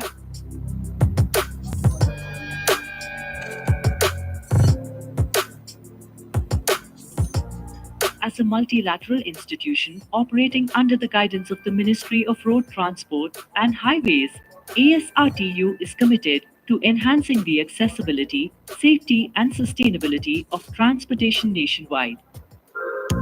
ASRTU team works under the mentorship and guidance of Secretary RT and H, Government of India, who is also the ex officio president. ASRTU core team comprises Executive Director, who leads the team, with the support of Director Technical, being the head of Technical Wing, and the Director CIRT, who is the Chief of CIRT. The team driving the mission forward with a focus on collaboration with state governments, original equipment manufacturers, OEMs, and national and international transport entities. ASRTU stands as a beacon of innovation and progress in the realm of public transit. Our core objectives encompass a wide spectrum of initiatives aimed at promoting road-based public transport. From finalizing rate contracts for essential supplies to integrating modern techniques for enhanced passenger comfort and safety, ASRTU strives to elevate the standards of public transportation across the country. Key to our success are the 6 specialized standing committees, each dedicated to serving the unique goals and needs of our member state road transport undertakings, SRTUs. These committees, comprising elected representatives from SRTUs, focus on crucial areas such as supplies and contracts, technical standards, financial management, traffic and transport policy, personnel welfare, and computerization. In addition to our operational endeavors, ASRTU places a significant emphasis on advocacy and knowledge sharing. Through liaising with various ministries and conducting research studies, we advocate for sustainable mobility solutions and foster a culture of innovation within the transport industry. Our national best practices workshops, seminars, and conferences serve as platforms for exchanging ideas and promoting continuous improvement among our members. As we embrace the future of transportation, ASRTU is fully committed to the electrification of public transit. With support from the Government of India and initiatives like FAME 1 and FAME 2, we are driving the transition from diesel-powered buses to electric vehicles. By prioritizing environment-friendly solutions and last-mile connectivity, we aim to make public transport more accessible and attractive to commuters nationwide. On frequent intervals, we also introduced importance of road safety and honor and award SRTU's drivers, those have zero accident in their 25 years of accident-free service records. Our vision is clear: to provide world-class road-based public transport services that rival personal transportation options. By delivering comfort, reliability, and sustainability, we seek to inspire a shift towards public transit leading to environmental conservation and reduced congestion on our roads.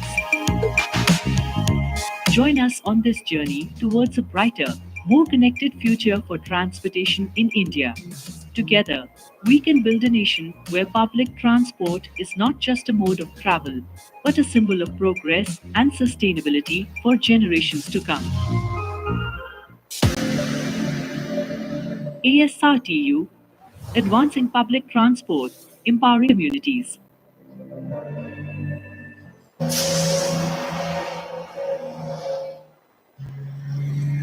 CIRT, the Association of State Road Transport Undertakings, ASRTU, established on 13th August 1965, acts as an apex coordinating body of all state road transport undertakings, SRTUs, working under the Ministry of Road Transport and Highways, Government of India. ASRTU provides a forum for exchange of ideas on best practices and deals with various issues relating to SRTU members, aiming to improve their performance. The Central Institute of Road Transport, CIRT, Pune, is the technical organ of ASRTU. Established in 1967 on the joint initiative of the Association of State Road Transport Undertakings, ASRTU, and the Ministry of Road Transport and Highways, CIRT has been at the forefront of the industry for over 50 years. Every journey on Indian roads deserves to be safe. At CIRT, safety is not just a priority, it's our mission. Offering comprehensive vehicle and component testing, academic training, research, and consultancy, CIRT ensures that the highest safety and performance standards are met. Recognized by the ministry under CMV rules, CIRT also serves as the Secretariat of Automotive Industry Standards Committee, AISC, for vehicles over 3.5 tons GVW. Our accreditation by Bureau of Indian Standards, BIS, National Accreditation Board for Testing and Calibration Laboratories, NABL, and Scientific and Industrial Research Organizations, CIRO, ensures the reliability and global caliber of our robust testing processes. From pioneering India's first retrofit electric bus to certifying imported electric vehicles to establishing the Bharat NCAP Center, CIRT is leading the charge towards sustainable transportation. Powered by cutting-edge engineering divisions and labs, CIRT dwells in every aspect of vehicle safety. Yet, it's our expert team that truly distinguishes CIRT. With vast experience, they drive innovation in road transport. CIRT conducts management development programs covering general management, transport operations, road safety, and maintenance engineering for professionals in transport sector. The institute's spacious, verdant campus, residential and recreational facilities provide backdrop for serious study and intellectual pursuits. The Research and Consultancy Center at CIRT deals with various research and consultancy projects, including the preparation of DPR and procurement of e-buses for STUs and municipal transport corporations. Further expanding our impact, CIRT has established the pilot project of the Institute of Driving, Training and Research, IDTR, within its campus. The IDTR leverages advanced simulators and innovative driving testing systems to enhance the skills of trainees to improve road safety. Bharat NCAP is a new car safety assessment program which proposes a mechanism of awarding star ratings to automobiles based upon performance in crash tests. Bharat NCAP is a voluntary program introduced by MORTH for safety ratings of the vehicles. CIRT is identified as the designated agency for command and control of this program. The Bharat NCAP Assessment Awards star ratings from 0 to 5 stars. Currently, the program is applicable in M1 category of vehicles.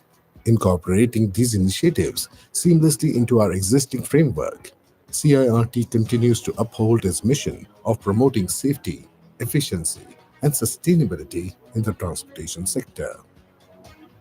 CIRT.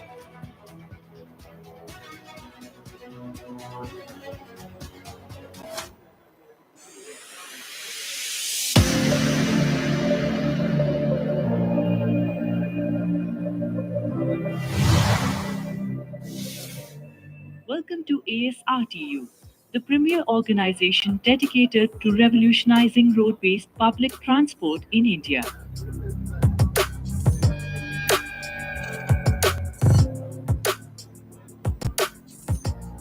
As a multilateral institution operating under the guidance of the Ministry of Road Transport and Highways, ASRTU is committed to enhancing the accessibility, safety, and sustainability of transportation nationwide. ASRTU team works under the mentorship and guidance of Secretary RT and H, Government of India, who is also the ex officio president. ASRTU core team comprises Executive Director, who leads the team, with the support of Director Technical, being the head of Technical Wing, and the Director CIRT, who is the Chief of CIRT. The team driving the mission forward with a focus on collaboration with state governments, original equipment manufacturers, OEMs, and national and international transport entities. ASRTU stands as a beacon of innovation and progress in the realm of public transit. Our core objectives encompass a wide spectrum of initiatives aimed at promoting road-based public transport. From finalizing rate contracts for essential supplies to integrating modern techniques for enhanced passenger comfort and safety, ASRTU strives to elevate the standards of public transportation across the country. Key to our success are the 6 specialized standing committees, each dedicated to serving the unique goals and needs of our member state road transport undertakings, SRTUs.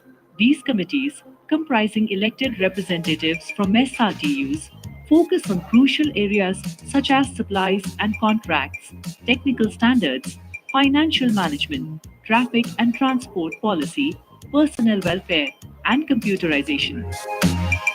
In addition to our operational endeavors, ASRTU places a significant emphasis on advocacy and knowledge sharing.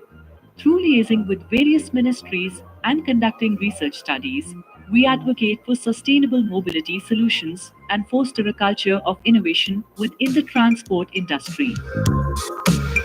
Our national best practices workshops, seminars, and conferences serve as platforms for exchanging ideas and promoting continuous improvement among our members. As we embrace the future of transportation, ASRTU is fully committed to the electrification of public transit. With support from the Government of India and initiatives like FAME 1 and FAME 2, we are driving the transition from diesel-powered buses to electric vehicles. By prioritizing environment-friendly solutions and last-mile connectivity, we aim to make public transport more accessible and attractive to commuters nationwide. On frequent intervals, we also introduced importance of road safety and honor and award SRTU's drivers, those have zero accident in their 25 years of accident-free service records. Our vision is clear: to provide world-class road-based public transport services that rival personal transportation options.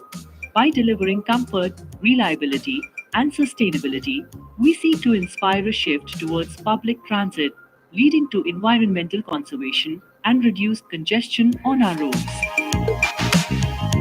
Join us on this journey towards a brighter, more connected future for transportation in India. Together, we can build a nation where public transport is not just a mode of travel, but a symbol of progress and sustainability for generations to come. ASRTU, advancing public transport, empowering communities.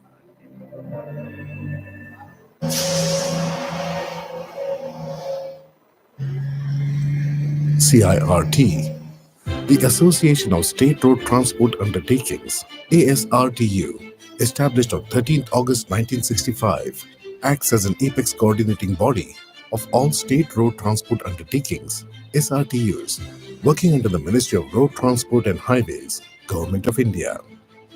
ASRTU provides a forum for exchange of ideas on best practices and deals with various issues relating to SRTU members, aiming to improve their performance.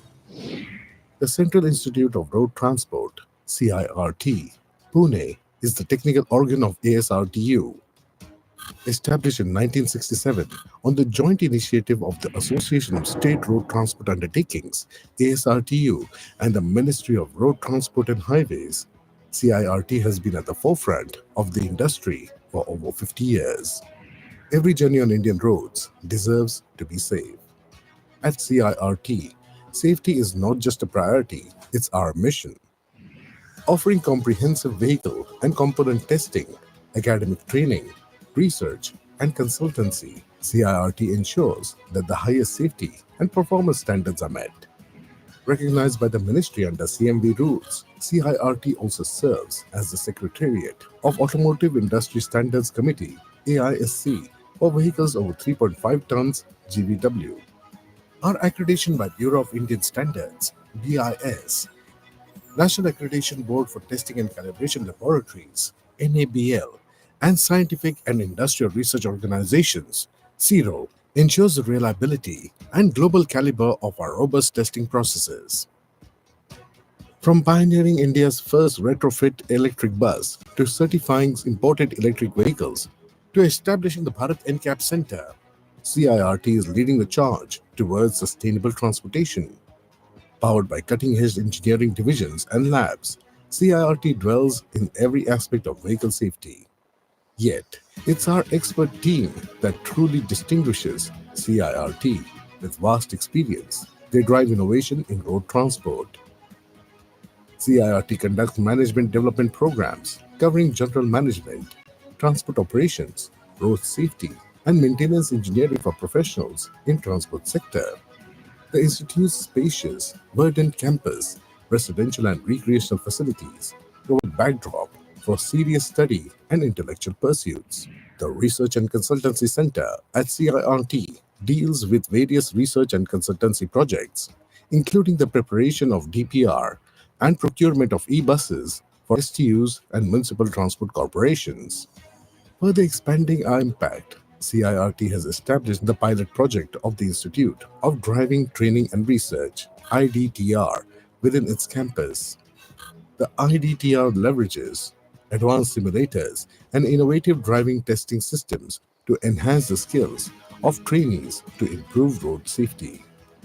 Bharat NCAP is a new car safety assessment program which proposes a mechanism of awarding star ratings to automobiles based upon performance in crash tests. Bharat NCAP is a voluntary program introduced by MORTH for safety ratings of the vehicles. CIRT is identified as the designated agency for command and control of this program. The Bharat NCAP Assessment Awards star ratings from 0 to 5 stars. Currently, the program is applicable in M1 category of vehicles. Incorporating these initiatives seamlessly into our existing framework, CIRT continues to uphold its mission of promoting safety, efficiency, and sustainability in the transportation sector. CIRT.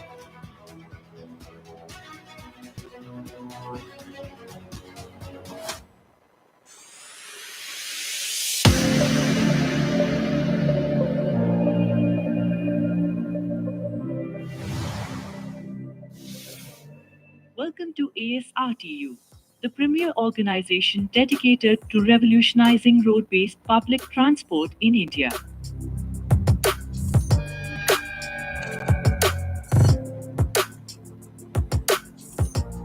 As a multilateral institution operating under the guidance of the Ministry of Road Transport and Highways, ASRTU is committed to enhancing the accessibility, safety, and sustainability of transportation nationwide. ASRTU team works under the mentorship and guidance of Secretary RT and H, Government of India, who is also the ex officio president. ASRTU core team comprises Executive Director, who leads the team, with the support of Director Technical, being the head of Technical Wing, and the Director CIRT, who is the Chief of CIRT. The team driving the mission forward with a focus on collaboration with state governments, original equipment manufacturers, OEMs, and national and international transport entities. ASRTU stands as a beacon of innovation and progress in the realm of public transit. Our core objectives encompass a wide spectrum of initiatives aimed at promoting road-based public transport, from finalizing rate contracts for essential supplies to integrating modern techniques for enhanced passenger comfort and safety. ASRTU strives to elevate the standards of public transportation across the country. Key to our success are the 6 specialized standing committees, each dedicated to serving the unique goals and needs of our member state road transport undertakings, SRTUs. These committees, comprising elected representatives from SRTUs, focus on crucial areas such as supplies and contracts, technical standards, financial management, traffic and transport policy, personnel welfare, and computerization. In addition to our operational endeavors, ASRTU places a significant emphasis on advocacy and knowledge sharing. Through liaising with various ministries and conducting research studies, we advocate for sustainable mobility solutions and foster a culture of innovation within the transport industry. Our national best practices workshops, seminars, and conferences serve as platforms for exchanging ideas and promoting continuous improvement among our members. As we embrace the future of transportation, ASRTU is fully committed to the electrification of public transit. With support from the Government of India and initiatives like FAME 1 and FAME 2, we are driving the transition from diesel-powered buses to electric vehicles. By prioritizing environment-friendly solutions and last-mile connectivity, we aim to make public transport more accessible and attractive to commuters nationwide. On frequent intervals, we also introduced importance of road safety and honor and award SRTU's drivers those have zero accident in their 25 years of accident-free service records. Our vision is clear: to provide world-class road-based public transport services that rival personal transportation options. By delivering comfort, reliability, and sustainability, we seek to inspire a shift towards public transit, leading to environmental conservation and reduced congestion on our roads. Join us on this journey towards a brighter, more connected future for transportation in India. Together, we can build a nation where public transport is not just a mode of travel, but a symbol of progress and sustainability for generations to come. ASRTU, advancing public transport, empowering community.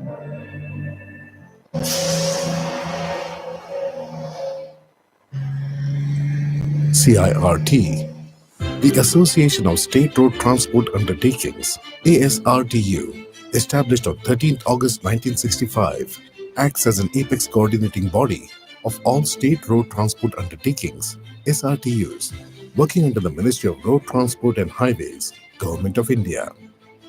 ASRTU provides a forum for exchange of ideas on best practices and deals with various issues relating to SRTU members, aiming to improve their performance.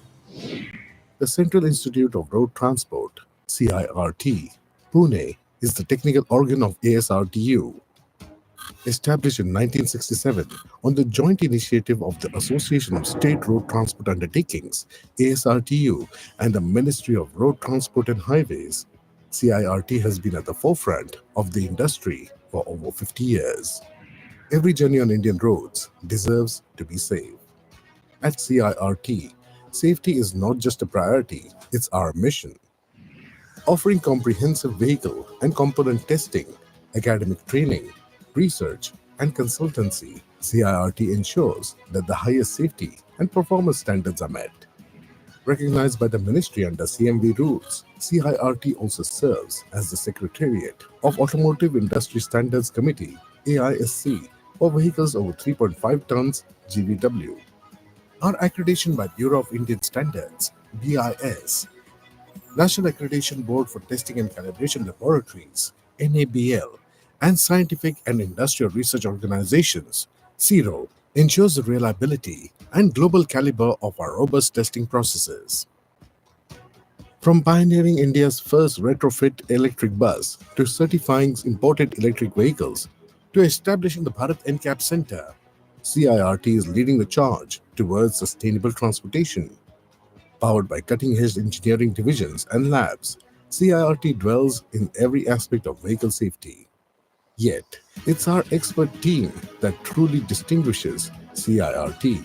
With vast experience, they drive innovation in road transport. CIRT conducts management development programs covering general management, transport operations, road safety, and maintenance engineering for professionals in transport sector. The institute's spacious, verdant campus, residential and recreational facilities provide backdrop for serious study and intellectual pursuits. The Research and Consultancy Center at CIRT deals with various research and consultancy projects, including the preparation of DPR and procurement of e-buses for STUs and municipal transport corporations. Further expanding our impact, CIRT has established the pilot project of the Institute of Driving, Training and Research, IDTR, within its campus. The IDTR leverages advanced simulators and innovative driving testing systems to enhance the skills of trainees to improve road safety. Bharat NCAP is a new car safety assessment program which proposes a mechanism of awarding star ratings to automobiles based upon performance in crash test. Bharat NCAP is a voluntary program introduced by MORTH for safety ratings of the vehicles. CIRT Attention, is please. identified In a few as minutes, Smart Secretary is expected to come.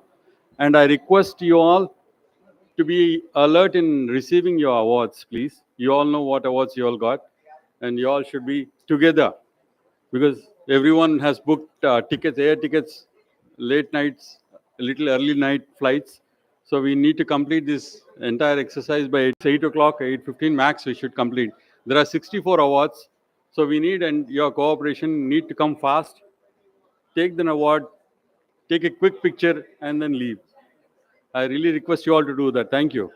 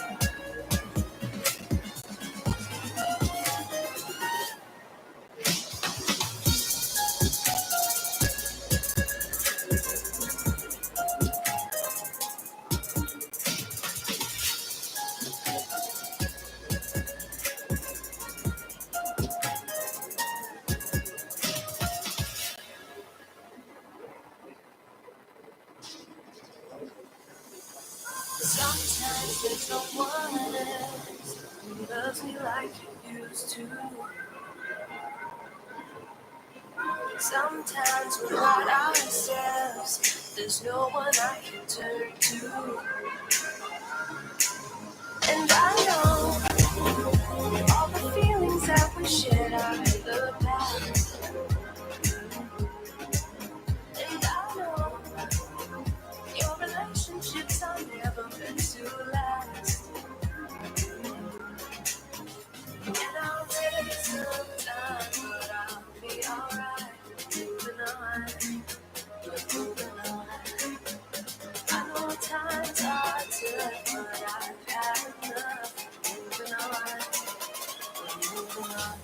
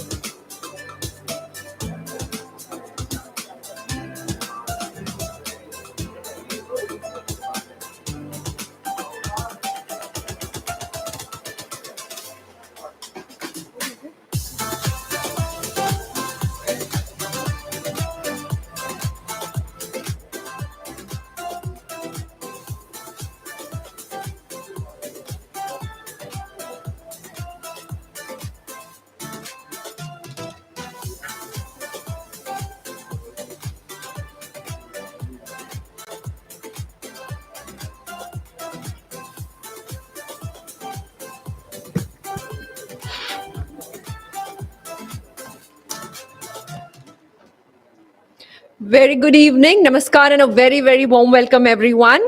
On the behalf of ASRTU, I, Shikha Sasdeva, have a privilege to welcome you all at the National Public Bus Transport Excellence Awards. I extend a very warm welcome to the delegates who have joined from the Ministry of Road Transport and Highways, various state road transport undertakings, business partners, original equipment manufacturers, and medium and small business partners having association with ASRTO for over 60 years. I welcome our chief guest of the event, Shri Anurag Jain, IAS Secretary, RTNH, Ministry of Road Transport and Highways, to the award function.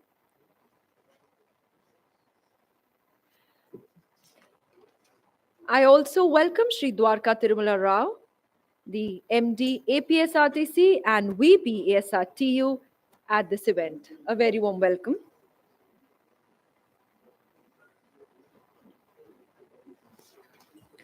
It gives immense pleasure to witness and to be a part of this great grand event. And I'm sure all of you have the same spirit and the same feel as I have.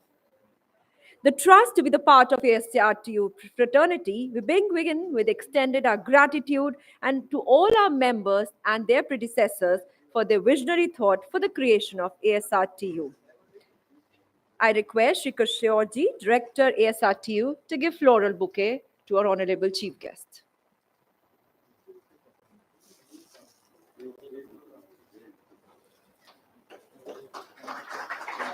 Also welcome Shri Dwarka Tirumala Rao ji with a floral bouquet.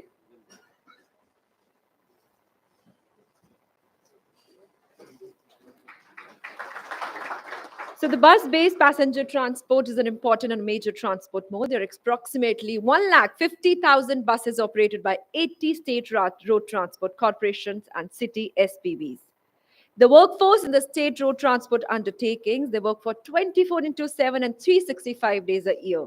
With a view to recognize the efforts of the workforce of the STUs in providing safe and reliable transport, ASRTU has issued Passenger Transport Excellent Awards at the national level. This year, ASRTU has organized the awards for the new initiative taken in STUs in the areas of road safety practices, employee welfare, and improving the quality of services. So I request Dr. T. Suryakiran to kindly give the welcome address. Dr. Kiran, please.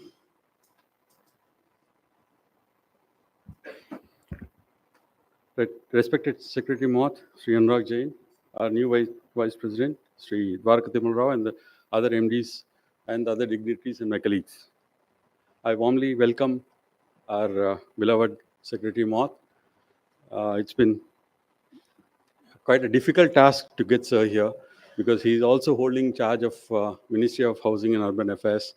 But in spite of all that, he said that he would come for the award ceremony. And he also said that he will try to stay as long as possible to give as many awards as he can. Thank you so much, sir, for having taken our invitation. So this is happening after 5 years, sir. And the AGM has happened after 5 years. And the awards function also, like this, never happened before in ASRTU.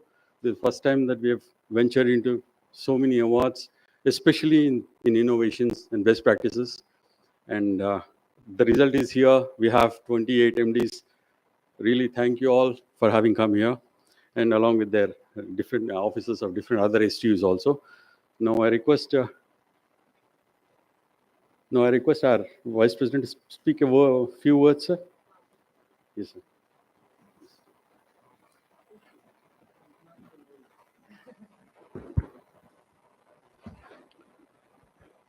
Respected Secretary Moth, Shri Anurag Jain, the ED ASRTU, Suryakiran, Director Moth, Ms. Paresh Goyal, various MDs, senior officials of various STUs, and friends. It's a great occasion to be here. In fact, I must first thank all of you for having elected me as the new Vice President of the ASRTU, President being, of course, the Secretary Moth. So under the leadership of Secretary Moth, will certainly work towards strengthening each STU in all the fields, whether it is operations, whether it's financial management, whether it is new initiatives, IT, leveraging the technology. In every field, we must work hard to see that every STU improves and the ASRTU itself is strengthened, and that's how we all will become strong. Thank you very much for giving me this opportunity. Thank you, Shri Rao. May I request the chief guest for the event, Shri Anurag Jain, to kindly please hear and share his views on the August occasion.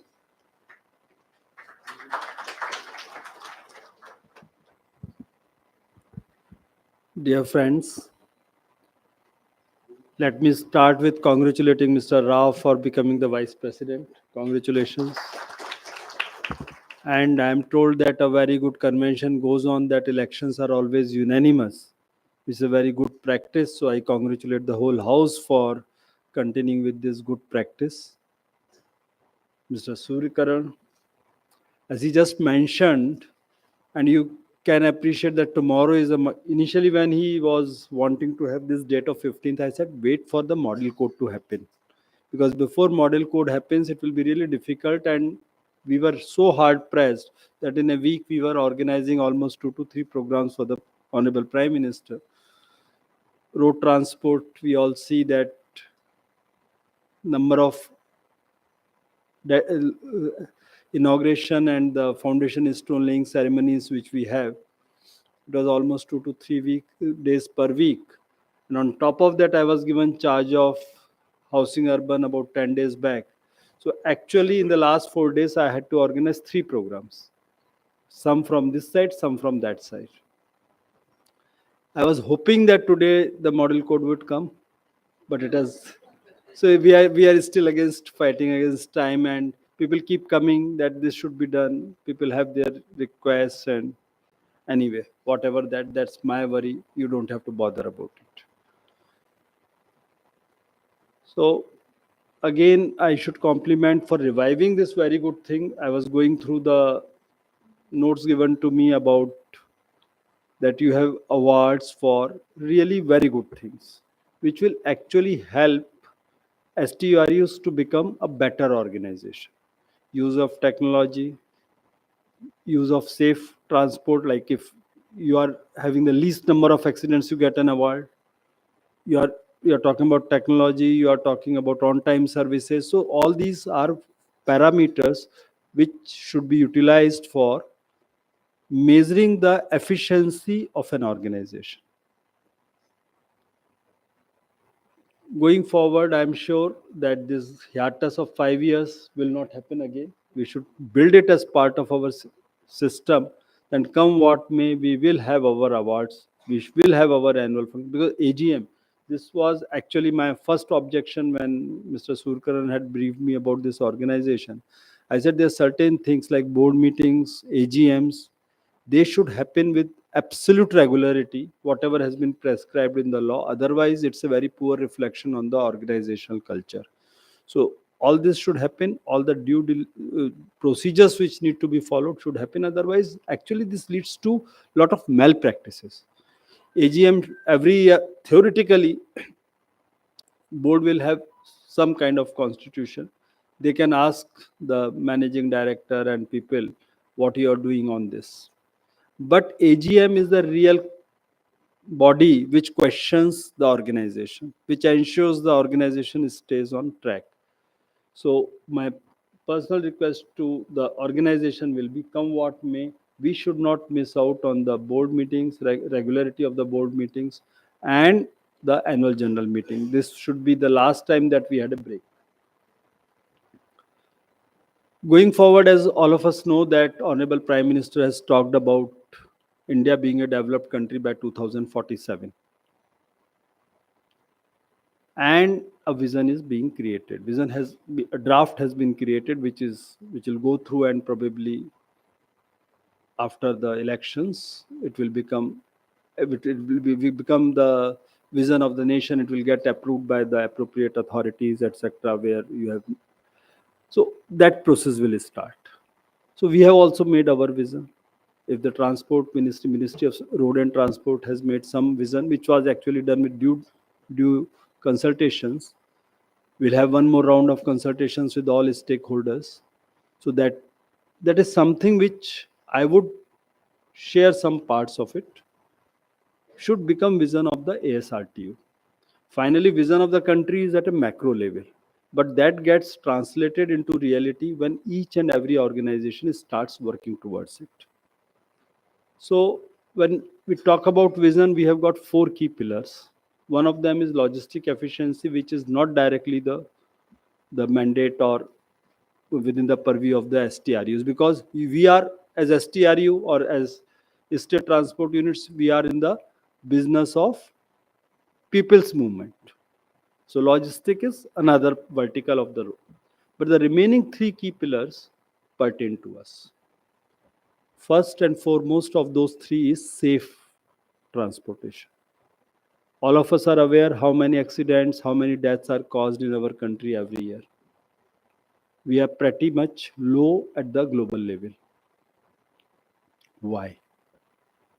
What can we do to ensure that the number of accidents go down? More importantly, fatalities go down.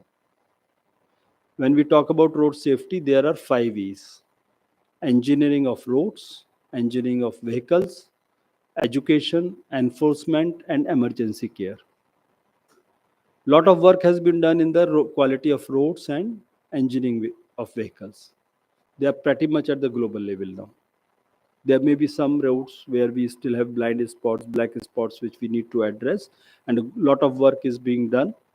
And as we are planning that these 2-3 months of model code will use to make DPRs for every black spot, whatever has been identified till now, and will ensure that all of them are sanctioned immediately after the model code.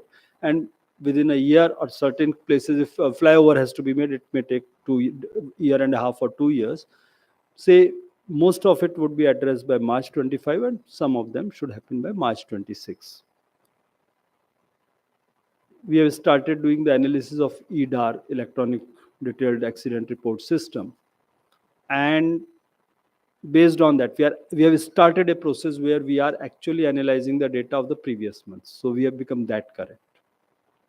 Vehicles have improved. But what we can contribute as STRUs? Education of our own drivers. Can we take it as a target that our STRUs will have 0 accidents? That should be the guiding pole for us. When does that happen? When every driver, apart from the skill, when he has to pass the license test, he has to have the skill. But in addition to that skill, it is a behavior change. That I have to obey the rules. I have to honor the red light. There was a time when in Delhi, this was famous or infamous, that the DTC bus will never stop on a red light. Now things have completely changed, but I'm talking about 30-40 years back. So the key point is, if our drivers start following all the rules, the lane driving, slowing down when it is required, especially at the crossings, I am sure we can bring down the number of accidents. And for that, the behavior change, the continuous training of our drivers is one of the most important things. Other things like enforcement, if you don't commit any crime, enforcement is not even required. And emergency healthcare, if those accidents are not there, even though we are coming out with a scheme for emergency healthcare, which we have actually approved the pilot, and maybe after pilot of 2 to 3 months, we'll have a very comprehensive emergency health response system for accidents which happen on the road. So here the actual point for safety, what we need to do is to ensure a goal for our own organization where where buses are kept in absolutely proper conditions, even though the vehicle may be proper, but if it is not maintained properly, if it's a 20-year-old vehicle, it may still be meeting the accidents.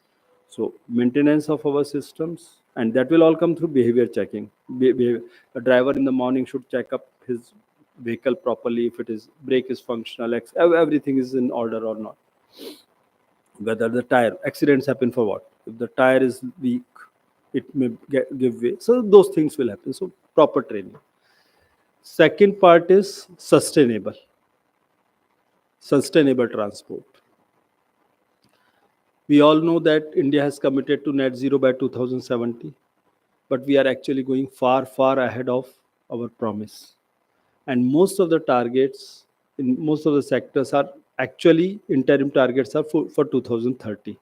So we have to come out with our own targets. But a lot of policies are there to support transition to the sustainability aspect. We have vehicle scrapping policy. I keep receiving some requests that please exempt us. Why? If a bus is 18 years old, 20 years old, 17 years old, what is the cost of maintenance? What is the pollution level of that bus? Have you thought of it? What level of compliance standard it will have? Maybe BS1 or BS2, not even BS3. I have not compared to BS1, BS2 level, but a BS3 truck and a BS6 truck or BS4 truck, the pollution levels differ by 1:15. Don't we want to have clean living for our own country? So why are we asking for those exemptions? Why don't we follow what has been mandated? And people say there is no money. This is what when I talk to transport secretaries, they say we need to have so much of money. It's gradual. The vehicles which are getting above 15 years, that is what we start condemning. There are incentives. There is additional grants from Government of India, from Ministry of Finance for compliance to vehicle scrapping policy. And if you take those grants, you will have sufficient money. The focus is only on 4 kinds of vehicles which are government-owned vehicles: the ambulance, fire brigade, buses. So we should follow that. Second is even the model. You don't need so much of capex. When you going forward, an e-bus, the cost of ownership of an electric bus is cheaper than cost of ownership of a diesel bus. If you go in market for tender, if a diesel bus comes to you for 85 to 90 rupees per kilometer, an electric bus will come to for about 60-65 rupees a kilometer. So it's definitely cheaper. If you go for OPEX model, where is a question of CAPEX? So we should transition to electric vehicles and cleaner fuels to the extent possible at the fastest possible pace. There are other schemes to support like PM e-bus Seva, FAME 1, FAME 2. Of course, FAME 1, FAME 2 would go to the manufacturers. But on the PM e-bus Seva, if we take advantage of that, we can actually convert whole of our fleet depending on the manufacturing capacity, but at least the 15-year plus fleet should be converted to. So you'll get the benefit of incentives under vehicle scrapping policy also. You'll get support under PM e-bus Seva, etc. also. And we will be contributing to a cleaner environment in the country.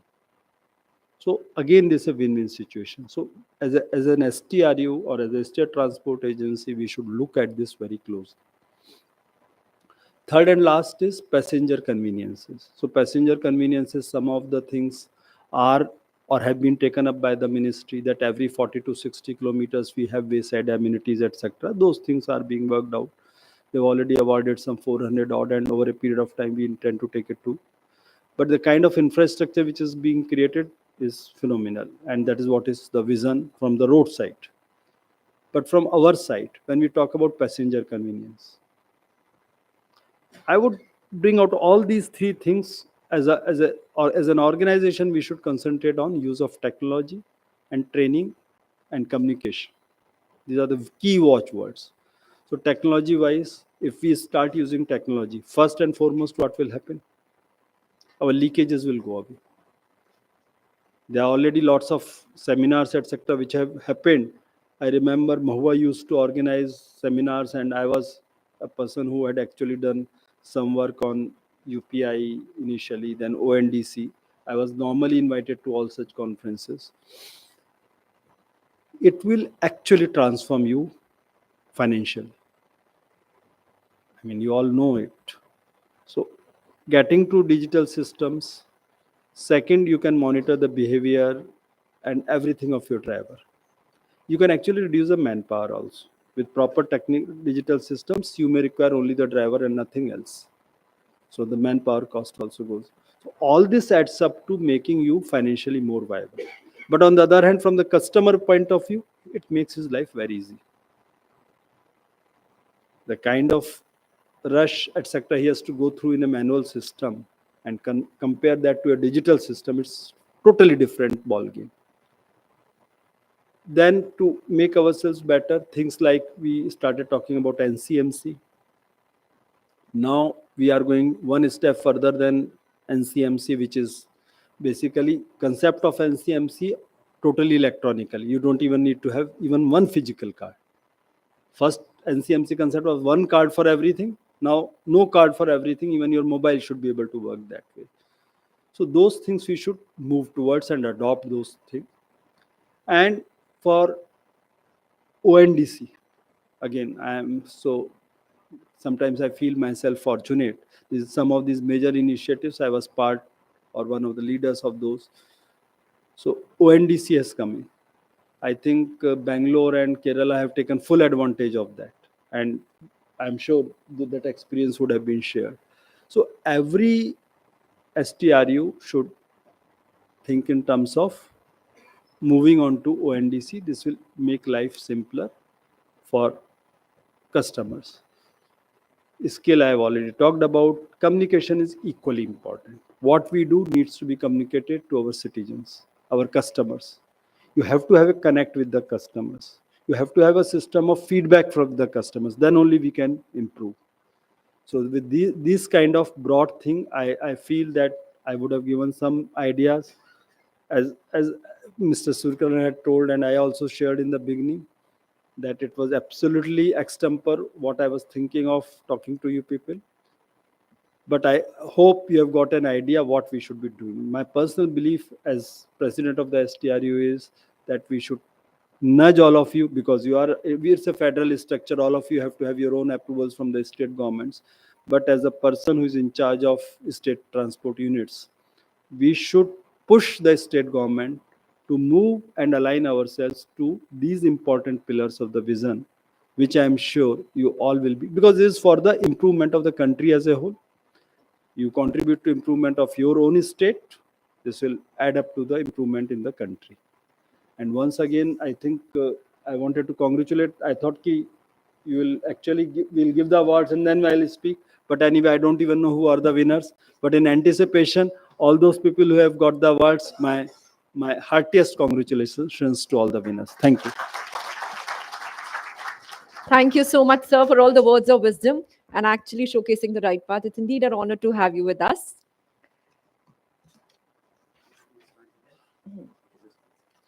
And we need to...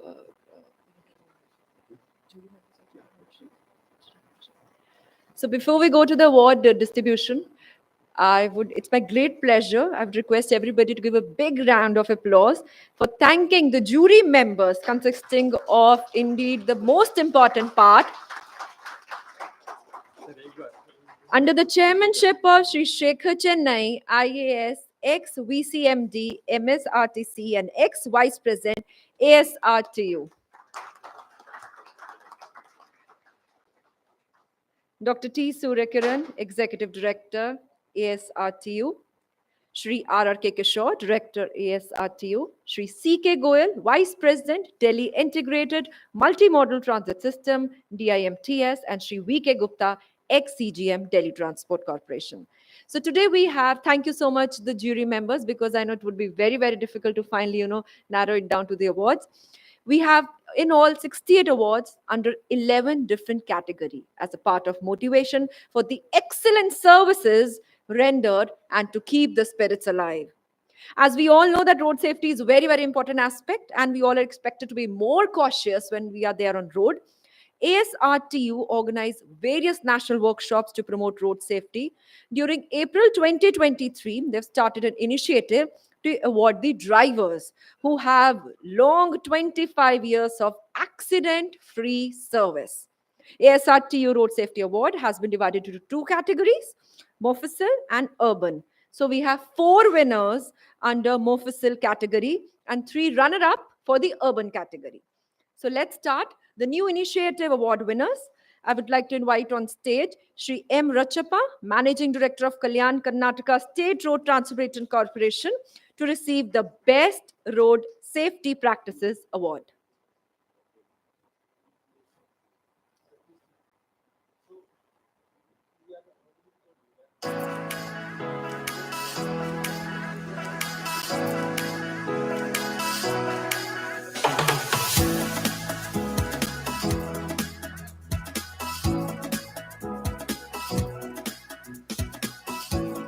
Shri Vivek Anand.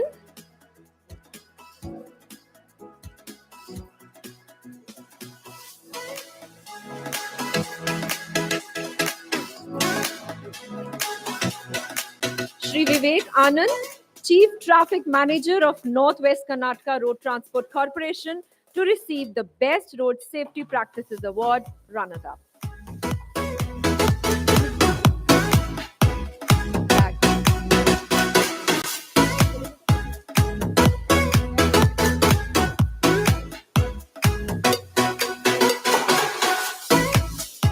Shri V.C. Sajanar, IPS, Vice Chairman and Managing Director of Telangana State Road Transportation Corporation, to receive Personal Welfare Productivity Award winner.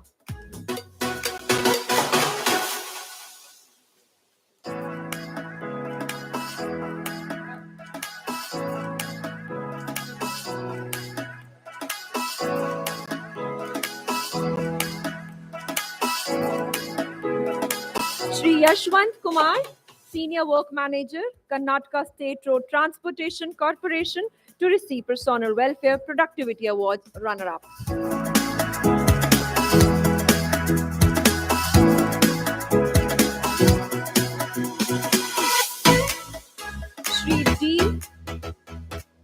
Shri D. Tirumala Rao, IPS, Managing Director of Andhra Pradesh State Road Transport Corporation, to receive Financial Practices Award winner.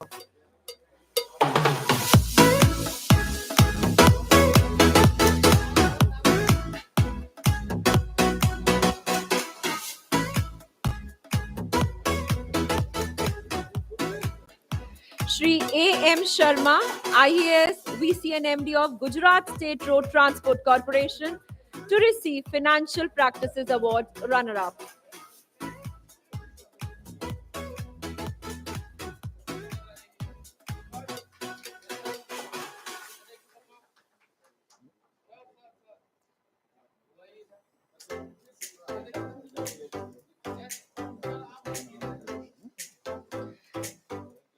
Shri D. Tirumala Rao, IPS, Managing Director, Andhra Pradesh State Road Transport Corporation, to receive Digital Practices Award winner.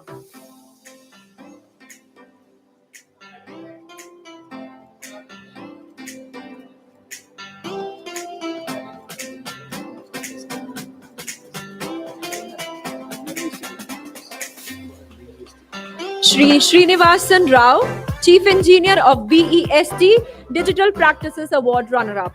Shri Srinivasan Rao.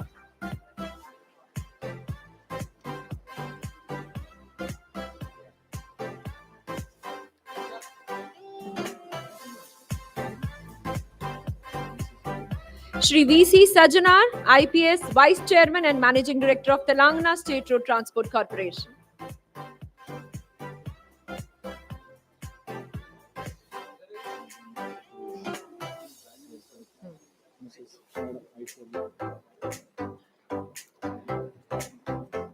Ms. Pranata Aishwarya, IAS and Additional Managing Director of Uttar Pradesh State Road Transport Corporation, to receive Digital Practices for Improving Revenues, Quality of Services, Passenger Interface Award runner-up. Shri Yashwant Kumar, Senior Work Manager, Karnataka State Road Transport Corporation, to receive the Best Innovating Branding on Image Building Practices and Operation, which enhances Public Bus Transport Award winner. Shri Nitin J. Narvekar, Joint MD of Pune Mahanagar Parivahan Mohan Mandal Limited, to receive Best Innovative Branding on Image Building Practices and Operation, which enhances Public Bus Transport Award runner-up.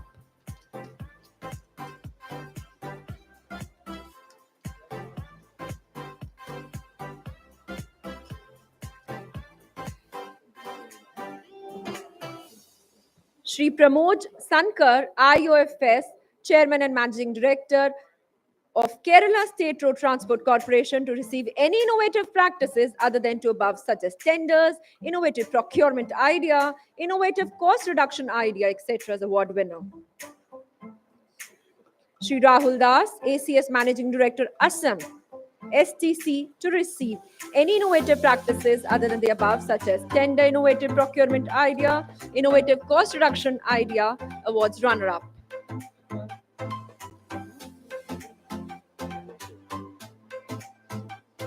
Now we move on to the next category. I would like to invite Ms. Pranata Aishwarya again on the stage. She's the IAS Additional Managing Director of UPS RTC, to come to stage and receive Road Safety Award type of operation category above 7,500 under Mofussil category.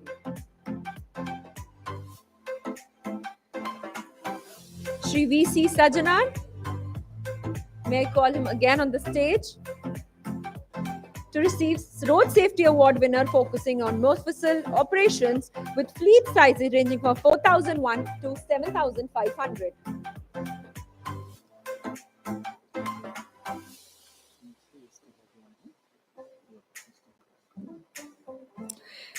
May I call upon Shri Sajan Singh Yadav, IAS Director of State Transport Haryana, to receive Road Safety Award winner, focusing on the Mofussil operation fleet size ranging from 1,001 to 4,000.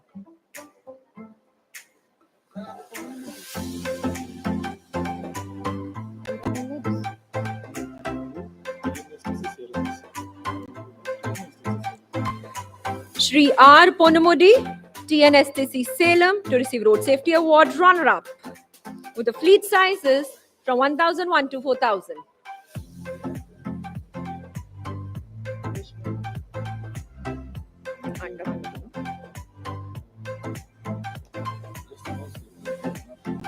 Shri Vishwendra, he is not here among us, from Andaman and Nicobar, Director Transport of Andaman and Nicobar, to receive the Road Safety Award. We move on to the next award. Shri A. Armugam, Managing Director of Madurai TNSTC, to receive Road Safety Award runner-up with fleet sizes below 1,000.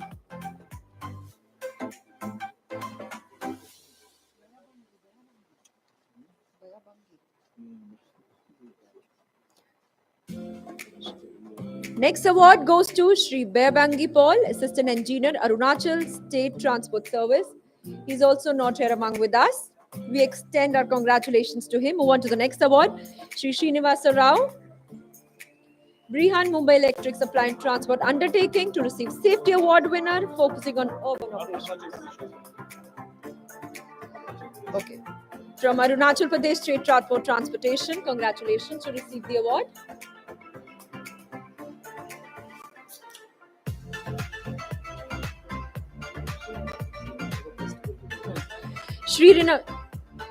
Next award, Shri Srinivasa Rao, BEST, to receive Road Safety Award for the fleet sizes above 1,000.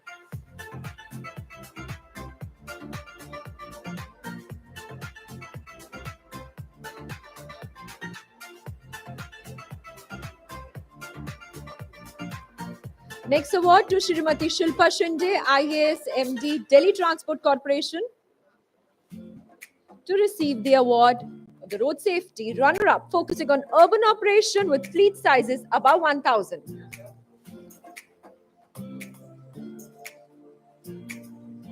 Next award again to Shri R. Ponamudi, TNSTC Salem, to receive Road Safety Award for the fleet sizes below 1,000.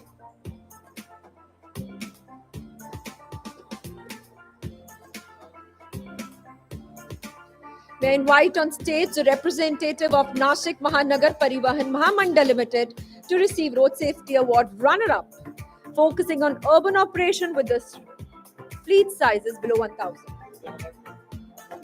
They're not there with us. We move on to the next category. May I again call upon Ms. Pranata Aishwarya.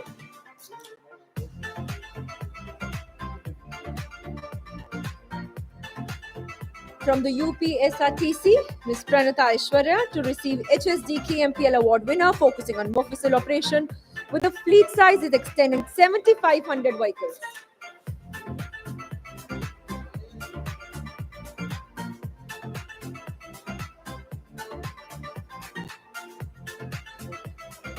Shri D. Tirumala Rao, APSRTC, to receive HSD KMPL Award winner with the fleet sizes ranging from 4,001 to 7,500 vehicles.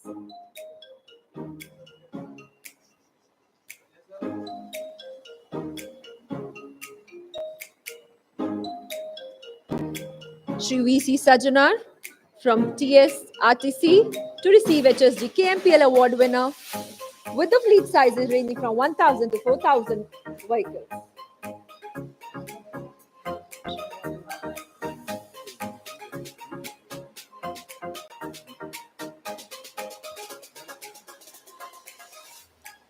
Next award goes to Srimati Shreya Guha, but she's not there with us. Ma'am is not there with us. May I call upon someone from RS RTC to receive HSD KMPL? We have the representative from the Rajasthan State Road Transport Corporation. He's the executive director, RSRTC, with the fleet size ranging from 1,000 to 4,000 vehicles. From TNSTC Madurai, Shri A. Armugam, Managing Director of TNSTC. Arumugam ji, can we have him?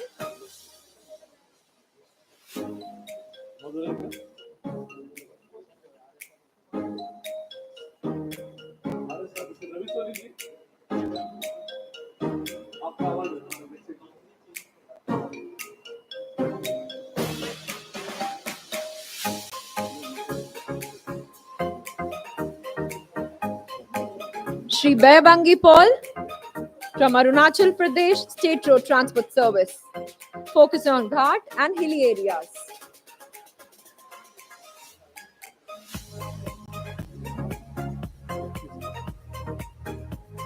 Shri Paul.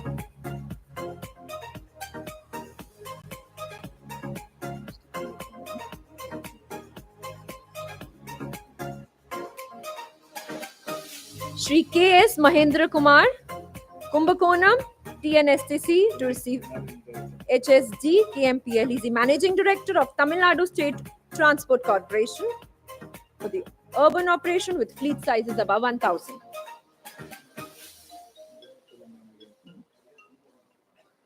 Shri V.C. Sajanar, IPS VC and Managing Director of Telangana State Road Transport Corporation, to receive HSD KMPL Award runner-up.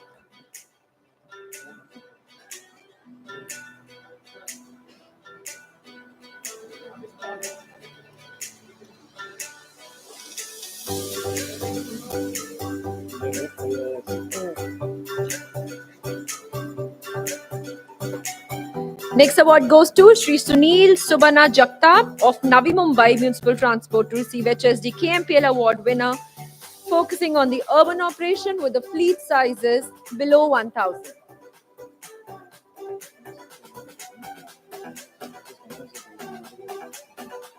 Srimati K. Manju Lakshmi, IAS of Kolhapur Municipal Transport. She's not there with us. Moving on to the next category. Shri K.S. Mahendra Kumar, MD of Tamil Nadu State Transport Corporation, Kumbakonam. He's the winner, focusing on the rural category. To receive the Tire Performance Award winner, next award goes to Shri A. Arumugam, MD of Tamil Nadu State Transport Corporation, to receive Tire Performance Award runner-up, focusing on the rural category.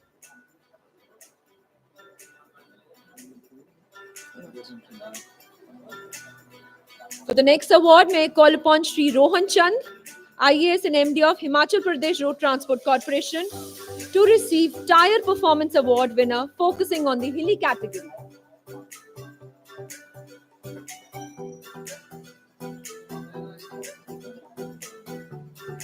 Next award, Shri Deepak Jain, Executive Director of Uttarakhand Transport Corporation, to receive Tire Performance Award runner-up, focusing on the hilly category.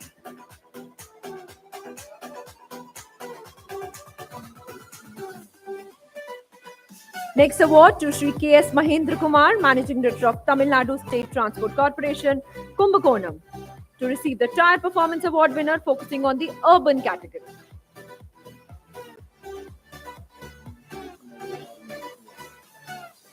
Next award goes to Sri A. Arumugam, Madurai TNSTC, to receive the Tire Performance Award runner-up focusing on the urban category.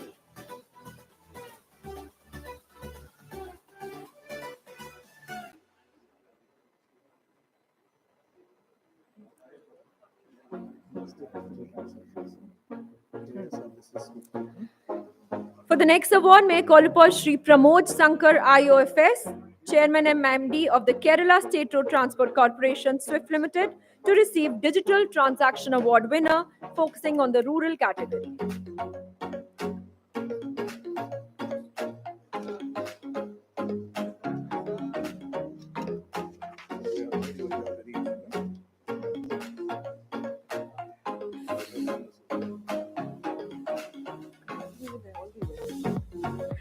Next award goes to Sri Mohan Rajan, MD of the State Express Transport Corporation. He's not there with us. Congratulations to him. Moving on to the next award, Sri Bayabangi Paul, Assistant Engineer from Arunachal State Transport Service, to receive Digital Transaction Award winner, focusing on the hilly category.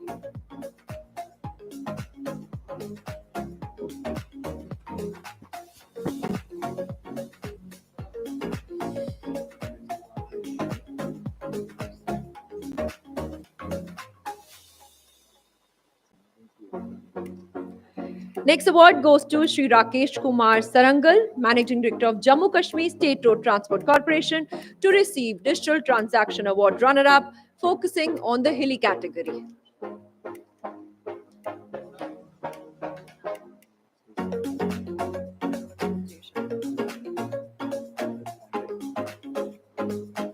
For the next award, Sri R.L. Pandey, Deputy Municipal Commissioner and Transport Manager of Ahmedabad Municipal Transportation Service, to receive Digital Transaction Award winner under the urban category.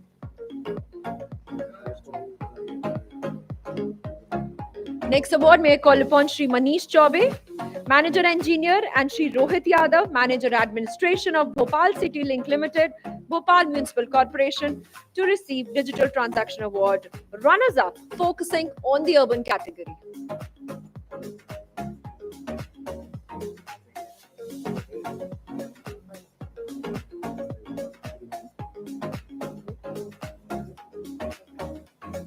For the next award, Srimati Shilpa Shinde, ISMD, Delhi Transport Corporation, DTC, to receive Alternate Fuel Vehicle Award winner.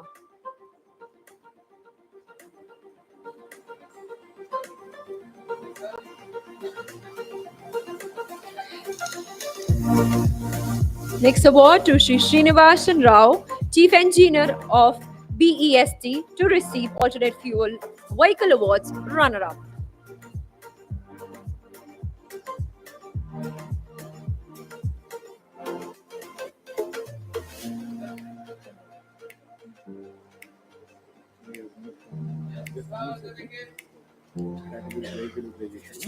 The next category is vehicle utilization. For the same, the award goes to Sri Mohan Rajan, MD of SETC Chennai, but he's not there with us. So we move on to the next award. May I again call upon Sri A. Arumugam from Madurai TNSTC to receive Average Vehicle Utilization Awards runner-up, focusing on the rural category.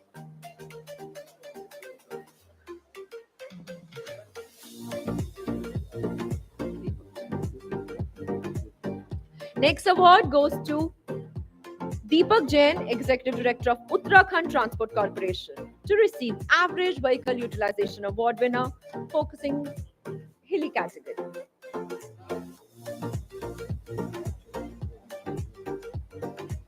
And next award, Sri Rohan Chand, MD of HPRTC, to receive Average Vehicle Utilization Award runner-up, focusing on the hilly category.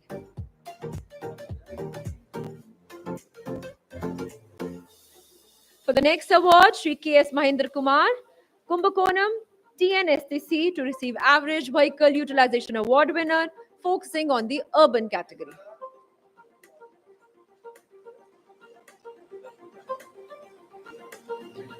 Shri A. Arumugam, MD of Madurai, TNSTC, to receive Average Utilization Awards runner-up, focusing on the urban category.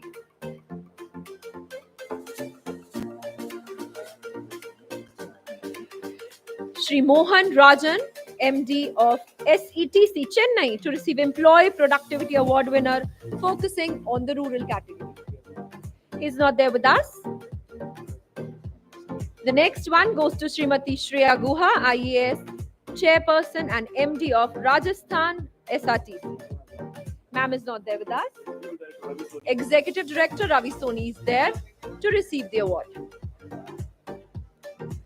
Dr. Deepak Jain, Executive of UTC, Uttarakhand Transport Corporation, to receive Employee Productivity Award winner, focusing the hilly category.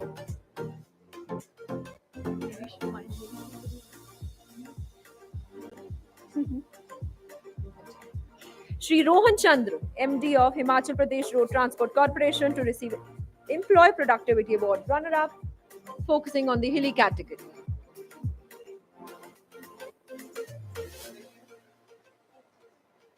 Shri Ram Avtar Meena, IAS MD of Jaipur Transport Services, to receive Employee Productivity Award winner, focusing on the urban category.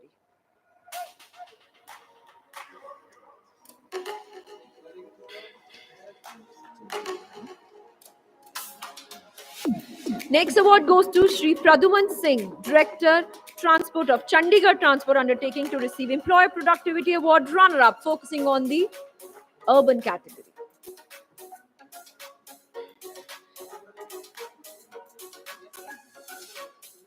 Shri S.S. Rajmohan, MD of Vilupuram TNSTC, to receive Rebate Paid Per Bus Held Award winner.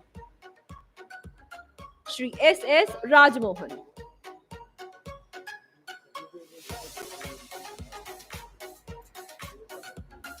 Shri K.S. Mahendra Kumar, MD Kumbakonam TNSTC, to receive Rebate Paid Per Bus Award runner-up.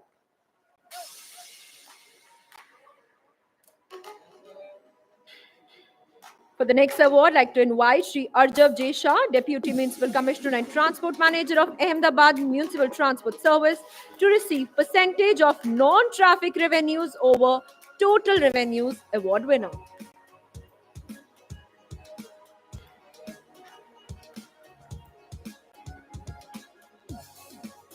May call upon Shri Praduman Singh, Director Transport of Chandigarh Transport Undertaking, Percentage of Non-Traffic Revenues over Total Revenue Awards runner-up.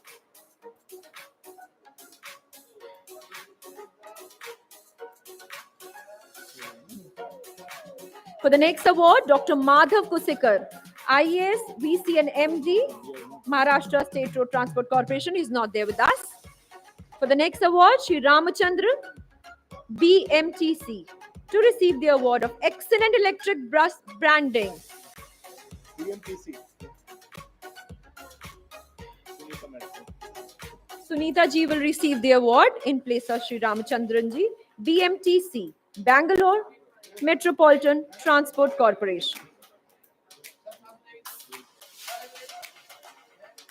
May call upon Shri D. Tirumala Rao from the Andhra Pradesh State Road Transport Corporation, IPS and MD, to receive the award for this special mention to the scheme of APSRTC salary package with 5 lakhs insurance for natural death.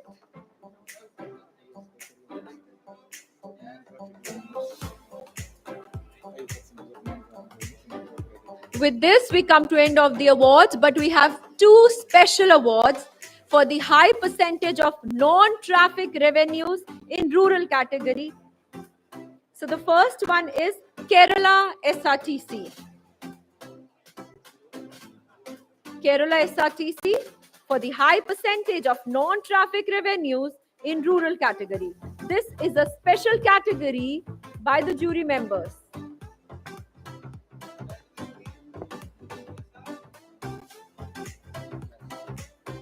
And the next award is to the APSRTC, again for the high percentage of non-traffic revenues in rural category, again a special category mentioned by our jury members.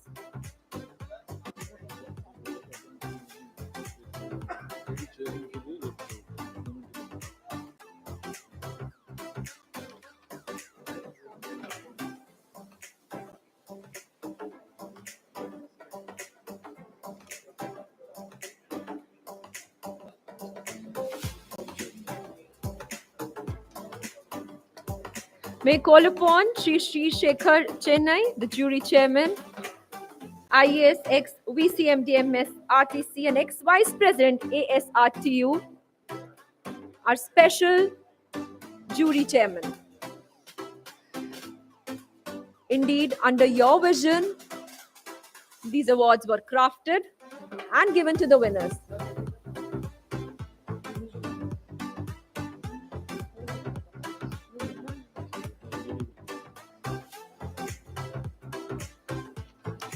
May I call upon Dr. Surya Kiran to kindly present the vote of thanks.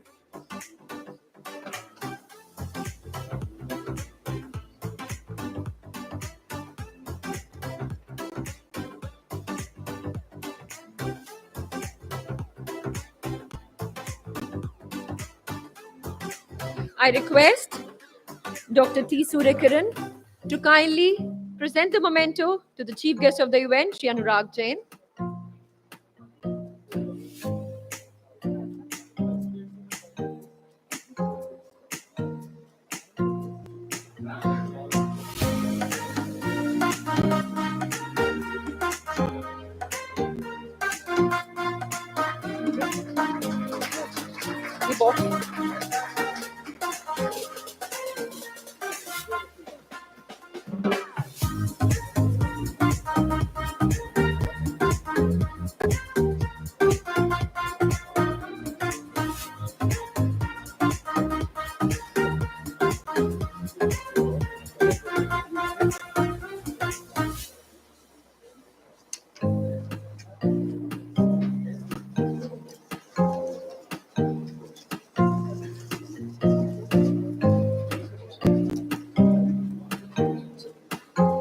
May I call upon Shri Paresh Goyal on the stage and extend a memento to him. Thank you so much.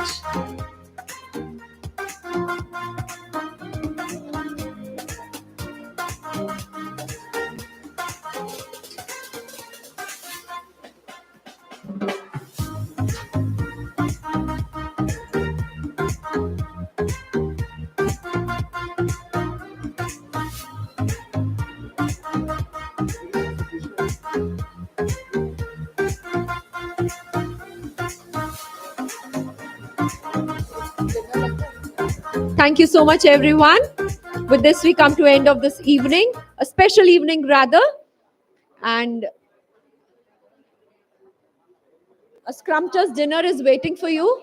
Enjoy and have a great evening ahead.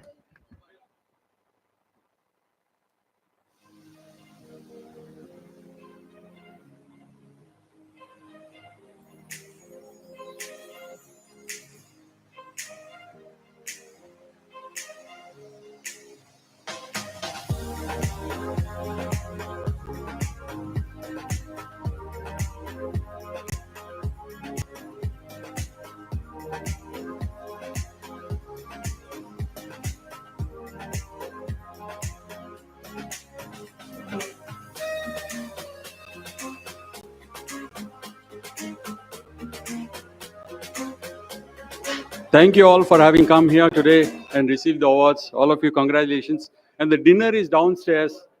Dinner is in the lawns, please. All of you, please go to the lawns, niche. Dinner is arranged in the lawns.